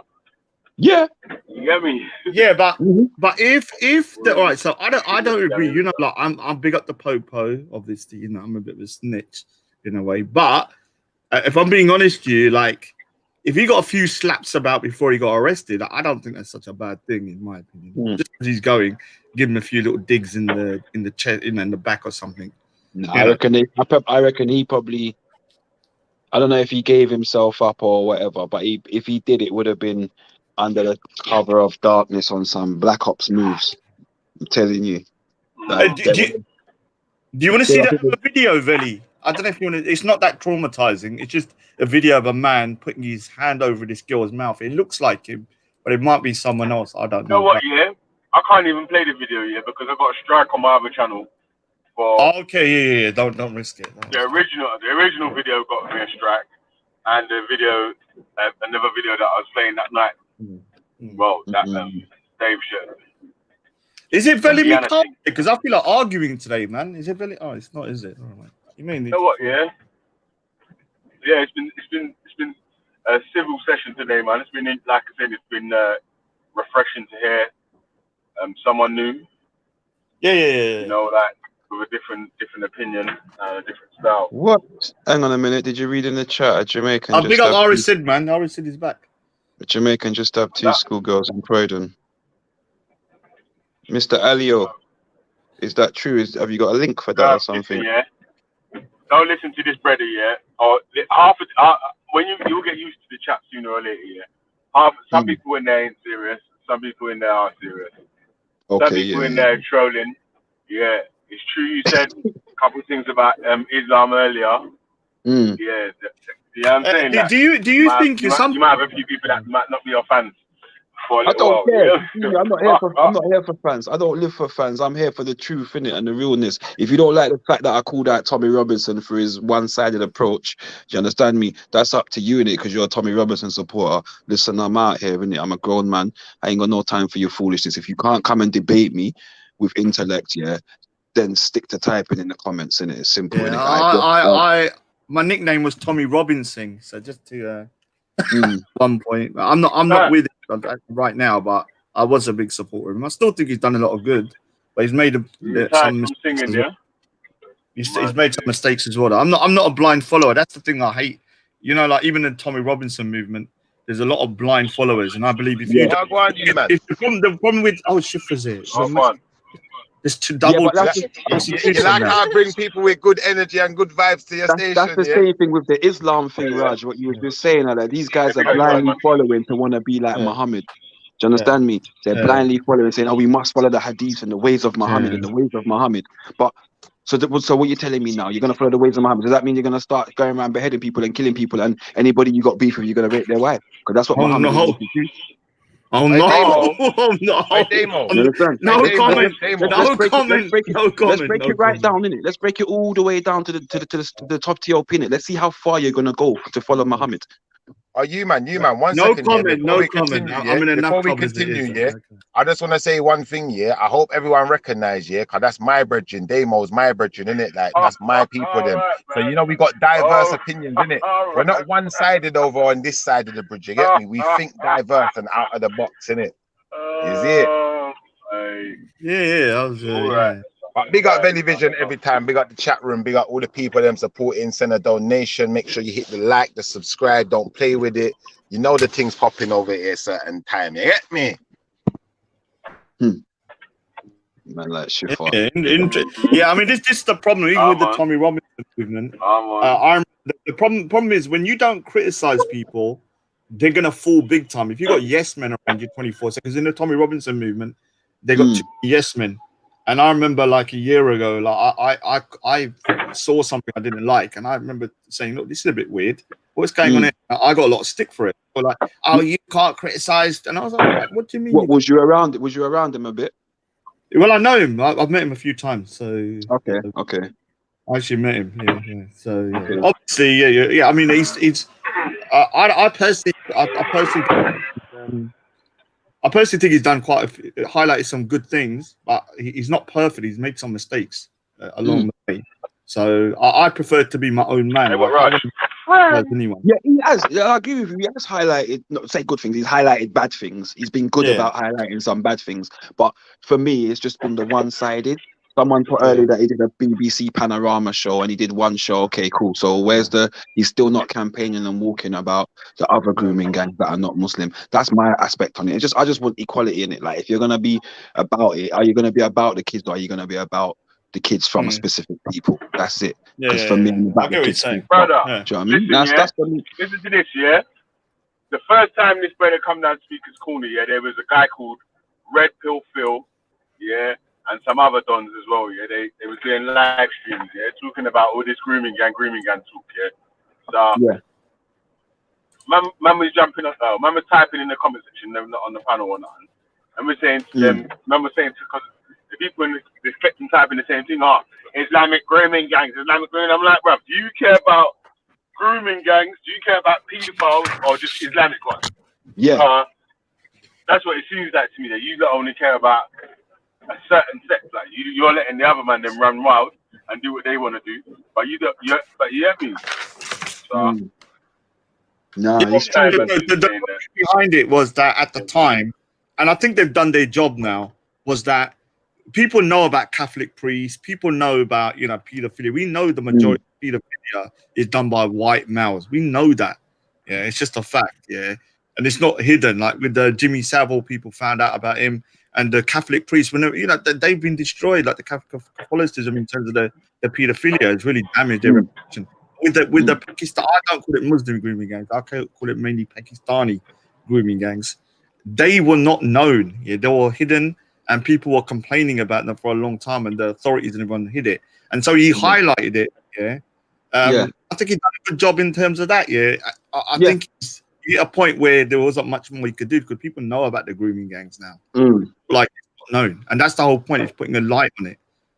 And once Because what happened for me, the next problem became, this is what I found the next problem became. Now you've highlighted them, you're unhappy at the sentences they're getting, but then that's not a grooming gang issue. That becomes about how we campaign as a society for the laws to be changed to get tougher sentences. And so to just isolate it just to grooming gangs because you want them to get more. So do you not want all pedophiles to get like the same? If it's life, like if you're campaigning for them to all get life in prison, you must want all pedophiles to get life in prison. Why is it? Do you just want, and that's what, again. Hey. You know why these men are funny though as well, yeah? These men are funny, yeah, because if man see, and like you're saying, we saw the Don, yeah, was running up on children or whatnot, yeah. Straight away we're calling him out, right? He's a nonce. No one should rate him. Differently, man should lick him down if worse comes to worse. Really and truly, we shouldn't be advocating for vigilantism or anything like that. Yeah, anyone to be vigilantes, but we're calling it out straight away, fam. Enough of these man, yeah. If it's any of their gang though, they ain't calling out nothing, fam. Man, are covering and you get me. Trust I didn't me, know. so, I didn't know. Yeah, that's why man's writing to you in the chat about there was something about a Jamaican paedophile or something like that. Yeah, because that's what that man will happy to call out anyone else that's not their people. But when it's their people, they'll want to sweep it under the carpet. Yeah, come on. I got a post even on my Instagram. I posted a while back of a guy in Jamaica. He was going around taking schoolgirl and that, and what they did to him. I just posted up of him dead. Do you understand me? I just posted up him dead. That's it. And just put the guys out here raping. This is how the justice deals with it in Jamaica, innit? This is how they deal with it. Yeah. Yeah, but how do you rehabilitate these? Because the problem is, is like if they like children, then how are you going to rehabilitate? This is the problem. Like if that's their preference, then it doesn't matter how long they stay in prison. When they come out, they're gonna. I don't really understand. The solution is very, very difficult. I don't believe in killing people. This is the problem. I'm not for the death sentence. They don't know what to do with them. They don't know what to do with them. They just don't know what to do with them. Oh, is that you, Ned? Yes, it is. I'm sorry. Yes, it is. It is. I thought it was Ned. I thought it was the other guy, Nutty Dread. Like no, I'm afraid not. No. I'm sorry to disappoint, but no. They honestly don't know what to do with them. I thought Nutty Dread turned into a white. Yeah, okay. Very funny. I'm taking up your point. Yeah, we're talking about pedophiles. Okay, they honestly don't know what to do. They don't know what to do with them. They honestly have no solution for them. There are people. I told you, mate. Put them in the incinerator bin, mate. All of them. Pack them in there. All right, mate. Yeah. Put them in the bin, mate. Yeah, give them a pint of lager and then chuck them in the bin. Well, I'll tell you something. In 19, Not just any bin, incinerate okay, bin. can I I'm sat quiet. Can I just make a point? Right, in 1965, they abolished hanging. Okay, and about 6 months after the abolition, they captured 2 people, the Moors murderers, who'd been capturing little children and torturing them to death on the Yorkshire moors, and they'd done it with about 20. Myra Henry, Ian Brady, and a load of those kids. They estimate that they killed about 20 little kids, and they never ever. There's some of them they've never ever located. And Myra Henry and Ian Brady wouldn't tell where the bodies were hidden, buried, right? And they actually recorded the torture that they inflicted on some of the kids, right? When they went to trial, the judge, it was 6 months after the abolition of hanging, and he said, if you'd come to trial a year before, I would have sentenced you to death. The only thing I can do now is to sentence you to life in prison. And they sentenced both of these, and they lived a long life. And I think they died somewhere around, I think Ian Brady died about 2 or 3 years ago. Myra Henry lived until about. Alive, isn't it? No. She died in about 2000. She died the other day. No. Hey, Ned, there's an interview you might be interested in, yeah, with one of the psychiatrists that was doing Myra Henley's counselling sessions and trying to actually get her released from jail. So I think he posted up a link. The They paedophile were next trying door. to get her out for a while, wasn't they? Because they were saying that she was no longer a threat and things like that. But for me, the public wouldn't allow them out. public outcry. There was a massive Public outcry. outcry that kept saying jail. Yeah, they tried to release her Rather in 1990, and they tried to. I thought she died in about 2003. I might be wrong though. Doesn't castration work? Chemical castration, doesn't that work? what's that? Oh, castration. I think when No, I they don't think castrate they a can. man so they don't have any libido. No, I don't think they Is that can. going to You know? stop them having hands? Exactly. Yeah, you're right. Yeah, you're right. Actually. See, because that's the thing as well. You have to understand that some of them, there is a huge portion, like the Hillneys, like the Huntleys, that it's not just about the gratification, that physical gratification. There's a mental gratification sometimes of watching life drain and watching powerless and having the power and like, do you understand? It's mad. Demonic people, man. You know? Well, she apparently, by the end, towards the end of her life, she was begging. She said, "I wish that they'd bring back hanging." She said, "This is actually worse than living a life in prison with absolutely no possibility of remorse, like freedom." She said, "This is worse than execute." I wish she actually towards the end of her life, she said, "I wish that I'd been executed." A link in the chat. Sorry, Veli. Thingy put. Log on, yeah. Wait, hold on, yeah. If you log on, yeah. If think of you being a prisoner, yeah. You log on to your computer to do some work or whatever, some IT, yeah, and your sentence says 99 years in it. Like, you just, even next year, 10 years later, it still says 99 years in it. Oh, That's yeah. no light. It's no light at the end of the tunnel, isn't it? That's what people always search for. Yeah. Humanity, that's our nature, to search for the light at the end of the tunnel. And her, she literally got no light. Do you understand? Yeah, me? but So you know this it- guy that done the thingy that he took the girl. Like, what's gonna like if he take right? So let's say they sentence him to 10 years.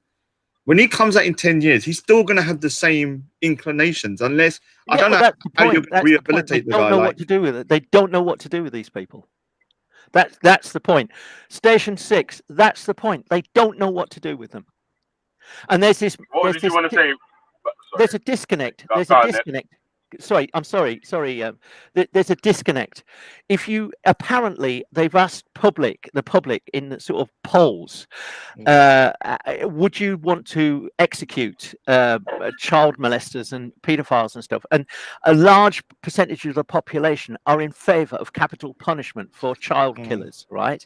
However, legislatures, people that make the law, they are against it. They won't pass in Parliament. About every 10 years, they have a free vote. Every MP can vote freely on whether they want to bring back hanging or not. And the thing is that time after time after time since 1965, they won't vote for capital punishment because they see it as uncivilized. They see the thing is the reason I'm against capital. But it just takes one mistake for it to be wrong.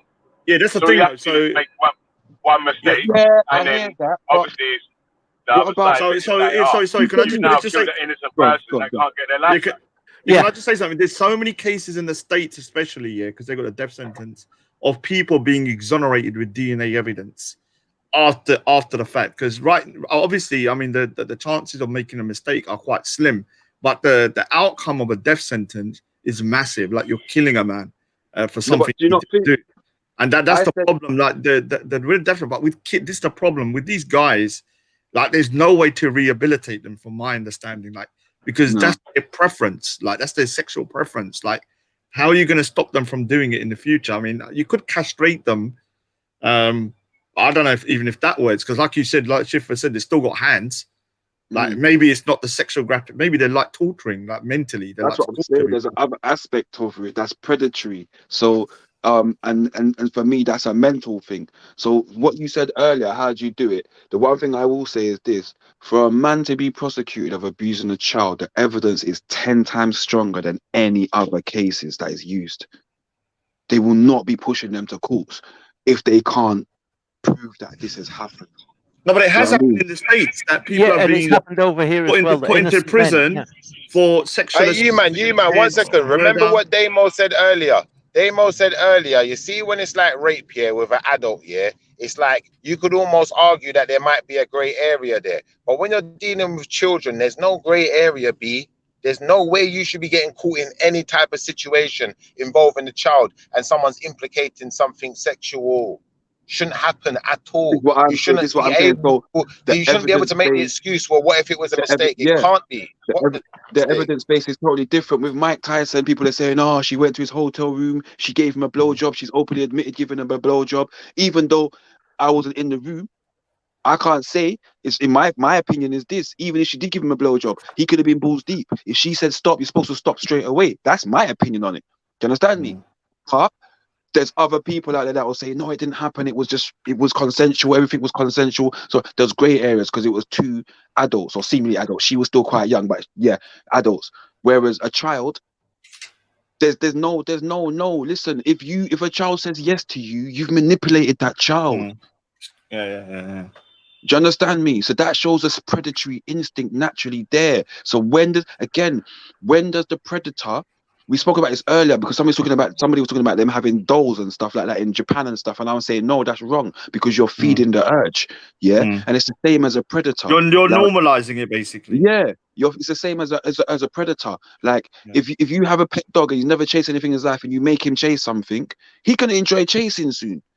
And then soon he's going to actually catch something and yam it maybe, or bite it. You understand me? Or do what he's got to do because that instinct kicks in. Like these people have a screw loose. You cannot, if you can't, chemically castrating them's not going to do nothing because you still have brain signals. Do you understand me? You still have brain signals. You still have things that make people, what's the word I'm looking for? Curious. Do you understand me? Like, it's a very like there's this thing. But the only thing they can do then is that they need to increase the sentencing. Maybe they should start doing life sentences for pedophilia because there's no way to rehabilitate them, isn't there? Because their interest is kids. Well, there's another side to that. Like a robber, There's another side to that. Just let me finish my little point. One minute. I'm just finishing. 1 minute. Ned, 1 minute. 1 minute.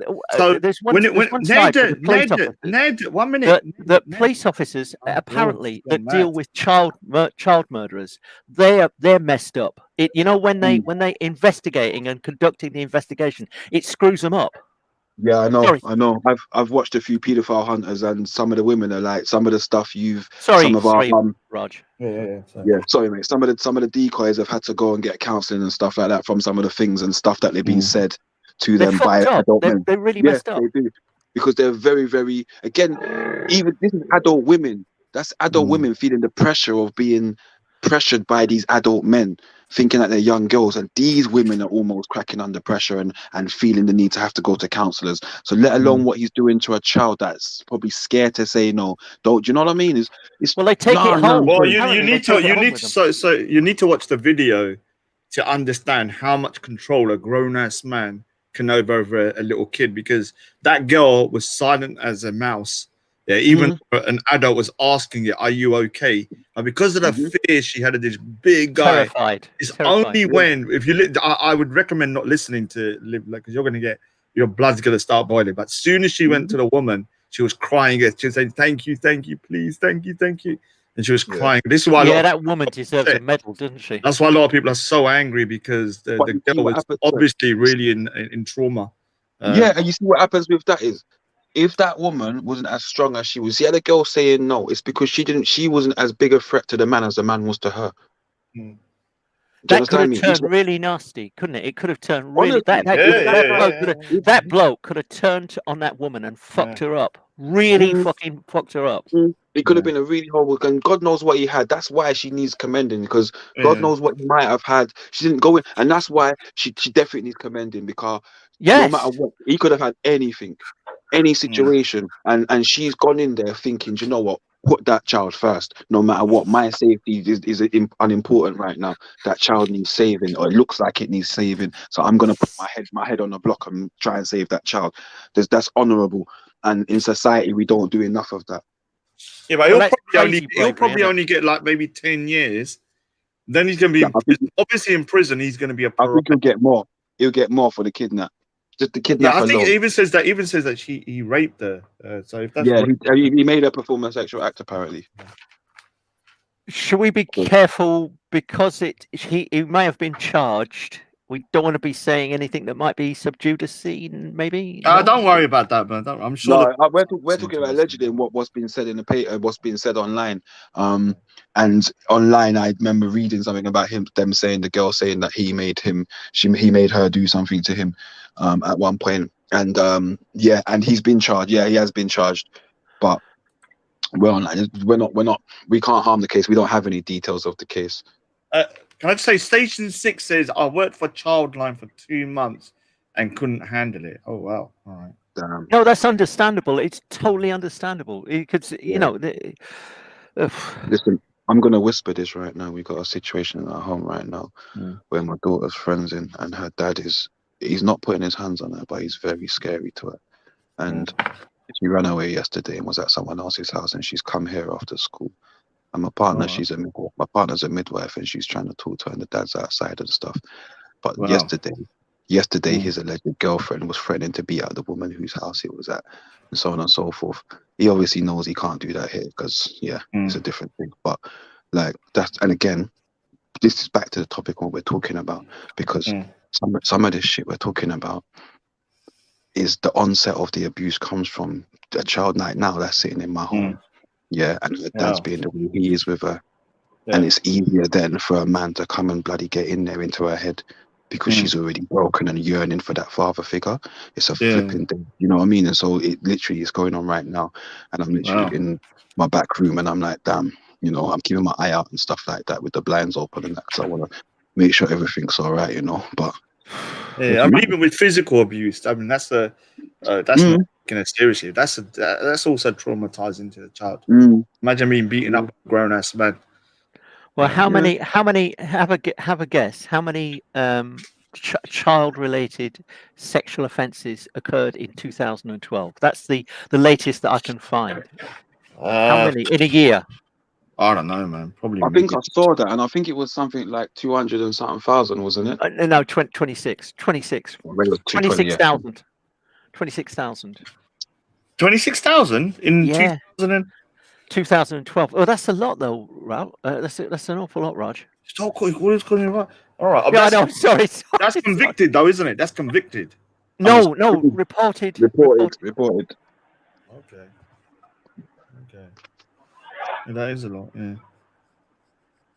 But going back, they don't know what to do with these people, because these people have like a kind of itch that they never lose the scratch for. You know what I'm saying? They have like a hunger, a thirst But that they never that until they, I suppose, they get really, really old. But these people come out of prison, and apparently, you know, they'll go on to the nonces wing of a prison, and they're with other paedophiles. And what are they talking about? What do you think they're talking about? And apparently, they come out and they reoffend, and they don't know what to do with these people. This is the thing. Prison is a breeding ground for like more ideas on how to be criminal. It is like you can go in there for a simple thing like not paying a fine for 2 weeks because it's a big fine, and next thing you know, you're coming out, you're learning other little tricks of the trade that you never knew before. And that is the harsh reality as well. You do pick up and learn a lot of things, and you're around like-minded people that glorify certain things. So you've got a pile of nonsense on the wing, no doubt, in their secrecy and in their private parts. They're bloody talking the kind of, you know what I mean? And feeding, again, still constantly feeding those things that's driving them.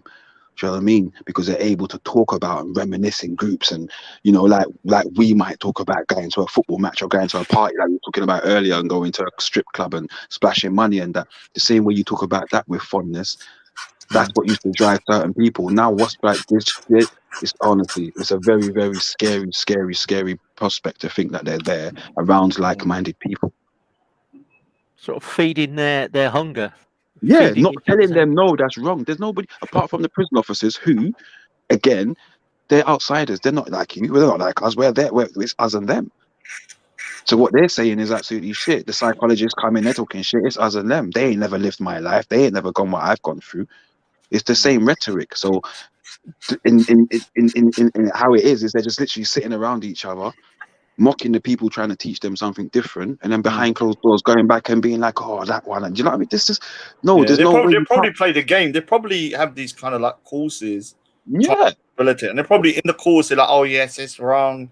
It's wrong. As soon as they came back, they haven't changed their mind. They're just playing the game.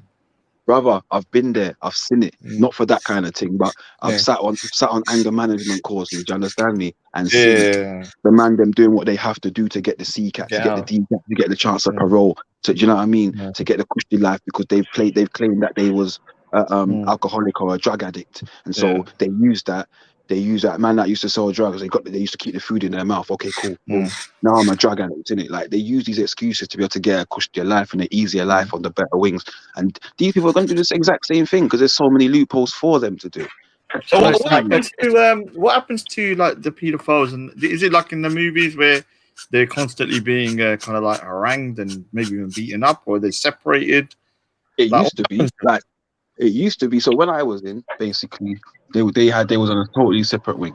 They could not be on. They weren't just pedo Levi. It was anyone, like for example, Jeffrey Archer. He had to go onto that wing because he was a celebrity and he got someone police officers that have been convicted. Yeah, they have to go. So it's basically a protection wing. So like you can end up there for getting beaten up. Like, do you know what I mean? You could end up there. They can put you on there for your own protection if you got beaten up. They by tried to get Tommy Robinson to go onto one of those wings, and he refused. Yeah, but he stayed behind his door. Yeah, I mean, what's worse, being beaten up or being with pedophiles? Like, it's a bit of a Yeah, but you got to understand the people that they're doing that with. They're like-minded. What they do, so what they try and do is they try and filter them into the wing here and there. That's what they will try and do. So when I was in, they tried to filter in a couple, and they just ended up getting dealt with. Do you know what I mean? Because again, there's going to be officers in there that are like, nah, and let you know, listen, this one's here for that. And so, like, then everyone gets together and it's like, right, he's done. Do you know what I mean? Simple as that. He's done. In America, gang members can end up. If you're in a gang, and you go to a jail, say you're from whatever ends, you're from Tottenham, and you go to a jail that's full of wood green man. Obviously, you have to go on VP, bro, because you can't go on normal association. But you're just gonna get sugar and no, they'll put you on. They'll put you on unless you ask. You can ask. People ask. Yeah. People ask. You ask. That's what I'm saying. You ask to go on there, innit? Because well, unless it's wartime, So I know a lot of people that would rather than ask would go on the wing, take the rush in, and then get put on there without their choice. Hey, Veli, there's a article that I forgot his name. What's that guy's name? I forgot one of the regulars on it. A man, I can't remember his name.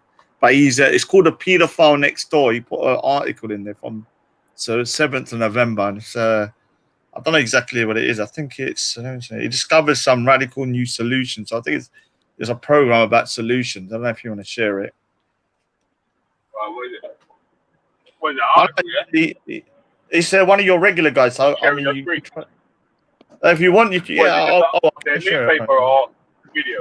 It's It's an article. It's an article. Wait a second, Raj, are you caping for the pedophiles then? No, I didn't put the article out. Somebody else has. He said read it. Nah, man, there ain't. Listen, just gunshots. I've not even read it. I don't even know what's on there. We don't need no I other heard type of, about this. we don't need no other type of remedy other than gunshot. Or It's a Hold on a sec, Rod. That's Right, timber. hold on a sec. Hey, yo, Chico, what you saying? All pedophiles for dead, yeah? Gunshot for them. Oh. Every pedophile, yeah? All the pedophiles they get gunshot. What about people that think that children can have sex? Huh? What about people that Wait, hold on. You can have sex with children. What is a pedophile, first of all? What's a pedophile, first of all? What are you classing as a pedophile, first of all? Someone who sexually molests or has sexual intercourse with children. No. I don't. A pedophile Yeah. is somebody that has a sexual attraction. Yeah, sexual attraction and sexual interactions with children. It's not even about interactions. It's not even about interactions. The act of Yeah, it right, is what even makes just you a thinking it, pedophile. even just But you're a thinking it, you're right. pedophile if you're a pedophile, if you're attracted, full stop. Yeah, even if you're just thinking it, it's still a pedophile. You're right. Yeah, But then, simple. in another sense, now you see when I say the pedophile that needs to get gunshot, yeah. If you've exercised that your ability to be a pedophile, that's gunshot fear. If you got pedophile tendencies, or I don't know, if you said you was attracted to children, and I heard someone, I think Damo said this earlier, and then you went and sought help, you know, you've obviously recognized that that's a problem. It's not something good. So you're trying to your best to make sure that you haven't harmed anyone. But these other ones, they're out there, they're gonna harm someone. What about Ali Dawa, who said that he would allow his 9-year-old to have sex with a pedo man? Would he be a pedo? Pedo, child trafficker. What? Hold on, Ali Dawa was saying, and a lot of people like Nins Cullis and all of these people say that it's okay for 9-year-old girls to have sex with grown-ass men. Is that a he's a child trafficker. That's disgusting.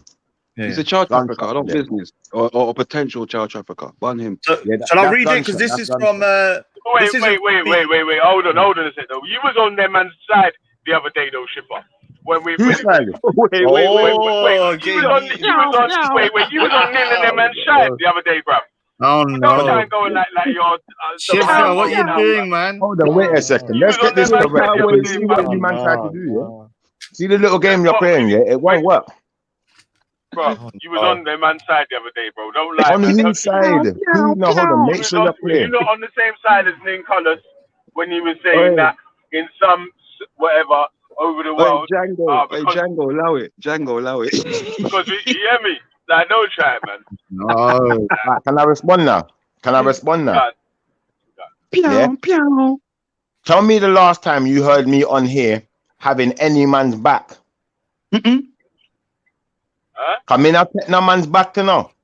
Me not have no man back.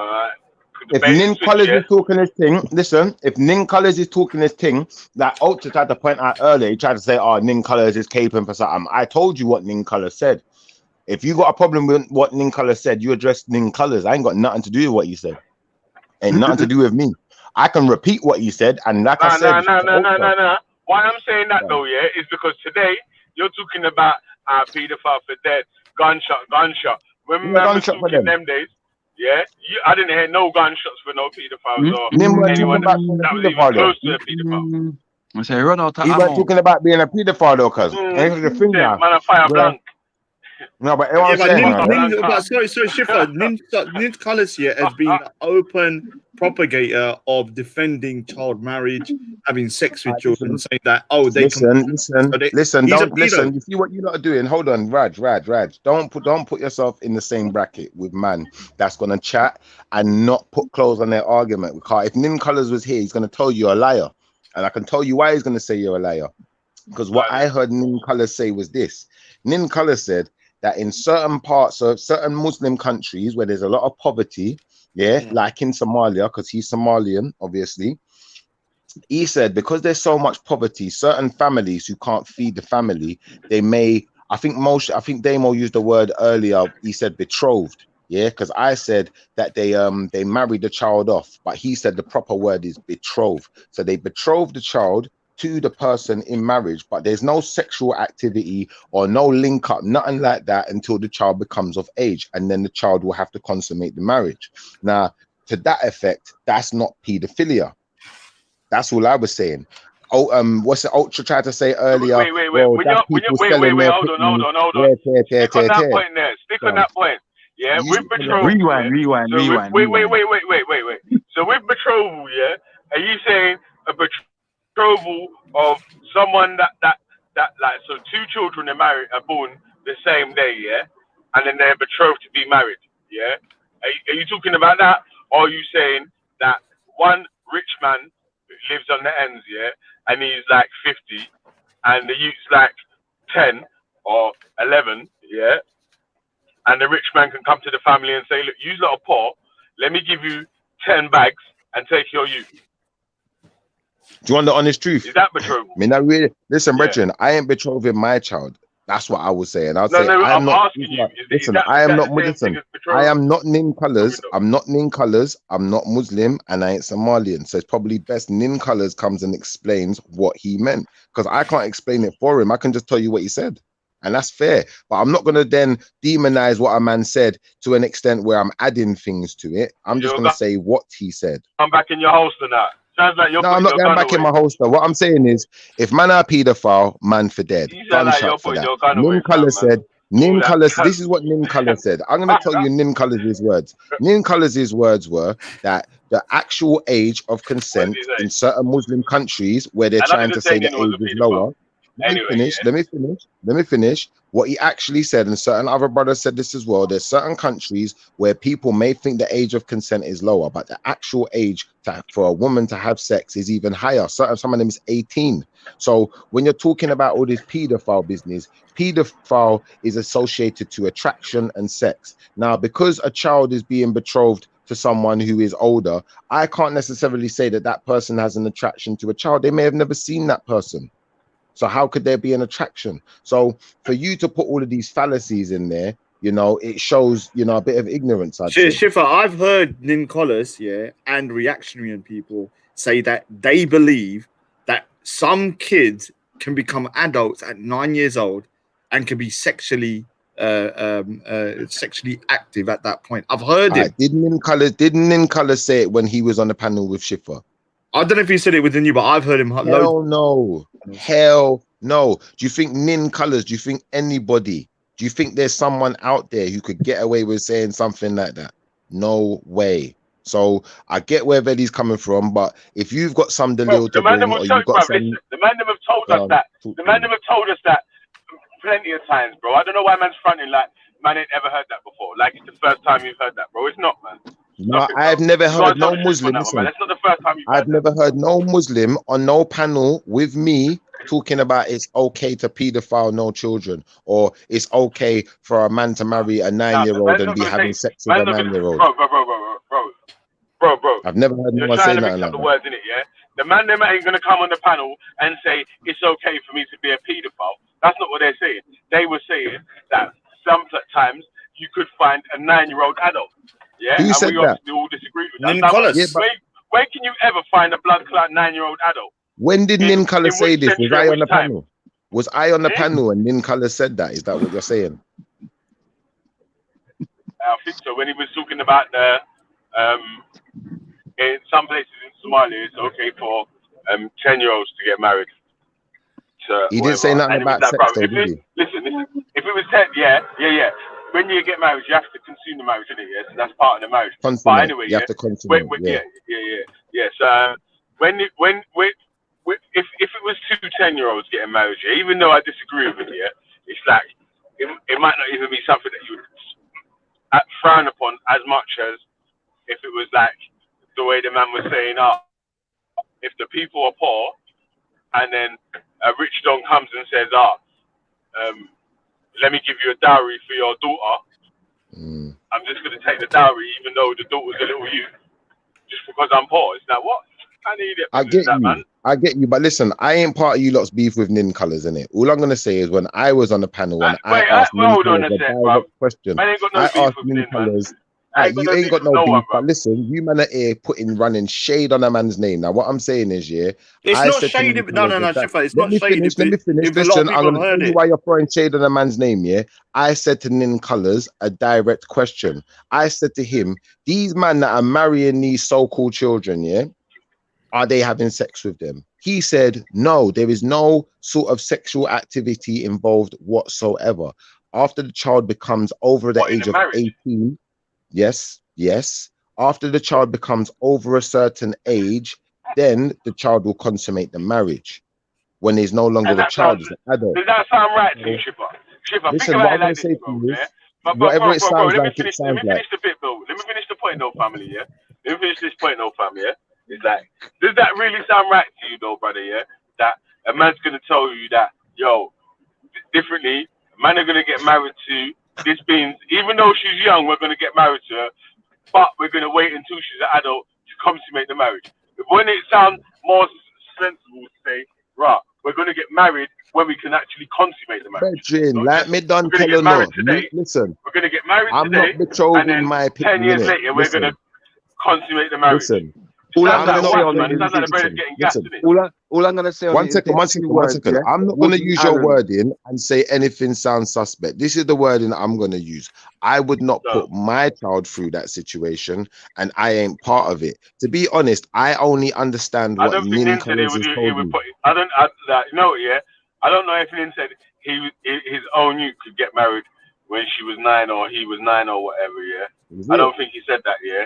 I just think he was explaining about a situation or when he was giving his point Yeah, of but besides the what can point, though, innit? happen I'm not. in a Listen, situation. I'm not Somalian, innit? I can't I really still speak on disagreed with him. Somali issues. Listen, I'm not Somali no Yeah, more but than you I'm can, Muslim. whether you're I can't. Somali or not, though, you can still I agree or can't speak on disagree. the issues. It doesn't mean you can't Listen, have an opinion. when you say agree or disagree, yeah, it's like you. Yeah, it Alright, doesn't for mean you instance, can't have I'm an gonna give opinion, you. though. You I'm can gonna have an give you an opinion. example, yeah.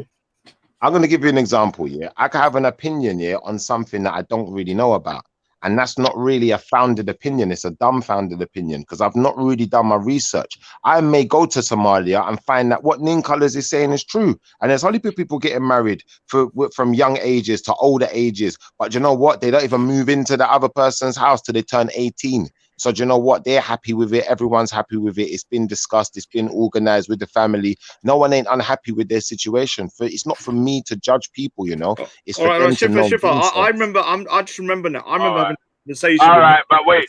One minute, Raj, Willie. yeah? One minute, I don't want to Willie, hear my man judging anyone ever again, then, yeah? Because I noticed that you're taking this high and mighty. I don't judge people. And when it comes to No, I'm not saying I don't judge people. fire, yeah? You I'm put just your not. gun back Listen, on I'm not going to safety, condemn. I'm not taking going out to the bullets, condemn people on and something I don't know. put the holster back on the shelf. You've even took the gun off. You even took the gun off your waist, cuz.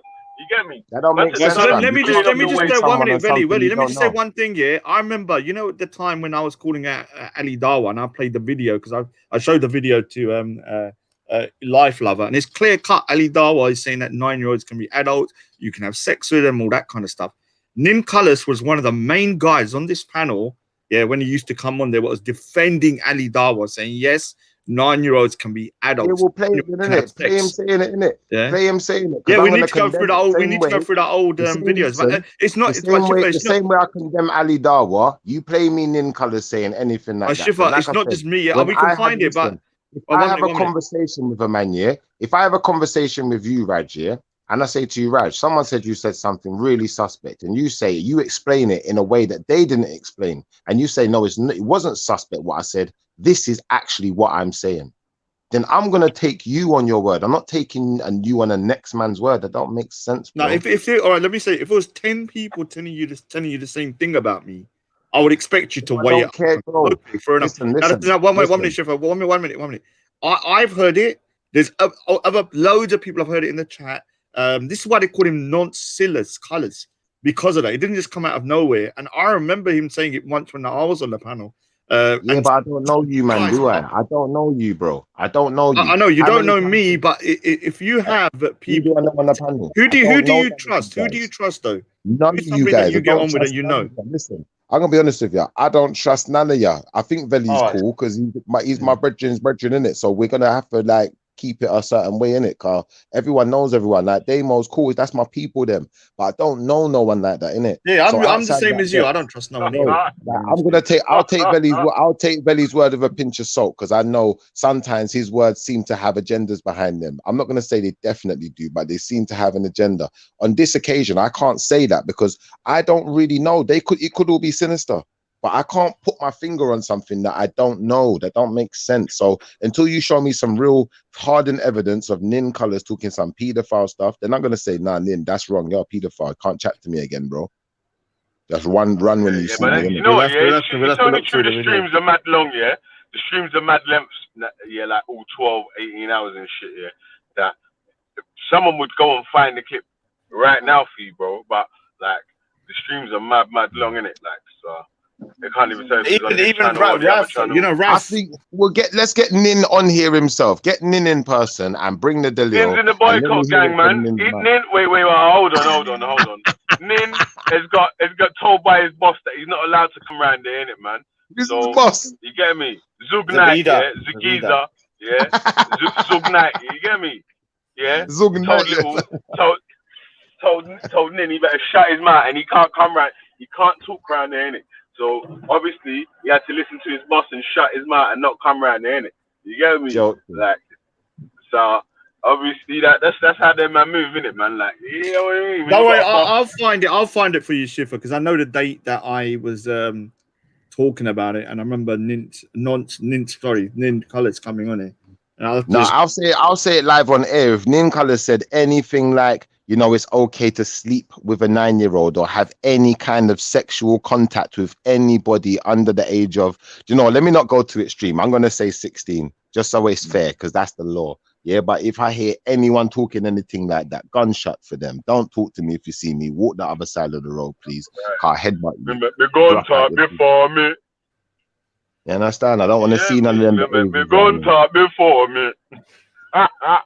If you actually don't worry, everybody. If you go onto YouTube and just put in child marriage, it's absolutely shocking. I mean, the thing is that like UNICEF have got a whole string of videos on like very young kids marrying 73-year-old men. You know, goodness gracious. Who is this guy talking? Who are we speaking? Sorry. That's Ned. The great one. Nutty Ned. Ned Flanders, man. Just, Ned Flanders, if you put down child marriage, you'll actually see. You just see it just lights up. It's just a whole load of them. UNICEF. Hey Flanders. And Hey Flanders. Yo Neds. Let me ask you a question. Have you got any mates that go to places like Thailand, Vietnam, those types of places? So what about is it? Yeah. So number one, you're calling me. Yeah. Okay. So are you gonna answer? Yeah. So there's number one, and then you actually say, "What about?" Yeah. So that makes it okay. No, not what about. I'm just asking Ned. What about? It's not what about. No, Ned. Listen, Ned. About it, am I? Ned, no, you can talk about stuff. Number one, ad hominem. Number two, what about? I'm just asking you, Ned. Have you actually got any mates? Ned, you got a bit of a fire in your belly today, man. I'm proud of you, man. I'm just asking you, Ned. Ned, like we've been talking. Listen, we've spoken about Muslims. Yeah, we've established that there might be a problem within the Muslim community with some of the Muslims. Yeah. Now I'm trying to establish, is there other problems? Because we know there's a problem in the black community because we see this black guy going out trying to kidnap someone's child. Yeah, so we know we got a problem. We're ready to stamp that out and kick out some teeth. So Ned, let me ask you a question, Ned. Let me ask you a question, Ned. The difference between the two things, though, that man saying that, yo, this brother, people are at his yard. Man are probably hotting up his mum, Dukes, things that I'm trying to say that man them really shouldn't even be doing that, bro. But because of what happened, it's like, bro, how are you gonna? You can't talk to none of the man them about that. You know what I'm saying? But I want to know if Ned's got any mates to go Thailand. I want to know, Ned, tell us, please. Do you have any mates? People are doing stuff. If Gary Glitter's going out to Thailand, that's wrong. If Jimmy Savile is wrong, I condemn that, right? What do you want me to say? I don't agree with any of that. The you know, answer is yes, sir. You definitely you got can't- mates who go Thailand. You can't. Come on, man. Bruv, listen, there's people that ain't nonsense that go silent, man. You don't have to, Are you because you sure? go silent, it don't mean you're doing nonsense stuff, though. I don't know, man. I don't even know, man. What, No. man? No, it's true, man. No, but What you Ned, saying? serious Anyone though. that goes Thailand's a nonce, then? No, I'm not saying anyone that goes Thailand is a nonce. I'm saying when a white man goes Thailand, it looks suspect. Especially if he's old. Yeah, let's flip And it. Let's bold. flip it. Yeah. Because the white man's actually spoke. Let's flip it. Let's all turn it on him. No, I'm just saying, when white men go to Thailand, when white men go to Thailand, there's never been Let's have a bit of Absolutely for race asymmetrical attack. racism. Let's do that. Yeah. Yes. I thought it was funny though, Ned. Come on, man. You know that was funny. That was humorous. You got to have a bit of humor on the channel. Okay, you sometimes, got man. me. You got me. Yep. I've got a mate who went to Thailand. I've never been to Thailand. I don't want to go to Thailand. I don't listen to Gary Glitter music. I used to watch Top of the Pops when I was younger, right? But I'm not sure that makes me. What about Jim will fix it? I did watch Jim will fix it, along with millions of others. But that doesn't make me a pedo, I don't think. Hey, Raj, what was that article you was going to read out? Yeah, it's not this from Raf. You know Raf? Is Raf? You okay with Raf's article? Is Raf? I don't want to read anything. Read it out, man. And it's like a video you're going to play, bro. You can't No, it's play not a the video. you It's gotta read a thingy. It's but you know Raf. What's his name? Raf that normally comes on the panel. Yeah, Renegade Raf. Yeah, Raf. You know Raf, that guy. So he's the one that posted it. So I've not read it. So this is not my views. Before everyone says, Raj, you're supporting. I don't know. Oakley. Actually, you read it. It's better in a white voice, Ned. What was it? Where is it? Here it is. You Back read to it. the non-pedo supremacist crew, because I'm a non-pedo supremacist. There you go. You should reign supreme. You read it, Ned. Yeah, it always sounds better from a middle-aged white man. Oh my God! Right. With almost every passing week, a new child sex abuse scandal breaks. In this sobering and thought-provoking film, historians and acclaimed social documentary maker Steve Humphries sets out to discover why the elaborate policies and legislation put in place to protect children from sexual abuse have failed. He discovers from radical new solutions proposed by an increasing number of child protection experts, which challenge our deep-rooted attitudes and emotional reactions to paedophiles. They tell Humphries that many paedophiles live in our midst and go completely undetected. Now that is a surprise. They're not monsters with horns and tails, but ordinary blokes, says senior lecturer Dr. Sarah Goody. And they make and this makes them so dangerous and difficult to identify. Controversially, Dr. Good believes that the most promising way to reduce the number of child abuse cases is to encourage paedophiles who have not yet targeted children to come out and receive treatment. So they're expecting that they give themselves up. This theory is supported by an extraordinary interview in which Humphries meets a man face to face who confesses on camera to his strong sexual attraction for children as young as 5. He claims that 5 years old, bloody hell.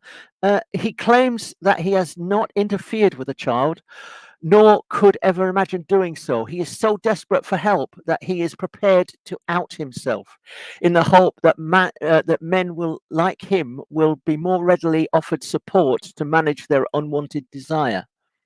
Paedophiles are the most vilified of all criminals, invoking universal hatred and disgust. Teachers was right.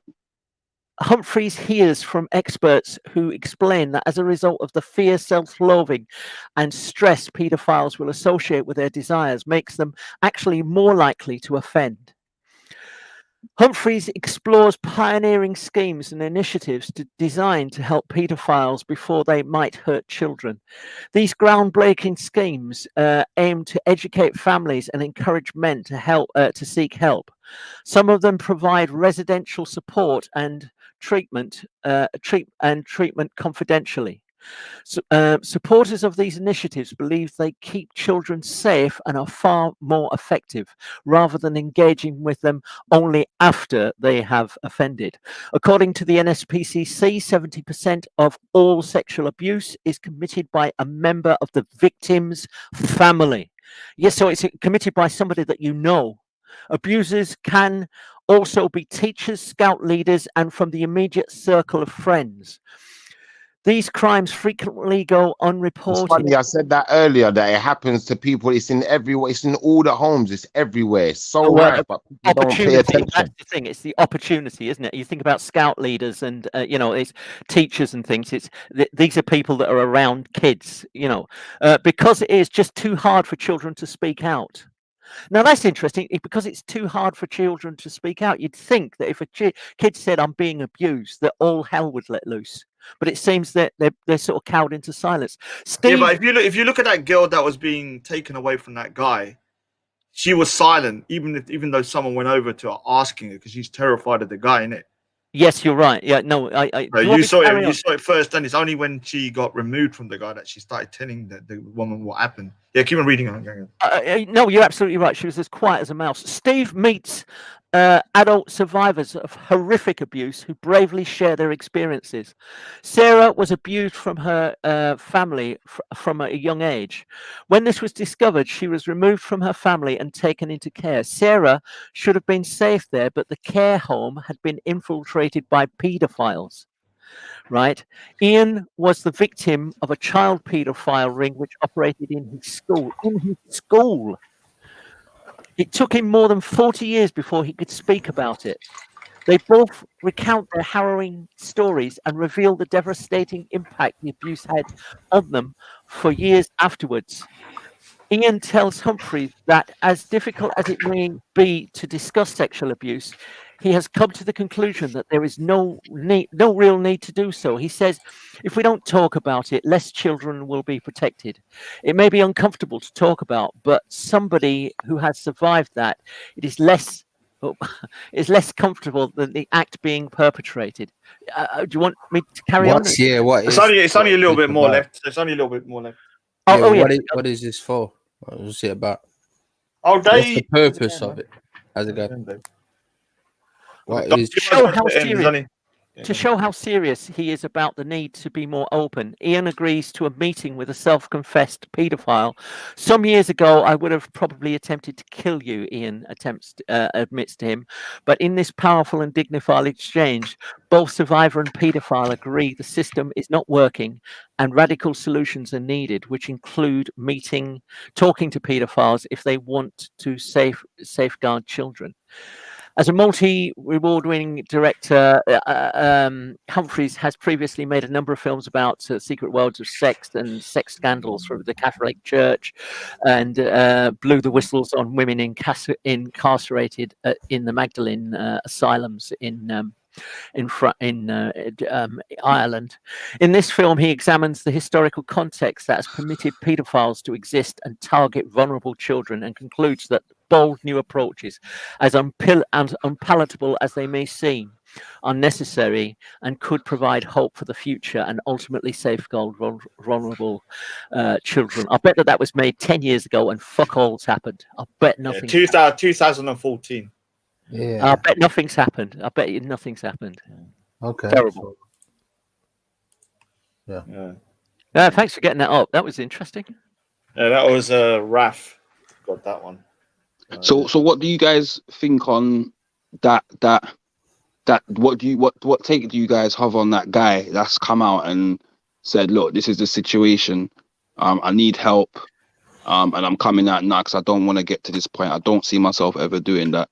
What do you think can be done for him? Nothing can be done for him. Nothing. He should be put in a cage for the rest of his life. He's dangerous.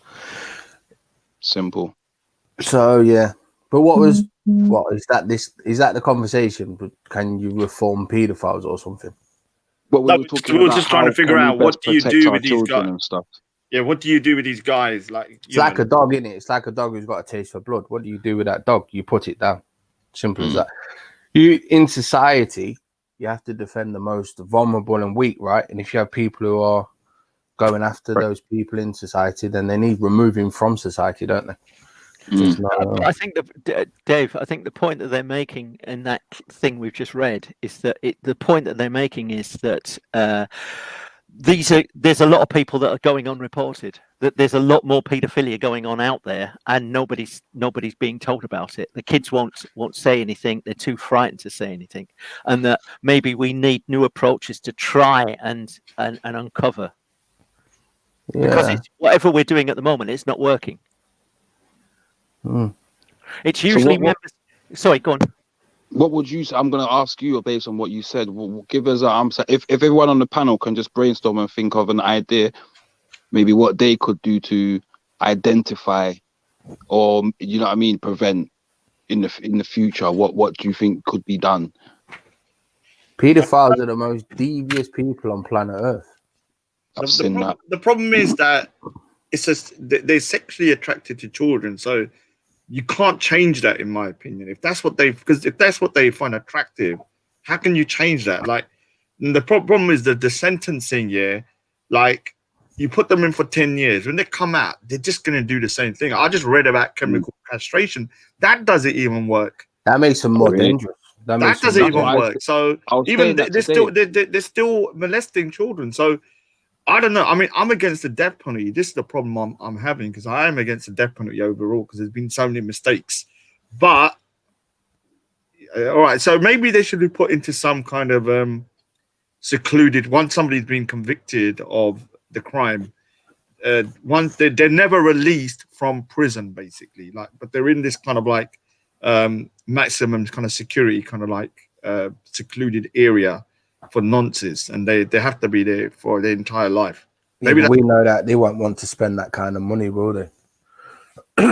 Locking someone up for their entirety of their life. They used to do that with smallpox victims. Yeah, but who's gonna wait? I was gonna say though, who's gonna volunteer themselves to be locked away for the rest of their life? No, I'm saying if you're convicted of the crime, so you're gonna have to go. That's gonna make it go underground then. Yeah, we should have an amnesty. We should have an amnesty where they all declare who they are, and then when they do, they all get killed. That's what should happen. So they all come out and tell us who they are. So let's have a look at that, how it works. So you can do it. All right. So you do an amnesty. Everybody, if you're a paedophile, come up. We will not do nothing. All paedophiles are going to be born though. 1 minute. So I'm going to say that Ali Dawa turns up, non-silent, say yes, we're here. You then do what you said you're gonna do, yeah. But there'll be new ones born. By that point, the story would have went about that these people were never seen again, so are probably murdered. So you can only do it once. How do you protect the next generation? So yeah, but you just it's a snapshot. It's a snapshot, isn't it? You just open up the door there, because what they say is that people who was abused go on to abuse, which can be very offensive to survivors of this kind of thing. But it's all one big mind game, innit? It's all fucked up. Because I don't know, has the I'm trying to say to you, it's a one step solution that can only work once. No, but then you're saying it's hereditary. Pedophile will be born again. Another pedophile will be born. So you're saying we're not saying it's hereditary. We're saying there'll be other. We know that there's pedophiles about. Like, even if you was to kill every pedophile on the earth today, there'll be a kid born that will probably turn out to be a pedophile in the future. Then it's hereditary. We're not saying it's hereditary, because I don't know if their parents are pedophiles. We know lots of people, like Jimmy Savile. I bet his parents were not pedophiles. But Rod, you're not understanding what I'm saying. Is being a pedophile a gene that people have? Because you just said a pedophile will be born. No, but what I'm trying to say is there's been lots of people whose parents are. But it's got to be a condition in the mind, isn't it? Yeah, it's going to be a condition in the mind. So if you look at the guy that done the thing to that girl. I bet his mother is not that way inclined. I'm assuming his dad's not that way inclined. Yeah, he's just me that has those sexual perversion. Yeah, so I don't think it's genetic. Because if it's genetic, then that would be I don't think it's genetic. I can't see how it could be genetic. I think there's a part of it. I think there's a part of mix and match. I think there is some genetics that plays a part. I don't know if you guys was on earlier. I spoke about a situation where a young lady I know, her son. I walked in a room and the son was performing an act on another young lad that was autistic. Whoa. And obviously, as you do, I was like, yo, what you doing? Like, kind of thing. And the mum, her reasoning for it was, it's just was it exploring kind of thing. And then but then again later in life, I was told, and it's factual, the dad is inside sitting down in prison for being a pedophile. So that kid learned it from his father. Yeah, it could be I don't know learned. if the kid learned it. I don't know if the kid learned it, but understand, like for me, I know people met me. I didn't grow up with my dad. My dad was in the army, but people met me and said, "Right, you're just like your dad, you know, the same mannerisms, so on and so forth." I wasn't around my dad enough. I wasn't around my dad enough to pick up all their mannerisms. I was more around my stepdad, but I had my dad's mannerisms. That's genetic. Yeah, but if a child's abused at a young age, they don't know any better. They don't understand that that's not actually normal and shouldn't be happening. They think it's actually normal. It fucks them up. Yeah, but the problem with saying it, hold on. The problem with saying it could be genetic is that you're gonna then have people using the excuse in court. Then, born like this, we was predisposed. Should we be punished for being? Do you understand how slippery? But that's what they're trying that already, Raj. These nutty left wingers. Well, in America, they've got a theory which some experts propose that the causes are neurodevelopmental. Differences in the brain structure of paedophiles have been noted, such as frontal cortex differences, decreased grey matter, unilateral bilateral frontal lobes, and temporal lobes, and differences, and cerebral changes. I don't know what that means, but there's like changes in there's differences in their brain structure that's been noticed, but a substantial number have been low IQ. What did it say? Brain abnormalities, and people with limited brain abnormalities and personality defects. So they're actually sort of suggesting that there are problems with people's. A lot of people are. How do I put this? They're low IQ. Effective. Yeah, I don't know what the. Who cares? Who cares? We then go back to the dog who has the taste for the blood, right? Then they need to go. Simple as that. Fuck this. Oh, you need to, make excuses for these people and all this kind of shit. I don't think so. These people are dangerous, man. There's also a the most theory. vulnerable. There's also a theory that if people have been abused in the past, then there is sometimes a chance, not always, but there's sometimes a chance that they become abusers. Yeah, that's it, isn't it? Yeah. Not all the because time. they probably, their brain's been so messed up that they might get to a point that they see abuse as normal because that's what they've gone through. They've been habituated to it. Yeah. They say that if children have serious brain injuries when they're around young children, that sometimes sort of triggers it. Sorry, let me just clarify. Roman Sele, whatever. You're talking about mannerisms is not genetic. When I say mannerisms, I might be talking about behaviors, reactions. So, again, like if, for example, people that grew up with my dad would say, "All right, you couldn't talk to him a certain way and he'd behave a certain way." Now, me not being around him, I haven't learned that from him. But the fact that I can then go and be around his people at a later life and they say, "Right, you know what, you're just like your dad in that sense." I was saying mannerisms. I'm talking about a genetic response to something. Like a lion. Temperament. You're talking about more temperament. A lion that runs a other leaders. No, you're talking about more about temperament. Like your temperament is like no nonsense kind of guy. Your father. But it's nature, not nurture. It wasn't a part of your upbringing. It was actually innate inside you. Inside me, and it's not. That's the point I'm saying. So when I say mannerisms, I mean how I am. So mannerisms is the wrong term to put into it. Yeah, temperament. I think temperament's probably a better thing. I don't know I want to know what word to call it. But yeah, that kind of thing, because it does happen. It does happen, and you do have to wonder if that can happen to people. Then why is it not that? Sometimes I'm kind of suspect when I hear people talking about the chemical things in the brain and this part of the brain, because it then kind of is kind of like an explanation for and makes it kind of like, look, people start talking with sympathy about it. And for me, I can't be sympathetic about it. The problem with that is it could be used as an excuse that they help it because their brain's imbalanced. It's like is like a psychopath. Like, oh, I can like kill people because my brain is wired like this. Do you understand? It can't be used as it could be slowly used as an excuse to kind of get people lighter sentences.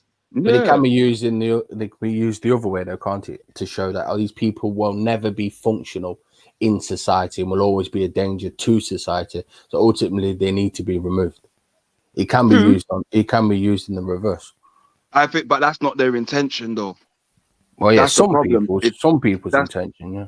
Well, if you think about it, like now, the LGBTQ, they've been trying to put the P on it, the P on the end of it for a while now. I don't know. I don't really believe that in I think that's more of a propaganda thing. Do you think? Yeah. I think that's more of a scare tactic kind of thing. Well, Joe Biden's about to get in power, and he. Oh, is he? Oh, God. He looks like a paedophile to me from the things. Oh, be careful! No, come on, disavow. I'm not. Oh yeah, Ned, because Joe Biden's going to come and sue me, isn't he, Ned? Yeah. Let me just repeat this again. Joe Biden is a nonce. Well, I disavow that. Yeah.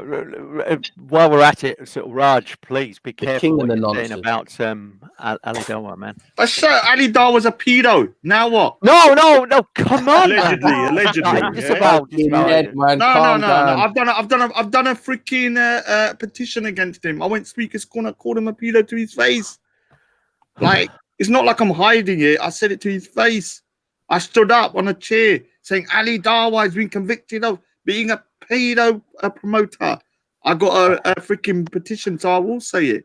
If I'm not hiding, I'll say it to his face. And with respect, look, the gentleman has a series of religious beliefs that can't be questioned. Yeah. Oh, shut up!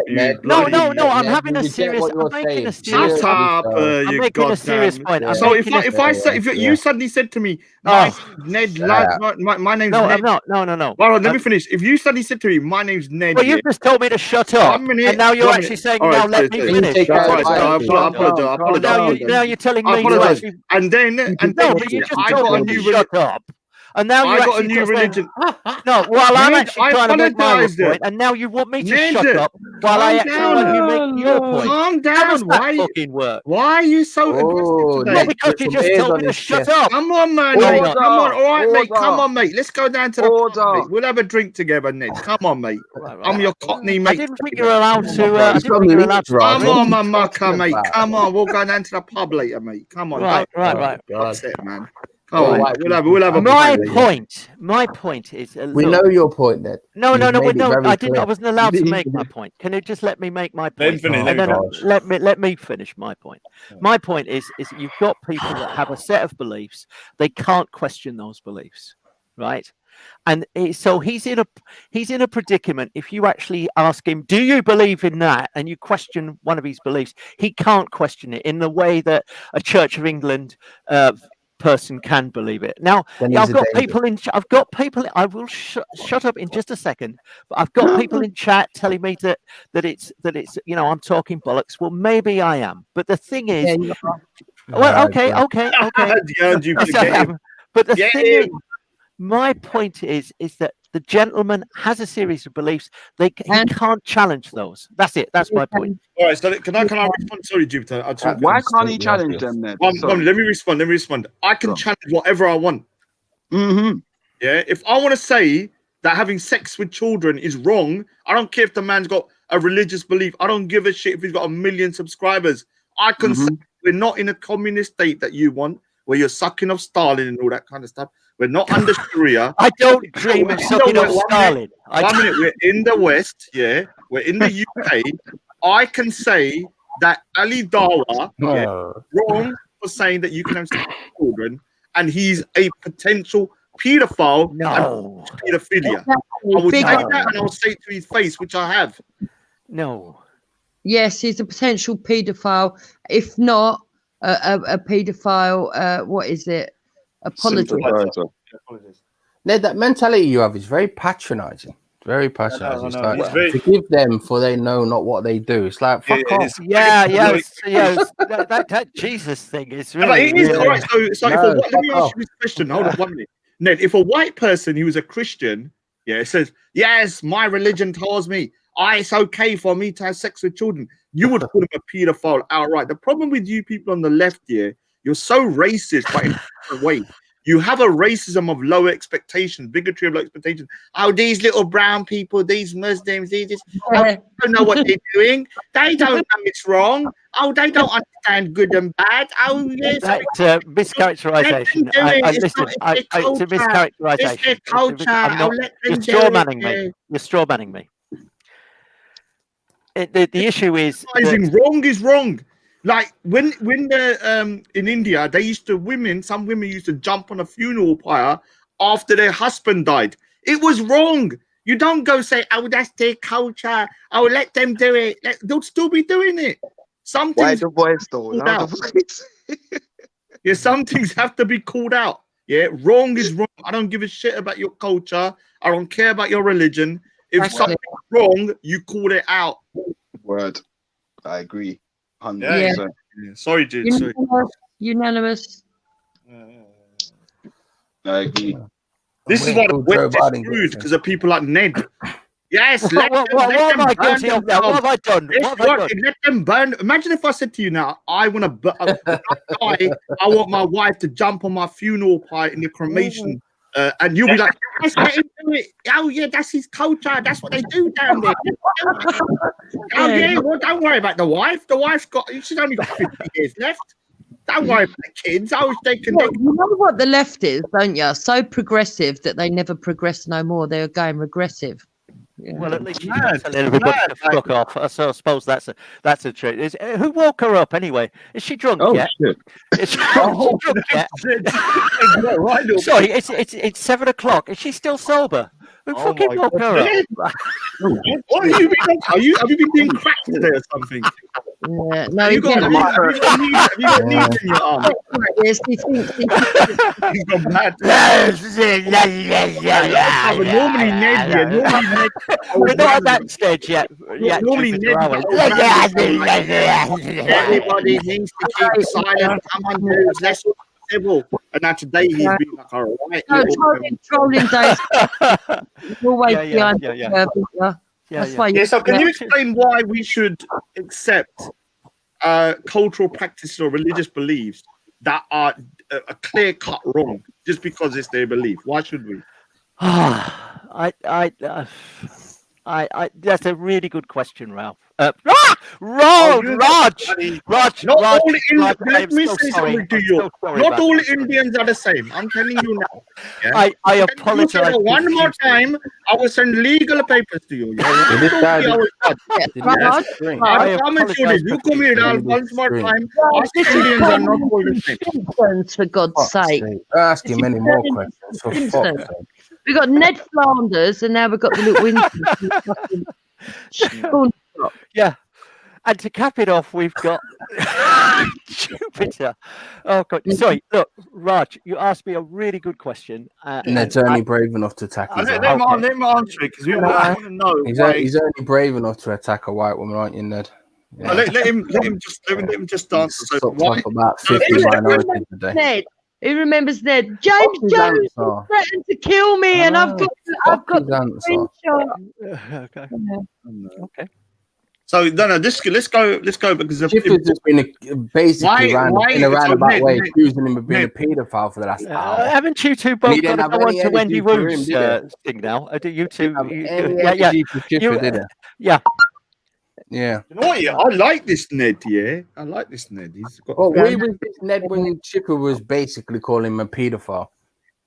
Yeah, Ned's normally boring. Nowhere to be seen. For a socks days, but you like it when I call you Ralph? Yeah. Well, the Ralph thing's a bit too much. No, but I don't know what the answer is. It's a serious topic. Okay. Why should practices that are clear-cut wrong, like saying you can have sex with children or saying you should kill yourself when your husband dies and all this, why should things like that be accepted because it's culturally acceptable in that culture? Isn't certain things just plain wrong? Yeah, and you should call it out. We're talking about Sooty. You know that Sooty. Is it Sooty? Not Sooty, man. This ain't freaking more, you know, Bungle and Sooty and all that. No. I mean, isn't Sooty where the wife throws herself on the funeral? Yeah, and that's not been done for a long time. But I'm saying that practice was. But we stopped. That stopped in. I know, but if everybody had your particular mentality, let them do it. Oh, don't upset them. It's their culture. Let them do it. But I'm not letting anyone. I don't want anybody to jump on a funeral pile. I don't want anybody to jump on it. What I'm saying is that if there's anybody thinking of jumping on a funeral pile out there, please don't do it. 1 minute. If people didn't call the bad practice out, it still would be going on. The point is, at some point, you've got to start calling out what's wrong, even if it hurts people's feelings or they don't fit the left's agenda. The left's agenda, Rog, because the left wants us to wait until they can liberalize Islam and all the third world mindsets they're bringing into the country. Sorry about that, but that's what the left's agenda is. So when you get Tommy Robinson, let me answer though, so I can get his kind of. I don't understand the mindset that it's their religion or this, and they're allowed to say that. Well, it's a weird kind of mindset, because the kind of mindset Ned's got is, oh yeah, kill me. I don't mind if you kill me. I'd rather you kill me than you actually get hurt. Yeah, that's it. We should all shut up for the sake of diversity. So be quiet. Right. Go on, Ned. Can you just let him answer though? Let's hear his reasoning. Might be right.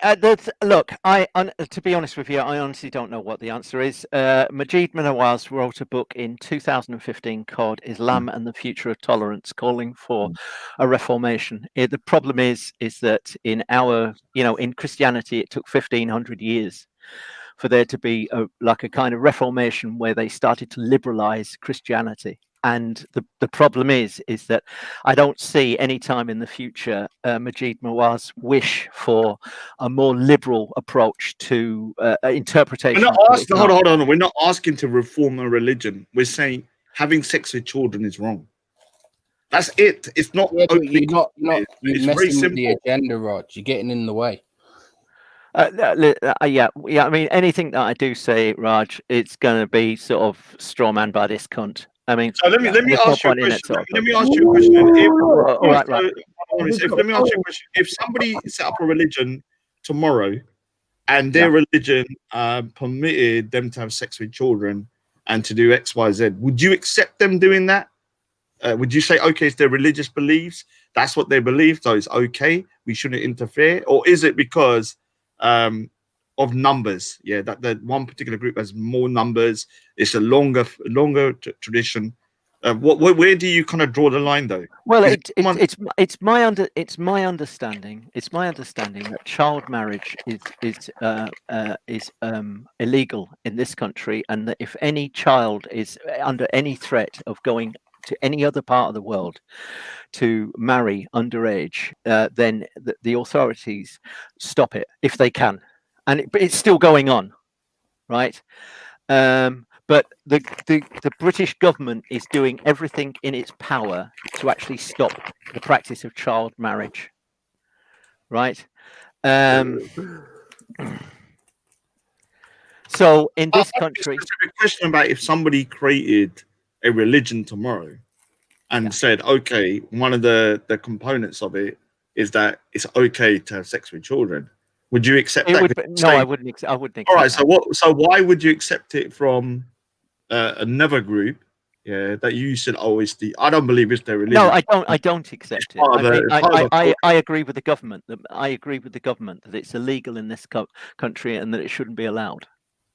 And I believe that child marriage is wrong. All right. Because they believe they're going to liberalize. If it happens in a different country, then it's allowed. Then you're okay with it. I'm sorry. Say that again. I'm sorry. If it happens in a barking little chihuahua at the side. No, if it happens in a different let me give an example. How many Dave Smith? So let me give an example. In India, in some parts of India, it still happens to be a child. I condemn them outright. I can't hear you. I can't hear you. In India, there's still parts of India. Please, in India, there's still parts of India where they're still marrying child marriage, not between an adult and a child, but two children. I condemn that. Yeah, I will say it's wrong. It needs to stop. Now, the thing is with you from your argument, you're saying that as if there's No, law. I'm not justifying that, and I Right, so no, condemn let it me as well. I condemn it as well. I'm just saying, is your argument that if there's laws they're stopping it, then fair enough. But if there's no laws, if it happens, it happens. There's nothing. No. Look. It's my understanding that United Nations, Oxfam, all the world authorities that in the West and elsewhere, international organisations say that child marriage and paedophilia is an abomination, and I agree with that viewpoint. Okay. The problem is that the religion that Islam, that it seems that there were practices in Islam that were that I don't agree with. Okay, how do you? But the thing is I don't think that it's very difficult to even talk. It's difficult to talk about this, but I don't think that Ali Dar was. I don't think Ali Dar was marrying anybody underage. I don't think that he's advocating. Oh, 1 minute. If Ali Dar said, you want to play the video again? Ali Dar said on numerous occasions that if his daughter had the proposition made by a 40-year-old man, if she said yes to it, he would allow his daughter to get married. The only thing that is stopping him is the law of the UK. He said that 9-year-olds can be adults and consent is silence. This particular mindset, the only thing that is stopping him from doing it in terms of allowing that to happen is the law. That is wrong still. If the only thing stopping I agree. I agree with you. I agree with you. That is wrong. If the only thing stopping me from murdering someone, if the only thing stopping me from murdering someone is the law, then I'm still a savage, am I not? Because that's the only thing that's stopping me. Not my own morality, but the only thing that's stopping me is the police are going to nick me. Someone could argue, we want to kill everybody. If that's the case, do they stop thinking about it with 9-year-olds, or do they look at 9-year-olds and think, I could marry her if I weren't in this country? I could fuck her. Maybe I could persuade her. Yeah, and we asked, I think Singy asked, I can't remember who asked the question, is that I think it was Ultra. What if, the girl that was being abducted and got molested, everyone's saying it's wrong, rightfully so. But would Ali Dawa say it's wrong if the girl was married to the guy Islamically? You understand? Imagine that, he's only, the only reason he's saying it's wrong is because of the fact that they're not married and stuff, and that he did it without her consent. But what if there was a 10-year-old girl with a 40-year-old man and they were married? He would accept that? But it's still the same thing, isn't it? So if Jimmy Savile converted and was a Muslim, they wouldn't find anything wrong with it because it would be part of their tradition, basically. Only thing that's making him say it's wrong is the fact that that it's not her consent. Otherwise, he would say it's fine. But they're both just as bad. If you saw that guy, say if the guy that took that girl, but he said he was married to her instead, it's still the same crime, isn't it? But to Ali Dawa, he wouldn't see it as a crime if it was done in a particular way. Yeah, they think they have checks and balances, don't I can't justify what Ali Dawa may or may not. But why are you telling me to not condemn him then? I don't understand why you're caping for Ali Dawa. Either you just stay quiet, or because I tell you why. But I was having we were talking about paedophilia and and you made the comment where you sort of linked Ali Dawa in, and I just disagreed with your characterization. All right, so if all right, let me because okay, Raj. Imagine, forget about Ali Dawa. Forget Ali Dawa said this. Just say let's say a random middle-aged white man, said this on camera. I would allow my 9-year-old daughter to marry and have sex with a 40-year-old man if she said she wanted to. I would disagree with that. I would disagree with that. IETs, 9-year-old children, girls can be adults, so can be sexually active. I would disagree with that. Oxfam would disagree with that. UNICEF would disagree with that. It also says on camera that if a girl doesn't say no, it's a form of consent. What would you think? Forget about Ali Dawa. I would disagree with that, and UNICEF would disagree What with that. would I the think the guy be government in would. your eyes? I'm asking, what would that hypothetical guy be in your eyes if you heard someone say that on camera? I'm not going to comment on. I'm not going to make. Throw some tatte. Do you know what tatte are? They're balls, yeah. Well, no, I've actually sort of said what the model that you just put forward. I Let me disagree ask with. you, what is he? If you heard that from a random white guy, A danger to what is children. he? A danger to children. Yeah, what is he, Jupiter? Question. If we were going to let in a load of people into our country and we knew amongst them were people that were paedophiles and likely to chop people's heads off, and the because of what they believe, the rate of that is increased, should we stop them coming in, do you think? No, let me answer the question that I No, said. I'm not getting dogpiled. Ask somebody else a question. I'm not getting dogpiled. My only point. I'm not getting dogpiled.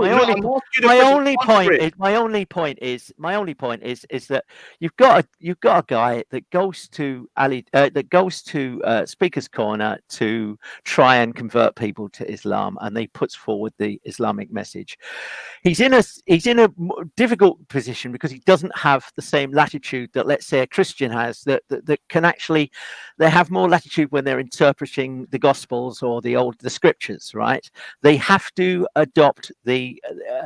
Now, I don't agree with that. I don't think it's right, but I'll ask you a question. Forget about Ali Dawa. If a man, a random dark dude, a white guy in his 40s or 30s, says that it's okay, he would allow his 9-year-old daughter to marry a 40-year-old man and have sex with him. The only thing that's stopping him is the law of the land. Says that 9-year-olds can be adults and sexually active, and says that saying no, having no answer is a that's wrong in my view, and it's wrong in the eyes of potential threat to children. Yes or no?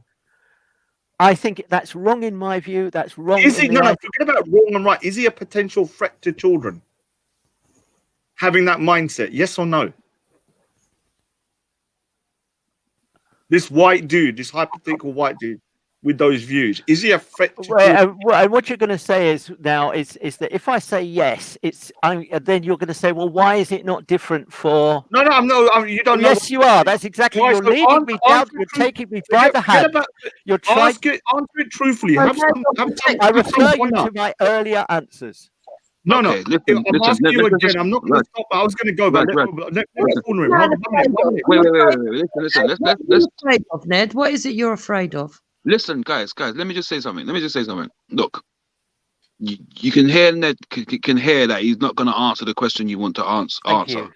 Yeah, because he can see where it's going. Now I can see where it's going, and I know exactly. And I'm in my mind, I'm primed to ask the same question that you guys are going to ask. But I also understand, and I can see that this man's not going to answer the question because he knows where it's going. Also, all right. I'm going to put it like this, Ned. You said earlier, you did categorically. You said that you initially, when you heard him speak, you didn't want to judge and so on and so forth. And when the guy called him out on what he believes he is, you said, "Oh, no, you can't say that. You can't say that." I'll put it like this: he can say what he likes about someone because that guy is categorically put out what he is on the internet. Full stop. Yeah, that's it. He's a pedo sympathizer. He's a threat to children. Fact. Yeah, you might not like me saying it. He might not like me saying it, but that is the facts. Okay.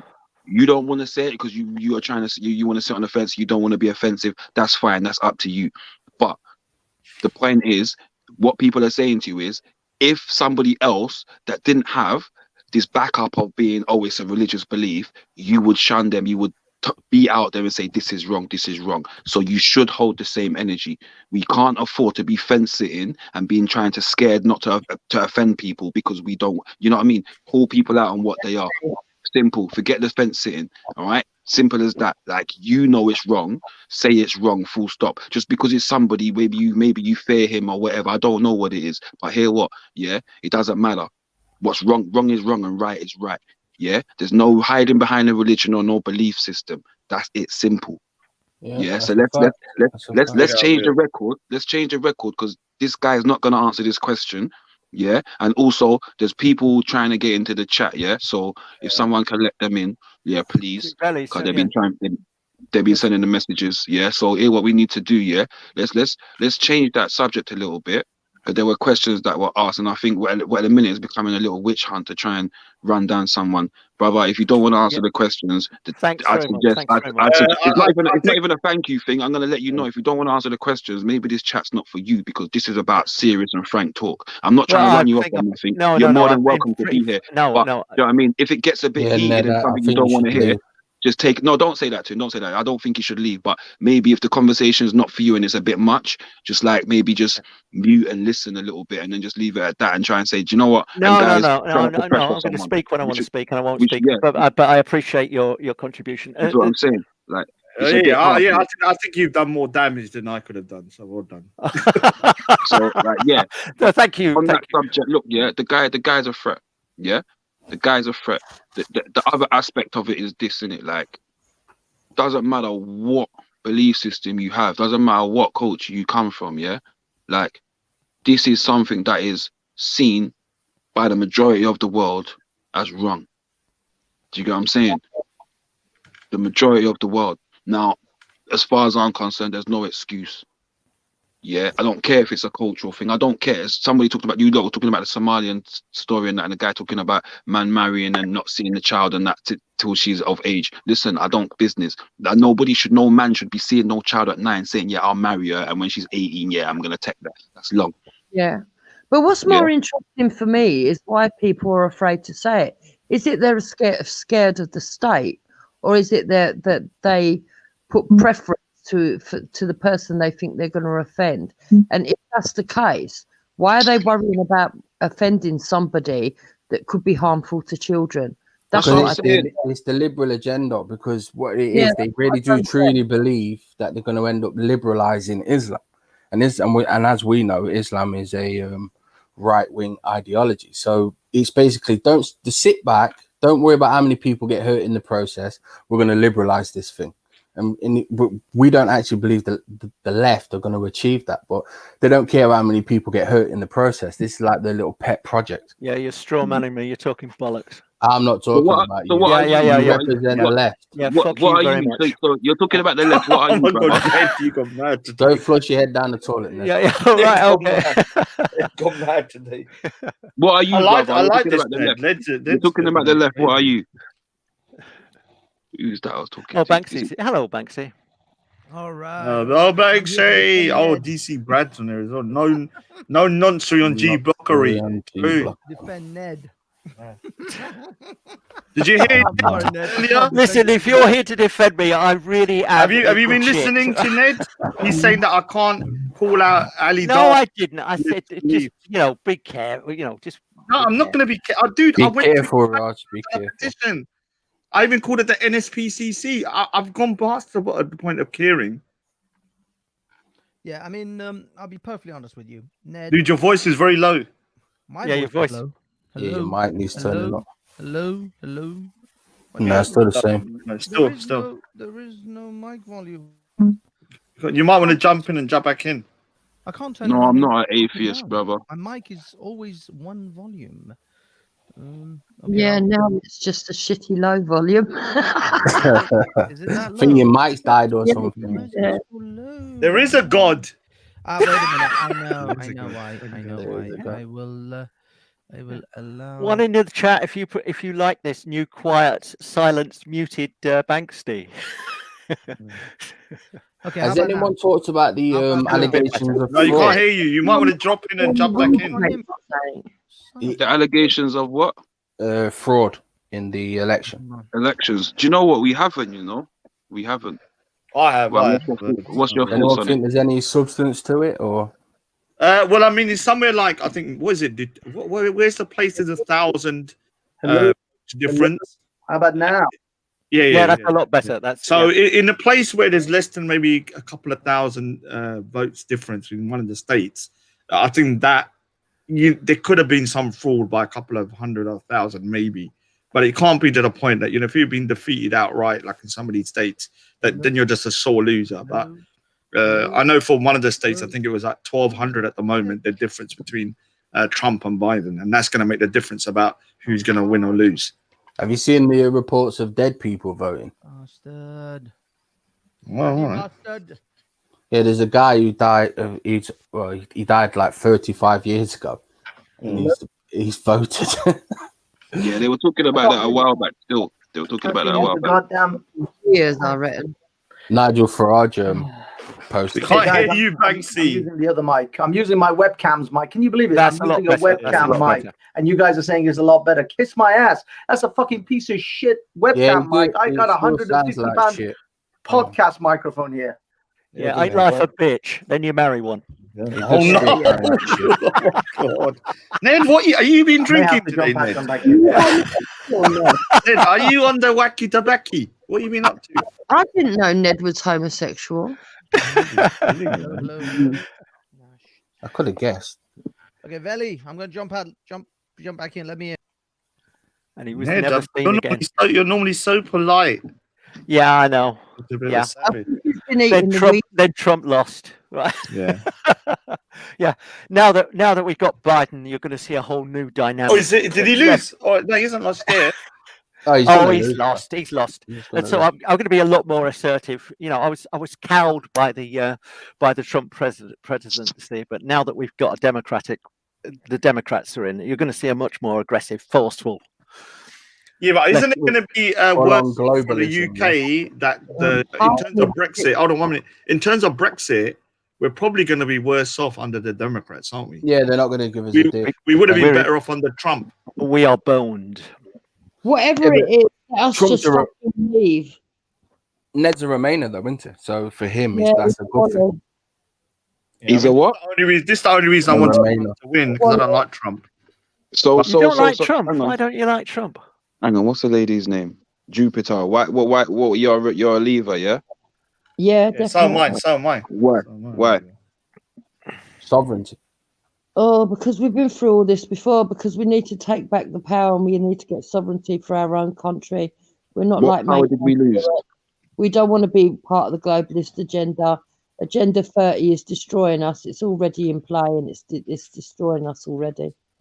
Veli, Banksy's losing his shit backstage. He's here. Oh, I need to go for a bit anyway. I need to go. So is Britain, nice is Britain talking to you, Raj. Is Britain part of the conspiracy or fighting against the conspiracy? Well, the people are fighting against it. The people, obviously. but then the people voted in Boris. Take care. I came in, Raj went. Yeah, you Well, had he that. said he People hated voted. Boris. Banksy, yeah. That ain't on. Now, one thing I will say, I'm sorry, Ned, but I think. Oh, you're going to pile on me as well, are you? But this is the sickness of liberalism. You can't verbally say that it is categorically and morally wrong everywhere on this planet to marry a 9-year-old. Not just in Britain, not just the laws of in Britain. Don't caveat this shit. Can you say categorically and without any equivocation? Everywhere on this planet, every square That's inch. what of this planet I've said. is I've made wrong. that really clear. I don't think you were listening. I said that. I said that has been condemned. I condemn it. It's been condemned by UNICEF. It's been condemned by Oxfam. But we don't care about what UNICEF Oh, well, says. okay. We're Well, so he asking doesn't you. care. We're So there's asking your you. answer. There's your Yeah, answer. but we're asking you. Asking But you. no, So you're that's saying, the you're saying answer. I There you condemn go. it, and all these other organizations condemn it globally. Yeah. But when someone like Ali Dawa then makes such a statement, can you not condemn the statement? Ali Dawa. I've just been. But you can't condemn that statement. I have just been subjected to It's a too third scary. degree by Raj. And the don't thing is, shut I'm up. not going to be now. You said you were going to come on and defend me. So I know. defend I'm me. sorry. I'm sorry. I don't want to. So defend me. I can't. It's an indefensible position. It's a horrifically indefensible position. No, I can't. listen. I'm not saying anything else. I refer you to my lawyer, life lover, right? My lawyer, life But lover Ned, will Ned, tackle your answer. He Ned, has Ned, made it I very know- clear. You know I have love for you, Ned. my You know client that. has You know you're my decided boy. to You're my remain dog, silent. Ned. Bless you, life lover. Bless you. Look, Ned. Imagine being a young kid and having someone like that for a father. What danger they put you in. Yeah, but what I mean is, this is my concern is for simply making a hypothetical debate about freedom of speech and expression, I've been slandered as a pedophile for months now, and certain people will not let up unless I take some drastic action. But what I mean is, for mere hypothetical cartoons, I've been slandered. And yet this man has openly, without even, a slight, no, I'm talking about Ali Dawa. He said it without jest. He said it without any like caveats. He meant it. That if my daughter, as at the age of 9, wishes to get married to a 40-year-old man, and I deem her ready for it, mentally, sexually, all that other bollocks that the caveats that they put in, then I'll say yes, you're ready to get married. The man didn't say with a tongue in cheek. This wasn't a Carry On skit. This was a fucking man's meaning. What he said. With consent as well. Don't forget. Sorry. I said, don't forget. He said he'd take her silence with consent as well. Well, he then no. He didn't say it at that moment. What he said was that in the Quran, a girl who is of that age, if she, I know someone's asleep. Someone fell asleep. Anyway, gone into a diabetic coma. According to the Quranic text, I'm not sure whether it's hadiths or the Quran itself, but if a girl's silence is deemed as consent, is deemed as a yes, not as a no, not as we don't know. No, it's a yes, because what he explained it as, where she will be kind of shy at that age. She might not want to say it because it's her, she's shy. What the fuck are you talking about? You're about to marry your 9-year-old to a 40-year-old man, and if she doesn't say yes, you'll just take her silence as okay? It's a hadith, definitely a hadith. Yeah, but what is the world that we're living in right now? That mindset in the 21st century UK is considered to be that's considered to be a stable man. I would put that man in a loony bin. I would put him in a fucking padded cell. I wouldn't say he's considered a stable man. I think that he's around a lot of people that tend to they don't see themselves maybe as educated on Islam as him. And so his word, there's nobody sitting there like in these videos, like the video that I saw earlier when he said it, there's nobody being like, whoa. Do you understand me? That means he's held to an idol. He's held as an idol to. Well, he's held at a scholarly level. He's an incredibly influential person. He has hundreds of thousands of subscribers on YouTube. He is what they would deem these days as an influencer, and he talks to children. He teaches this stuff to children. I've seen Ali Dawa at the Speaker's Corner educate young people of 10, 11 years old boys. He is teaching this to young men. He's raising the next generation of young men to believe that marrying a 9-year-old is okay. And if a girl doesn't say no, here's the dangerous part. He is putting into men's heads, young boys' heads, that if a girl doesn't say explicitly no, her silence is consent. How many different fucked up ways that can be interpreted? How many different scenarios rape can be achieved by you assuming that a girl's silent is no, is a yes? How many scenarios can you possibly imagine that statement that he is putting into young boys' heads, that if a girl doesn't say no, she means yes? How fucked up is that? With this Me Too fucking world that we're living in, that man can still go ahead and but Banksy, you don't have to worry though, because people at Lister and Ned are going to liberalize Islam. So, Oh, in that case, then we're all right. Then. I guess all bets are off. I've not said any of that. You just got to sit back and wait. Right. Ignore all the deaths and the rapes. Yeah. One day, you know what I mean? It'll be great. Because we're too scared to say anything if we act like this. Yeah.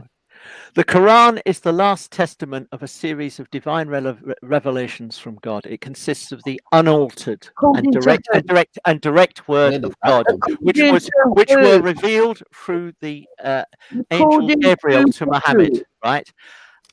The final prophet of Islam more than 1400 years ago. Now, the thing is that I have a problem. I have a problem with that. I don't accept that. I don't agree with that. But there are people that do. The problem is that I think that there are people now online that are beginning to question the direct and unaltered word of God. And when they do, if you look at Yasser Qadi was asked the question, and he said there are holes in the Quran, right? There are sort of, in the narrative. I'm not entirely sure what that means actually. Okay, the narrative. The story. No, Why the bring it up? narrative of the Quran is that it is the one and only book that was sent down by the Almighty, that it is unalterable, and it has not been changed since it was revealed. Not one letter, not one dot, not one ayah. It has been preserved exactly as it was handed down. And to now Muhammad. it is being questioned by. And that by, is the narrative that has holes. Yes. Yeah. Yes, and he has had to. I believe he's had to cut out his account. He's had to sort of shut down his Twitter account, his YouTube account, and he's had to withdraw from public life. Yeah, as he puts it, he's pulling away from social media. What you should do is come and stand with the other normal people and speak vocally. That's what you should do, and not be a wuss. Oh, no, but he can't. His bread and butter is Islam. He sells. What you got to, you guys. This is something that I constantly bring up. These people are not just Muslim; they are professional Muslims. This is their bread and butter. Like Elon Musk sells cars, and I don't know what's it called. Bill Gates sells software. They sell Islam. These people are grifters. They are snake oil salesmen. What they're selling. Yeah, then she's raising her voice now. Here we go. Sorry, Jupiter, go on.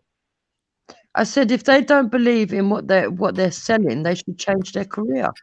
No, you must be joking me. It's not whether they believe it or not. How many grifters don't believe in their, I don't know, whatever double glazing sales? Sell shit all the time. Yeah. Yeah, they're scam You really artists. believe that he's just doing it? Do you really think that for him it's just a job and that he doesn't believe that? I don't believe that. After what I've what you see, the thing is, there are people who are true believers, and then there are people who can see the problems, but they will turn a blind eye to it. I think he's a genuine scholar. I think he's a genuine scholar trying to make sense of it. But he is desperately trying to put a square peg into a round hole. Is what he's trying. He's a good man. I think he's a good man. See, the thing is, right? Okay, I did practice Islam years ago, and there is a massive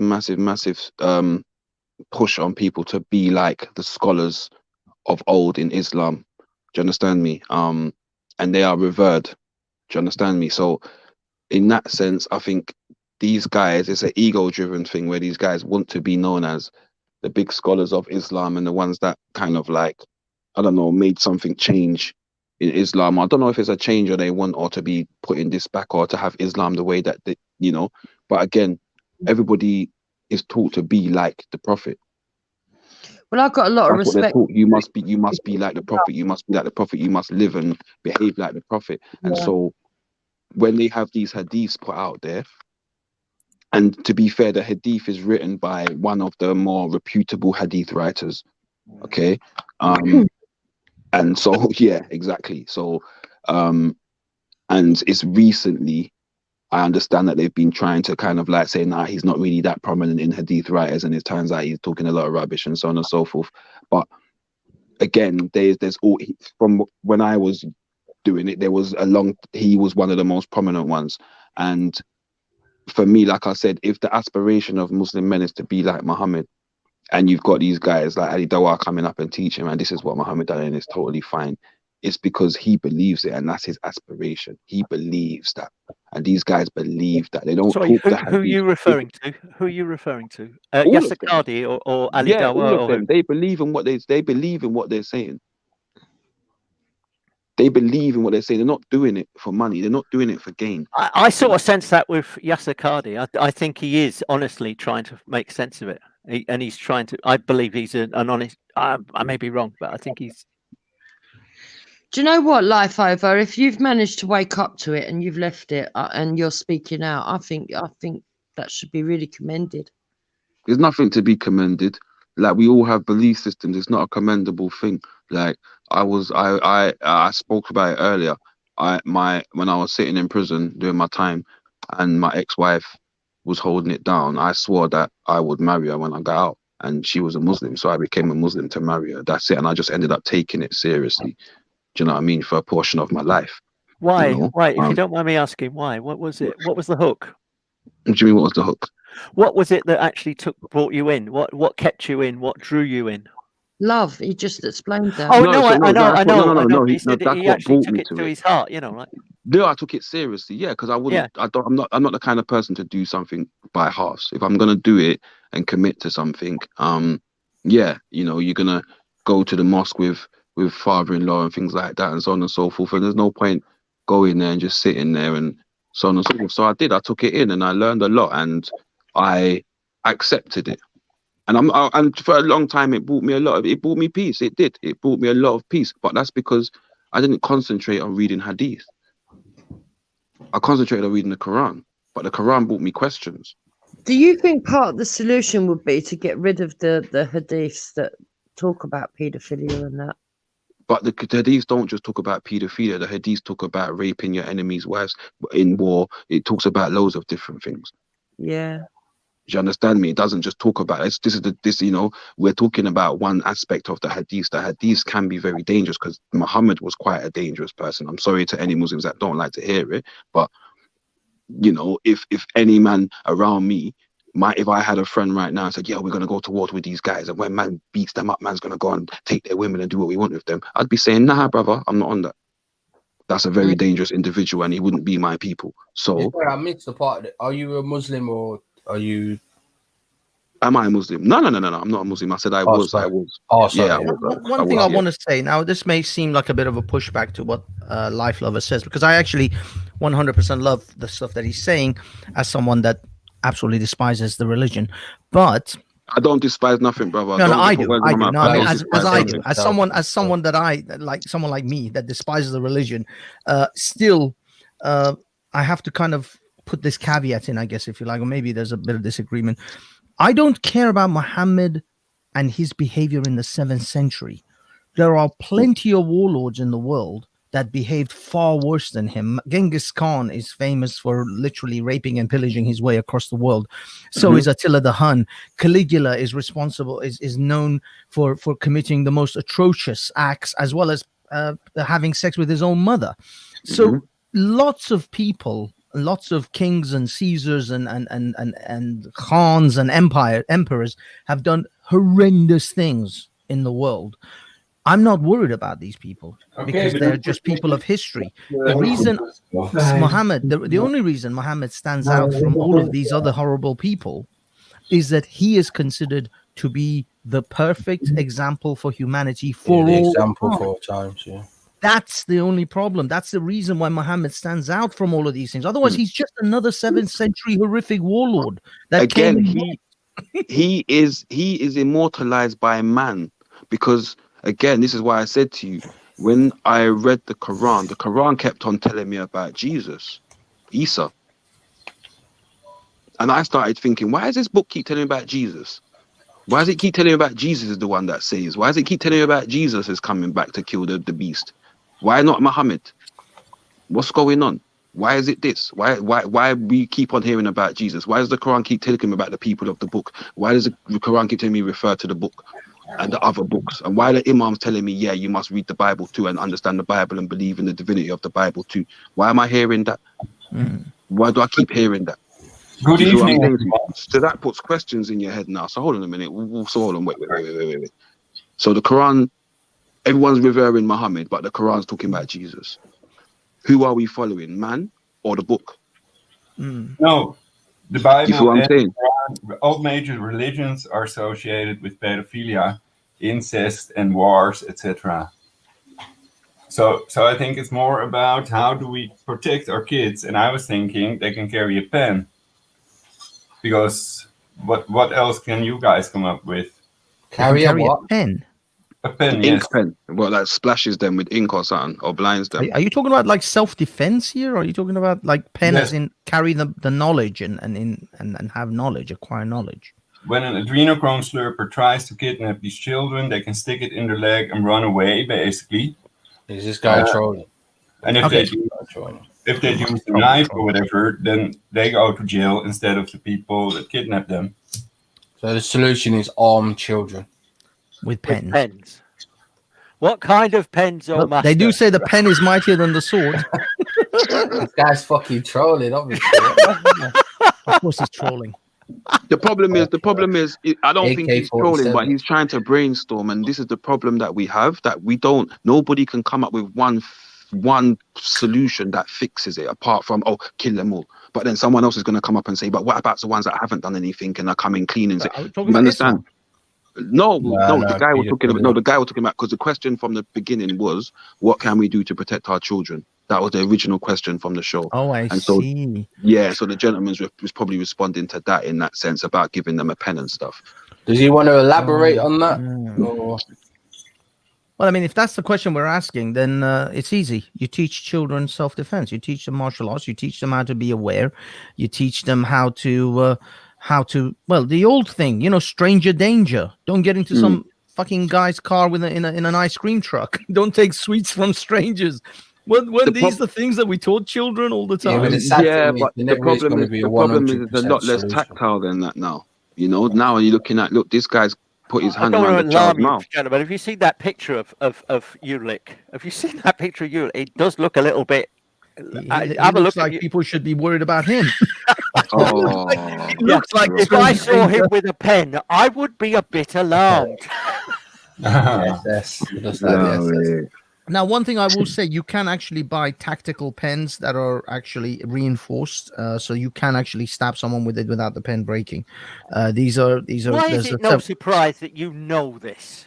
But there's loads of companies that produce these tactical pens. They're like a company called Cold Steel. I've never heard of tactical pens. You don't know about tactical pens? I don't know how old everyone is on here, yeah? But I remember going to school, and all the way along school, I would see parents and other teachers, and so my mum would see somebody and say, oh, is that all right if you just walk up the road with you, etc., etc. So we had more community parenting as well, and more of a community aspect towards how we look after each other's children. Do you get what I'm saying? So in terms of protection, it starts from us as a community to start with. All the way around I would see parents. Say that again, bro. And so my mum would see. Someone's got the replay on.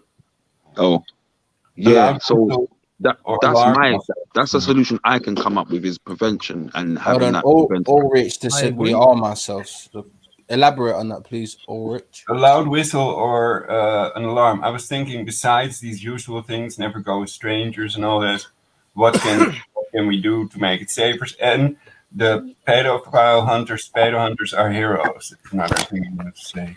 Yes. Yes. Good idea to talk about. Yes. What's the panel saying? I agree. The pedo hunters are heroes. Not a lot, Rafe. No.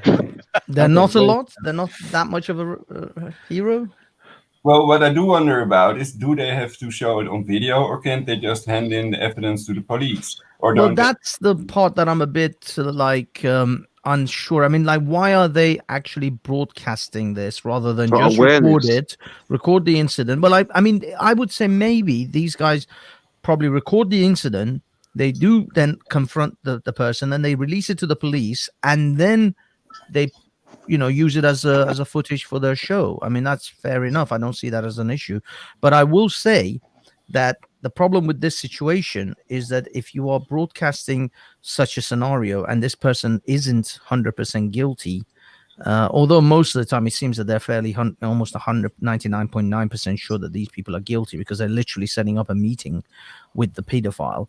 But if the person is, for whatever reason, somehow innocent, then you could potentially be putting their life in danger by accusing them like this, which is a caveat. It's an area of a gray area. But generally, I think these guys are literally meeting up with a guy who's agreed to meet up with like a 14-year-old or a 12-year-old or something. Yeah, they're showing up to that location, aren't they? So yeah, so it's going to be very hard to get the wrong guy. And nowadays, what they do is they don't post the videos until after. Nowadays. Yeah, now they've changed it quite a bit. They don't do the live ones anymore because people did turn up and they had to then have people hold people back and stuff. So they started putting them up after the event. Yeah. Well, also, if there's a police investigation, that probably muddies the waters quite a bit, doesn't it? Exactly. There's entrapment. There's all sorts of scenarios. No, but what I mean is there's never entrapment. Honestly, there's never entrapment. Never entrapment. These people on their own devices are getting up and messaging people, excuse me, and sending the pictures and doing the things. Like I said, explained earlier, there are adult women decoys that are left traumatized by the things and some of the mind control stuff that some of these people do. Okay, so Sorry. I don't know why I kept playing. Yeah, sorry. Yeah, so these people, there's more to it than, oh yeah, there could be entrapment. No, these people, they don't sit down there. They make the profiles, they sit online, and they wait for the contact. Yeah, and then they deny that they're pedophiles, even though they sent them a picture of their genitalia, basically. Yeah, it's not again, those people have convicted thousands, have got convictions through their evidence, and their evidence has been faultless. The only thing that hinders those things was them releasing, like basically doing live streams, and that used to hinder it, and that's why they stopped it. But this shows how So little just the a police minute. actually So give a social shit, media though, is now because violent social media linking- is now actually causing an increase in this kind of thing. Is it because It's kids not are going? cause. It's not the cause. These people have always been there. It's No, just a but different means of them doing what increasing they it, do. increasing it because No, kids it's are just a going on different to means. social media and is that what's happening? So you're Are they saying we're going on to getting more paedophiles? Instagram and TikTok and they're sort of being groomed online? Is that how it's happening? What? Are kids being attracted to pedos on social media? Are social medias sort of fishing on, I don't know, TikTok, Instagram, whatever chats, and trying to arrange meetups with kids? Is that what's happening now? Yeah, Yes, that is what they're getting caught doing. Yeah. But another thing that would help, I think, is at least interrogate everybody on that Epstein flight log. But why aren't the police doing this stuff? If you got just normal members of the public managing to catch so many, why aren't the police doing this? Because the police are not as resourceful. If you think about it like this, they're not as resourceful. They don't have The man hours. They don't have the like man think about hours. the paperwork that goes into organizing a decoy. Don't get me wrong, it's not excusable because there should be teams of thousands of officers on this. Yeah, but they're going to turn around and say to you resources. Now, partly is if we sit down and say terrorism threat and terrorism and so on and so forth and all the rest of it, yeah, everything that's there is going to be an obstacle for them to do. Yeah, then we got all the paperwork stuff that came in with Labour in the 90s that they've got to go through just to do the observations. In some ways, it's easy for them to make excuses why it isn't done and why they don't have teams for this because of cuts. So this is why I said earlier, it's down to us, the public, not to just do the protecting, but also to campaign to the governments to make them have to do something more. Because look how many people are unemployed. Why are we not campaigning for these paedophile hunters then to be monetized for their work? That's it. Why Something can they needs not to be- be done about the sentencing as well that these paedophiles are receiving. We definitely need an increase in the sentences because the sentences that they're getting are ridiculous. Well, about it, They're I think too that light. judges are Freemasons themselves. Yeah, a lot of these judges are dodgy. Perhaps Yeah, they set but- Masons free and others get disproportionately punished. You Well, saw it. guys, Proven- sorry. Sorry to cut you in there. I was talking. You see the thing that I mentioned earlier about the whole the documentary about the pedophiles and whatnot, everything. Pedophile Next Door, right? Can you guys hear me? Yeah. Yeah. So ultimately, you read a summary from it, but basically, what they were trying to say is that instead of obviously waiting for them to do the attack and basically get caught then in it, it's not a thing like we're accepting pedophiles. It's more like saying, okay, now you've done this, yeah, come out. Now you've you say that you're a pedophile and we are here to help you in it. Like, just come out and then we'll go through the whole medical procedure or whatever they do to be able to reduce the situations or reduce the crime of raping kids or whatever. So that's what I've from the documentary. That's what I understood it was. They was going to do, but Yeah, but Raf, on one hand, you have to believe there's a medical solution to that, and two, is that not a way of desensitizing people to it and trying to normalize pedophilia? It's not really normalizing, because in the sense of but it is. It's seeing people are having some kind of medical or mental illness. Yeah, like you can describe it like that. What's the issue with? But I don't think that's helpful for society. I think any sympathy with these people whatsoever. Ingenious idea that is use a webcam and then live stream on the road to school. Basically, they just live stream it on YouTube or whatever, and they can delete it if they arrive safely. And then with on, this should be doable, I guess. But like when it comes to the whole, that is a good idea. Yeah, when it comes to the whole tackling this thing, there's not really one or too many ways. Like the fact is that when you talk about your scenarios now, you're just waiting for someone to do something, and then it will be you're waiting for someone to do something, and then obviously you confront them or whatever, and that's when you want to stop the pedophile after they've done the crime or whatever, or when they're on it, or if you're pretend like or whatever that you're some type of pedophile hunter. But the thing is, they haven't committed a crime. If they're coming to meet up someone, they don't end up meeting up someone, they haven't really committed a crime. All you can do is put their picture out there, but not everyone across the UK is going to be able to see that picture, because people don't always go on the internet to search who is a pedophile around their area and try to stop those pedophiles from coming out. And like the article said, there are so many people who are pedophiles that are not telling you they are pedophiles. You understand? So it's like the tip of an iceberg. There's a whole load of pedophiles that are just not getting caught. Exactly. Pedophiles are the most devious people on planet Earth. And then on top of it, like it said in the article, a lot of the charged sexual abuses happen amongst family members. So that could be your uncles, your aunties, your father. Yeah, you understand. Yeah. So when it comes to solutions of sorting this, like all it's saying, and I don't think it's a bad idea, having them come out and then a psychologist or whatever, or whoever is involved in dealing with these type of people, deal with them. I think it's wrong that we're talking about child sexual abusers and not all pedophiles. Being pedophile is not a crime, though I'm saying it's considered a mental illness, basically. The DSM-4, Diagnostic Statistical Manual of the Psychiatrists, make this clear. And they are people that are more attracted to prepubescent children than to post-pubescent children. And I think that's why most people are not. Because of evolution, most people are attracted to young people. The most fertile people are younger.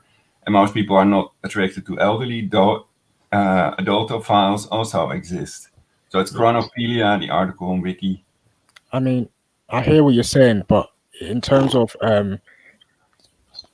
dealing with now pedophiles, or whether you said that pedophile's not a crime. Being attracted to a little kid is not a crime. What happens is when you go around doing the abuse or rape, that is the crime, isn't it? So right. I understand what you're saying, but in terms of preventing any type of rape or whatever or whatnot, like I'm saying that one of the solutions, I think is probably the best ones that's been proposed, to come out, to have them come out and deal with them in terms of trying, not rehabilitating into society or anything, but like try to make them less likely to less go of out a threat. Less of a threat. So that's not achievable. That's not achievable. There ain't no cure for this. It's not a cure. There is no cure. But the point is that in situations like, you give an example of someone who's desperate, or stressed out, they're likely to go around doing the act. So a lot of the pedophiles, they'll be, for them, it's like, I can only imagine, like, they will be told that pedophilia is wrong. And the more times they get stressed out about what they're doing is wrong, they're more likely to engage in it. Mm-hmm. So the idea is giving them a less stressful environment, giving them a way out. Yeah, I think hypnosis could help also, perhaps, not just chemical. I disagree with everything you're saying there, Ruff. But what's the disagreement like? What is? These people are the most dangerous people in our society, and as soon as they're identified and we know who they are, they need to be taken out of society. I don't believe these people can be helped in any way, shape, or form. they end up in jail, of course. But then again, it's about child sexual abusers.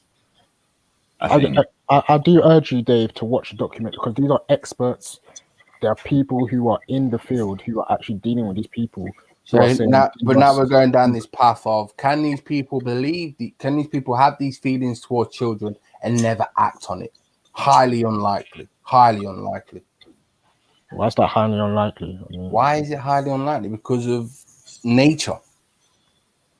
Well, I've read that 80% of child sexual abusers are not pedophiles. So usually it's what is available basically to these people, I think. And that they have that urge, but they can be programmed correctly. I mean, I would never touch a child, let alone have sex with a child younger than 16. 16 is the age of consent in the Netherlands. If she would want it and her parents agree, etc., then we can get married eventually. I think there's not much wrong with that, as long as the child gets enough schooling, etc. But these childs, we're also talking, I guess, about rapist gang members being released on bail while Tommy Robinson. Oh, no. Maybe, that's what we're talking about. We're talking about prevention, Badnash. Yeah, prevention, in it. So yeah, go on, Dave. No, maybe because of this gentleman's accent, I've misunderstood what you just said there. What did you say? What about their education and consent and these kind of things? Can you explain that again, please? Education and the age of consent in the Netherlands is 16. Yeah. So that means that these children can have sex with grown-ups, and it's also allowed for the grown-up from that age. Some think it must be 18, basically. So that the police can also do some more about it when they are abusers or rapists, etc. But isn't there a gigantic pedophile network? We see what happened with Epstein and Jimmy Savile, etc. Yeah. How many of these networks are there? I wonder. Yeah, they're massive. There's pedophile rings everywhere. Yeah, and the trafficking of children also. Yeah, but and it is associated with the elite, the establishment. Yeah, of course, obviously, yeah. And that's why the laws that we have are not good enough. And the sentences that these pedophiles receive. Look, let's be honest. If you had a referendum today and you put it out to the public and said, should pedophiles be given death penalty? I believe that the majority of people would say yes. I doubt it. But the establishment are the ones that are handing out these terrible sentences and also not actually doing enough work to catch these people. If you're talking about pedophiles that torture children to death, yeah, of course. I'm talking about anyone who sleeps with anyone underage. Can I just ask a question? Because I was just going back to what you said, yeah, and it kind of made me. I have a question for you, because you said about the age of the statutory age in the Netherlands, yeah, and it being 16, and so such and such. There's two things I want to say, yeah. One of them's a question. The first thing was the rhetoric you used, and it shows me a lot about how we feel about age, yeah. Because you said if a child at 16 was to sleep with a grown man, which means that even at 16, you still see that person as a child. And so the other question I was going to ask you is, would you then sleep and then eventually marry a 16-year-old? Well, I said if her parents agree and she really loves me, she's not coerced into it, etc. And then if I really like her, I don't see any reason why not. I mean, you've got to be about 30, ain't you, at least? And you marry a 16-year-old? When she's 18? No, Sure. you said no. We were talking about 16-year-old. That's fucked No, up. but he's basically No, he I didn't don't say he care would if marry a it's 16-year-old. He said he would date a 16-year-old and then eventually marry. That's why I put the question. Oh, in that way. right. I'm sorry. But even so, I mean, at sort of, I don't know. Maybe I'm just wrong. But No, the you're reason right, why you're right, the Nick, reason you why are I asked right, the question, because going back to where we was, sorry to go back to it, but where we was talking about earlier is, even though we know the age of consent in this country is 16 and in other countries it's 16, okay, we are still having the rhetoric, and in our mindset, and I'm 40 years old, so in my mindset, like even 20, 21 still a child in my mindset, yeah, and it's the not apology to socially anyone that's that acceptable, young. yeah. Do you understand me? So we've got to look at that, innit? Like if we can be so resolute in what we're saying, is actually 16 is not that far from, it's one day. The difference between 15 and 16 is one day. See, I'm 25, yeah, and I would not get with a 18-year-old or 19-year-old, even 20. Like that is like a Too cut young, off too 20. young. Yeah, I'm 25 as well, so yeah, I'm not even advocating for anything over Would you 5. say? Would you say it's also not socially acceptable? Like, say, if you've seen a 30-year-old with a 16-year-old, it wouldn't be socially acceptable, would it? People would look at that guy and go, "Yeah, there's something wrong with him." Yeah, The problem was though, when I grew up, films kind of did make that kind of cool. In some ways, there were little bits of aspects in the media where it was kind of cool, and there was I remember there was a time where the younger females did desire an older male, like that older men that looked older, like Tom Selleck and things like that, and so on and so forth. And Richard Yeah, but we're Gere. talking 16-year-olds though, because are we talking Listen, women in their 20s? Well, listen, mate. Honestly, like go back. Listen, I saw a list the other day of a lot of celebrities that dated women underage. Yeah, and I'm telling you, there are tons. Yeah. Tons. Like, and I'm like, when I'm reading the list, I'm like, whoa, hold on, what him? It's like, honestly, it was deep. Like, a lot of people that may don't be know. the case, but I don't think it's right in my book. Both Jay-Z and R. Kelly had a relationship with Aaliyah, and Jay-Z and Dame Dash fell out over Aaliyah. Yeah, Elvis Presley married Priscilla Presley. Jay-Z. I don't make it right. Listen. It doesn't make it right though. Jay-Z. You understand me? I've never heard that Jay-Z and Lennon. Yeah, check it out, man. Check it out. It's a deep thing. Check it out. I'm gonna see if I can find it somewhere. But yeah, it's not a joke. So I'm gonna say it like this, and it like there's men out there there's all over the world that are But like how this. old was Aaliyah when she was trying to get with Jay-Z? Well, think of when she was trying to, or when Jay-Z was trying to get with her. Yeah, when Jay-Z was trying to get with her. How old was she? She was 16, wasn't she? 15, 16. Well, she was 15 with Kelly. Kelly. So it's about 16, 17, but that's below the age in America, isn't it? Yeah, it's 21, yeah. So you're saying that Aaliyah was 16 when she was trying to get with Jay-Z? 16, 17, something like that it was. Yeah. Because R. Kelly had Aaliyah from 12, 13. Bloody hell. So Yeah, it's what people don't realize. It was a lot. And you know who else the other one was? Wyclef and Lauryn Hill. How old was Lauryn Hill? Lauryn Hill was a pick-knee, 14, like young. When Wyclef took her from her mum's, and said, she's got a great voice, Listen, don't get it twisted. The industry's like that. Yeah, you get put on if you're like that. This is what I'm trying to say. The protection thing starts from us as well, innit? Stop buying their music. Educate yourself as to who. Like, when I see that list now, I'm like, what? Nah. Do you know what? I can't sponsor these people. Let's get blood running in here. Yeah, that's like with that whole Me Too thing, isn't it? The thing that they reckon is waiting to come out is all the child actors that have been abused. Yeah, so that guy out of Lost Boys, he I don't know if you know that film or know who he is. But yeah, he says that they was abused and stuff. Yeah. A lot of these child actors. Yeah. So how to break the vicious circle of abuse? That's what it's about. Michael Jackson also said he was abused, basically. Made me think of Michael Jackson sleeping with children, etc. Well, not having sex. Supposedly. A lot of people don't accept that Michael Jackson. Have you not seen? Have you ever heard of the stories about Britney Spears' Instagram stories? No. Listen, see that woman there? She's scarred, used and abused, and just dashed her to the side, and now categorized as. Jay-Z was 26 and she was 16. You see what I'm saying? Yeah, I just worked out the age. I don't know. I'm trying to think. I'm trying to figure out.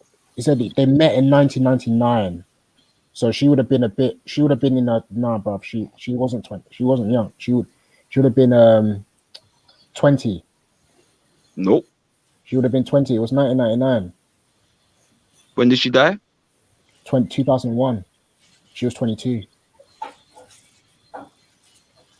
I've also heard about 19, 18. Yeah. Sexualizing children, making them wear earrings and stuff at very young age. I think that's also going on to a certain extent on Netflix, I've read or heard. But Or that documentary or that film thing. Oh my god, that's the next thing. But it's another thing. Don't use makeup and earrings, etc. at a too young age. But guys, let's try it in reverse here. Let's try it in reverse here. If we see, 'cause I was talking to someone yesterday about this similar topic here. If we see a 20-year-old guy and a 31-year-old woman, what are you gonna think? Yeah, you said well done, wouldn't you? Dude. It depends on what she looked like. You would say well done, yeah? What, 20? It depends on what she looked like. 31. A 20-year-old man. 20, yeah? Yeah, with a 31-year-old woman. And she was good looking. What were you gonna say? What are you gonna say? There's a no, I'll be double real. standard there, isn't it? Yeah, it's a double standard. To be honest with you, I would say well done to him. Like he's doing his thing, innit? What's the difference? I mean, what is the difference? Why is I've never been a teenage girl. One way and not acceptable the other. What's that about? Yeah, but then I'm a 40-year-old man and my partner's 31. There's no difference. Well, not really, no. So what you say? Both adults. It's not really. That's the point. So if the guy's 21 and he's grown 21 and she's 31, that's a grown 21. If he's a boy, then she's just clearly she's not a woman, really, is it? She's probably just a girl still. Yeah, but I hear what I'm saying, innit? We're talking about age now. We're not talking about whether or not there's a young version the of rap a 21 used it as a form of misogyny that basically men That's why see I women said as what it being should look weaker and like. more vulnerable. I think the reason why the dynamics are different is because women are delicate. They are, they're not someone that you can just, you know what I mean. So yeah, more vulnerable. Yeah. True. But a lot of boys are abused. Then look at the Catholic Church. Do you know what I mean? So. Not just that. I know. Like I said, I was speaking to Ray earlier. I played rugby and I played football and coached football teams that were based around private schools, and some of the banter that they have back and forth between which teacher touched them and so on. Do you know what I mean? Right, and I'm like, what? You know what I mean? I'm like, what? I wouldn't imagine that's still the case today, though, would it? Say that again. That wouldn't be that can't be the case today. In the sort of Me Too. Surely Put it this way, yeah. My old football coach in school, his son was the assistant manager to what's his name? The old school, Roy Hodgson, the England manager, yeah. Okay. His dad was at my school for 20 years. Okay, and only I think it was about 3 or 4 years ago, yeah, he got done for historic abuse of boys. Do you get what I'm saying? Jehovah's Witnesses were exposed recently, also, and they have their own court. The Jehovah's Witnesses have been exposed recently, and they have their own court. So it's associated with all these major religions, basically. And in Russia, it's illegal to be a Jehovah's Witness. Then you go to jail for 6 years for being a Jehovah's Witness. Jehovah's Witnesses are annoying, though, aren't they? But that's still a bit harsh, though. But I like them. They have some good stuff. 6 years for being a Jehovah's Witness. I'm doing a cabbage no matter what. I'm sorry. There's a bit of a dispute in chat about the age of adulthood in the UK, which is quite 21. Interesting. No, it's 18.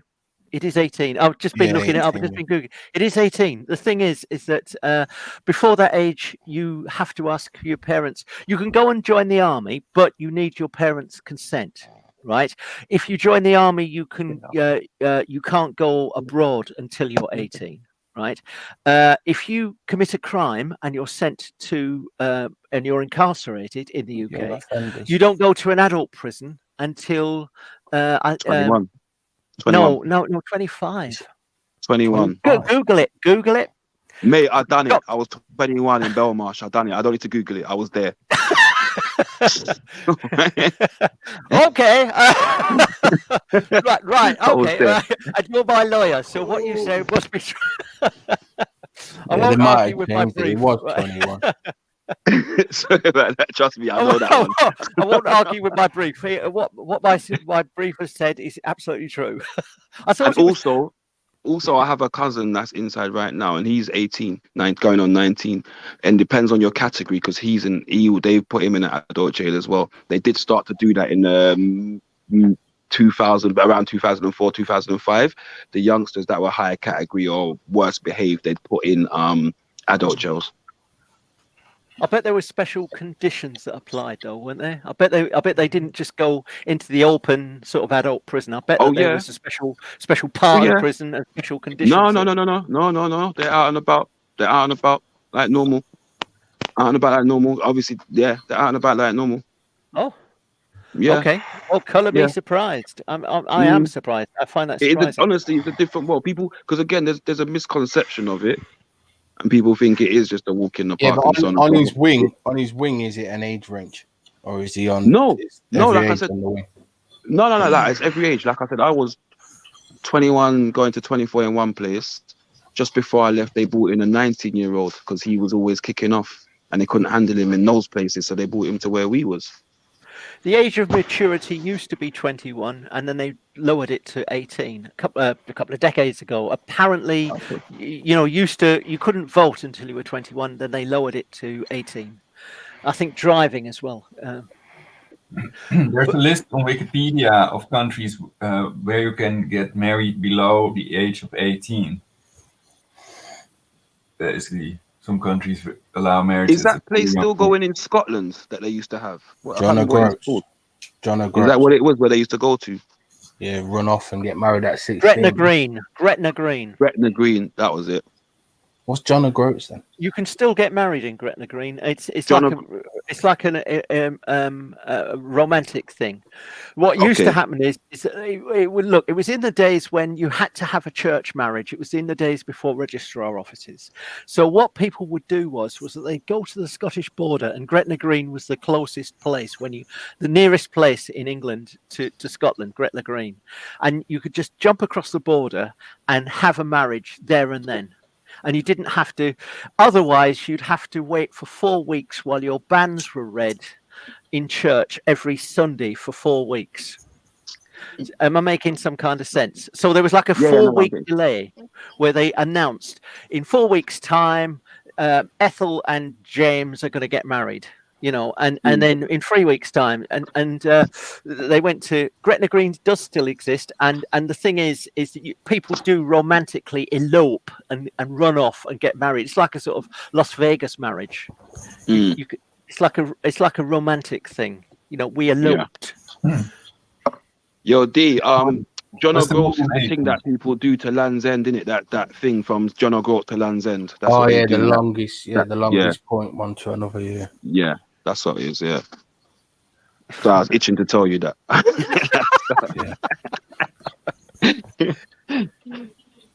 Here's an interesting thing. I think you mentioned Life Lover. I think it was you that actually mentioned that Richard Dawkins said, I've never heard of this before, that he said it wasn't me that said it. They said what he said. I'd never heard of what he said, to be fair. But yeah, I think I was trying to kind of put it into a context. I think it was that he said that he was abused, that he's taken a lot of criticism for it, but he said it wasn't that bad. Is that what he was saying? Yeah, I think he said something like that. Yeah, again, I haven't seen it. I was just hearing what they said about it. And sorry. Yeah, I think what the argument was that Schiffer was putting it down as that it's an atheist problem that people are backing paedophilia, and that it's not a problem within religions or anything like that. Yeah, but Schiffer chats nonsense anyway, so let's not dwell on Schiffer. No, but it's interesting, this thing about the people that claim that they were abused, because I don't know whether you've ever heard of the guy Milo Yiannopoulos. Yiannopoulos. He was abused by a priest, but he never saw it as abuse. He saw it as like a kind of nurturing thing. He was he didn't see himself as a victim. I'm not justifying that, but it seemed. it seems that some people they get abused, and for some reason they don't see themselves as having been abused. Is that because their brains aren't developed enough to understand actually what's happening? Maybe so. Absolutely, it's a good point. I mean, I'm not justifying that. I'm just saying. No, I'm not saying you are. I just think at that age, people, younger people's brains aren't developed enough to actually cope with certain situations, so it has a long-lasting effect on them because their brains aren't developed enough. I agree, and they create a story in the yes. That's what I was gonna say. They create something in their mind that's better than the situation as a child. Do you know what I mean? Like one of the things that they talk about now with education about spotting children that's abused is how they may talk about being abused, like describing monsters and things like that, and little things like that, and there's something that comes in my room, and when the bad monster comes, and so on and so forth, and so they use their imagination a lot more to make that thing more maybe explainable or maybe more easier to process or something. But then within that it can. There's people out there, and I know people that have been abused, and some of them, the way that they describe some of the things that they went through is like they're not being told. Like again with the priest thing, it was like, there's been stories of priests telling them, "Oh, you're serving God. Now, if you grow up in a strong Christian household where everyone's talking about devote yourself to God, now the priest who everyone looks up to is saying to you, "Oh, devote yourself to God because I'm I'm sent by God." What next? Do you know what I'm saying? It warps their minds, doesn't it? His thing here, but when it's a coping mechanism, isn't it? When they come up with these scenarios and these kind of things, it's a way of them coping with the actual trauma of what's happened to them. The program to see them as holy men also plays a role in that. Basically, that they think they've not been abused, or the programming. Perhaps also hypnosis, which can also be used to do good, of course. But understand the power in that. Understand the power in that, because there's grown women that get manipulated too. Yeah, that's it, in the same way. So understand the power of what belief does. Yeah, and in these senses, and I'm not justifying anyone's beliefs if they believe something that I believe is wrong and stuff, but that's the power of some of these people's beliefs. We got the 20-year-old guys getting beating out the 31-year-olds. Do you think that at this stage paedophiles are targeting the Catholic Church? Because obviously paedophiles are extremely devious, so they've infiltrated. Or do you think because of the celibacy thing, this is what's leading to the paedophilia? So paedophilia itself in the Catholic Church, from the way I understand it, is because I was brought up Catholic, but it doesn't mean I can talk on it like I know it. But I think the understanding is that when it comes to the paedophilia in the church, it's more of like a power thing. It's not really about like celibacy can be a factor, but I feel like it's more of a power thing. Like they know they can get away with it, and because they're a priest or whatever, they've got opportunity. Yeah. Opportunity, isn't it? I mean, isn't it the same like with scoutmasters and teachers, and they have an opportunity to? Yes. I would say that. Yeah, opportunity. They're in a position of power, and they're around children. So I wonder whether paedophiles are sort of attracted towards those kind of jobs. Of course, I'm not saying that teachers are paedophiles. All I'm saying is that Yeah, some of them are though, aren't they? And that's I think you're right. They would target those kind of things. Why do you think Jimmy Savile targeted working with children? Because he was a fucking nonce. He could get away with it because he had every excuse, and like football coaches and swimming coaches and stuff. Yeah. Also, the fact is, he's the status as well gives you that image that you're not a person that's likely to do that. So, for instance, the priest is like supposed to be represent the most holiest. Like they're supposed to be God in the flesh. So, what I've read is that the Eucharist, the Catholic transubstantiation ritual, is word for word the human sacrifice ritual of Osiris, basically the liturgy of that. Yeah, you definitely grew up a Catholic. Do you know why Catholic priests are celibate though? I heard it was the fact that basically it used to be a thing where it was nepotism. So it used to be handing it down to their children's at one point or whatever. So then the Catholic Church stopped that. So they wanted to, So So when they would die, the land, the house, the finances would go to the family and would go outside of the church. So to cut that out, they made them celibate. Yeah. So then all the money stays in the church. Yeah. So that celibacy thing is just about greed. Yeah. I didn't know that. It's a bit, it's definitely it's definitely a deep one because this has been going on for a long time. You know, and there's no end to it. And you know, I mean, the thing is that sort of David sort of said, look, we can't tolerate this. We've got to sort of deal with this, right? And I can understand that point of view. But you've got Rafe, and he's sort of suggesting that there was the Channel 4 solution, which is the opposite, where they say, why don't we encourage people to come forward and then sort of try and deal with them humanely and try and get them to moderate their behavior. So you've got two poles. You've got one side, David. Both sides are quite understandable. So I'm not knocking either side, but you've got David's side that's actually turned around and said, no, we hammer them. We've got Rafe's side that says, let's try and treat. We're a civilized society. Let's try and encourage them to come forward so that we can, because we're not dealing with paedophilia. So which is right, Dave or Rafe? Both. You find the happy medium. So there's got to be a deterrent. There's got to be you got to have the carrot and the stick with all things in life. So you have the, okay, come forward.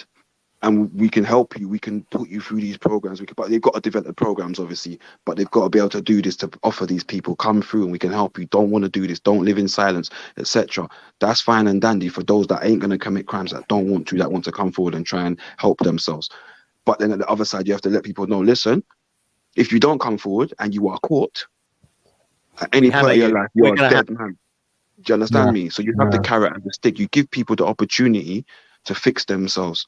Because at the end of the day, when you do take their life, you say, well, we gave you the chance. Yeah. You had the chance to fix yourself. You chose not to take the chance. So now this is what happened. So the consequences, exactly. So I think there's a mixture of the two. You can be a little bit like, okay, cool, we can help you if you want the help. It's like I said, it's like we spoke about earlier. It's like a crackhead. If you don't see the problem, he's always going to be a crackhead. You could keep him locked up for 2 weeks. He's just going to come out and get out of the house.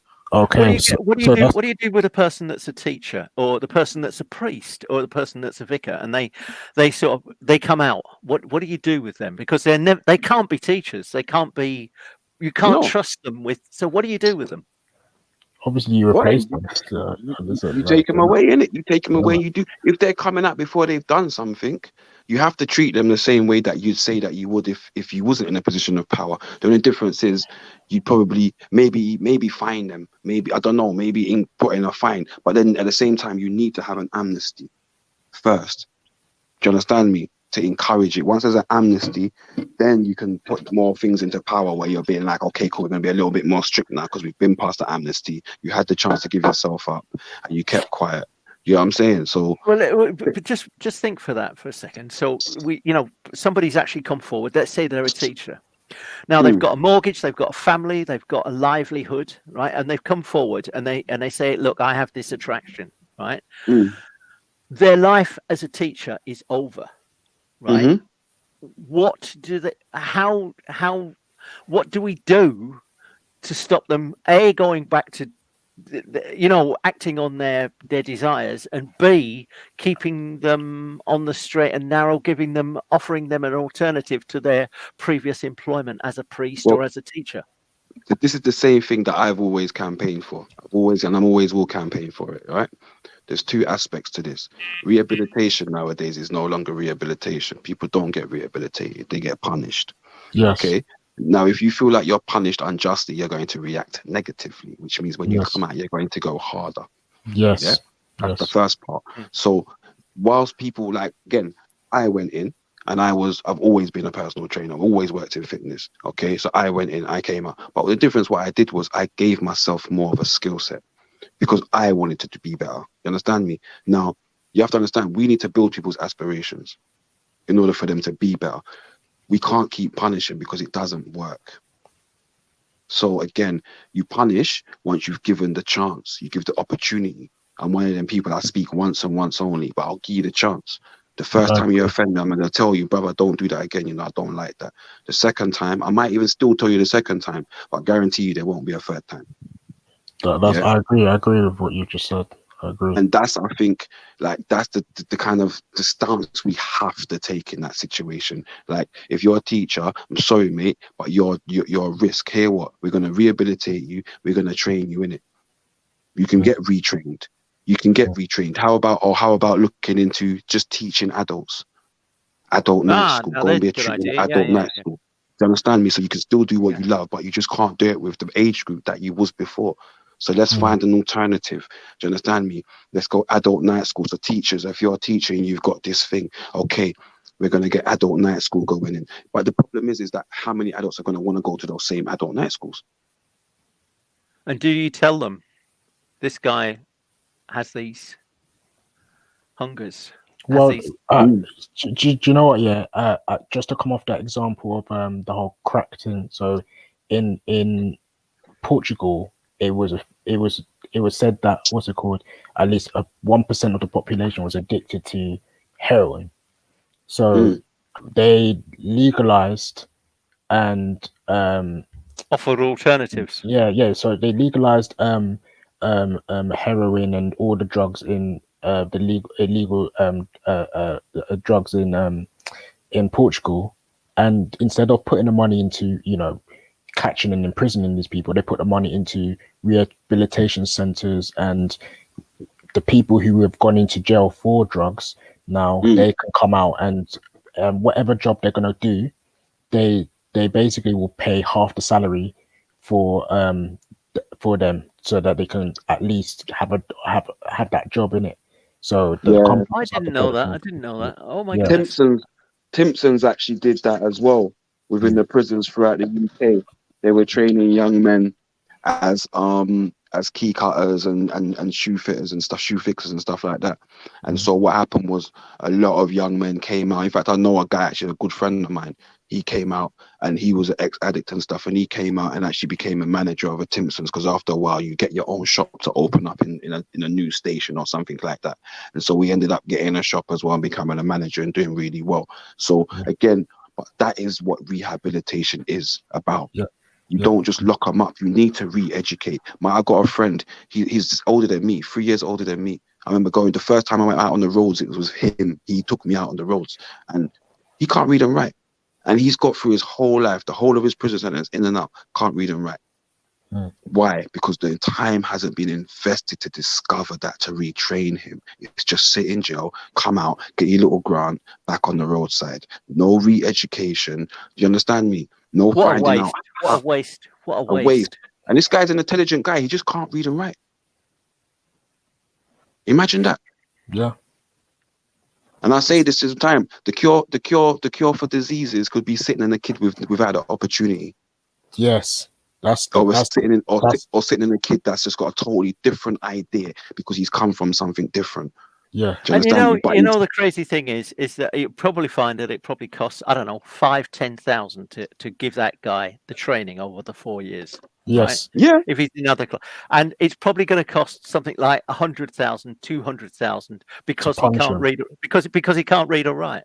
Yeah. When Listen, he comes out, we pay scientists, or not we, not me personally, but scientists. I think it was 1 year. It was something like 15 million to try and find a cure for cancer or something like that in their budget, right? And you look at that and you think to yourself, you're paying. They teach us the definition of insanity is doing the same thing over and over again and expecting a different result. Now, you're paying the same scientists millions and millions and millions year after year and year after year after year to get the same cures that they've failed to get. Why are we not getting these young people, giving them scholarships? Listen, this is what we're working on. You cannot fail. All you can do is document your progress and document what you've come to. You might find a cure for something else in your work. Do you understand me? But we need fresh ideas.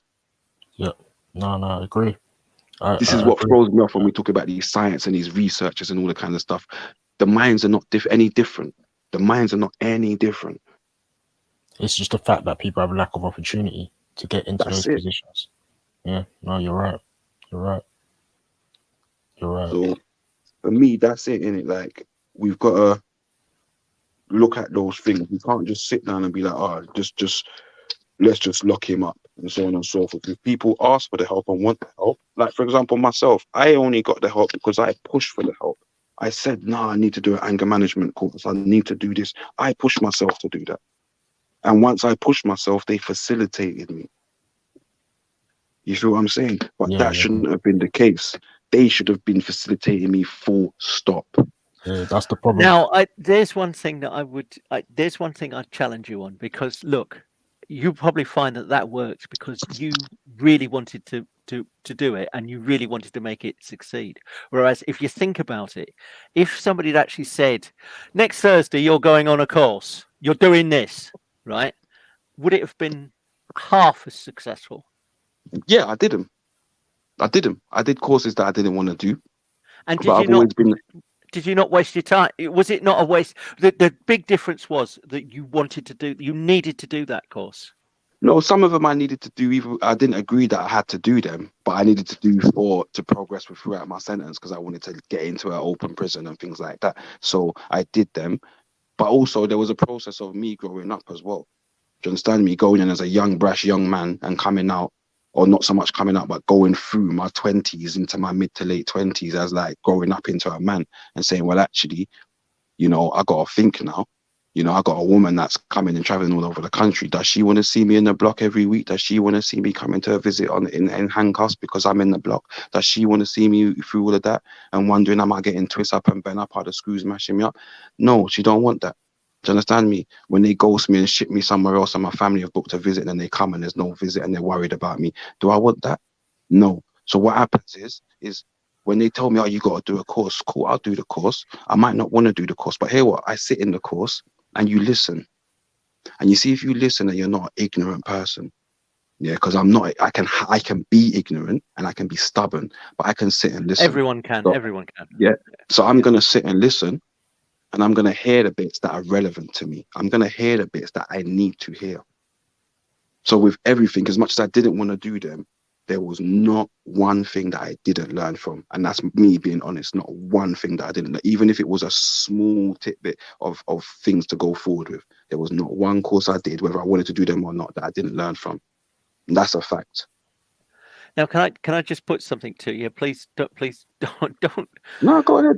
Right. Here we go. I understand that what you've just described there is very, very common amongst you. That people have a rowdy sort of adolescence. They might end up in prison, and then when they get into their 20s, they sort of, for want of a better word, sort of straighten out. They sort of realize, I can't be doing this for the rest of my life. An awful lot of people sort of who get into prison realize, I don't want to do this for the next 20 or 30 years. This is like a loser's game. And I actually, and also they'll meet a girl, and the girl will actually say, I'm not putting up with this, right? If you want me, right, you're going to have to straighten yourself out. You're going to have to sort yourself out. And isn't that the case for a large number of men in prison? That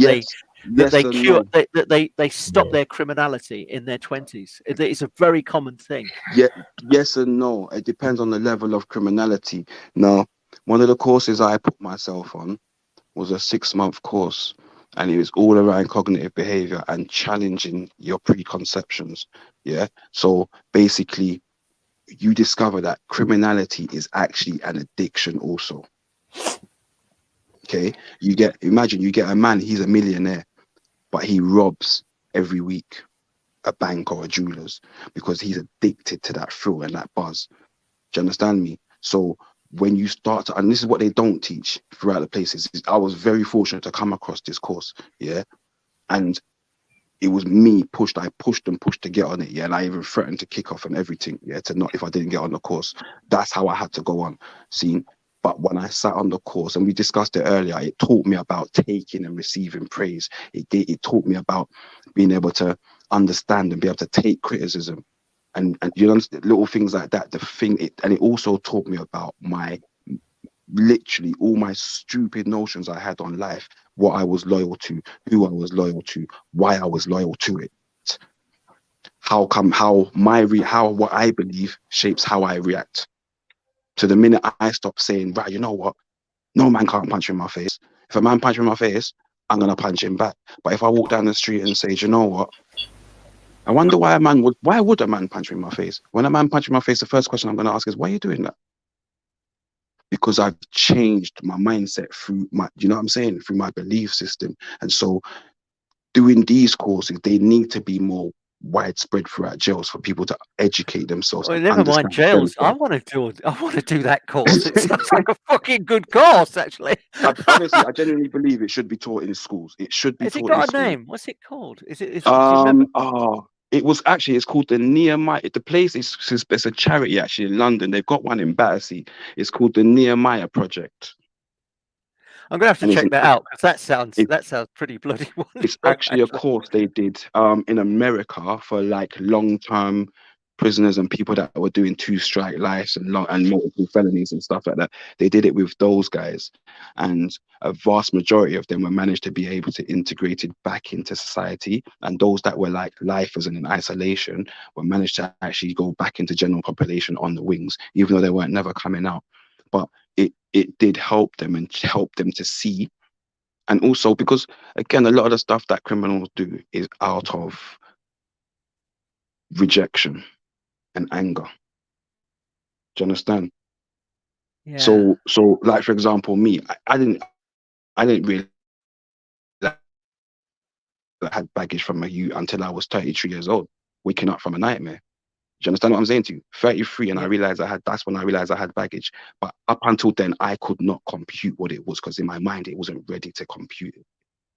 You feel what I'm saying? That is the deepness that these youngsters are going through. So we need, from an early age, you're in prison at 18, get them on the courses now. Because all the talent they've got, they can still be somebody. Now, going back to what you've just said, though, were you not ready for it when you took it at, 23, 24? If you took it at 18, would it have had that impact? I think it plants the seed. I probably would have had it in Canada, the same courses they do the cognitive, they do from about 8-9 years old in Canada. And obviously you see their crime rate and violent crime and stuff is like very, very low. And the science is saying that that's actually working because the children from a young age are able to articulate and be assertive about their feelings and be able to say, well, actually, this happened and I felt like this, and not put it onto people why they feel like that, but more it be about how, that's one thing I learned, not to accuse people for how I feel, just say how I feel and say the situation is this situation. I feel how about the situation rather than you did this.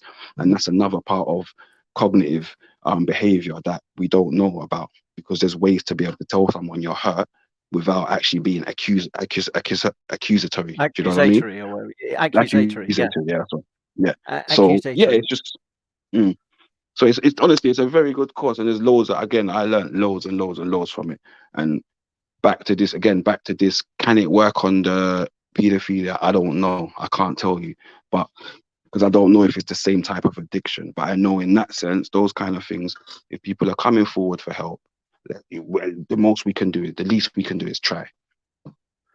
It's funny. I read a book. I read a book about a guy in the mafia, and he explained the buzz that he got from just committing like lorry hijacks, and he fucking loved it. He just loved doing it, and I couldn't get my head around it. I couldn't understand what he was talking about, but he just loved the danger, the thrill, that, and I couldn't understand it, But it's funny when you were talking just then. I sort of reminded of that, committing a crime and getting a buzz from it, getting a charge from it, Yeah, honestly, it's a massive thing, and it is overlooked in terms of the criminal justice and stuff like that, And again, I'm very, very fortunate. My mum's a psychologist, she's a social worker, and I was brought up around some great, great people. I had great, great role models. Do you understand me? So I learned a lot in life. I had people that taught me a lot in life.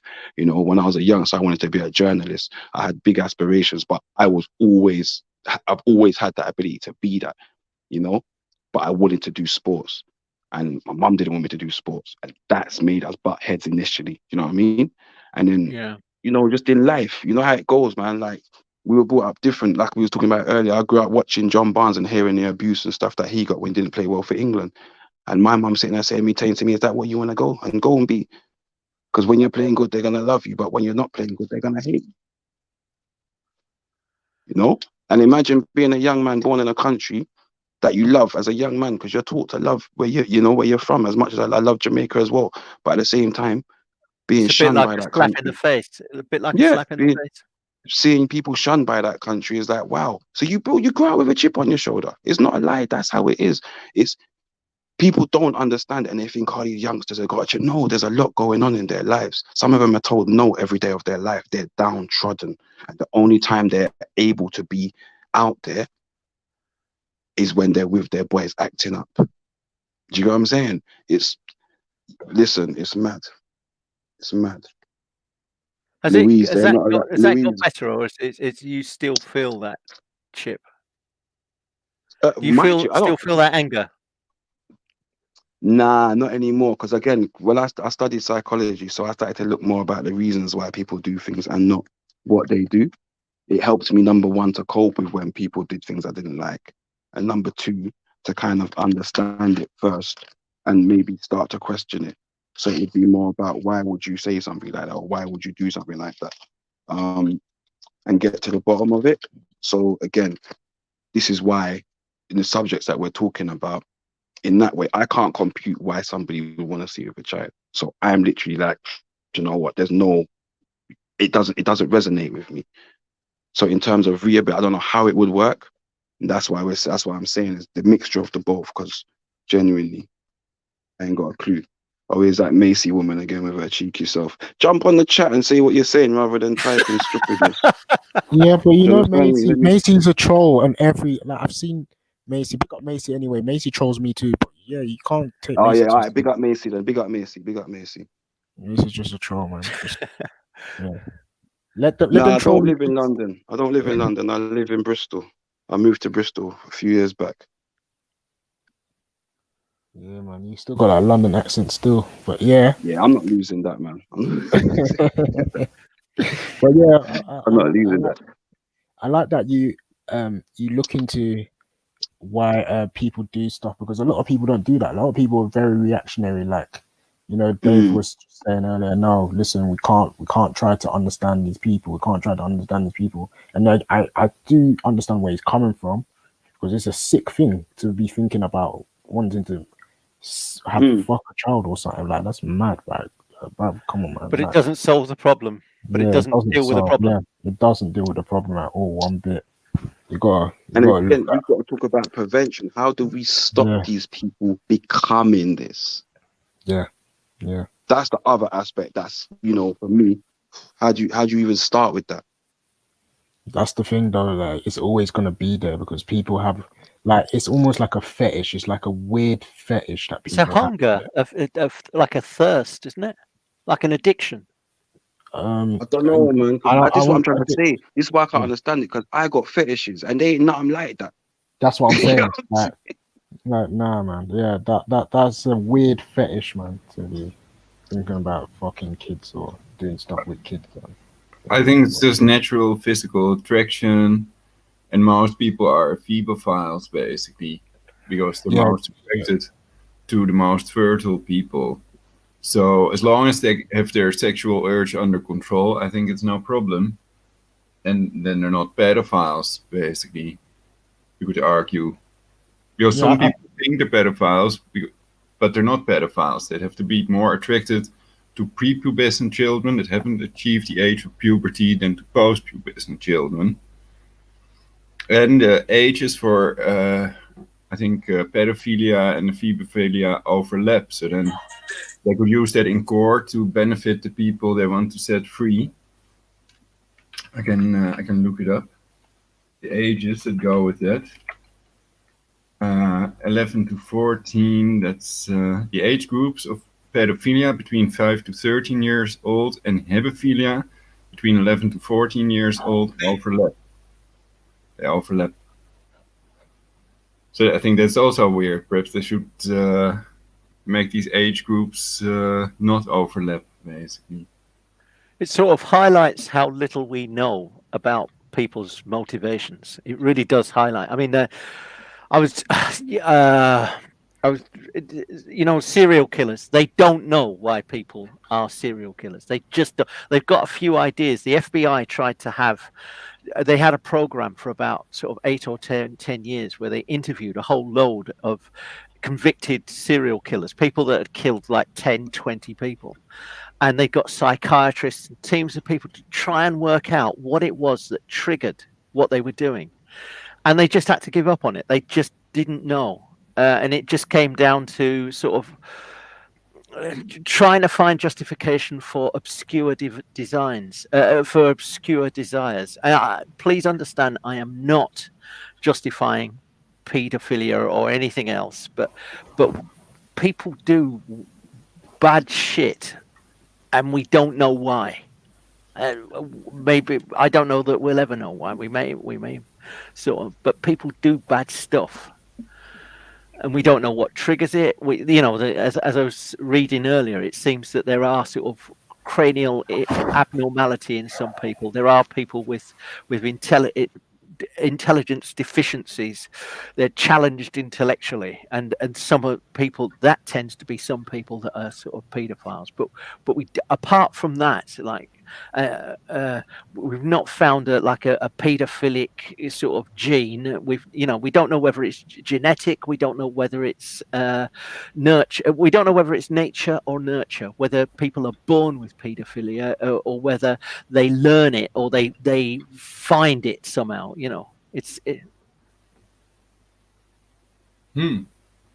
Yeah, I don't know, but I would guess. I thought it has to do with nurture, basically, that it's religion and programming, the way people are programmed, and that there are also other religions, of course, the darker religions that might also be a motivation for people to engage in these types of acts and illegal activities.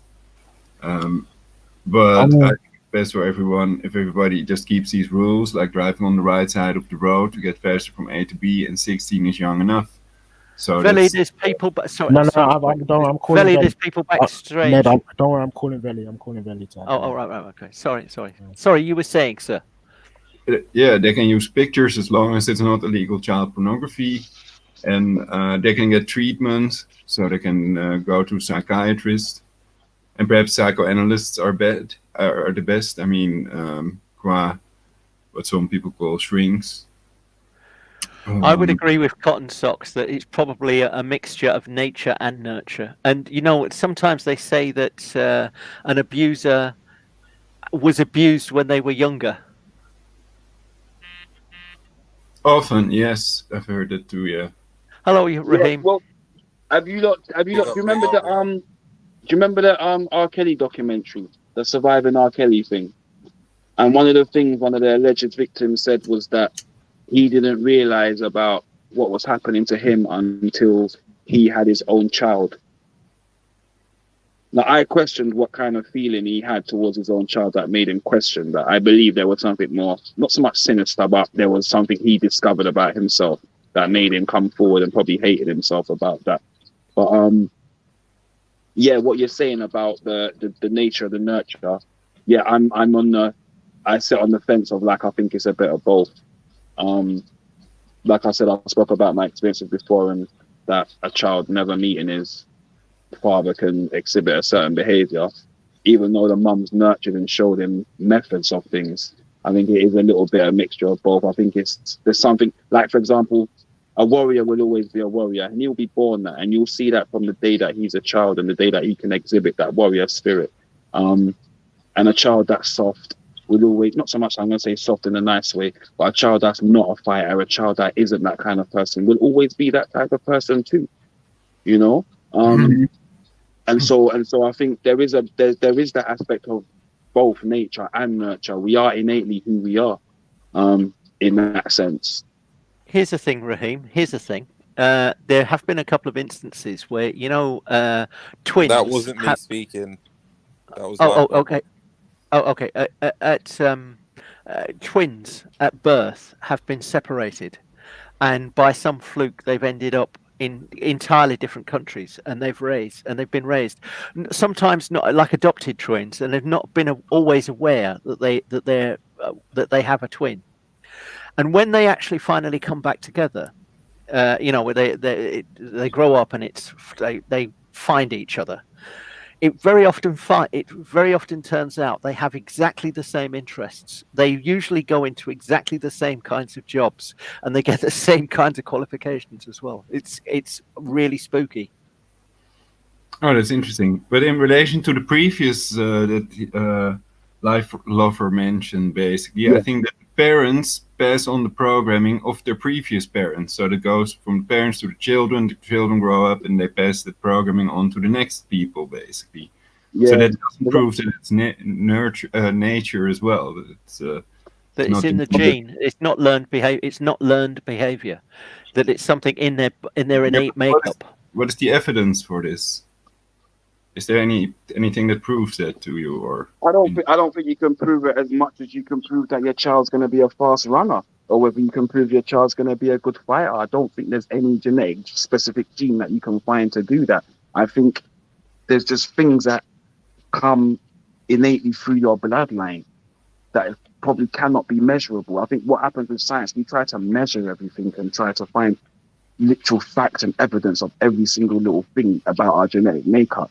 When, again, there's things like you said, if two twins can be separated at birth and live totally together, but separate apart in different lives and meet up in later life and still be very, very similar, there's something within that DNA that's immeasurable for them to, do you understand? In my eyes. Yeah, I cannot prove that it can also be nature. Yeah, check this out, right? Go on. Check this out for a scenario, right? There's an ant colony, right? And all the ants are on all the same wavelength, yeah? Now, if one of these ants step out of a line and starts wobbling off and doing something else, they see that as a threat to the colony. To obviously the rest of the colony. Yeah, that's the one. They see it as a threat to the colony. So what they say is kill him, quickly get rid of the body, boom, and then everything just carry on. So I think personally, like what I said earlier on this morning, maybe put them on the island so they can just do their thing there, because they'll just keep on re-offending. No, then would there be children on that island as well, or just big LCD screens? Just the convicted pedophiles and maybe rapists. Yeah, but no kids, no children on the island. No, not with kids. No. Okay. Oh, I thought you meant with kids, because they do something sort of similar in Norway and in Canada. And I think that Life Lover sort of mentioned it, but I've heard of this where criminals they will say, you can serve your time in prison, or we can send you to a work camp in the woods where you're doing sort of work. And they have actually found that in some instances people respond to that. They respond to it really well. You give them really hard manual work in the forests, right? And they have the choice whether they do that or not. And they're still under prison conditions, right? But they're out in the open air, sort of chopping down trees. And apparently it has a very positive response on a lot of people. They've tried that in Canada and in Norway. I don't know whether that works with pedophiles or whether that's just criminals, but so would anyone say for instance, someone comes to your house, someone brings a friend, he comes to your house and he brings up his past about like he's been convicted, but he's better now. Would you still leave your child around him? Okay, where? Sorry. No, come on. Can you take that risk with your child? Short answer from me is no. Prevention is better than cure. And here what? I'm protecting you, but I'm protecting me before I protect you. You understand me? Because I know you do something, you're a dead man in this house. You feel what I'm saying to you? Or where I catch you. So here what? I'm gonna protect my baby, I'm gonna protect me. You don't need to be around that. Short answer. Do you know what they do in some states in America? Some, not all states, but in some states in America, they have hostels for convicted child abusers, paedophiles that have served their time. And when they come out, they must stay in one of these places for a sort of set period of time. And they put like notices up around and about these sort of hostels. And they effectively sort of take your idea of an island, but they do it with a hostel, you know, as best they can, you know. They try and do their best to sort of isolate these people from other people in society. Yeah, that's what I think they need. Yeah. Yeah, definitely. I mean, if once you're past like 16 and you know the rules, and regulations about what you can and cannot do, then if you're gonna take somebody's life, like, you can't repair you can't repair a child's life. It's irreplaceable. So another tip is perhaps around these holidays, there are holidays when kidnappings occur, basically, also satanic holidays, etc. And then it may be a good idea to keep the children safe, or at least teach them that these are dangerous months, etc. And teach them how not to. The thing is, the silly thing about it is, we shouldn't have to teach our children about these bad men. These bad men. Okay, look, if for instance, right, if there's a problem, we wipe out the problem. So we take it away so that it can never come back. So it's less chance that he can reoffend again or go back online again, or etc., etc., etc. So I think that will make society a much more better place, when rather than guessing where they are, guessing if they're in the street, or guessing who, you know, at least we can have a little bit of hope that we know that we're eradicating the problem. I think that synthetic telepathy also plays a role in this. You know, the Malig patent apparatus to remotely monitor and alter brainwaves, so then they can monitor a person, especially if they've done crimes before, basically. And then if they would attempt to do so, then an officer could be at the door or whatever. Then they can do something with directed energy weapons to prevent them from doing it. Though I'm totally 100% against torturing people. I think it's better to just, if they've planned something illegal, to catch them in the act and to put them in prison for a while. But that could also work, and then you could have a perfect society where crime is a thing of the past, and more freedom and safety can be bestowed upon all citizens, basically. Sounds like Minority Report. But yeah, do you know what? There's an interesting thing. My wife is a psychology, and she watches like really fucked up documentaries. And she watched this one about sexual deviance, and it's basically some of these people, well, 99 when they like clinically diagnosed. Oh, come on. Sorry, 1 second, guys. Yeah, when they're clinically diagnosed and they go for all types of therapies, all types of different, I don't know what you would call them, but to basically try and fix them. And there was this guy who was a serial flasher and masturbator in public. And he said he literally could not help it. He was out and about, and he's been chemically castrated 3 times, and it does not work. He will literally be out and about, and all of a sudden he's got this urge, and he just has to drop his trousers and bash his bishop in front of people. And it's almost like he's upset that he does it. Some of these people, like, they feel sick about themselves. Like it's a compulsion. Yeah, literally. It's like we blink. They have that they can't control it, and they don't know why they do it. It's exactly. And so some of it is like, my wife's the one who I believe like kill them all, burn them all that type of stuff. But my wife, she's like, no, it's like some of these people, they're actually genuinely sick.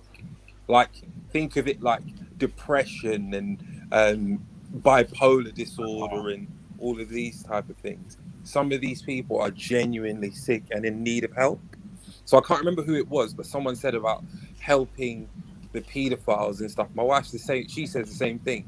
She says that these people, they know what they're doing, and it's the real ones who the bravest of them all, I guess, are the ones who come forward and say, "Do you know what? I need help. I'm having these urges, and I know they're not right."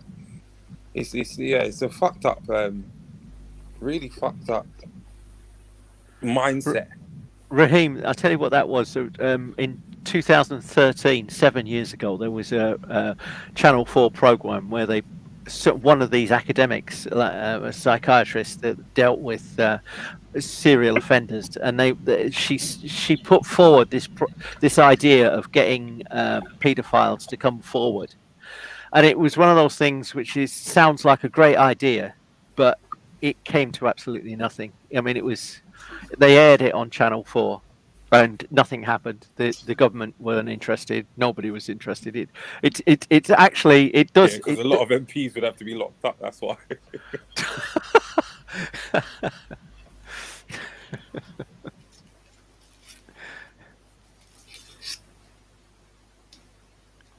But okay, what can I say? Masturbation is scientifically proven to be healthy in reality.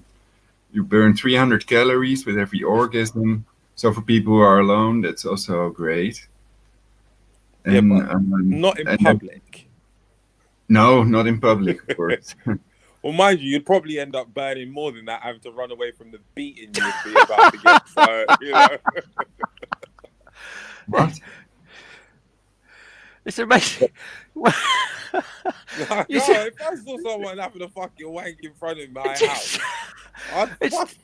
It's terrible because it's terrible. It's terrible when you start thinking like it. Because I was actually thinking 300 calories. I suppose that's a ham sandwich, is it?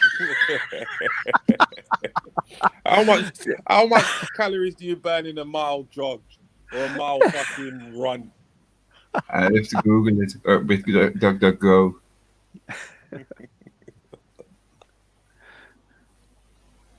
Yeah. So. But also places where they hang out, perhaps swimming pools and schools, etc. Or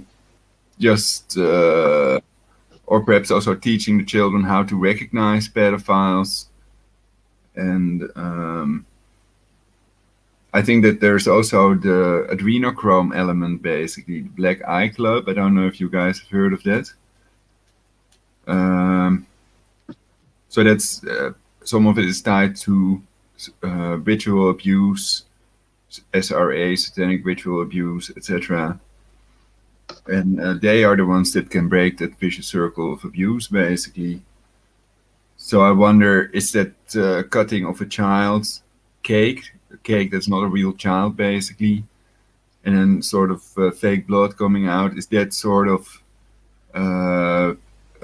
substance, what do you call it, a replacement for the human sacrifice rituals, or is that just what they show in public, and is that still going on, or would they say that's satanic panic or whatever? I mean, on other channels it was always about Jesus Christ and God and religion, etc. Other religions, I mean, and never about Buddhism. But religion is an abomination, religion is an illusion, to quote Freud. So I don't necessarily want to talk about religion or anything, but I thought there is also the abuse element, and then there's the element of having feelings but not acting upon it, and perhaps getting married with a nice lady one's own age, basically. Do you think... At 16 to 60, yeah.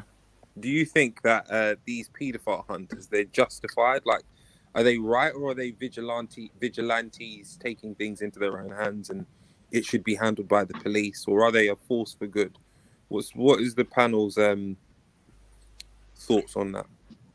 Well, perhaps it's also like showing how good they are, that they can do good things and get a lot of views as well. And then the viewers would love to see the pedophiles being arrested and actually see something happen, rather than just a conversation and police handling the rest, basically. So I find it interesting to watch these confrontations. If the police would do it, then we wouldn't see that on YouTube. I was reading earlier there was a newspaper article in The Guardian about this, and what they were saying was that it was an old article, but I don't know whether they're still doing it, but it has major legal problems. That if you set up a sting, a good lawyer could get a paedophile off if it's not handled absolutely You have perfectly. to be careful how you say them type of Yeah. things. Yeah. Yeah, I know. But no. Apparently, there was a lot of when YouTube, but like 6 or 7 years ago, there were lots and lots of streams where people were sort of lured in to sort of meet a young girl at a cafe or something, and there'd be a couple of paedophile hunters outside, and they'd film some guy coming out and confront him as the paedophile, as the paedophile guy, and the thing is that once the police looked at the footage, there was nothing there, and looked at what they had online, there was nothing there that could secure a conviction. I think that Life Lover suggested that entrapment. I wondered whether there was entrapment, but Life Lover sort of suggests that entrapment is not a problem. I would have thought it would have been. Entrapment is definitely a problem. It's a huge legal problem for It's a not. civilian to do it. It's not. They do it in a way where basically the what they call decoys are online. They make the profiles and they wait for contact. They don't initiate contact. They never. That then becomes entrapment.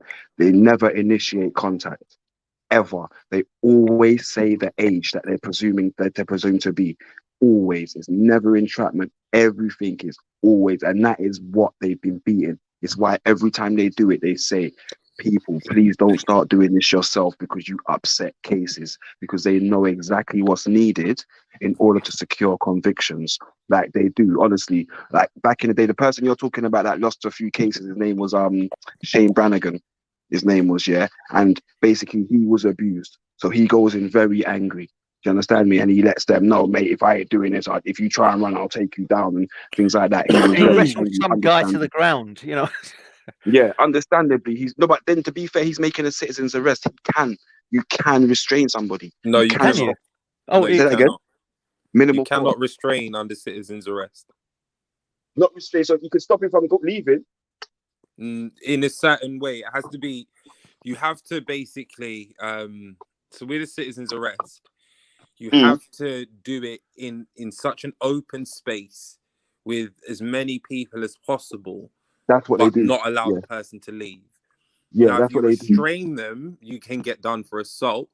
And if you put false them arrest, in false arrest.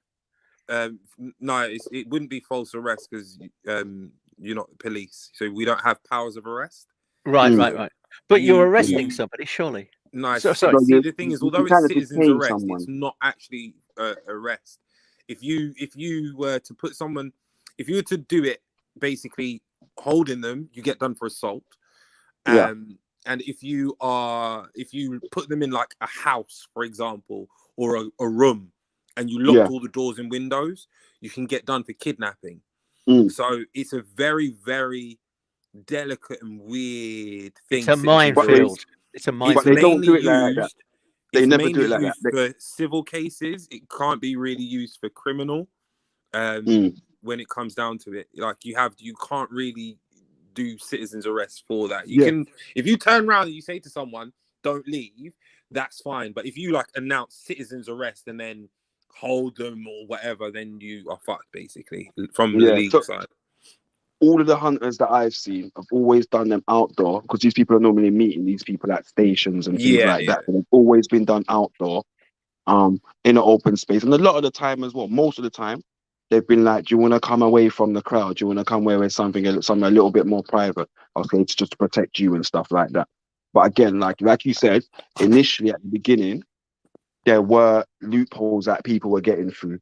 Now, because it's done in almost such a professional manner now, that the conviction rates are going through the roof. Basically, their success of convictions is going up to the point where the civilian hunters. Yeah, non-police. Not police. The civilian hunters are gathering all the evidence because they're the ones sitting as the decoys. And what they do is when they go to meet the paedophile, they go to meet them. They present them with the evidence. Okay, and say, "Look, so this is you. This is you." They ask the questions that make them answer the right answer. You know what I mean? And they, you know, they ascertain this is the person exactly, and they'll say, oh, so you're here to meet such and such and such then. And like, obviously, sometimes they deny it. Most of the time they deny it. But after a while, most of the time once the evidence is presented, that's it. They're banged to rights. You know what happens when people are bad, especially the people, like you said, that are of a little bit more, a lot less of it, less intelligence. When they're banged to rights, they're banged to rights. You can see it. And so they secure tons of convictions with the evidence they have nowadays. Tons, which is a good thing. Are they still doing that on YouTube, are they? Those Yeah, those- well, Paedophile they do them on hunters are still out YouTube. there, man. Yeah, I follow a few on Facebook as well, and they yeah, they're still doing their thing. But now again, like, they only put the videos up after they've gone and met the person, and so again they film it and they call the police when they get there to let them know what's going on. You know what I'm And do they saying? So, hold back until after the conviction, or what? What's the story there? so they'll post a video of the arrest. So when the person's arrested, they'll post a video afterwards, and then they'll do an update about it. Such and such was sentenced to such and such. He was found guilty. Yeah, that's what they do. They post But updates of them. isn't that polluting the court, and isn't that subject to subjudice? Look, if somebody's charged with an offence and then I do a YouTube about it, I've committed subjudice, haven't I?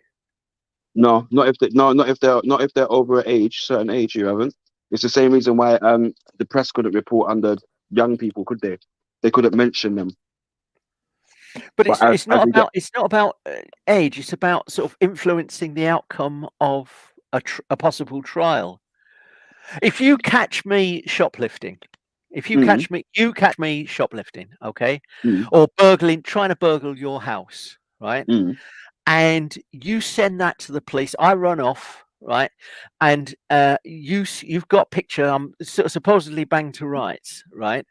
And then you post it on YouTube. Surely you've contaminated the investigation. Surely. No, it's on social platform. You're on But social media. you've stopped my justice. You've interfered with my right to a fair and a free trial. Surely. How? Because you've already put the case forward to the public, and there might be jury members who watch that or see it, or relatives of jury members, and their verdict may be coloured by your video. That's why on jury selection, they will ask you, have you ever seen a paedophile hunters video? And if they say yes, they probably won't get selected for that jury. Well, in the Netherlands, there were people that had lists online of names of these pedophiles, but they had to remove that basically. And what is wrong with it if the people see the video, what actually happened, etc. What really happened? What's wrong with that exactly? Because again, these people are going to meet people in public places as well. You're not breaching their privacy. You're on social media. Even if you went to a psychologist, as much as you have your client confidentiality, if you said to your psychologist, I'm going to go out and kill 10 people, they have a duty to call the police. Your confidentiality goes out the window. So in terms of criminality, when that happens, you don't have that. Even with your barrister, if you tell your barrister doesn't have to sit there and, you know, if something happens and you say you're going to commit a future crime, they also are obligated. Do you understand me? Don't ever get it twisted. Now I didn't know that. I thought that if you said anything you said to a barrister, it was between you and him or her. No, committing future. If I said yes, I did it. I did murder her. But That's different. I'm pleading not guilty. I did kill her, but that's different. That's totally different. That's down to your barrister's conscience. I'm talking about committing acts, going to. Yeah, there's certain things again. Like if you, for example, if you was someone that was abused when they was younger, if they sat in front of their psychologist at 30 years old and told their psychologist something happened to them when they was younger, they're bound by duty to report. I can understand if a psychologist, if you tell a psychologist I want to commit suicide, I intend to commit suicide, right? I can understand that they have a duty of care to take action to report that, and I feel I'm getting these feelings of rage and I want to kill somebody. I can understand them wanting to, sort of report that they'd be obliged to report that. I can totally understand that. Yeah. But I'm surprised about the lawyer. Oh, and by the way, I don't want to commit suicide or murder anybody. But by the way, so. No, I'm not saying if you plead guilty to your lawyer, if you plan. That's it. Yeah. Future warning. Okay. Yeah. I'm gonna nobble the jury. Yeah. Yeah, something like that. Yeah, different thing. But again, like I said, in terms of that, again, they will ask the jury, have you seen paedophile hunters? Yes. How do you feel what they do? How do you feel about such and such? They will try their darndest to make sure that they have a unbiased jury that's not tainted by what's been put out there before. Because again, there's a vast majority of people that haven't seen these people and what they do. But is there no confidentiality law or something? Because psychiatrists, I thought they may not convey anything to other parties or people, basically, that they have a confidentiality. If you intending to put your life at risk, or the lives of somebody else, surely that's understandable for them to report that. From what I understand. That's why I said about age. From my understanding, it was about age. I know they couldn't, like in courts, they had to get a special thing to name certain children that done certain crimes below a certain age. And then once they're above a certain age, even the papers, they can call you by your name and even state where you live. Do you know what I mean? Even so, once you're a certain age, once you're over a certain age, they can actually report and say, yep, such and such from such and such was found guilty, or even there was a crime today and such was arrested. Like, they can do that. Sometimes they'll say a man because they don't want to give too much details, but sometimes once the conviction comes, they're talking. If you're of a certain age, they're saying your name. It's interesting that Street Struck is sort of backing up a lot of what you're actually saying. It surprises me, though, because I assumed that before the verdict that they were very, very protective about what they let out. I mean, in America, they'll discuss everything. In America, you'll get lawyers standing outside a police station or outside a courtroom, and they'll give you all the details of everything. In this country, you can't talk about anything. It's once it's sub judice, it's cut off. Sorry. Yeah, no. It's. I thought that they were fiercely protective of the sub judice laws, and not doing anything that might jeopardize the conviction. That's quite interesting. Yeah, they found a way around it. They found a way around that, and so they're doing it, and they're doing a very good job. I've googled it, and I think that Life Lover is correct, basically. So when they are a threat to themselves or others, then they have to report it to a person that can keep them safe. These psychiatrists. I didn't know that. I thought they were supposed to keep everything secret, no matter how bad their stories are, basically. Here's another thing, Street Struck, you really are on the money, old chap, or lady, or whatever you are, person. It says, to be fair, YouTube will quickly take down a lot of these videos. And it's quite interesting, because that crossed my mind, that I would have thought that some of these videos of these arrests, some of the people that you see arrested seem to be grossly overweight, and they are not, very often, they are not the most intelligent people in the whole world. In fact, I would actually say that some of them have very pronounced problems. And I would imagine that just out of common decency, YouTube take those videos down. But would it be for the kids? Yes, no, good point. And what we do discover as well is that a lot of people that flag these videos are sympathizers also, and people that are, these people flag these videos and report them and complain about them. It just makes me feel like watching one, basically. Well, except, so I do have a problem with vigilantes. You know what I mean? I am a little bit concerned about vigilantes. And look, if there's a group of people and they're keeping within the law and they're doing things by the numbers, and then good on them. But if you've got somebody that's like caping. You know, they're trying to be Superman. You know, that's they can do more harm than good. Yeah, I think it's born though out of people and their frustration at the system letting them down and not doing anything for them, and felt strongly enough to say, actually, let's do this ourselves. Let's put ourselves and relive through the trauma that we went through to catch these people, because a lot of them are reliving certain traumas, you know. And yeah, it's like I said, Shane Brannigan was one that was abused. I think his sister was abused as well, and so, you know, it's like he's on a mission.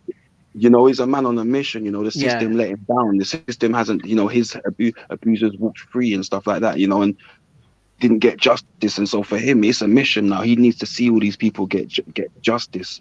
And, you know, like I said, he made mistakes in the beginning because, you know, a few cases collapsed because of what he was doing and stuff like that. But that was just his passion and his anger about the situation, you know, that got the better of him. But like I said, there's people that are doing it a lot more professional, and I just don't understand why. Maybe we should start a petition to get it out there for these people to be remunerated and they can get paid for this kind of stuff by the leaders and stuff like that, because they're doing the job of the police and doing it much better. Well, except I'm gonna bounce in just a minute, but it's been really good talking to you. The thing, it's been really interesting talking to you. You know, but that's not the way that YouTube's going. You know, they're cleaning up their act now, and anybody that's doing any sort of anything at all controversial, they're taking it out and they're replacing it with corporate stuff. If you want to know the news, you will get CNN, you will get Fox, you will get, you know, and all the sort of little local and individuals, they're being taken out now. You know, so if you've got a couple of group of individuals that are hunting down pedos, that's not what YouTube wants increasingly. No. They want fluffy animals, do they? They want fluffy animals and dogs. Most of these pedo hunters have contributed to a safer neighborhood, right? I think 90% or more have made a safer society. They've actually caught a pedophile that otherwise would have possibly abused children. That's what's needed. Or is it like, well, whatever. Is it more like the child wouldn't have responded if the child wouldn't have wanted that relationship, basically? Is that what they pretend or claim? And are there children that would do that, I wonder? I mean, how much of this is going on without people knowing about it? And is that a good thing? I mean, if the child wants it, then it's another matter. But I think usually they don't, especially not if they're prepubescent, if they can't have orgasms yet. Then they definitely don't want to be abused, tortured to death for adrenochrome, etc. But it doesn't matter whether they want it or not. Doesn't matter. It doesn't. It really doesn't. Right. matter. It's illegal anyway. Yeah, as not so much of it, but the legality is moral. And as children, like, you grow up and there's things that you want today that you're not going to want tomorrow. So an adult that will feed off of that and take advantage of that is wrong. I'm going to bounce. It's been a real pleasure talking to both. I'm going to bounce. It's been a real pleasure talking to you both. Thank you for your time, you two. So, thanks for having me on. Take it easy, Natty. Right, I'm going myself anyway. I'm about to finish my food, guys. Finish cooking. Okay, have an awesome one. Peace out. Yeah. Cool, man. Really, peace, brother.